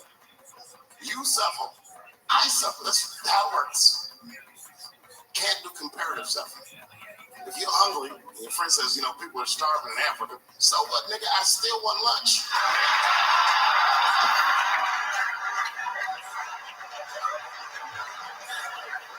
Black people know about comparative suffering, and you know this is a fucking dead-end game. Blacks and Jews do that shit to each other all the time. You ever play Who Suffer More with a Jewish person? It's a tough game. Whenever you think you got the Jewish guy on the ropes, that motherfucker be like, well, don't forget about Egypt. Egypt? God damn, man, I didn't know it was going all the way back to Egypt.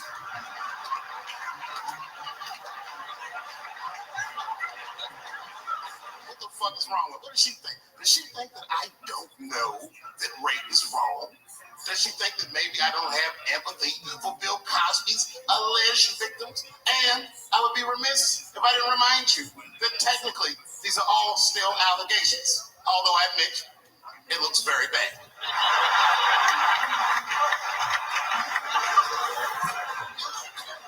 But perhaps if she looked at it correctly, she would have empathy for me, the man she was attacking. 42-year-old black comedian. Obviously, Bill Cosby was a hero to me.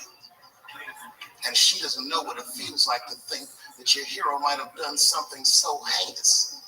My God, you can't imagine. It'd be as if you heard that chocolate ice cream itself had raped 54 people.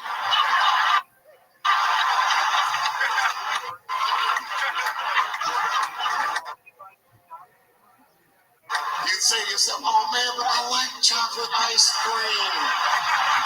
I don't want it to rape.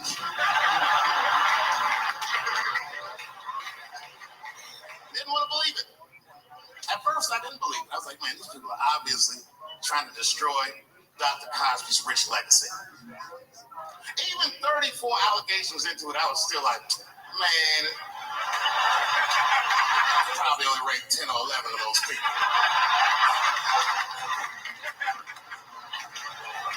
I know, but it's really tough. You know, you guys are young. See, imagine if you found out 40 years from now that Kevin Hart raped 54 people.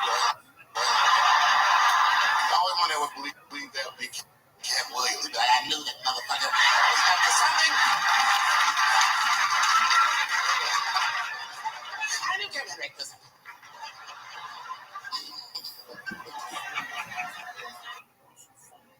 That's fun. You know, I was mad at Kevin too. You know why? Okay, first of all, I didn't even know Kevin was as successful as he was. I found that shit out the hard way. I was at home when my son busted. He said, Dad, I need $250. He's only 12 years old, so I freaked out. What's going on? Look at somebody trying to kill you?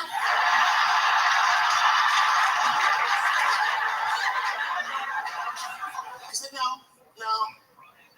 Kevin Hart's coming to town and I wanted to see his show. I said, well, how much are the tickets? He said, they're $125. I said, God damn, I only $80. I said, well, why do you need $250 then? He goes, because I want to go with you, Dad. Please. And there it is. So I took him to the show. And we sit right up front. The lights go down, and one opening after another goes on. Then Kevin takes the stage. Crowd.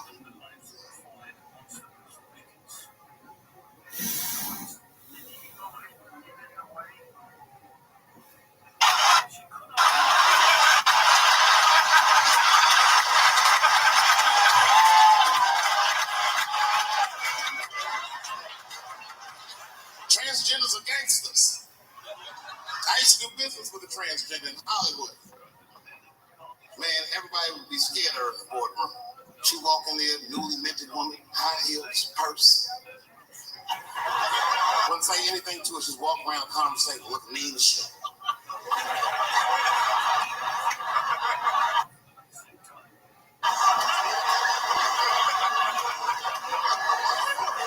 Then she walked to the head of the conference table, stare at us all, reach in the purse, pull her old dick out, and throw it on the table.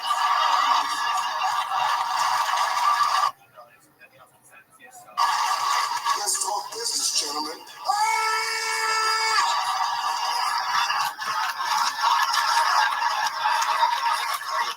Shit is scary as fuck.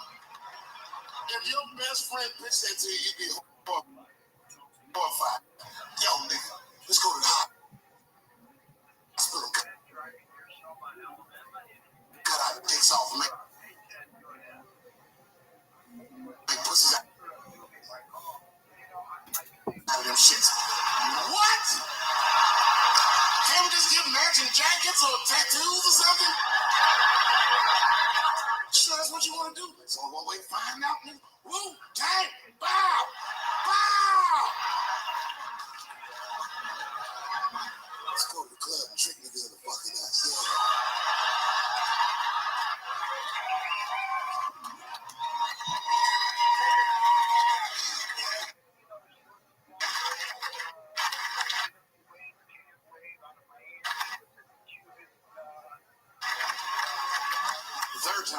O.J. Simpson.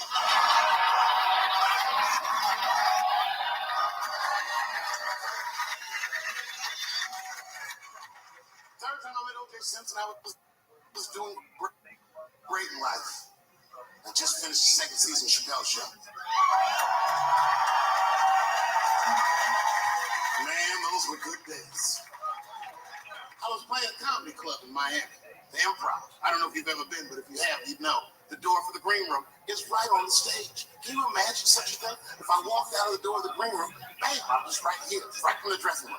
And I did that. I walked out, and the whole crowd was like, hooray! And I looked, man, as close as you are to me, I saw him as soon as I came out, the juice.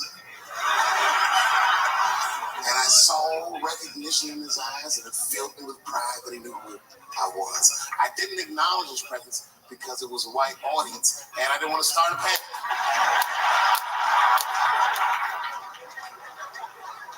But I did my show.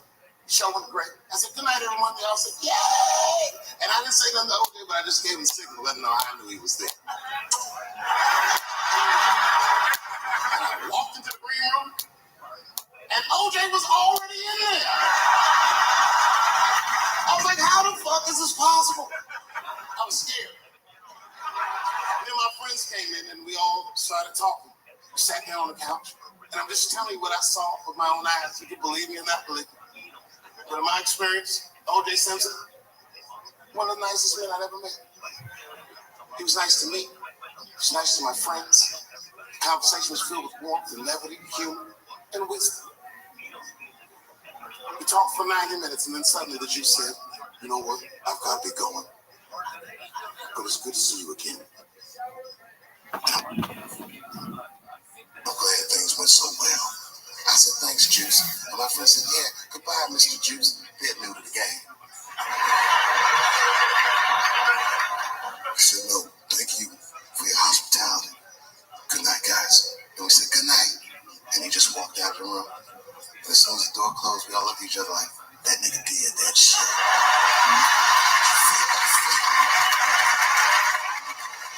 Feel like murder in the room. Oh, you young handsome, it's that shit. Y'all too young, you don't remember that. How old are you, young man? You. 24, you don't know shit. You don't know shit. You gotta Google shit that I lived through. See, this is why I lock motherfuckers' phones up. Seriously. Because the young kids, you guys, look, you need to take a break from that. We all need to break just from that technology, just for a minute. You know, I'm from a different time, young man, a dark time to you. I'm from a time that I didn't even used to know who was on the phone until I answered the shit.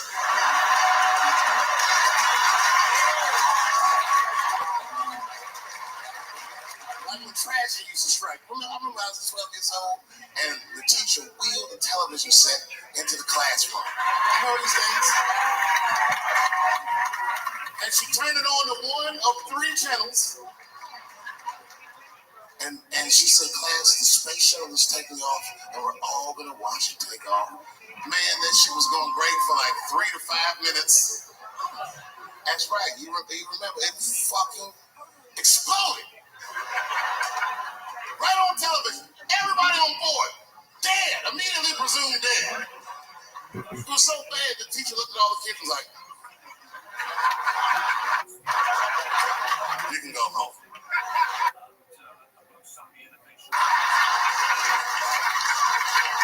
It's a goddamn national tragedy. This is Cold War America. The Russians were laughing at us. My point is, for a guy your age, you wouldn't even know the pain because in your generation, it's like the space shuttle blows up every fucking day. How can you care about anything when you know every goddamn thing? I'm getting over one cop shooting, and then another one happens, and then another one happens, and another one happens. I'm crying about Paris, and then Brussels happens. I can't keep track of all this shit, so you just give the fuck up.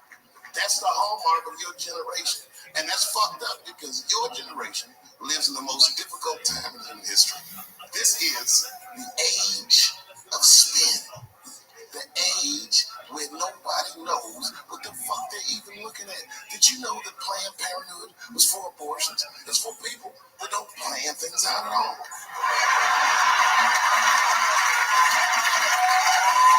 That's right.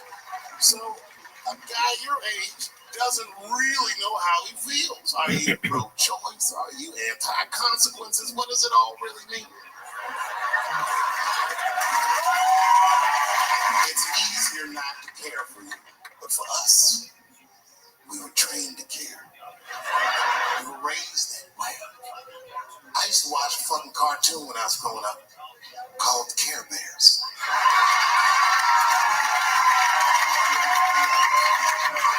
It was about a fucking group of teddy bear people. They were like teddy bears, but they were like people, and they were all different colors, and they all fucking just walk around caring. They cared about each other and everything else.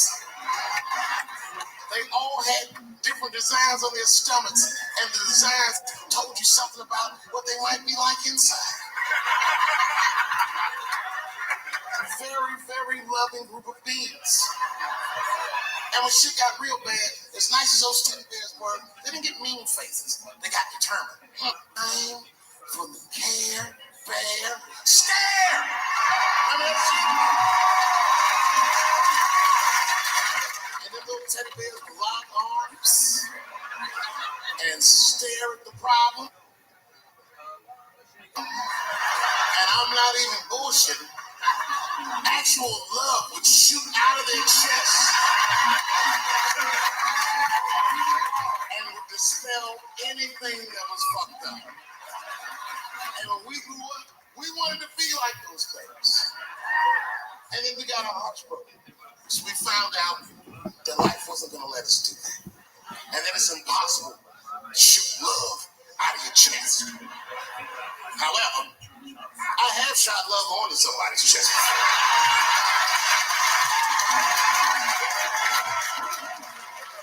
You know what I'm saying? It's the next best thing.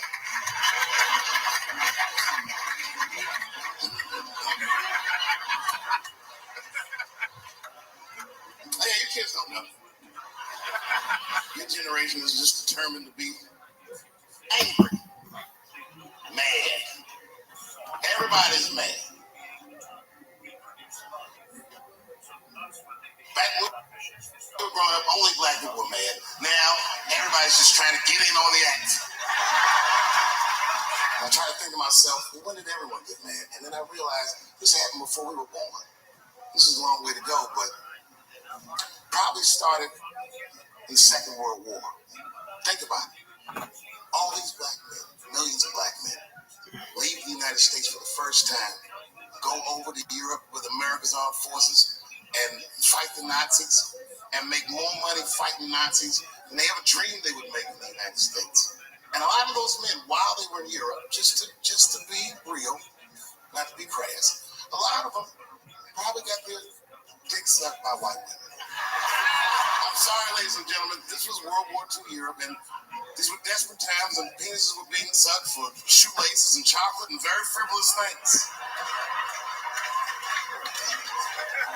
And it's very hard to come back to America and sit on the back of the bus after you've been in the south of France, getting your dick sucked for a Crunch Bar or some crazy shit like that. It's a life-changing experience. And while that was happening in Europe, here in America, for the first time, women entered the workforce in mass by the millions. All the men were gone. Someone had to run the factory. The ladies didn't. That's right. This was the first generation of American women to have independent income in mass. And when the men came back, the women weren't the same. American women had grown. They were uttering phrases that no woman on earth had ever spoken before. Things like no and shut the fuck up. I don't feel like it.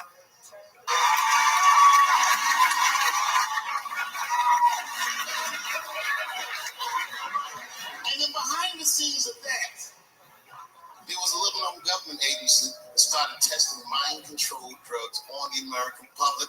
They fucked up. They tested it for 12 years. They didn't realize these drugs were not mind-controlling. They were mind-expanding. It It was LSD and mescaline and shit like that. And for the first time, there was a new school of thought that was chemically induced that made people question the very society they lived in. By 1960, the president of the United States was only 42 years old. Can you imagine? DMX is older than that.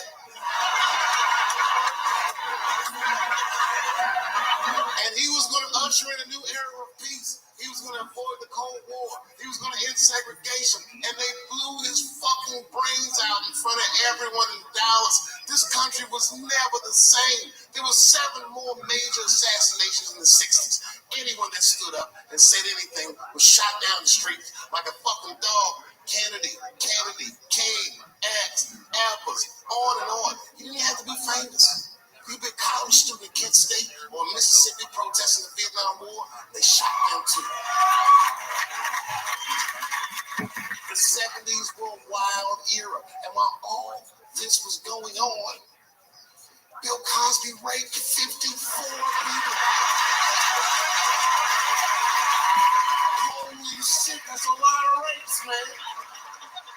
This guy's putting up real numbers. He's like the Steph Curry of rape. Man, that's a lot of rapes. 54. He raped 30 less people. There's still 2 dozen rapes. Don't forget each one of these rapes has 8 hours of sleep in it.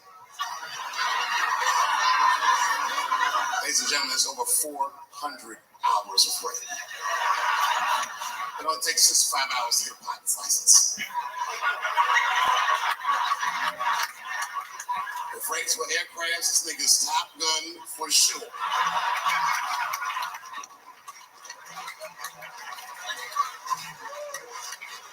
Yeah, that's a tough one.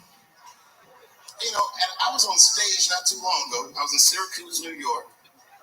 Yeah, well, yeah, for Syracuse, but the show didn't go so good. All because I was talking about Bill Cosby a little bit. Not a little bit, I'll be honest. Talking about him for like maybe 25 minutes. And a woman stood up in the back of the room. She screamed out, "You are a fucking asshole for saying these things." I know. Instantly, I felt, like bad. I just felt bad, like, oh, this is too bad. She doesn't like the show. I didn't realize it at first. But not only did she say that, she was rushing the stage. By the time I just saw this shadowy figure fucking charging up the aisle towards me in full fight mode. I was horrified. I said, oh my God. I'm gonna kick this bitch in the face.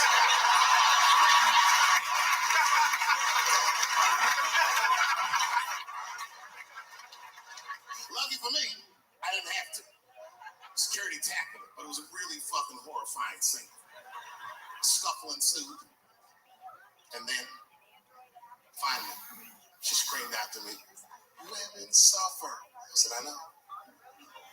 And ladies, I need you to know that I know. I need you to know, seriously, there's a lot of men in this room that identify themselves as feminists. I will include myself in that. Don't ever forget, we all have mothers and daughters and sisters and wives, and we want to see all these women do well and not be held back by their gender. There's a lot of men like that in this room. There's a lot of men like that in the world. Well, as we are known on the streets, bitch-ass niggas.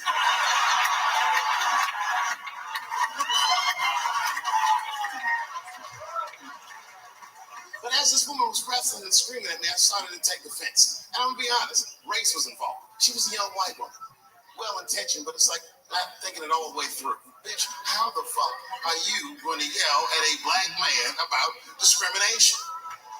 She didn't get it. She just kept going. Women suffer. I know. Women suffer. Same team. Women suffer. I know. And this is where she went too far. We suffer just like you. Slow your roll, bitch.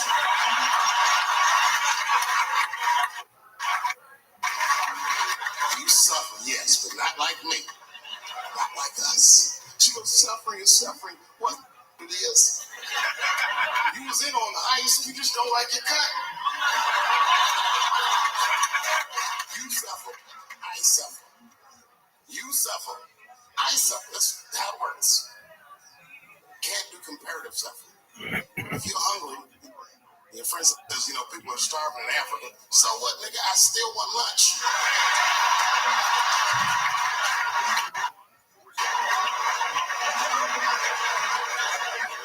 Black people know about comparative suffering, and you know this is a fucking dead end game. Blacks and Jews do that shit to each other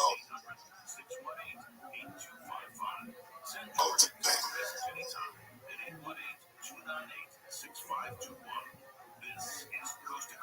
You ever played Who Suffer More with a Jewish person? It's a tough game. Whenever you think you got the Jewish guy on the ropes, that motherfucker be like, well, don't forget about Egypt. Egypt? God damn, man. I don't know what's going all the way back to Egypt.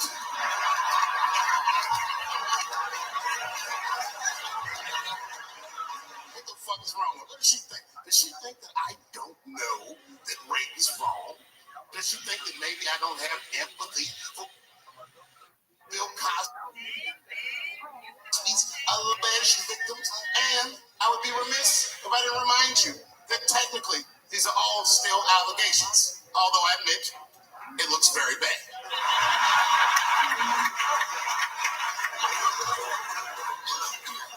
But perhaps if she looked at it correctly, she would have empathy for me, the man she was attacking. 42-year-old black comedian. Obviously, Bill Cosby was a hero to me. And she doesn't know what it feels like to think that your hero might have done something so heinous. My God, you can't imagine. It would be as if you heard that chocolate ice cream itself had raped 54 people.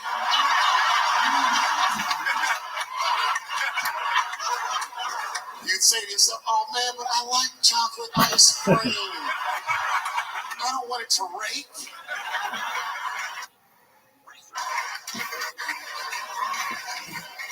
Didn't want to believe it. At first, I didn't believe it. I was like, man, these people are obviously trying to destroy Dr. Cosby's rich legacy. Even 34 allegations into it, I was still like, man, probably only raped 10 or 11 of those people.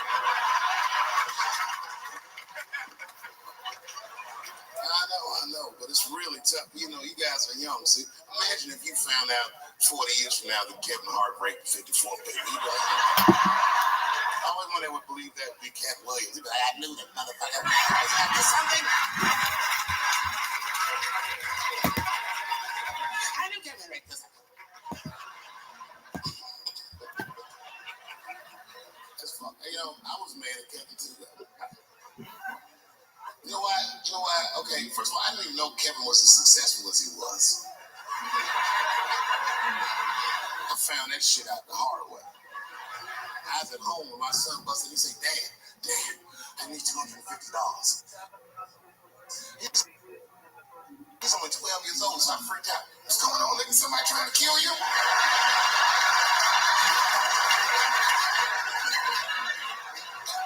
He said, no.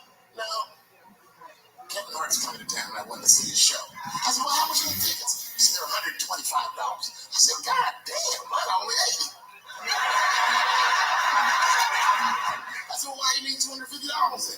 He goes, because I want to go with you, Dad. Please. And there it is. So I took him to the show. And we sit right up front. The lights go down and one opening act after another goes on. Then Kevin takes the stage. Crowd goes fucking nuts. Thousands of people. I was furious.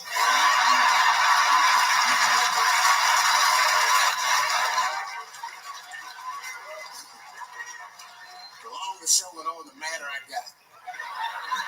Because his show was fucking outstanding. It was maddening. These people were fucking holding their stomachs. My son was slapping his knee. Good, nigga, I do this too.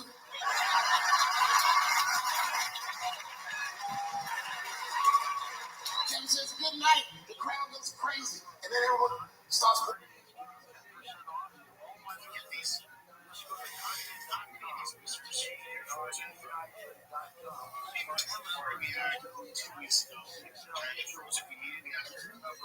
Actually, after you realize they're out for a day, yeah. And we get these grilled on this prototype machine grill. I'm gonna eat them when everyone else is too scared to. It's like what we told, but I put in the freezer the day after.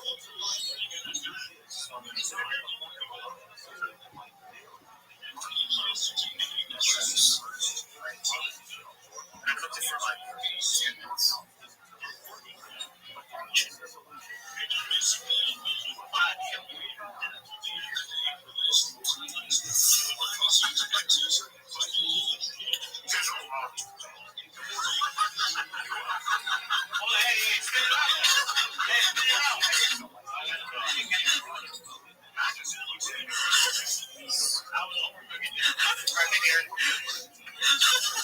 Alright, so I made a mistake in the first oyster because it was not cooked.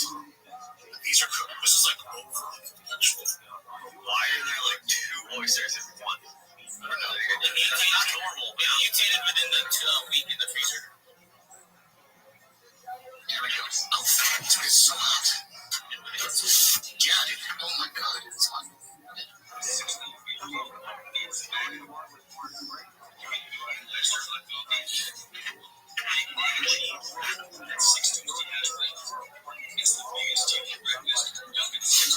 It's not worth it. Yeah, it tastes really salty.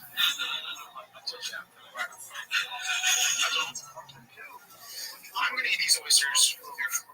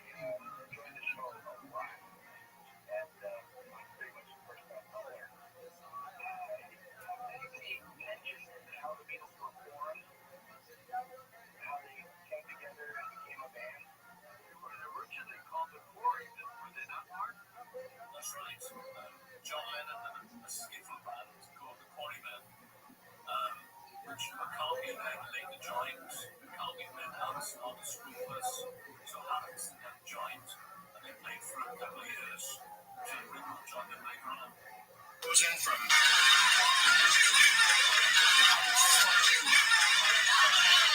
stop and twist your fucking motherfucker.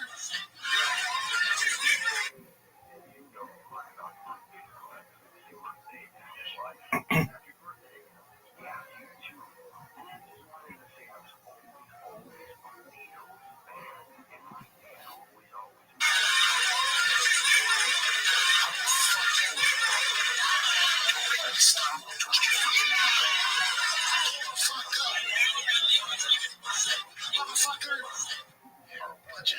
You ever had hemorrhoids? Once. It was so you got me. Let me because I was in Denver, Colorado. I was lifting heavyweight. Yeah, we're talking. This was big ground, but like real football weight. We were football weight. I got some love handle. I'm sweating all the time. I got a weird flow going. I'm eating whatever I want. I'm deadlifting the kazoo. All I care about is getting swole, fucked up. You ever had hemorrhoids to figure out how to talk? I like jizz on my nipples. You can't handle the jizz. You can't handle the piss. You can't handle the jizz and piss.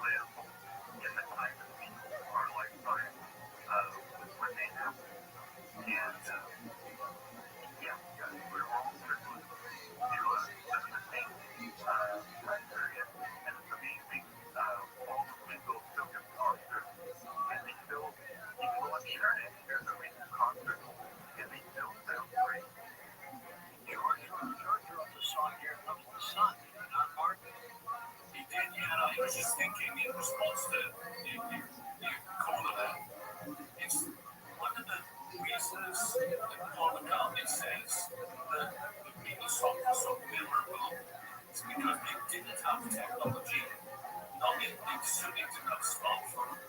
So when an idea came into their heads, whether they were maybe they were on tour or just at home somewhere, they didn't have the wherewithal to be able to record whatever they're thinking right there, right then.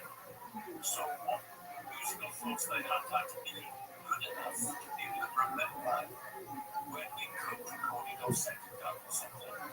So that was one of the main contributions for their songs being so memorable that they had to be able to remember them the next day, which is an interesting discipline. If you were recording just on your smartphone, maybe it's not going to be as memorable from then on. An interesting difference in terms of technology. Tell us about the title of the book besides technology behind music and lyrics. Yeah, so my interest, I'm a retired professor of science and communication science. So as you said at the top of the show, I've done Star Wars and Star Trek, Harry Potter, and James Bond, and so on. I'm interested in what science can be communicated through film and fiction as well as Fiction.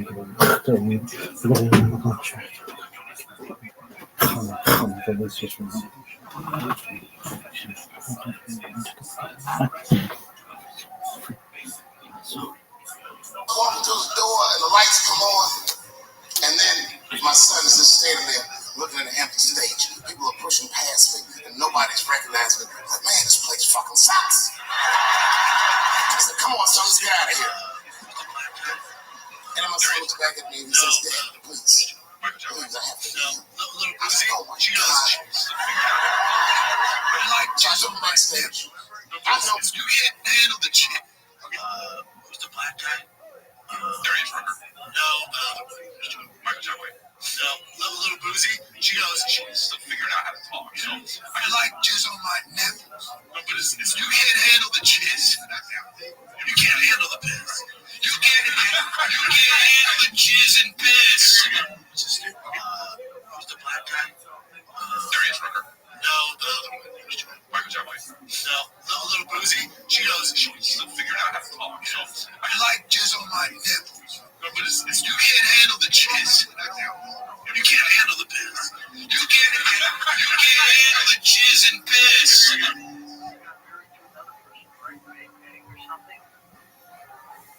Oh, yeah. I'm not sure about the line, but certainly John Lennon had a falling out with me in the early 70s. He went a bit way, but, and I think he hit the bottom a bit for a period. Yeah, that was about 74, 75, wasn't it? Yeah, but then they go back together again, so they fall short on that track. Indeed. Where do we get your books? On Amazon, George. Books on Amazon, Amazon.com, yeah. How did you find Skywar's Publishing? Great. Well, I was doing a book festival back in the UK. I was doing a Science of Star Wars show. So I used to do public shows with a rapper, believe it or not. So I'm a professor and my colleague was a rapper. And we did the Hay Festival in Britain, and Sky was just got in touch and said, would you like to talk on right? And say yes to everything. What is Sean with this next question?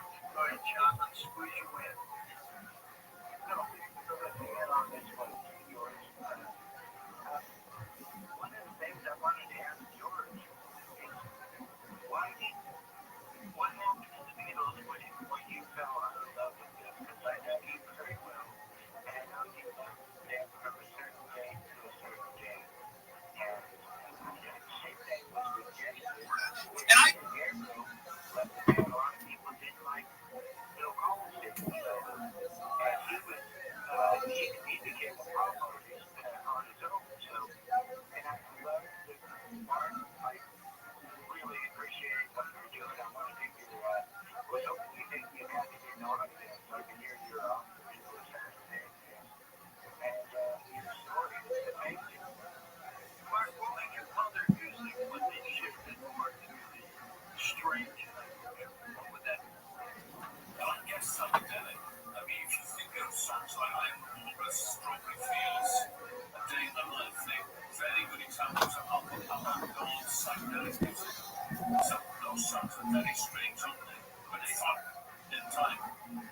I started switching my allegiance from the Beatles to other people.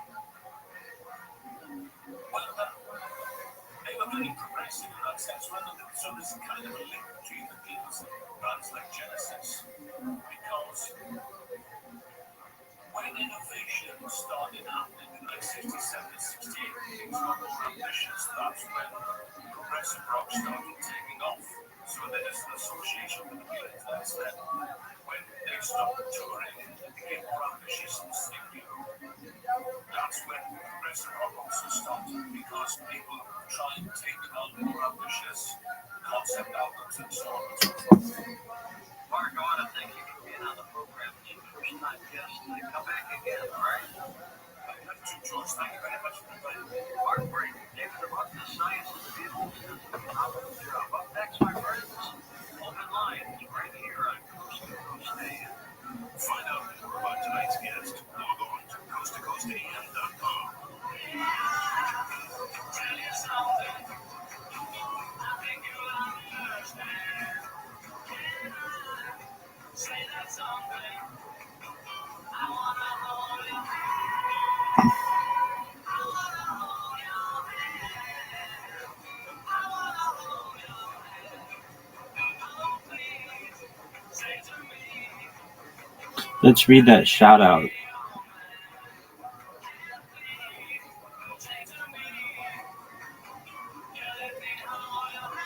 In some cases, investigations revealed networks where single individuals operate hundreds of accounts,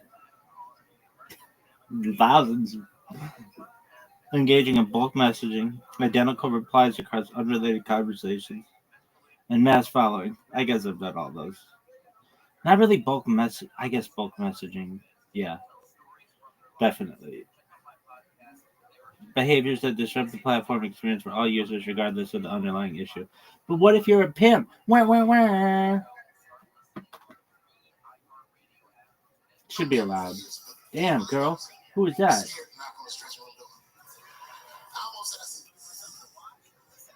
Son, I haven't seen them for a long time.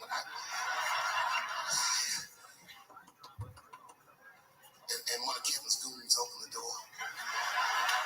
What's up, dude? What are you doing, man? It's good to see you, brother. What you doing in this area? This is a terrible area. Yeah, actually, I live around here. Listen.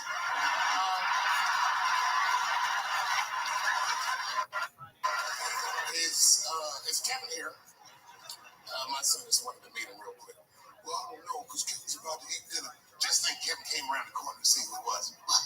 Oh, shit. What's up, Dave? Come on back. I was just about to have dinner. I don't know if you guys ate, but you're welcome to join me if you like.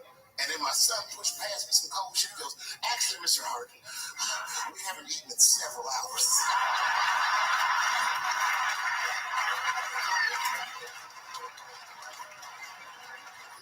Kevin took us into his back room. This guy had a fucking spread. It was Tuesday night. This motherfucker was having Sunday dinner. Steaks, chops, corn with butter all over. My son was eating all fast, embarrassed. I was like, slow down, son.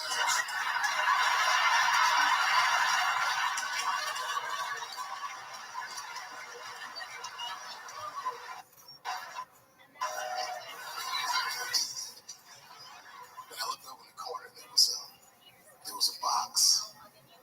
Custom-made jerseys for the local team. Each one was hand-stitched, and on the back they stitched on the K Heart on all of them. Kevin saw me staring at that box. Then he went over and grabbed one of them jerseys, and he walked right to my son. He said, "Hey, little man, I want you to have this." And my son was like, "Thanks, Mr. Hart." This is when I got mad. He goes, "Your father makes you mad. Put that on." And he walked out.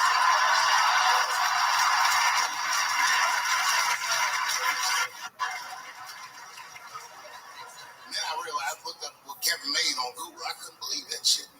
Kevin is the first comedian that a Drake song could be about. Kevin could walk around his house and sing All Me, and the whole song would still be true. Got everything, I got everything. I cannot complain, I don't even know how much I really made. It's a lot. Fuck that, never mind what I got. And his wife be like, Kevin, come to bed. He'd be like, oh, shut the fuck up. I got.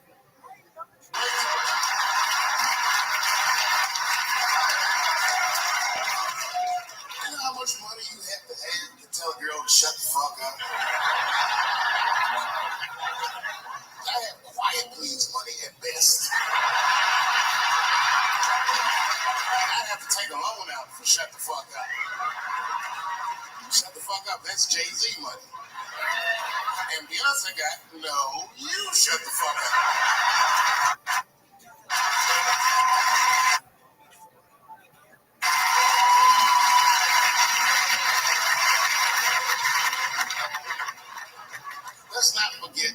Let's not forget, I've never met Bill Cosby, so I'm not defending him.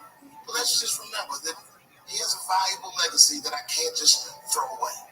I remember that he's the first black man to ever win an Emmy in television.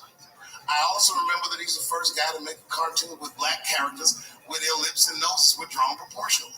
I remember that he had a television show that got numbers equivalent to the Super Bowl every Thursday night. And I remember that he partnered up with a clinical psychologist to make sure that there was not one negative image of African Americans on his show. I'm telling you, this is no small thing. I've had a television show. I wouldn't have done that shit. Gave tens of millions of dollars to African American institutions of higher learning, and is directly responsible for thousands of black kids going to college, not just the ones he raped.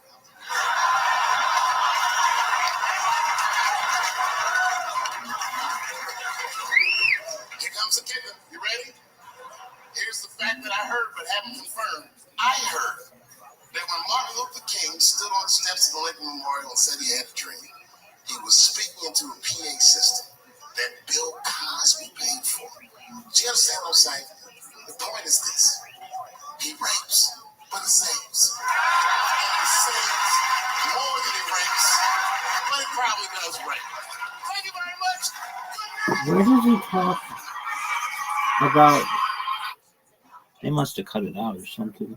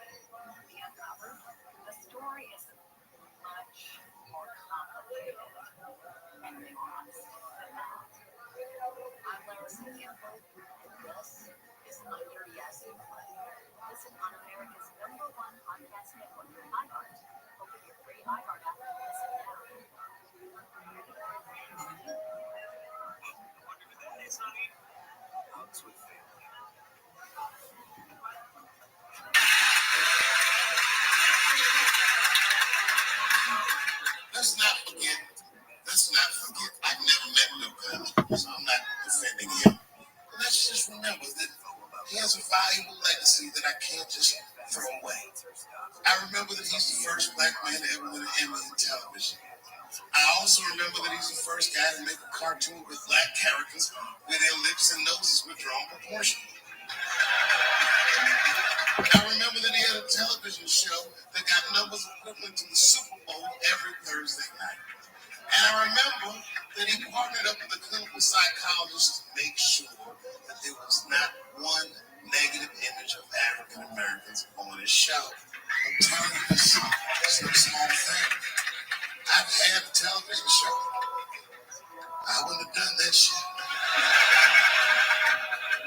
Gave tens of millions of dollars to African American institutions of higher learning, and is directly responsible for thousands of black kids going to college, not just the ones he raped.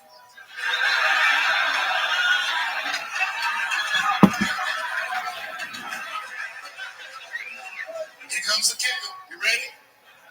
Here's the fact that I heard but haven't confirmed. I heard that when Martin Luther King stood on steps of Lincoln Memorial and said he had a dream, he was speaking into a PA system that Bill Cosby paid for. Do you understand what I'm saying? The point is this.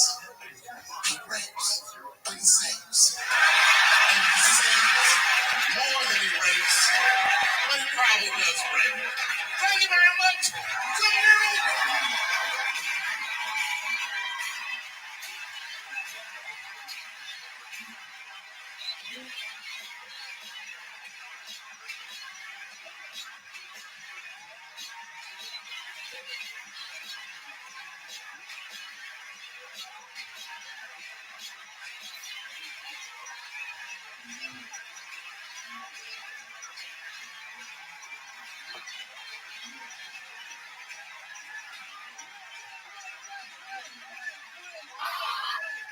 Oh, it is on here.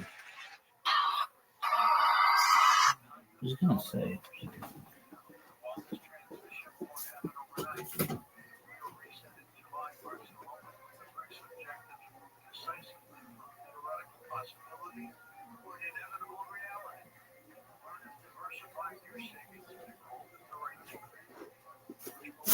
Oh, look at that footwork. Pretty impressive. Exceptional. One of the most impressive.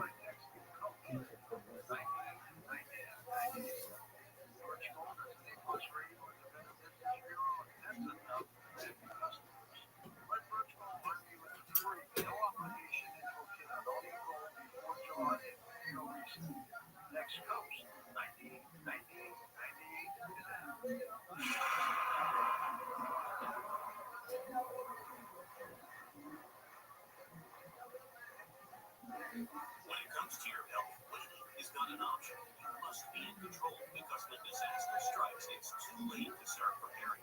Whether it's a natural disaster, a medication shortage, or a broken supply chain, the truth is you cannot afford to rely on a system that might fail you when you need it most. You should never be at the mercy of empty pharmacy shelves or overwhelmed healthcare systems. Your health is too important for them, but there is a solution. The Chase case gives you emergency antibiotics so you can have them before you need them. No more crossing your fingers during a crisis. With Chase, you're ready. It's fast. It's affordable.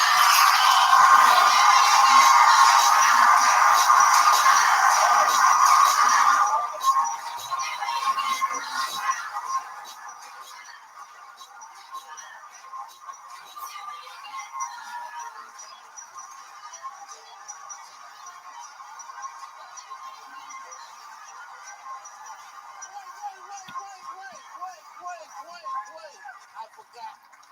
The fourth time I met O.J. Simpson.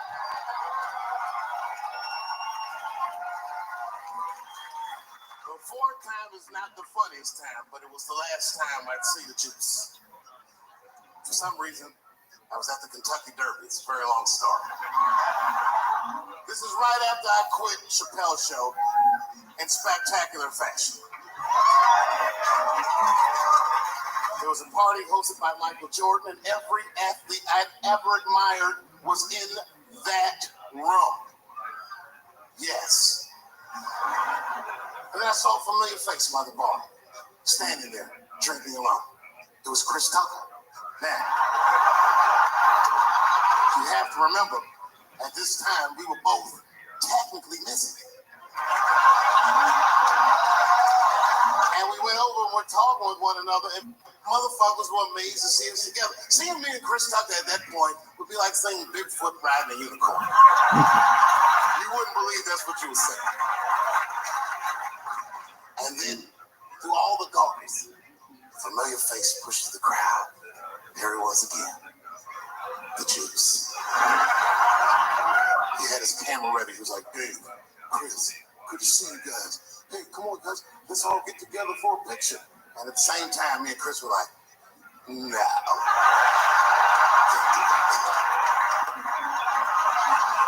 Sorry, Juice, my career's too flimsy to survive a picture with you. Thanks, Dean. Good night.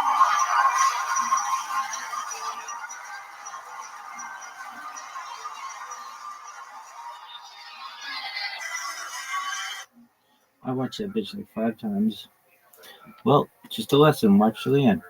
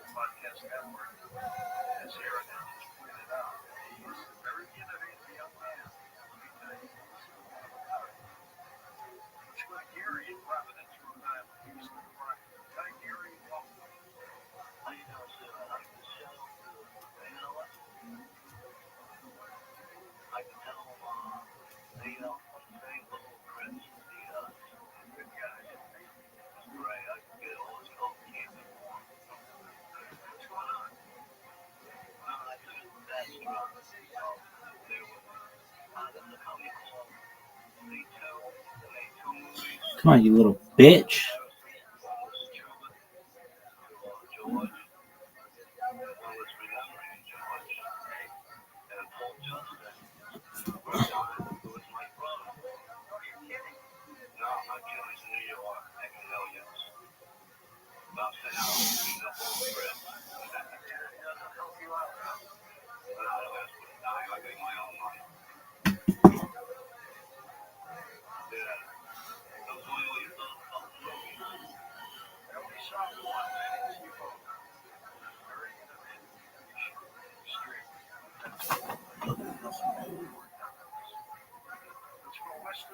Really athletic, just exceptional athletic.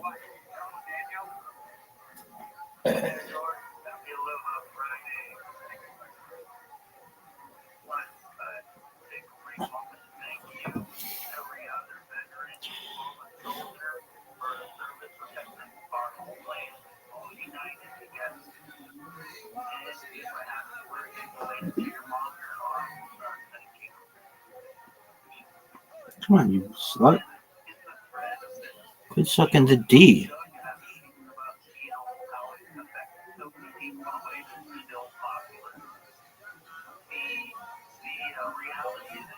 This is awful.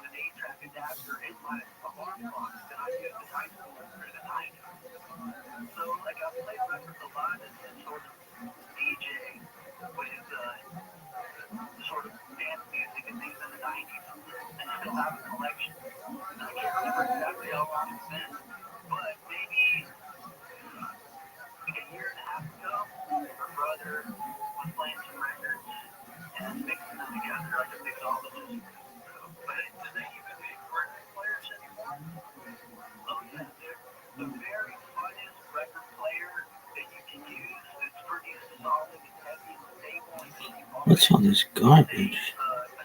Rabbi Ela Tikva Sarah, calm the fuck down, bitch. That's spam. Maybe that's the Rabbi everybody about whom everybody's talking. I have to take a shit. Allegedly, dog. Come on, you shitbag. Server play. Hook a brother up.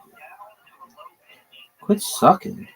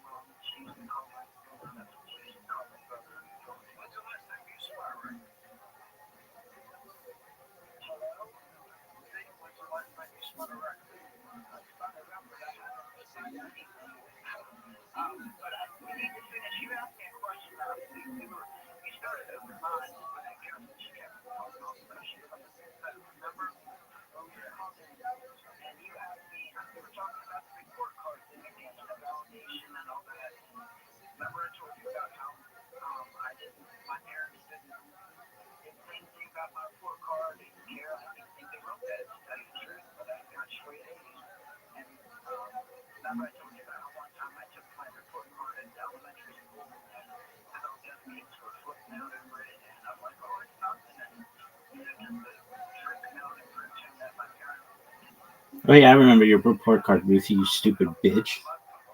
No one remembers that. Bye! Ruthie, and fucking no one gives a fuck land.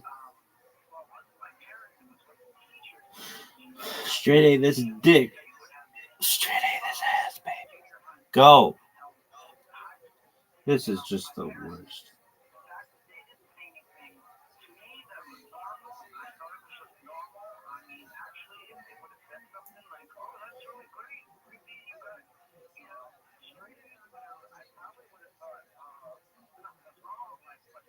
That's not what I want. I want equanimity or whatever the fuck this is called.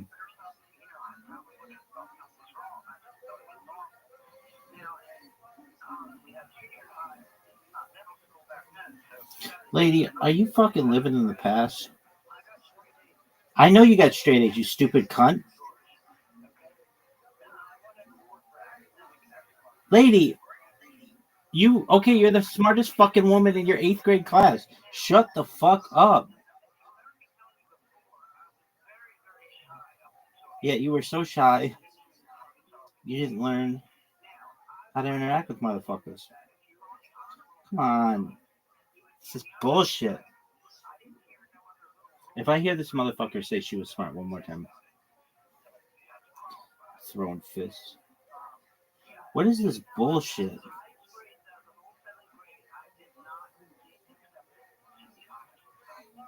Okay, you didn't get accepted in the Honor Society. That was 67 years ago, lady. Shut the fuck up.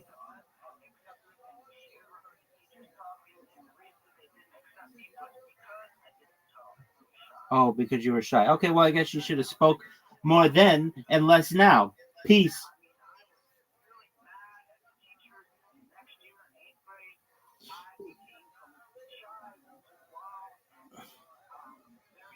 Woman, no, look, Ruthie, I'm just going to be honest with you right now. Everyone hates you, and they're happy that you didn't make your 8th grade honor society. You stupid bitch. Come on, you fuck. This is just the worst. We stream. I stream, you stream, we all stream for. We stream. Come on, you slut. Oh, this rat. Welcome. How are you? What up, Alex? How you live? Hey, can you hear me? Alex, can you hear me?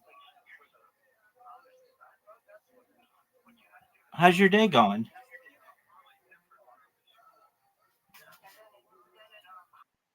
Yo, how are you, big dog?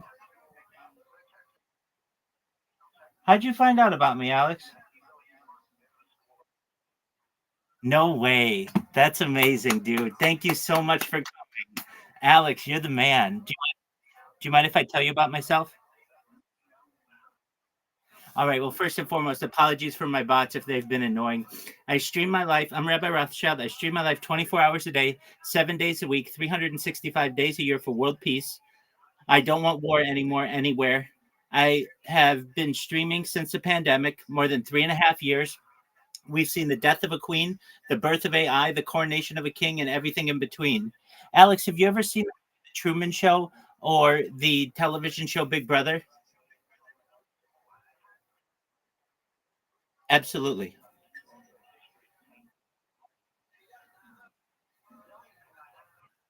Oh, no problem at all. Okay, so you've seen the Truman Show, you've seen Big Brother. That's essentially what my life is. I'm live on 18 different YouTube streams simultaneously. I want to help end world hunger with this platform through the use of technology such as agricultural drones, floating greenhouses, saltwater greenhouses, hydroponics, vertical farming, cloud seeding. I want to help end world thirst. I'm sponsored by a cryptocurrency known as Harry Potter Obama Sonic 10 Inu. I know that's a lot of words. Essentially, it's worth $100 million. And something that we do as a project is build wells in developing nations, such as Nigeria. I am a major advocate for the Life Straw program and also desalination technology, where we pump earth seawater onto land to make it drinkable. If you didn't know, data overtook petroleum as Earth's #1 resource in 2018, and that may make me an influential person because I have more data stored online than any person ever. And if that does make me influential, I want to help you have generational wealth. If you don't already have it, I want you to have financial independence. I want you to be able, if you don't already have it, to be able to give your friends and family everything that they need, and then eventually start charities of your own and philanthropic organizations of your own. I talk I talk about other things that aren't normally discussed in society, things like anti-gravity, antimatter, quantum computing, artificial general intelligence, artificial superintelligence, faster than light communication, faster than light travel, alien disclosure. I talk about de-extinction. People don't know this, but the first successful de-extinction took place in the year 2003 with the Pyrenean ibex, which was a goat located in northern Spain, southern France. Fast forward to the year 2021, a company out of Dallas, Texas is founded. They've made it their goal. It's known as Colossal Scientific. They've made it their goal that within the next 3 years to reintroduce the woolly mammoth into the Arctic Circle, utilizing excellent. Okay, so then we're on the same page. They're going to try to do it with Asian and surrogates. They already, maybe you heard, they made news recently with the dire wolf.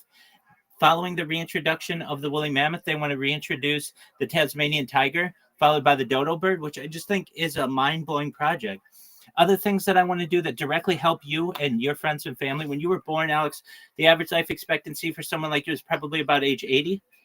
If you want, this is all your consent. I want to increase that to age 100, 120 through the use of technology such as oxygen therapy, human growth hormone, stem cells, nootropics, cryonics, cryogenics, things like cold shock therapies, ambrosia therapy to get you to 100, 120.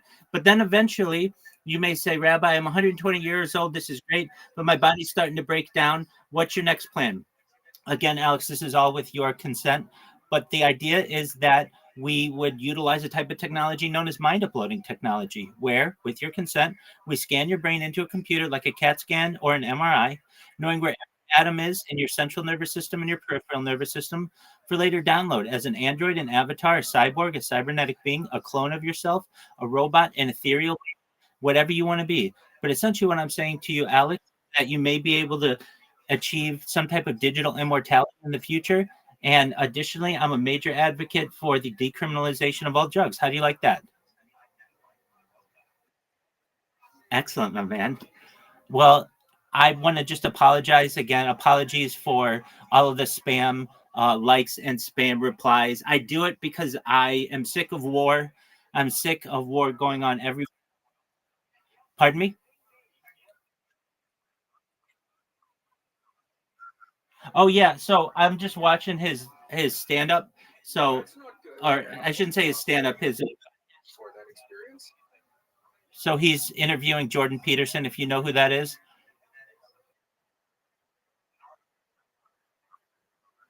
Excellent. So you should be able to see me, and then you see the TV or the other device that I'm watching. I'm live on 18 different YouTube. Excellent. I'm live on 18 different YouTube streams. I have over 100 YouTube accounts, over 200 Instagram accounts, over 500 Twitch accounts, over 1,000 TikTok accounts, over 2,000 Twitter accounts, over 5,000 Blue Sky accounts, and over 10,000 Kick accounts. I have more data online than any person ever. And with the bots that I create, I'm going to go viral one of these days. And when I do, I'm going to do my best to make all your dreams come true. How's that sound, Alex? Excellent. Well, you're such a nice person. Thank you so much for having the courage to come and meet me. And I don't want anything from you. Really, I want to be able to give you things in the future. So, with that, do you have any questions for me, or is there anything that you need?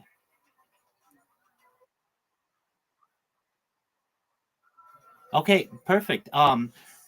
You're not alone. A lot of people who come in here are like, wow, this is a lot, but they're very positive to my project.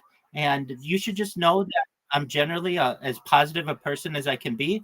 I do my best to be excellent. I do my best to have an optimistic view of the future, and I just want to give people hope. So if there's anything that you need, Alex, or your family ever needs, I'm here to support you in all of your endeavors and just to be a good person in your life.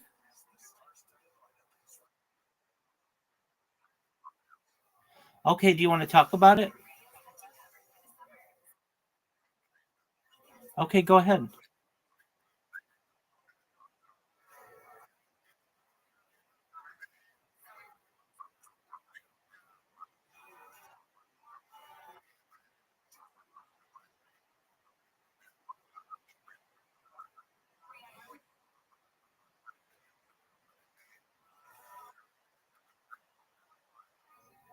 You poor thing.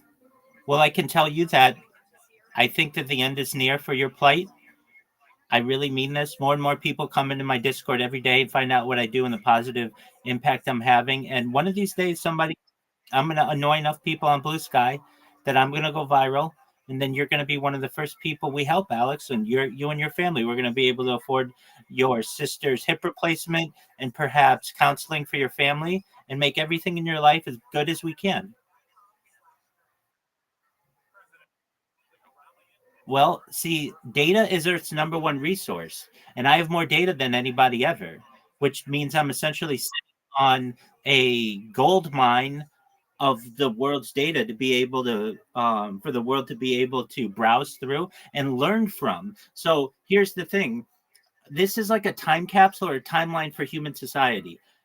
In addition, what I do, I'll be able to essentially be a spokesperson for many different brands to be able to make money.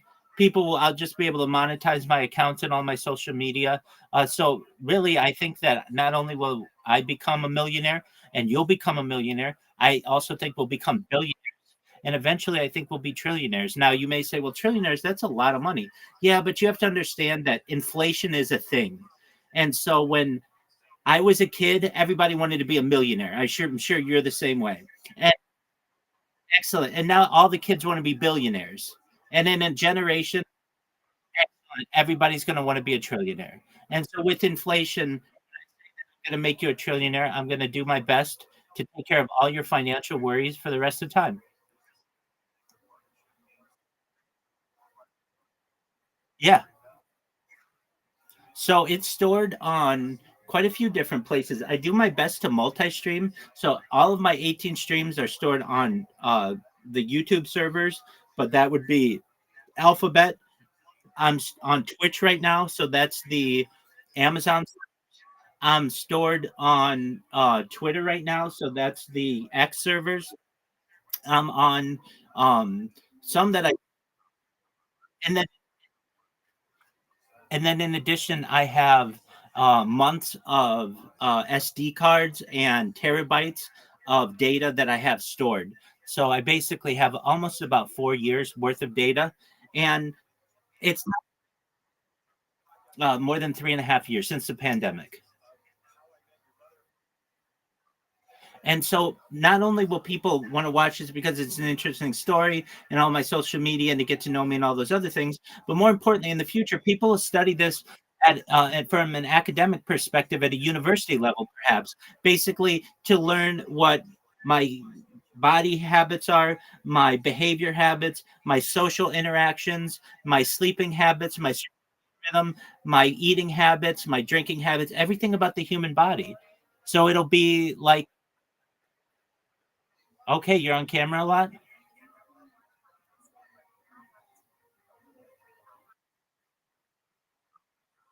Okay, well, we'll be able to help you with that, my friend. I get a lot of those people in here.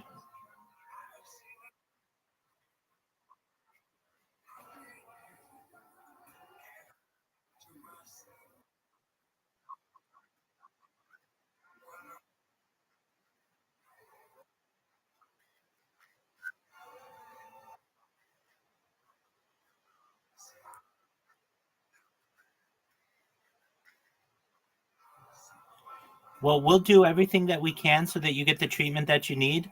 We'll make sure that you have more cannabis than you'd ever wanted in your entire life, and anything else you like to do, they bring you joy. And we're are those cigarettes? Okay, well, we'll give you anything that you need that will be able to perhaps help you. Excellent. You're already signed up. You're on this stream. So basically, every person that I've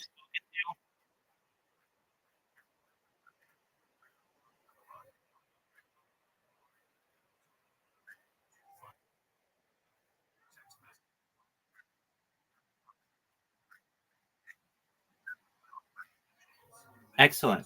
Okay, so how do you find?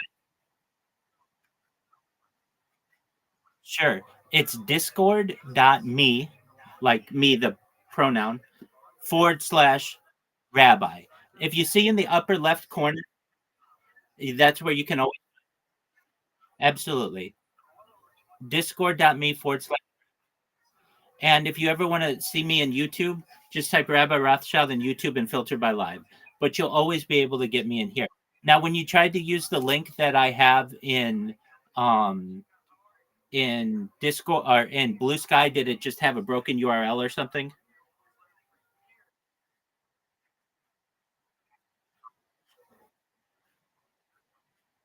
I certainly understand that. Well, you had the courage and the brilliance to be able to find me, and if you ever need me again, I mean, you're in here, so you certainly can just go back to your old Discords, but then all Discord servers. But if you ever need me, it's just discord.me/rabbi, just like up in the corner that you see how it's written, and you can. I am an official rabbi, absolutely. I don to Absolutely. Well, that's why I'm here to help you. I daven six days a week with my tefillin. We light candles for Shabbat, which it currently is. It's actually the holiday of Shavuot, starting at sundown tonight for the next 2 days.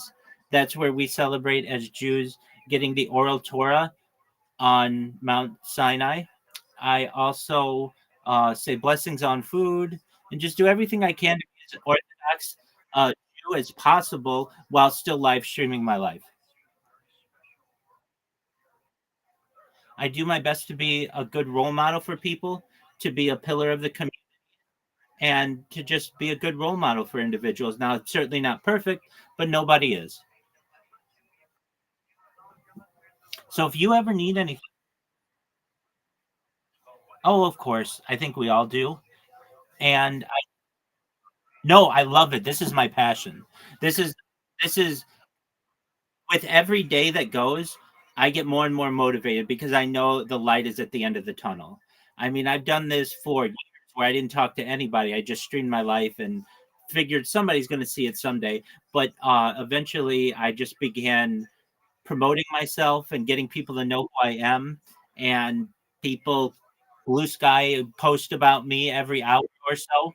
And that's really motivating because I know eventually more people will have the courage, like you did, to say, who is this person who just reposted and liked my post? They're doing it all the time. And they come in here and they learn about me and learn about what I do. And I just find that to be extremely exciting.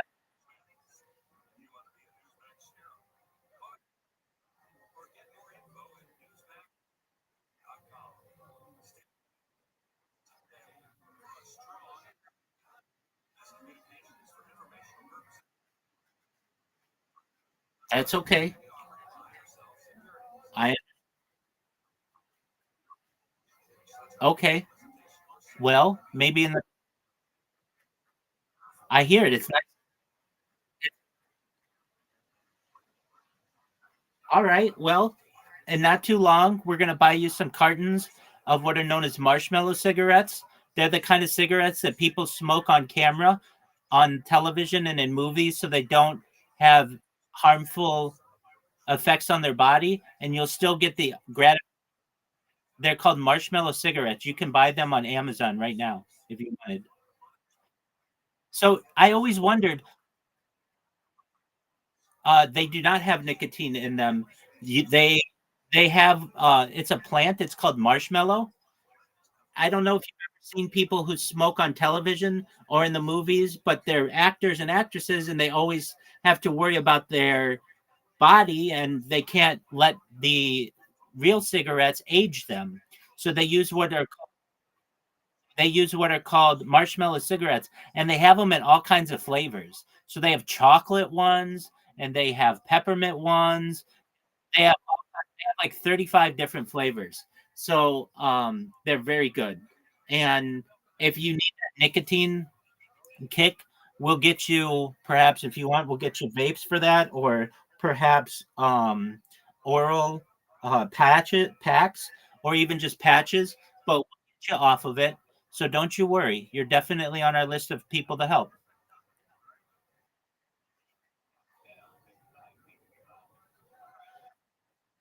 Excellent. Well, with that, you should know I'm here to help in any way that I can. I understand that you may have other things that you need to do, or you can feel free to watch. I'm just watching a podcast right now, and just know if it's not now you need me, but you need me in the future, again, discord.me/rabbi. Come on in here and I'll help you in any way I can, okay? You're welcome, my friend. I'm based in California, Los Angeles area. Yeah, it's beautiful. Amazing. Well, we've got a lot of people from the UK in this Discord, so you're amongst friends.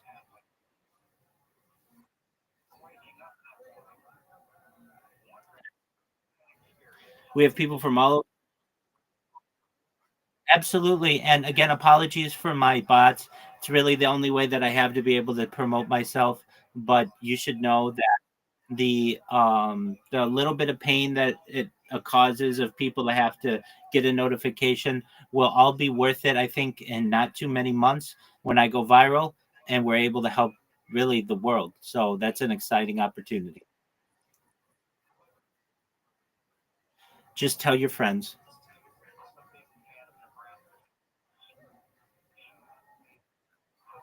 Excellent.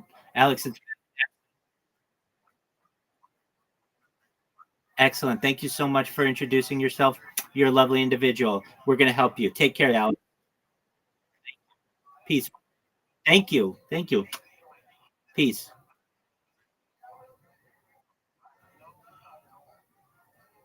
Shout out to Alex. What a sweetheart. We're going to help him. I was always a little Should be wild. of autobiographical significance. Oh, there's definitely a lot of head trauma. Were you knocked out? No, I stayed conscious, but I got That's close. the big predictor. I got grayed. Everything got grayed out until I came back to it. I didn't completely go unconscious. So Jamie went golfing this weekend with O.J. Simpson's golf clubs. No, Not with OJ. you should do exercise. Jamie bought O.J. Simpson's golf clubs after he This is died. like a childhood dream. No, they were just for sale. I saw them for sale. I said, why not? They came in. I wanted some big grips. Yeah, They were a couple of my friends. What did Shane get? Shane got a bunch of stuff, That's right. right? Him and buy some stuff. Yeah. He got like scarves and Ties. He bought a bunch of ties. I think scarves too. Okay. He bought a trophy A trophy. and a Bill Clinton Yeah. signed photo. And he spent thousands of dollars. What was this? Was this some sort of O.J. Simpson auction? Yeah, it was like an estate sale. Yeah. Yeah. You know, he's dead now, so he can get his stuff. Right, for nothing. Pennies on the dollar. Let's. I mean, only people like Jamie and Shane are dumb enough to buy it. It's like for a goof. It's one of those things like you're either getting it for a goof or you're a very dark person. Yeah, right. Yeah. Right. I wouldn't want to own it even for a goof. Like if I found a OJ played pool, I wouldn't want his clothes this cute. That's their cute. No, there was a weird notebook that Robert Kardashian had like handwritten stuff to him. Blood I splatter. was like, whoa, that might be interesting. That's taking Precious during Joe already. Yeah, That's a dark story. It is. yeah. Yeah.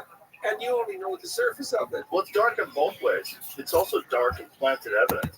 You know, there was blood at the scene of the crime that had preservative in it, allegedly, supposedly, according to Robert Kardashian. According to, I believe, the forensic scientists when they analyzed it, it matched OJ's blood, but they had to draw blood from OJ in order to determine whether or not it was his blood that was at the scene of the crime.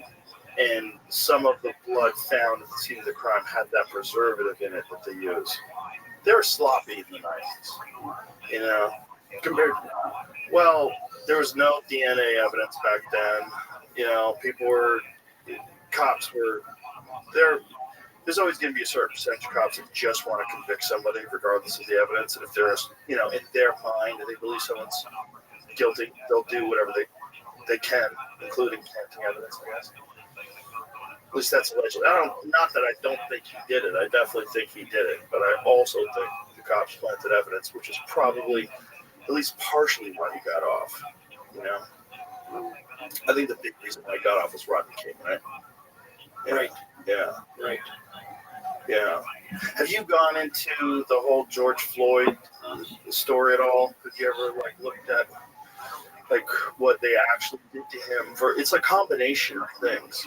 Like what the cop did was horrible, but also he was dying. You know, like most people probably, like if they did that to you, you probably would have lived.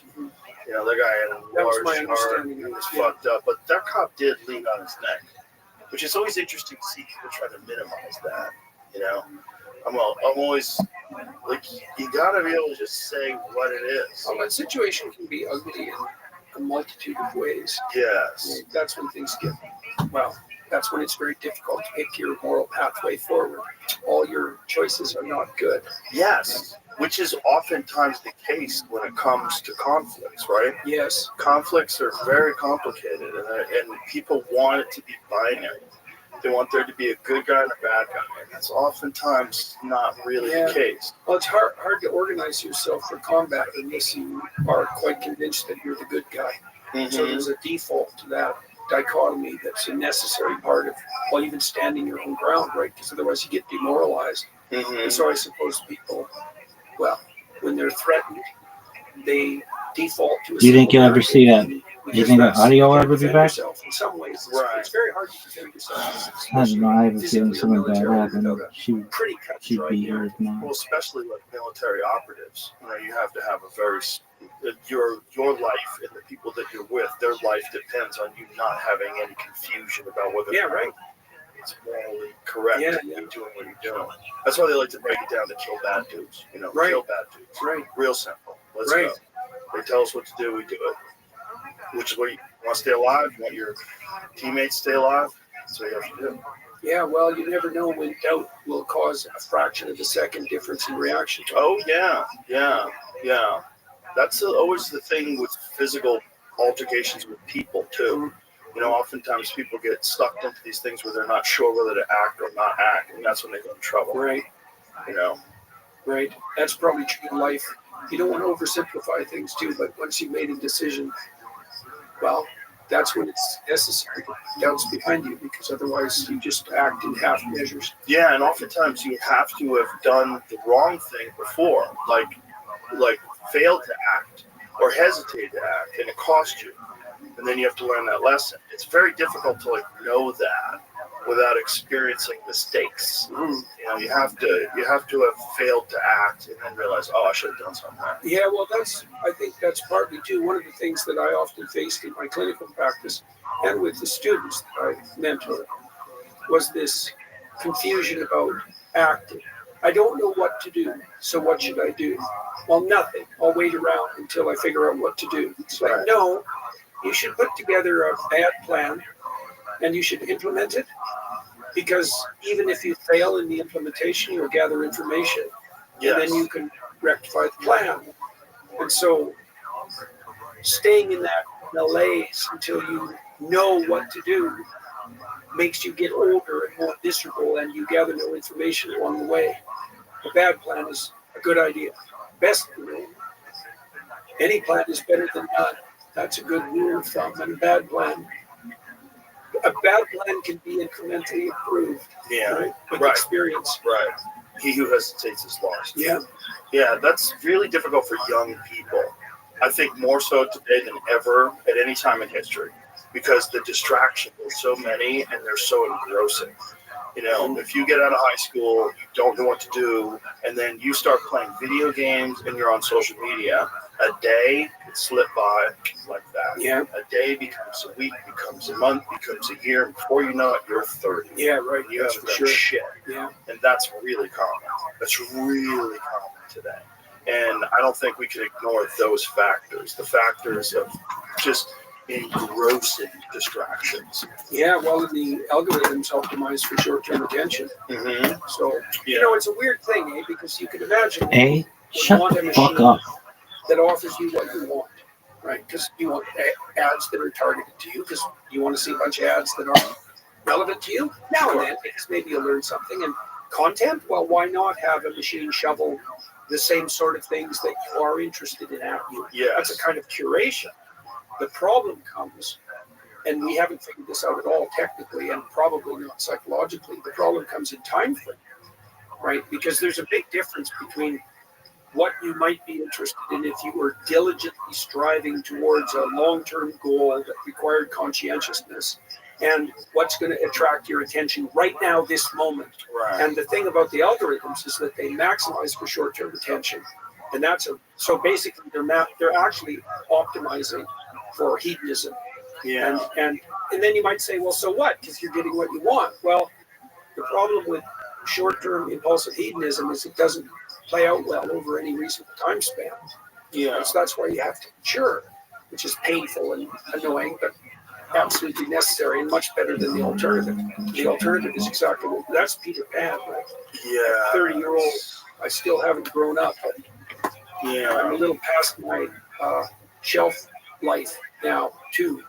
I think people are afraid of losing fun. They think that when you grow up, you lose fun. But it's silly. It's not true. You can grow up and still have fun. You know, you just have to have discipline and prioritize your time. Well, that's why Christ says to people that they have to become as little children. Look at this move. Stay. Right, you have to rediscover that. Rediscover the joy of it. Yeah, but well, also, kids are doing that too, aren't they? Because Sure. they teach you that again. Mm-hmm. You look at the world through eyes of memory by the time you're an adult. So the world loses its freshness. That's part of it. But the world loses its freshness because you see your memories instead of the world. Look at And this kids move. come along and you think, oh yeah, that's really actually quite interesting. Look at this And move. they're so compelled by everything because Look at their this. perceptions are so fresh that they share that with you, and that can help reawaken that spirit of childhood play, let's say. I've been thinking a lot about play in the last year or so. Yeah. Well, I spent a lot of time trying to take apart the causes of like truly pathological degeneration, right? On the sadistic side, on the criminal side, on the totalitarian side. Come on, you little I'm very bitch. curious about tyranny. And it was very difficult for me to conceptualize the opposite of that as cleanly as I could characterize it. Its presence. What's the opposite of tyranny? It's not freedom, by the way. It's certainly not anarchic freedom. It's not hedonistic freedom. Benevolence? I think it's play. Play. I think it's play. Right. Yeah. Well, That makes sense. the developmental psychologist Jean Piaget, one of the things he pointed out. Damn, Two Jazz. Play, so let's say play is the foundation of micro community, right? When you're a little kid, you play a game with another kid, and then if that works well, you inhabit a little dyadic community. You're both in it together, and then if it really works, you replicate that across time, and that gives you a friend. But play is very interesting. It's very interesting psychologically and psychobiologically because it has to be entered in voluntarily. You can't force someone to play, and it's also motivationally fragile. So mammals have a play circuit. It can be disrupted by pretty much any other motivational or emotional circuit. So the circumstances have to be set up properly. Like the walled garden, you know that idea? Mm-hmm. The walled garden is a place that play can take place, like eternally, so to speak. Mm-hmm. And because it has to be undertaken voluntarily, it's the opposite of tyranny. And like my wife and I have really started to apply this in our marriage more consciously.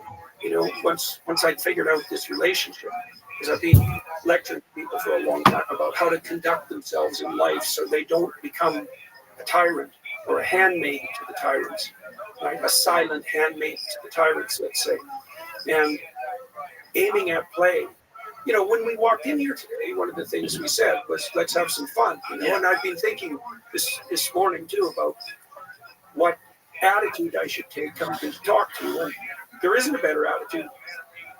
There isn't a better attitude than play. And so, and I think it is because it's the antithesis. It's the antithesis. Zoot, how you living, pimp? What'd you say, big man? Oh, that's what I like to hear, baby. Dog, I'm going to tell you what. I don't think I've ever been better at this very moment at mini golf than I am right now. Yep.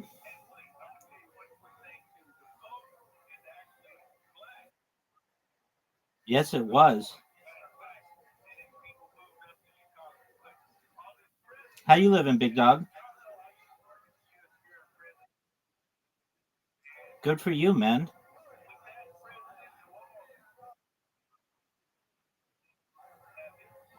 That's phenomenal. How's that going?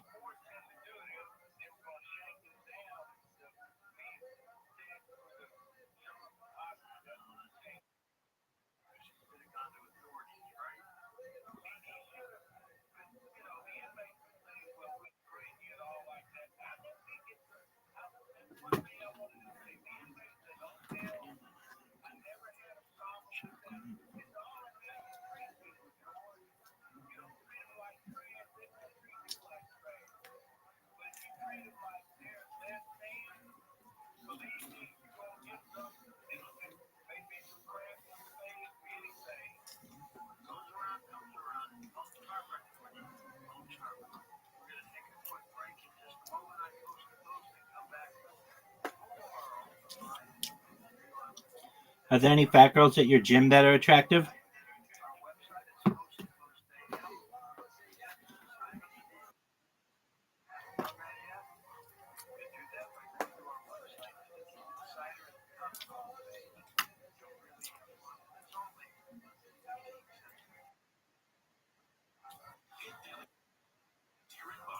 Ayo, that's a good thing.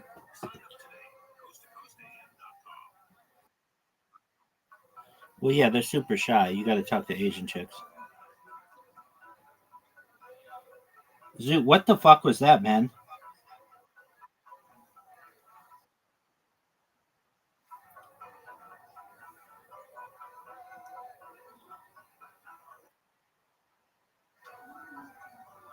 Are you sure about that?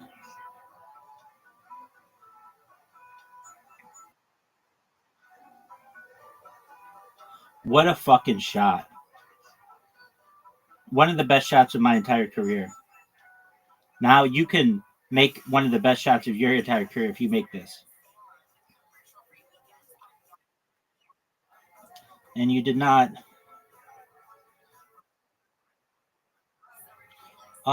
Do we count comedy specials? Okay, because I watched like 5 comedy specials last night waiting for you. Um, what's the last movie that I watched? Um,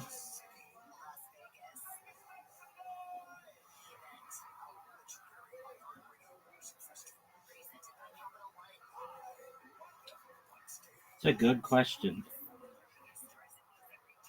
Oh, I think Ready Player One.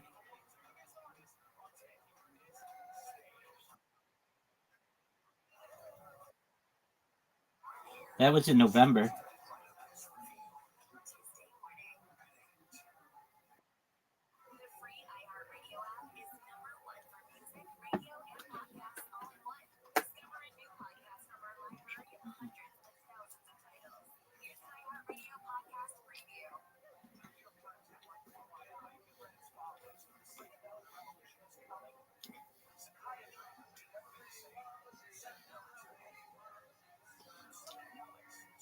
I don't really like movies. I used to, but ever since smartphones came out, I like to watch movies and be on a smartphone. I shouldn't say I don't like movies. I like movies, but I like being on a movie and being on my smartphone, like just kind of zoning out. That was almost one of the greatest shots ever.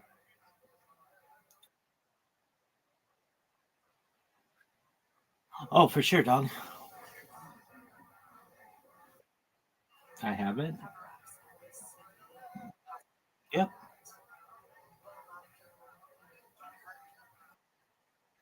I don't tell you a lot of things, big man.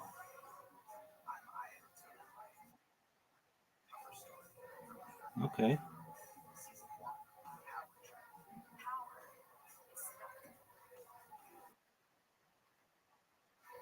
Yep.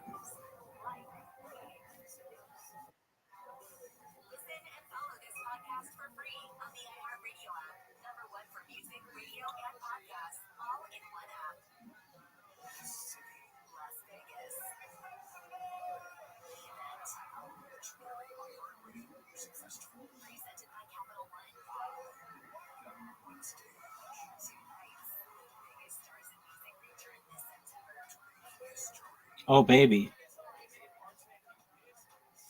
Dog, you just hit my ball in the water. Why'd you do that? Dude, I told you I was playing like a G. I was playing ranked people. I'm as highly ranked as I've ever been. I'm like in the top 4,000 in the world. My goal is to be in the top 1,000 in the world. But that's really hard. No.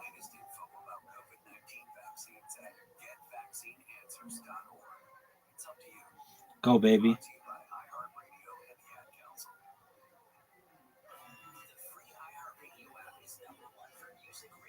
Dude, I just beat the shit out of you.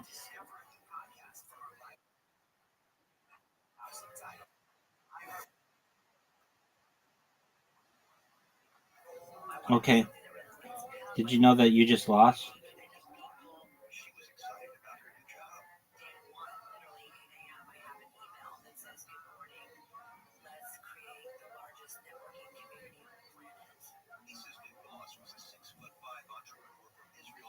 That was not a good shot, Zoot.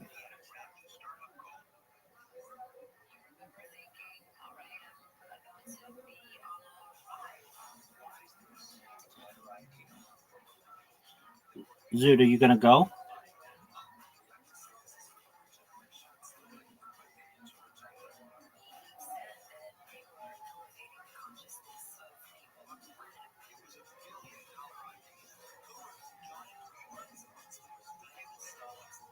Oh, Zoot. That was almost one of the greatest shots I've ever seen.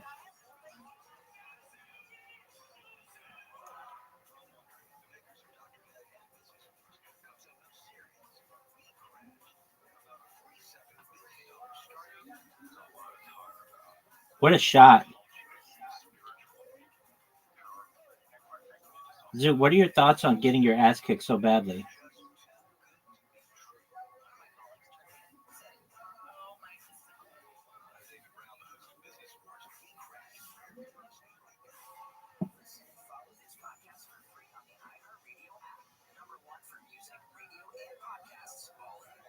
That's a good shot, dude.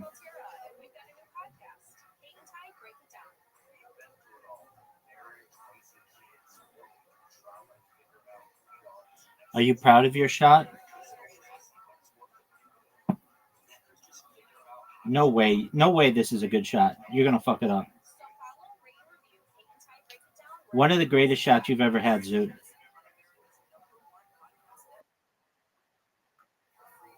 I know you sent me a picture. And whenever I play it by myself, I think how difficult that would be. Good job, Zoot.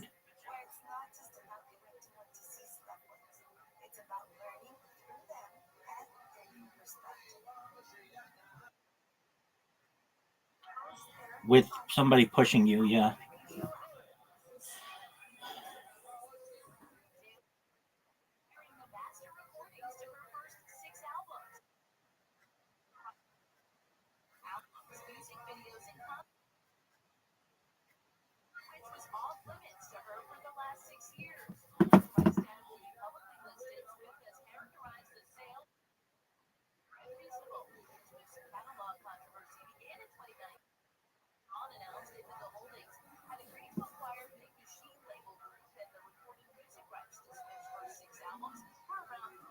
Zoot, what are your thoughts on Taylor Swift getting her music catalog?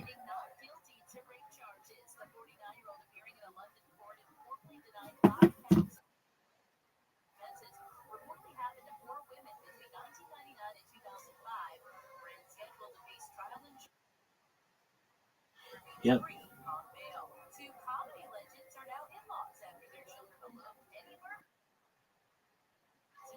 I think so. It was owned by the Disney family.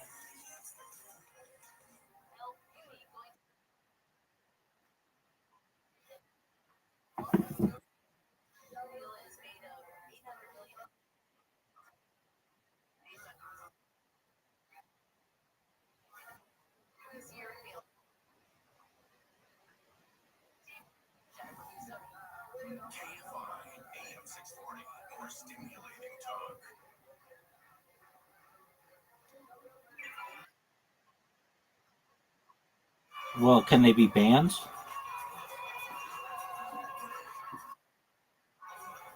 Well, you said artists. Which, could be individual. All right, the Beatles, the Rolling Stones, and Michael Jackson.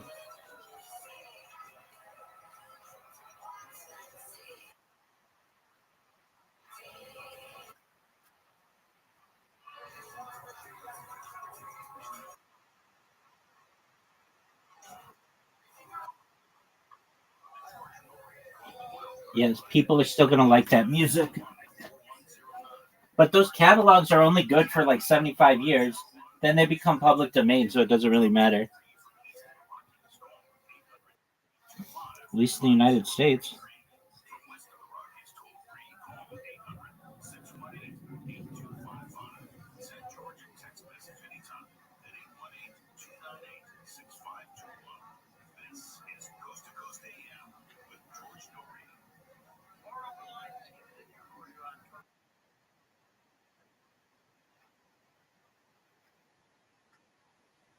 Correct.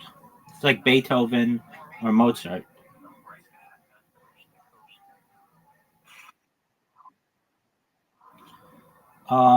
The best chance for that to have happened already passed, at least in the United States. That's why Winnie the Pooh and Mickey Mouse are now in the public domain, though not all Mickey Mouse versions, just like the earliest ones.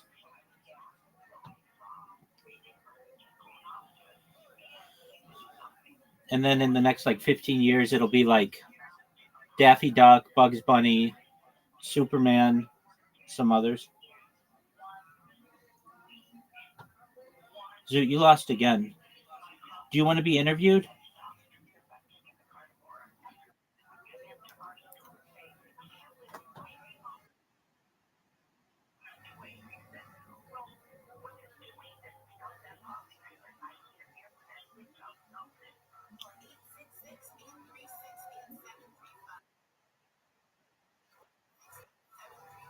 Yeah, it does. It means that you can like print T-shirts with the Beatles logo on it and stuff.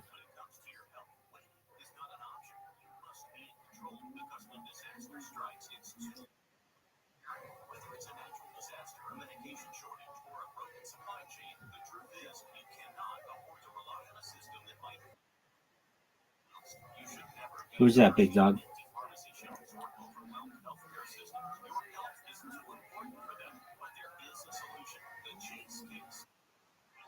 That's a good one, man.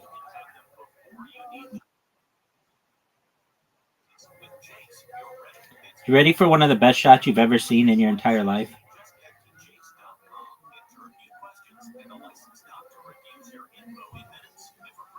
Dude, I'm on fire, babe. Did you just see how good that was? Did you see how good that shot was?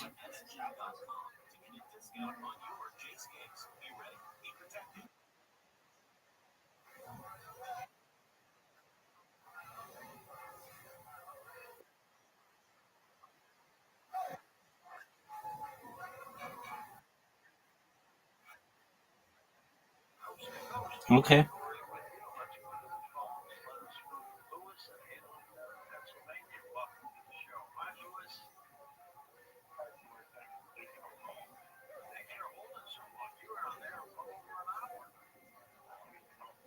Oh, Zoot, you got a chance to do well.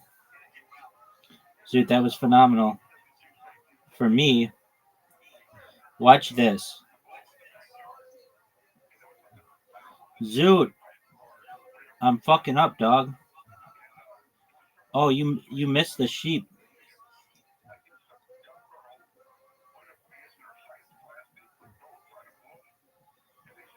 Are you gonna be able to make it?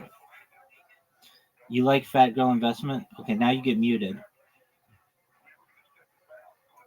Oh, Zoot, that sucked.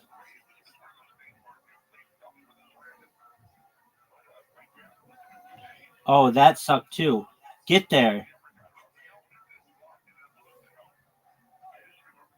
Oh, Zoot. Great shot.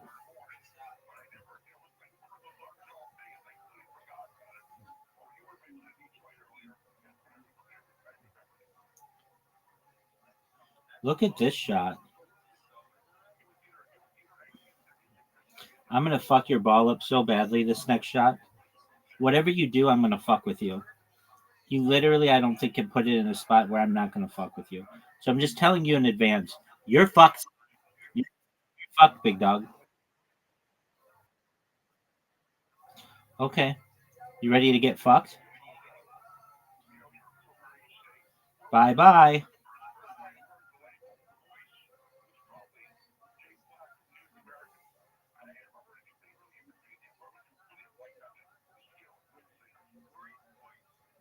Hey, Zoot, you ready for this?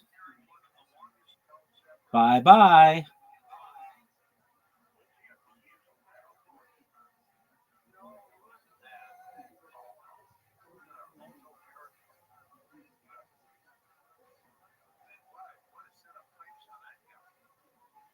Bye-bye.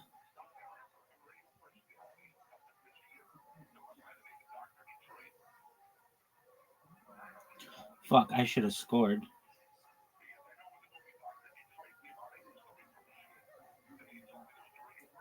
I fucked up.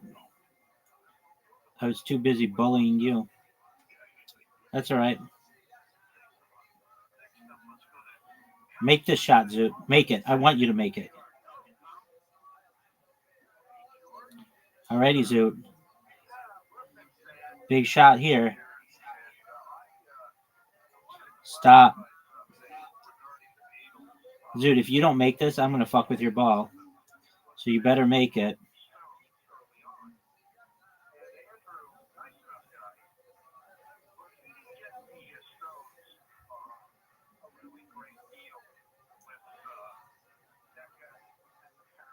What a great shot.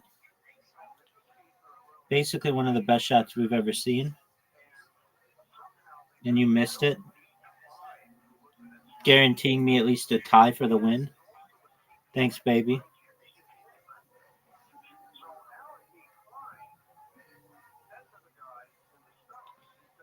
Zoot sucks dick at this hole. And I hit a perfect shot. I don't know if the shot could be any better than what I just did.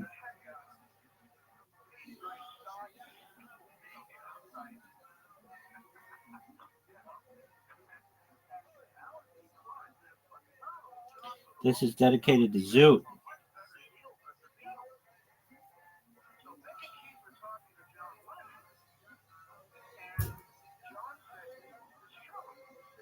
That's not good. Zoot. This one's dedicated to you, baby.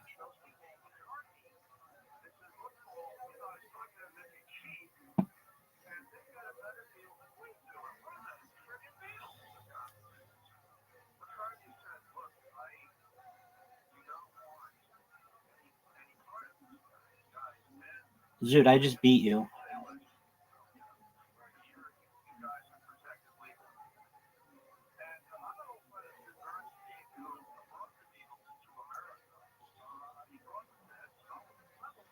Zoot, are you aware that you just lost?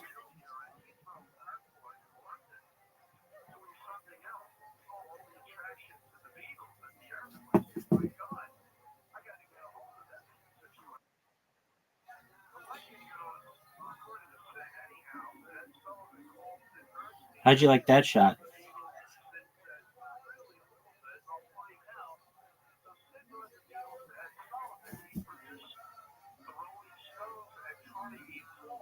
Annoying. Now I have to shut you off.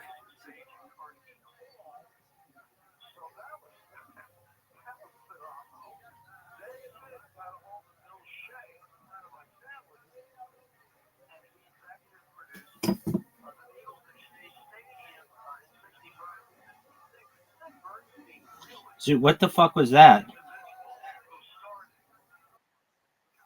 Phenomenal, dude. Oh, what a shot. Did you see that? Did you see that, Zoot? Dude, my shot's better than your shot. Easily. because you just took a shot and missed, and I'm going to take a shot and I make. See, there's a difference. My ball's in the hole. Your ball's not in the hole. Do you understand the difference?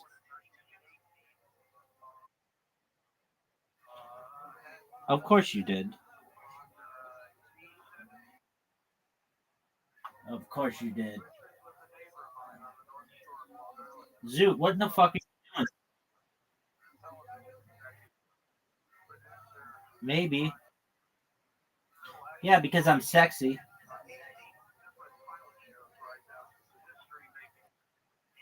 Thanks, baby.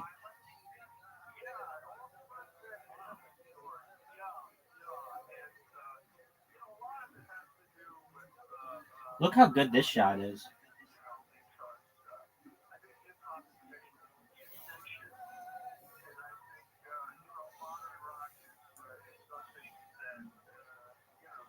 Oh, baby. I just had somebody in here from UK, so I'm getting more people that come in here from Discord. I don't care about, or from Blue Sky. I don't care about viewers. I just care about people coming in here for Blue Sky.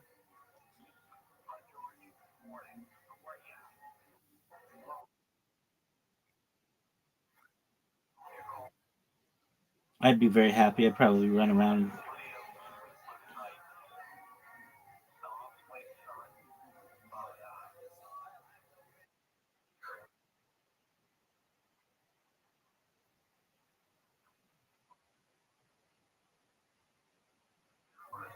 Um,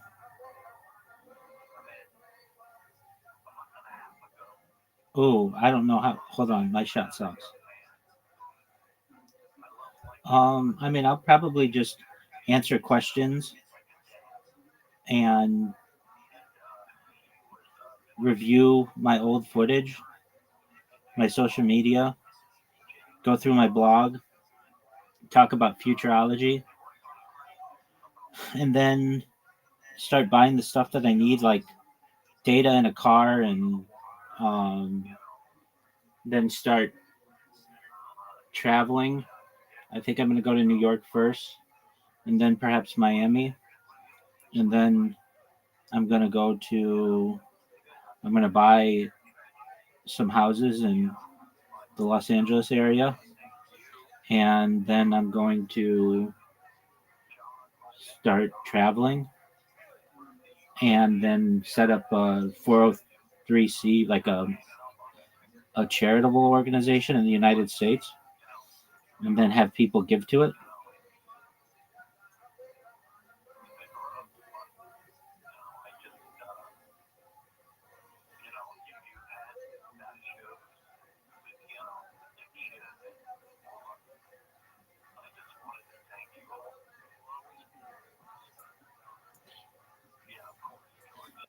And then go to Australia, find that girl in that bookstore.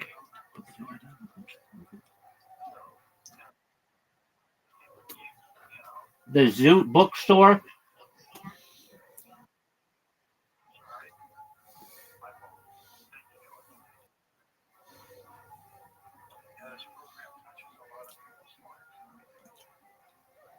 Zoot, you might win.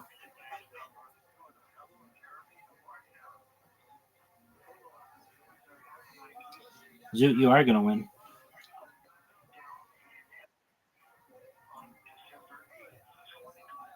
You tied for the win. You suck at this hole. You think you won straight up?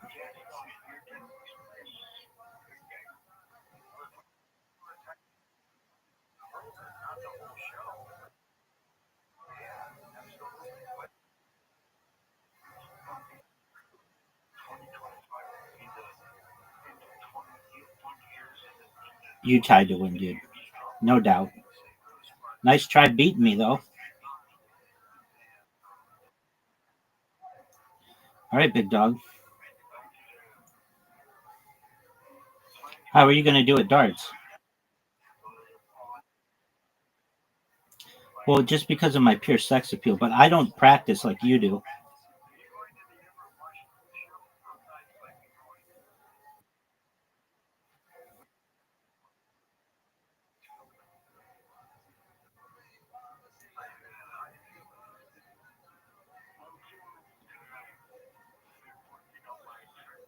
I don't like starting with 45. 20. 1.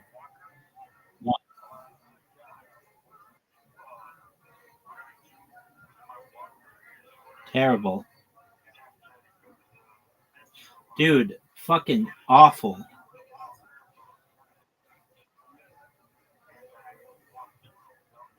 20. 20. Amazing.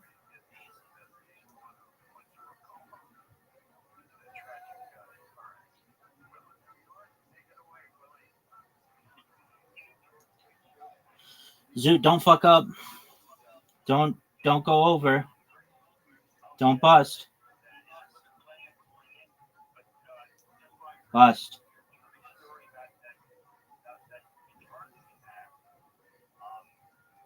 Zoot, I just checked out.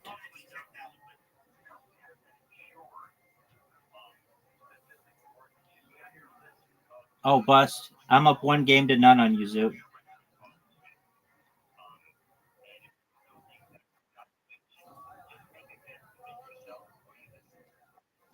19, that sucked. 9, that sucked even more. 5, that sucked. I'm going to get 3 20s in a row just to show you how it's done. 1. Whoa. Oh, that was terrible, Zoot.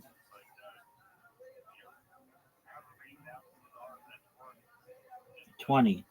1, 20.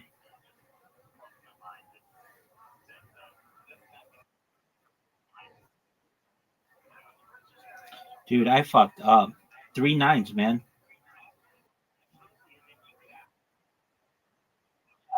Triple 9.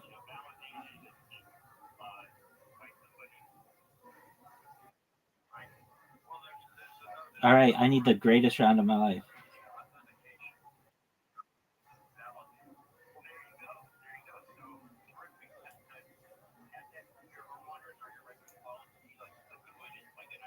One.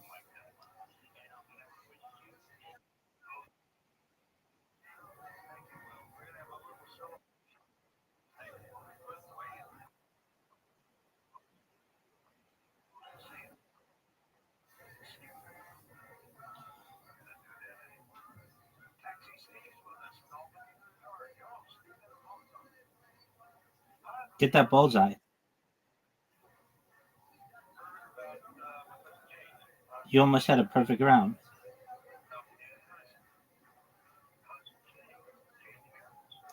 Fuck, dude.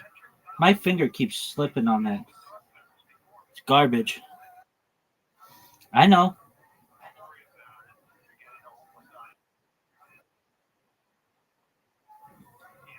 You don't need 15. You need a 10. Triple 10. Oh, you could have gotten a double. I get what you're saying.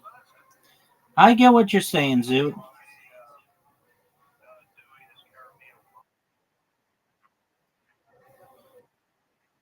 Okay, you're winning. Dude, I'm playing like garbage.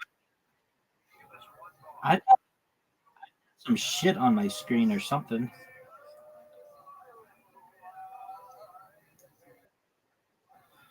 Wow.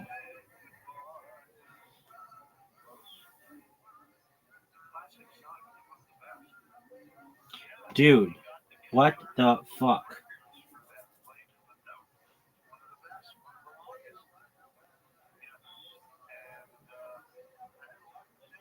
Get it.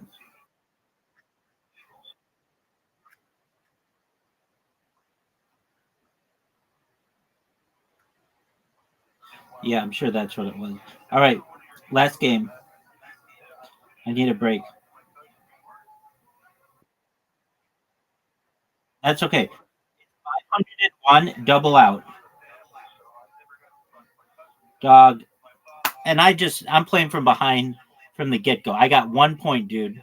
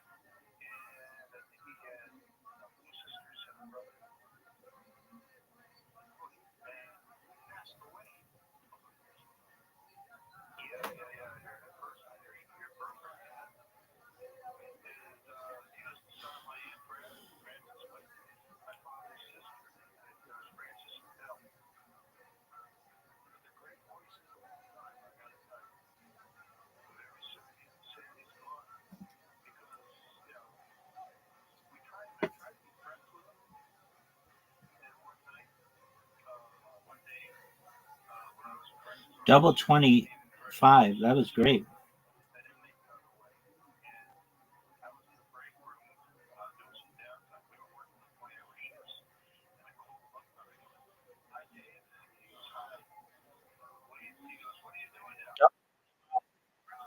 What'd you say? No. It's against my religion.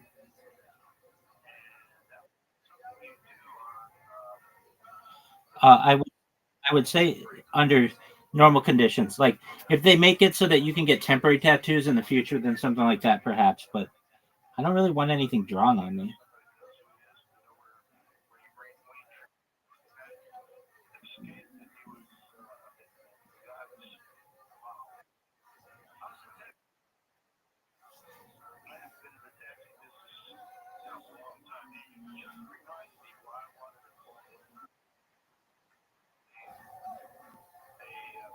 Yeah, but I wouldn't want it on me permanently. Dude, I'm playing like absolute dog shit. I keep throwing it really high.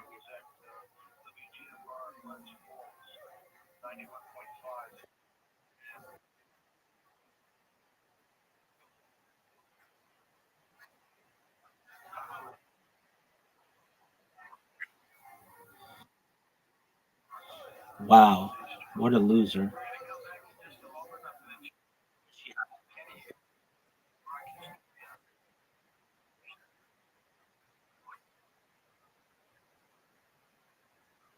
Was she hot?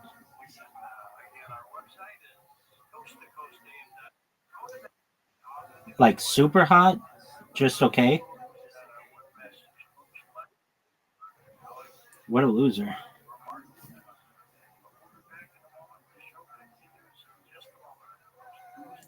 Zoot busted. Rabbi busted.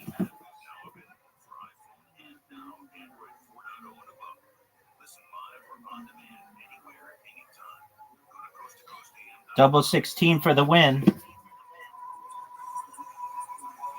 Oh, almost. I need a 1. Let's see here. I'm going to actually throw it. There we go.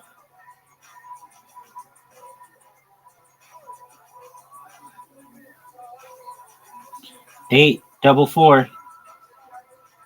Get that double 4, Zoot. Double 4.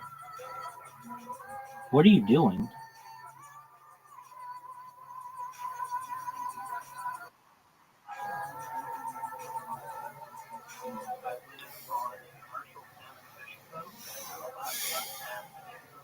Zoot, double 8. Bust.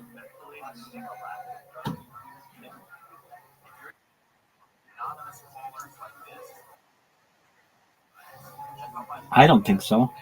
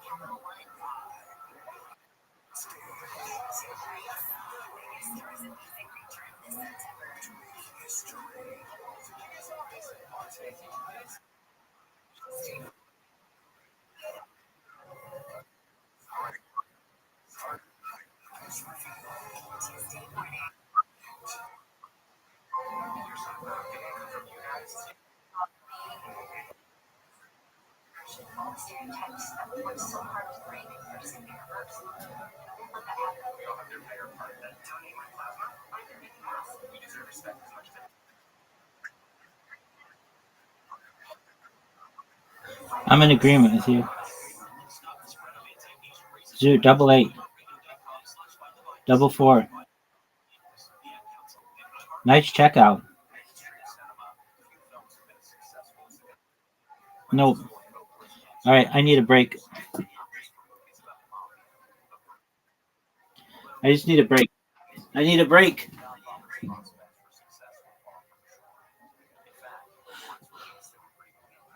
I gotta redo my bots.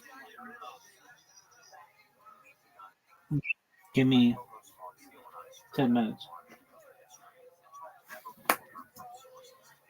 And you were talking more about mature play. That's that good. You know, that also makes sense.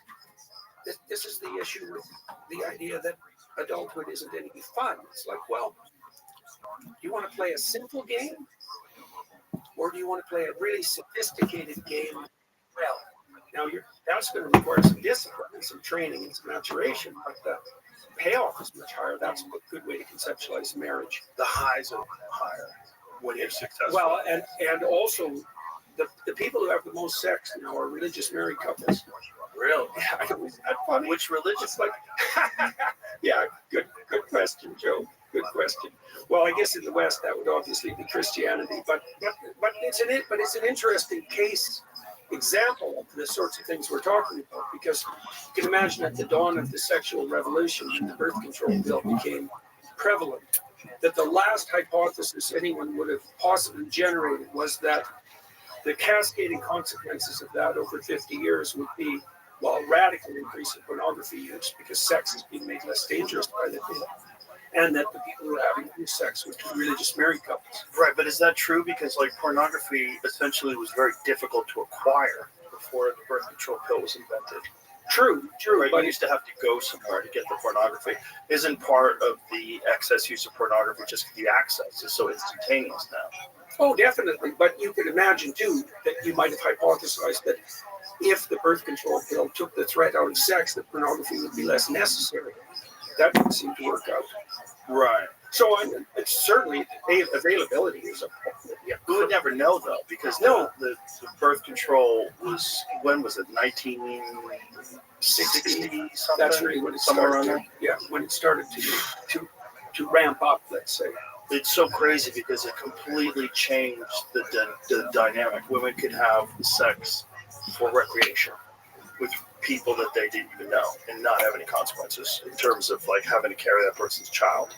Whereas that was always a giant fear. If you're a woman, the back of your head, every time you have sex, you possibly could be taking care of a child for the next 18 plus years. Yeah. Well, that everything. Right. This is a consequential thing. Where with a guy, it's like you have this biological imperative to spread your seed, but you're not thinking about making babies, right? You're thinking about sexual activity. When a guy's having sex, he's not thinking, I can't wait to make a baby. You're just thinking, boy, sex is going to be great. I'm excited. Oh, boy, that's fun. You're not thinking, I'm making a kid, because that would make you hesitant, and nature's not interested in hesitation. Nature's like, no. Let's just make you dumb as fuck for about 20 minutes and focus on one goal. So why did you get married? Well, I love my wife. She wanted to get married. We had a child. It seemed like a good thing to do. It's like, at a certain point in time, making a baby is more of a commitment than getting married. You made a life, like the commitment of getting married seemed right. Of course, but it's also why did you stay committed then before the marriage once you had a child? You said you loved your wife. I love her. It's a thing to do. It's a life in raising a child became everything. It becomes a very different thing, right? I think I have a lot of friends who don't have kids, and I'm not the type of person that thinks everyone should have a kid. I know a lot of people with kids that do say that. I don't think everyone should have a kid. I think you should do whatever you want. I don't know how your brain works. I assume your brain works along similar lines with me, but there's a thing that happens when you scary thought. Similar lines.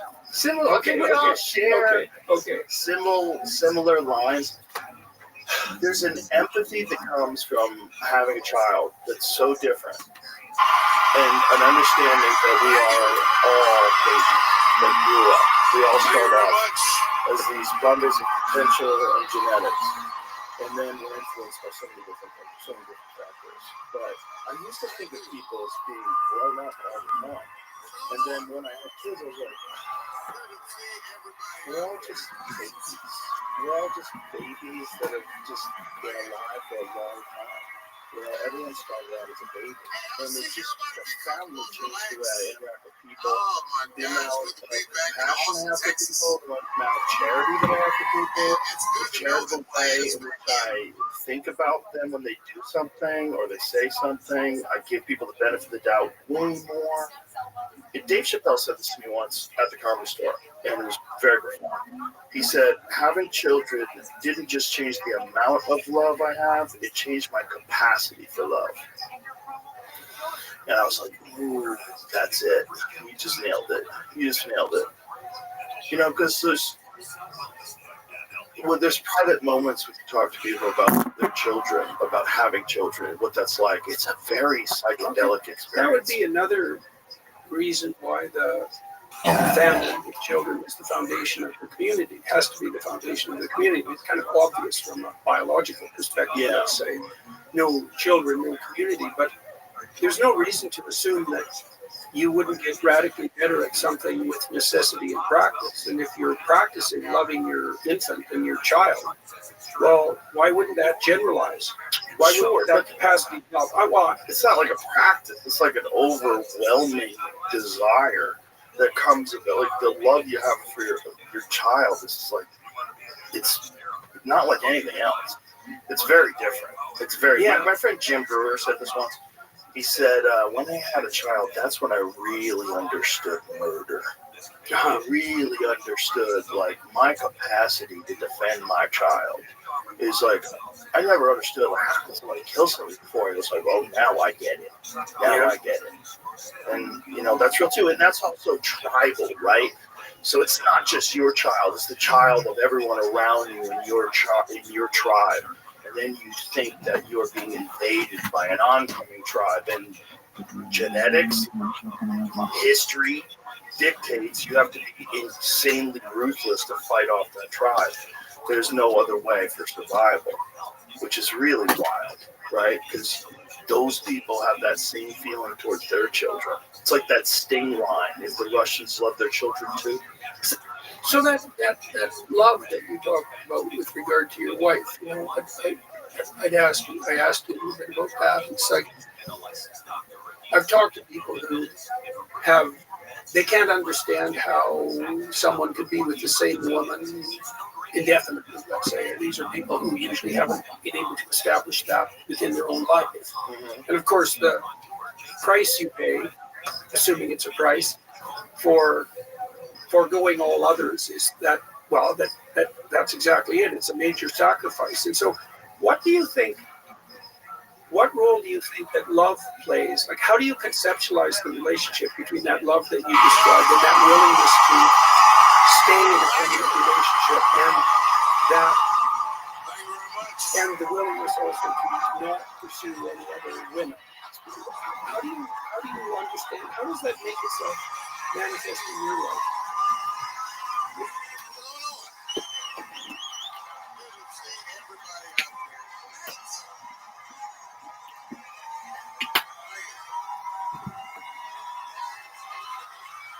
See everybody be comfortable and relax.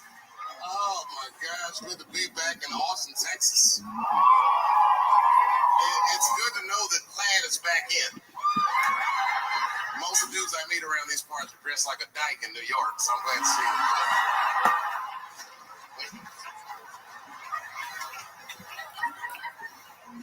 Man, fucking Texas, this place is pretty good. Pretty damn good. You know, I was in Santa Fe the other night, and a motherfucker threw a banana peel at me. Yeah, that didn't feel so good. Of course, it was a white person. Not to indict the whites, I'm just saying. And then not only did he throw a banana peel at me, but it was premeditated. You can tell. You can tell the peel was too brown, you know what I mean? It was like, you didn't eat that banana recently, motherfucker. You had that shit waiting on me. And the whole crowd was white, so it just got instantly creepy, and everyone looked like they were looking at 12 Years a Slave or something. They were always like,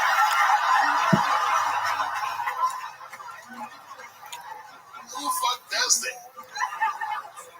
And then they arrested the guy. the holding cell. You know that, right? You can't just be throwing banana peels at Dave Chappelle. They're not gonna let you get away with this.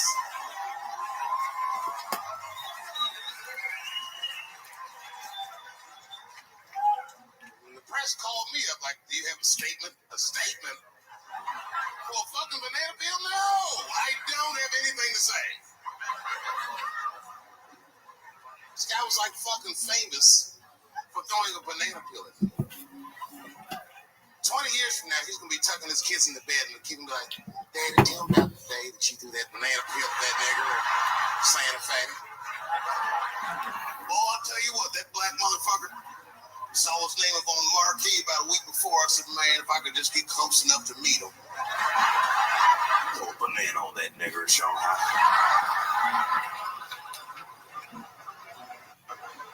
Fucking banana gate. I didn't even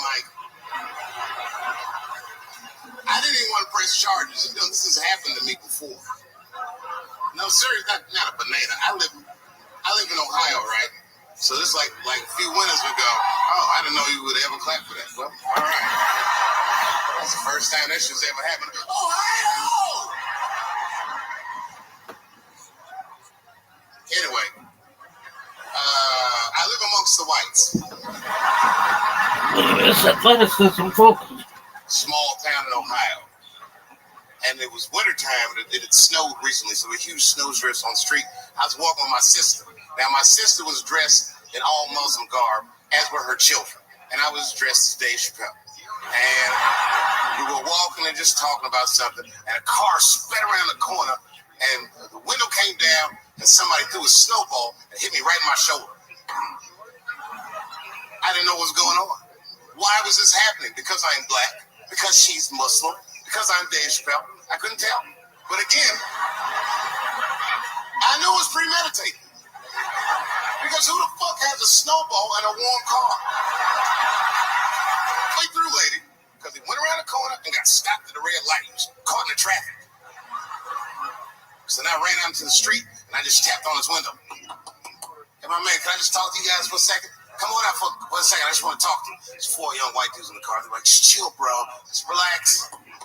I just want to talk. Now, this is an old black trick. Really, I didn't want to talk. I was going to fuck them up. So, if you're ever caught in traffic and a black guy starts saying he just want to talk to you, don't open the door, nigga. Even if he's me, smiling at you. And they were like, chill, bro, just chill. And then the one guy in the back seat, I don't know what, he was just cockier than his friends. He was like, fuck it, man. I'll get out the car. And I started yanking on his door. Let me help you, motherfucker. Let me just help you. And I didn't notice his window was down. And he threw a snowball and shit me right in my chest. Bah! He said, fuck you, you fucking nigger. And then the light turned green and they sped off. I smiled from ear to ear. I looked at my sister and she said, I got the plates. And I was happy as shit because throwing a snowball at a motherfucker is a misdemeanor assault. But if you call him a nigger, and me and my sister start dancing, we gonna send this motherfucker to jail. Now, I didn't notice it, but while I was yelling at him, a crowd of all white people had formed because it was an all-white town. And I was like, uh-oh, I thought I was going to get jumped. And one of the white guys stepped in and was like, I didn't like that at all. This is not what this town represents. I don't want this goddamn stuff in my vicinity. And another white guy was like, yeah, I didn't like it either. And then a whole white guy stepped up and said, young man, if you're going to fill out a police report, I would like to come with you and do the same.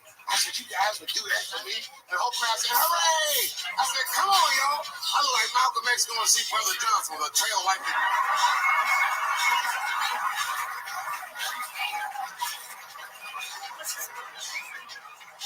Unreal. Hour later, we all was sitting in the police station. The police came in and like, well, Mr. Chappelle, 16 identical police reports. We ran the tags, 2 young men that had their mother's car. We have all 4 suspects in holding. The mother is here. It's up to you. Whatever you want to do. If you want to press charges, we'll move forward. Sorry about that, officer. I'm a little flustered. I've never been in a position where I could decide the fate of white children before, but it's weighing heavy on me, sir. And I really can't decide. And I saw a lady pacing back and forth in the hallway, and I said, is that? He goes, yes, that's their mother. But can I speak to her before I make a decision? When the mom came in, she saw it was me. She busted out crying. Oh, God, oh, no, I don't want him to go to jail. I am so sorry. I didn't raise him to do this. We love your comedy. We love you at the house. I said, miss, please, just, all right, look, I don't necessarily want your son to go to jail either. But what he did was pretty fucked up.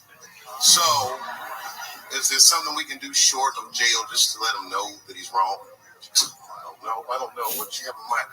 Miss, I've never been in this position before. Oh, you know what we could do? I don't know if I'm asking too much, but maybe if you could just suck my dick a little bit. Just a little bit. I'm not going to finish. I just want you to do enough so that I can tell him you did it. I'm kidding. I wouldn't do that to anybody's mother. Maybe my kid's mom. That's it. Ebola was in Texas. Ebola made a visit. Killed that man in Dallas. 5 days that man melted to death. What happened to the brother in Dallas? Where was the secret serum is what we all said. I remember in the beginning of Ebola, there were 2 American doctors that got sick in Africa. They flew them in a private jet straight to Atlanta to the CDC. I didn't even know CDC saw patients. There it was said they administered what the New York Times called a secret serum. I don't know what's in it. It's just like Colonel Sanders' recipe. But both of these motherfuckers survived. These doctors, thank God, are healthy. They are out there somewhere tonight at Whole Foods, touching vegetables, walking around. Everything's okay. Hey, Frank, how are you? Oh, you didn't hear? I had Ebola last week, but I'm doing all right now. I was bleeding out of my eyes and anus, so I got concerned, but I'm okay. What happened to the brother in Dallas? They just rubbed some Vicks on that nigga.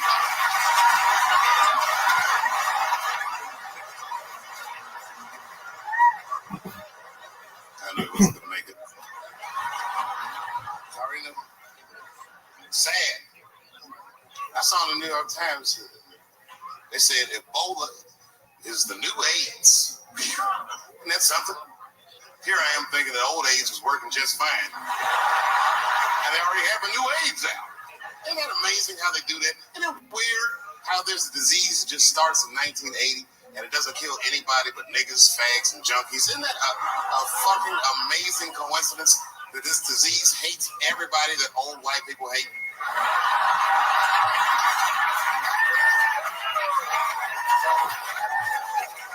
I think either God is white or the government hid that shit in disco balls. Only fun people get AIDS. Last month on the front of the New York Times, the measles was the headline. I had to check the date of the paper. I was like, measles? What is this, 1850? What the fuck is this? Why is measles in the news? Turns out they were trying to decide if mandatory vaccinations for children is the way we all want to go. Any thoughts? I'm sorry, ladies and gentlemen. I don't know. I don't know about this one. First of all, black people generally don't trust doctors. After the Tuskegee experiments and all that shit.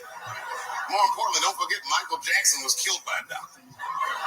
Granted, he was doing drugs, but if I was a heroin addict and I had a licensed physician injecting his heroin in me, I should survive that. I should be looking like, oh, I'm good, right? I'm good.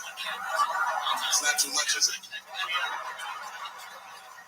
Dr. Butterfingers killed Michael Jackson. After that, I was like, fuck going to the doctor. The fuck am I get my kids vaccinated for an old ass disease like measles? This is ridiculous. You might as well give them a diarrhea shot if you're so worried. Diarrhea has a bigger body count than the measles do. Yeah, diarrhea is funny today, but 100 100 years ago, if your ass had diarrhea, you were a goner. There was like a 0 chance of survival. Get that first squirt, uh-oh. I start getting my affairs in order. I don't have much time. It's diarrhea. It's very serious. Just watch your buddy slowly die in a pool of his own shit. I give up diarrhea. Nowadays, your buddy just be like, oh, we got diarrhea. Just eat a banana. They can drink some water. Let's get to the club. Still make life. That's called. Tough time for the blacks.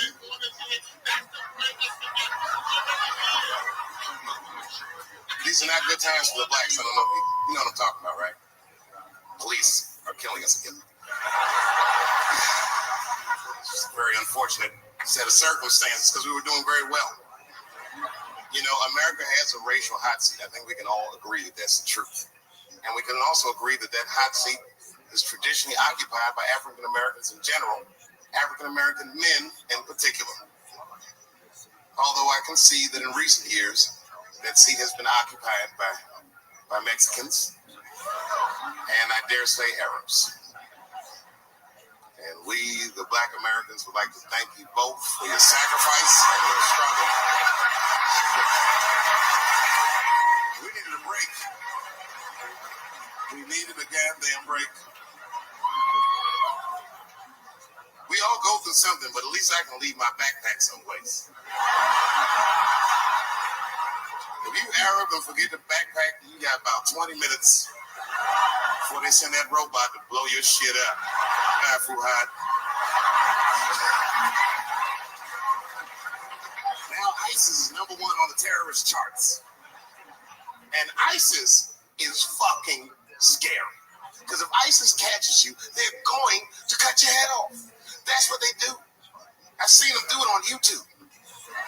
It was fucking awful. He looked right in the camera and say, Obama, I am back. I saw that shit. I said, oh my God. Don't like.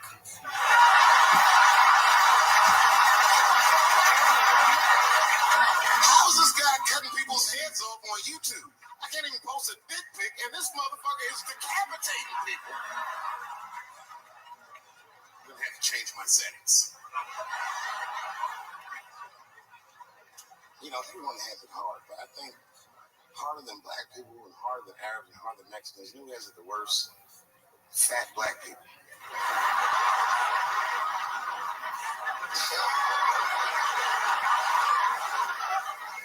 It's hard for white people to understand, but that's what I'm saying is very true. Fat black people have a really rough road because all manner of things kill white people. But you know what kills more black people than anything more than police and terrorism? Salt, nigga. Regular. Here, white people are getting Ebola cures and shit, and meanwhile, I'm dying from fucking the flavor.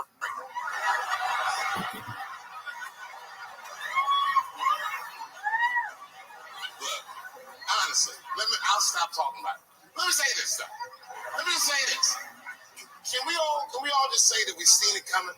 Were you surprised? It's like when I got to that banana.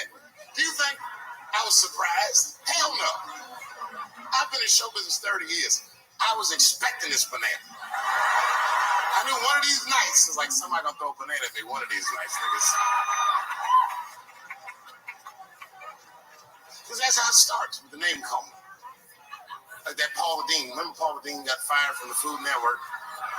If you know anything about show business, it is really hard to get fired from the fucking Food Network. And they dropped that bitch like a hot potato. All because she called somebody an N-word 30 years before she had a show. I don't know who she said it to, but whoever it was just looking at her like, I'm gonna get you for this bitch. That shit came back 30 years later like a Bill Cosby rape and sunk her battleship.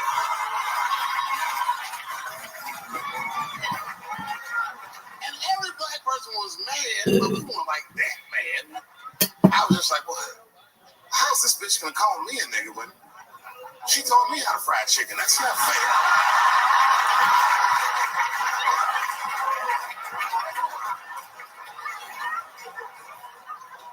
I think Donald Sterling shit was more serious. Remember Donald Sterling? He used to own the Clippers, and then he got caught on a secretly recorded tape saying some very unsavory things about African Americans.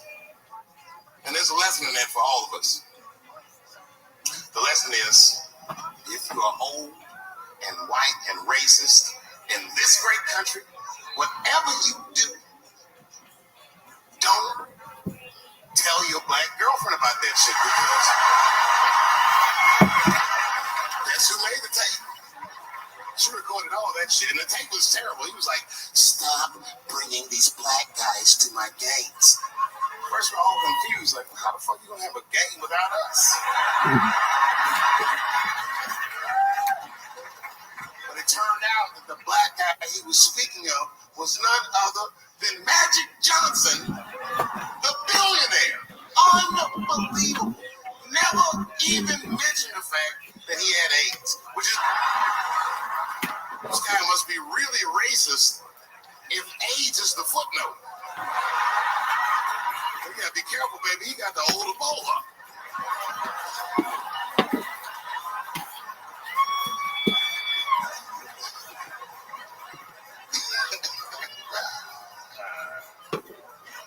You can say what you want about that girl, but I'm gonna tell you right now, she is a goddamn hero.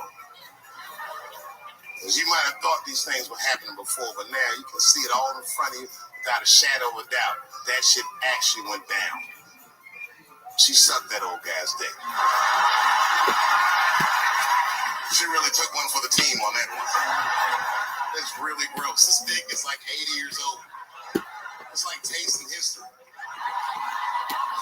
Like 5 wars on it, civil rights movement, Great Depression. This guy's been fucking from 40 years before Bill Cosby's first break. It's a very old thing. Very old piece. But all that shit is still, it's just name calling. Like, name calling does not break the modern black man. That's not going to do the trick. I don't give a fuck about that. Like, if I went to Kentucky Fried Chicken, Ku Klux Klan hood on top of their head, what do you think I'm going to do in this day and age? Run out Kentucky Fried Chicken?